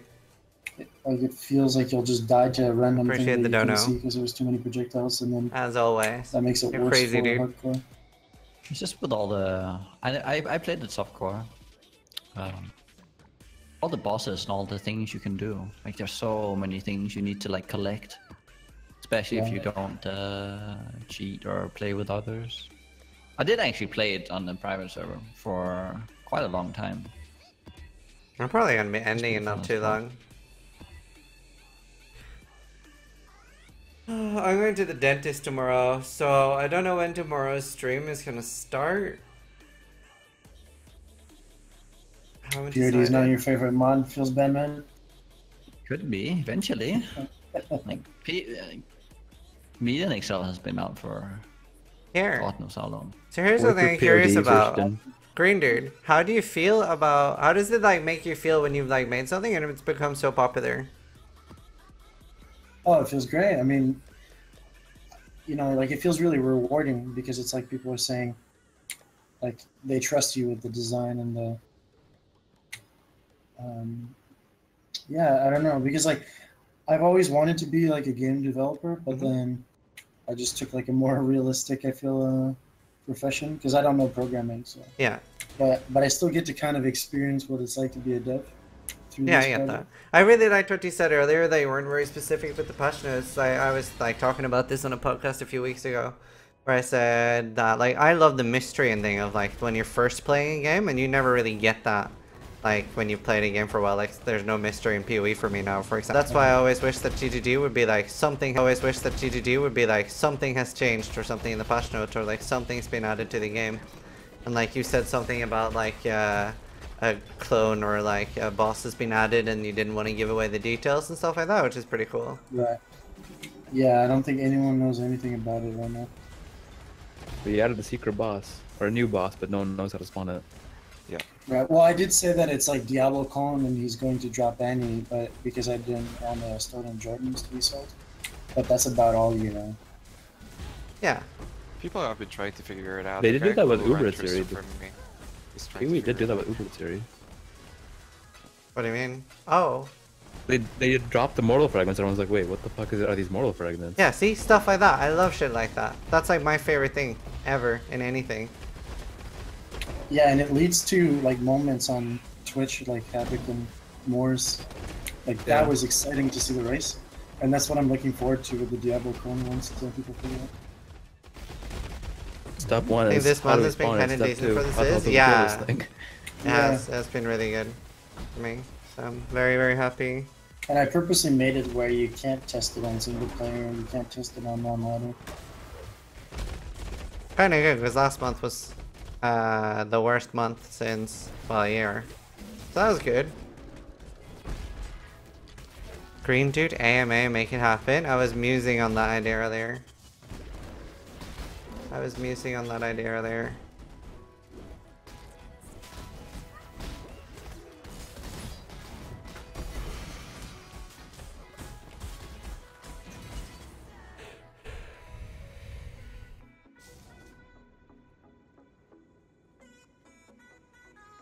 Damn, it's 4 AM here.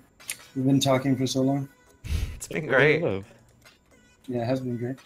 But I should go to bed. Where do you live, Greendude? Sorry? I thought you lived in Western Canada. Or something. Yeah, but right now I'm in Taiwan. Wow. How? Any reason? Wait, what? Yeah, I'm teaching. I'm a teacher.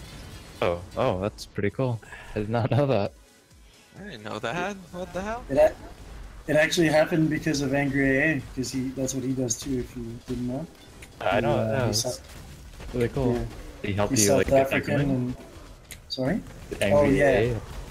That's what happened is that first of all, I knew Angry before he became like known purely. Like I saw his stream and we started talking and he described his job and how he can just play games all day and get good pay, and I thought, man, that sounds like the life. So I took the steps and here I am. That's awesome, dude. I got to meet him in real life too, and we played some games. He's a big like role player and board game player. Yeah. Have you watched the Path of Diablo thing at all? Sorry, Path of Paper. No, I gotta do it, but man, they're so long, so I need to find it. I'm actually so we're hopefully doing the 5th episode on Sunday, and then because it is so long, I was thinking I'm gonna do a catch-up episode. Oh, that's what I need. With like highlights and like an intro to the characters and like what we've done so far, who we've killed so far. Because there are like other streamers, like we met Raiz QT for example in the game. I wouldn't mind listening to like the TLDR version just for like the memes and stuff, but like I'm probably not gonna watch every you're in it too, Havoc. Yeah, you told me, but I'm not gonna watch every single one. But if you give me the TLDR meme version, I'll watch that. Yeah, do a 20-minute version or something. That would be good. It would probably be like 20 to 40 minute catch up. Nice, that's good. I'll watch that. I'm really enjoying playing it. 1.5 hours of it the first day. Yeah. I had to caught like, then it like just kind of stopped. I was like, well, when is it? Oh, okay. Kind of forgot about it. Yeah. No, like I love it. What's up with the coffee talk not being on YouTube? I was like looking for it the other day. Oh, it is now. Well, it's the file, the recording I had was corrupted, and I was like I spent like 10 hours. Well, I spent like 5 hours first on trying to fix it. Then while on the stream, I tried to like tried to do some things, and then eventually I just uploaded the Twitch highlight version to YouTube. So that's there. Okay. Yeah, because I went on the website and like I don't use iTunes. I don't have any of the apps on my phone, and I don't want any of them. It's just a one-off podcast, right? I'm not a guy who just listens to podcasts all the time. So the YouTube video is perfect for me.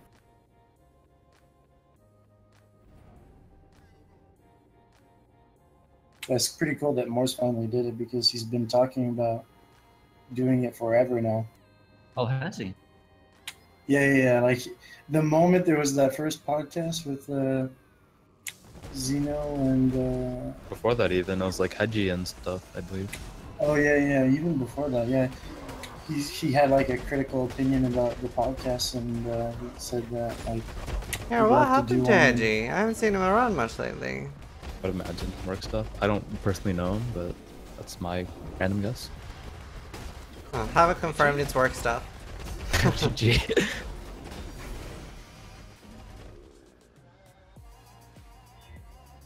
Will you be back for 3 now? For sure, dude. So many people are gonna come back. It's gonna be great. It amazes me every day how fast PoE is growing. Yeah. Yeah. I didn't think Breach was going to be a big thing. Like, that was the scariest for me. Like, I was fully expecting Breach to be, like, a filler league and not exciting. And then, like, it just blew up. Like, that was, like, a huge, like, record for me on viewers that league and stuff. And I was like, what the fuck? And I actually, when I heard about the mechanic, I was like, this literally sounds shit. This sounds like Beyond reworked. Yeah, I had like same reaction. Wow, shitty Beyond. Seems good. Yeah. Yeah, and then I opened my first Breach with Embu, and I was like, oh my god, they're everywhere. Oh, I'm almost dead. Help, Embu, come over here. Why are you over there? Rippy. I like them. I like the idea of it from the beginning, because you're forced to stay in there. You had to build. You had to have some kind of defense. Obviously, we like, there's the whole pack meme still, but like. Or just killer blink faster than it kills you. Yeah. They got the balance right. It looked pretty cool. You can help me with ours for sure. Like, they're going with the approach. Well, if you don't want to do the breach, you can just walk around it. You can start on that already, or I'll talk to you after stream. I really like that approach that they've taken on leagues in general. Like, I know it can be very exciting having something like Elevation and Beyond, but if you're just trying out fun things during the league and you just want to have a chill time, it's very regular beach maps to do that in such a because when I'm like mapping off stream and stuff, I don't want to do challenging content. I don't want to risk my character dying off stream. That is more so I do like I play off stream as well to relax. Like events like now. Like I'll stream for like an hour on like a 9, sometimes 12-hour stream, and then I'll play off stream as well to relax. If you want to impose difficulty at least. So what type of events do you think that they're gonna have? I really badly want another one of those like demis for everyone races. Like a 1 week race type of thing. Yeah. 2 week. That was probably my favorite event ever because it didn't just like promote like I don't like it when only like Cream and Raiz etc. can win demis. I like it when everyone who's like, you know what, if they like play safely on one character and they don't die, then everyone has a chance for a demi. Not just like the top 1%. Yeah. Oh my god, Nugi, the 1 week races are the best. Yeah. Yeah. Wait, what?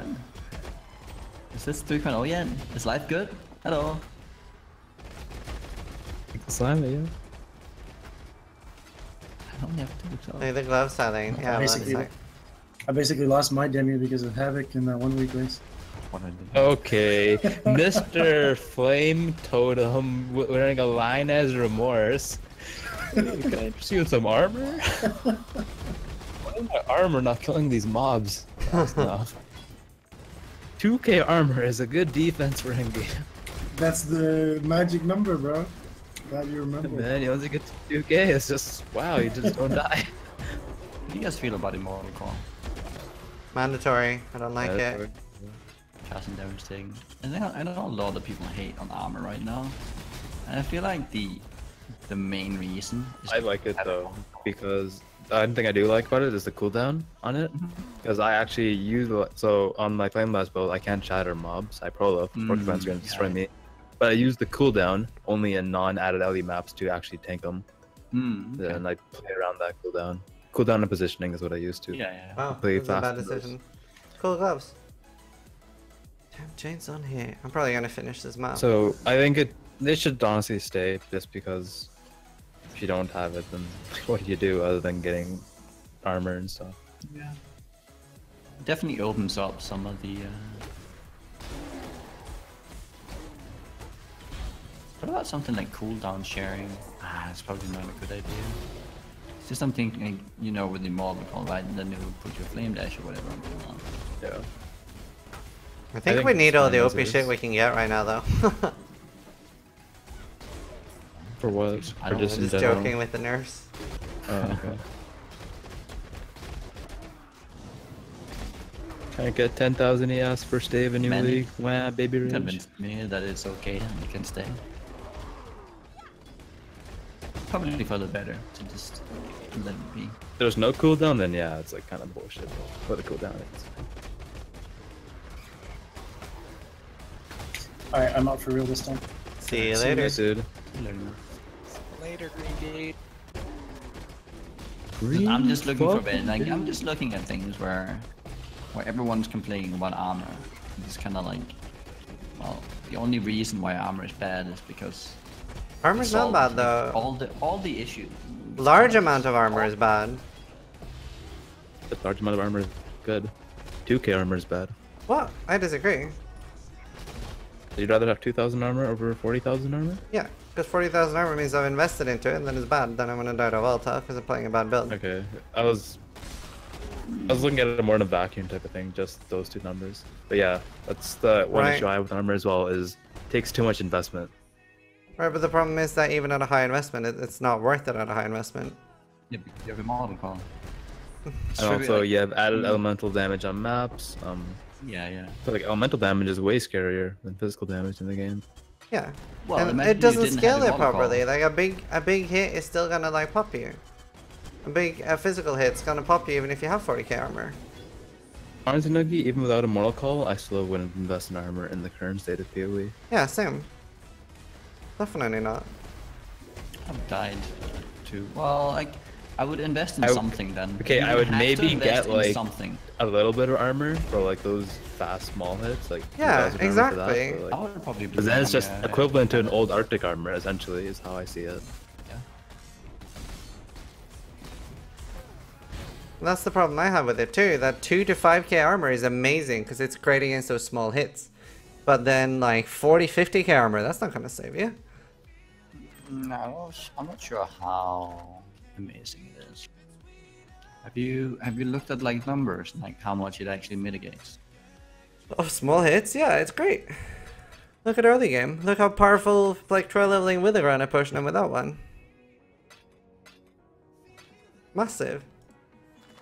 How massive is it on like a T50, say? On what is the average physical hit? I'm mostly targeting against small hits. Yes, but the average physical hit on a high level maps are like they're larger. Yeah. I know what are we trying to argue right now? No, I'm just asking if you know the actual number. No. I'm actually interested.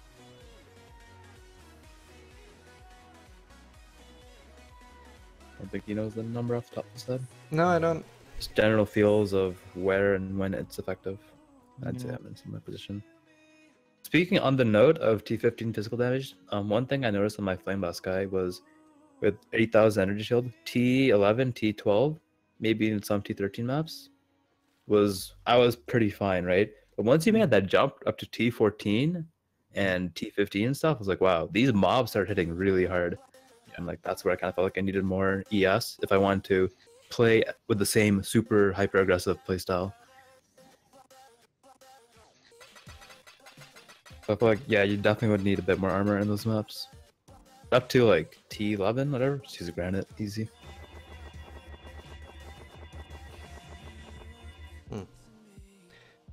I'm probably gonna be going soon, because I have to get up for the dentist tomorrow.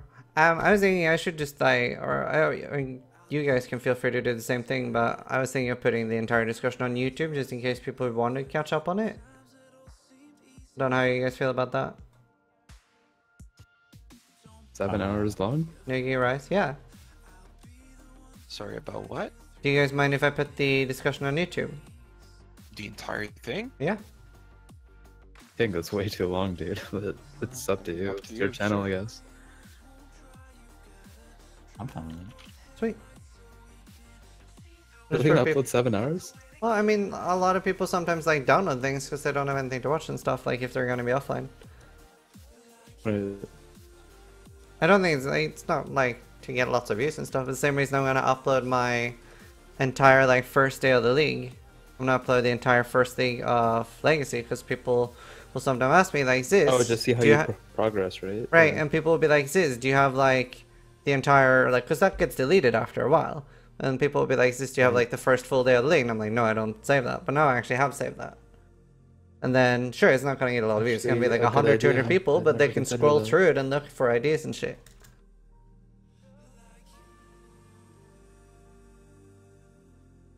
Yeah, it's kind of like too happy. Thank you for the sub, dude. Just to like simulate the new league and then, you know, give people reference points. Yeah. Like, I guess Raiz does that as well sometimes. But never considered an actual league strat. Thank you so much for the sub, dude. Interesting. Embu said, say their numbers in Discord, Smorg. To make 5,000 damage go to 2.5k damage, you need 50k armor. Yeah, you need like, you need, wait, how much? 50,000 armor to half 5,000 damage. Yeah.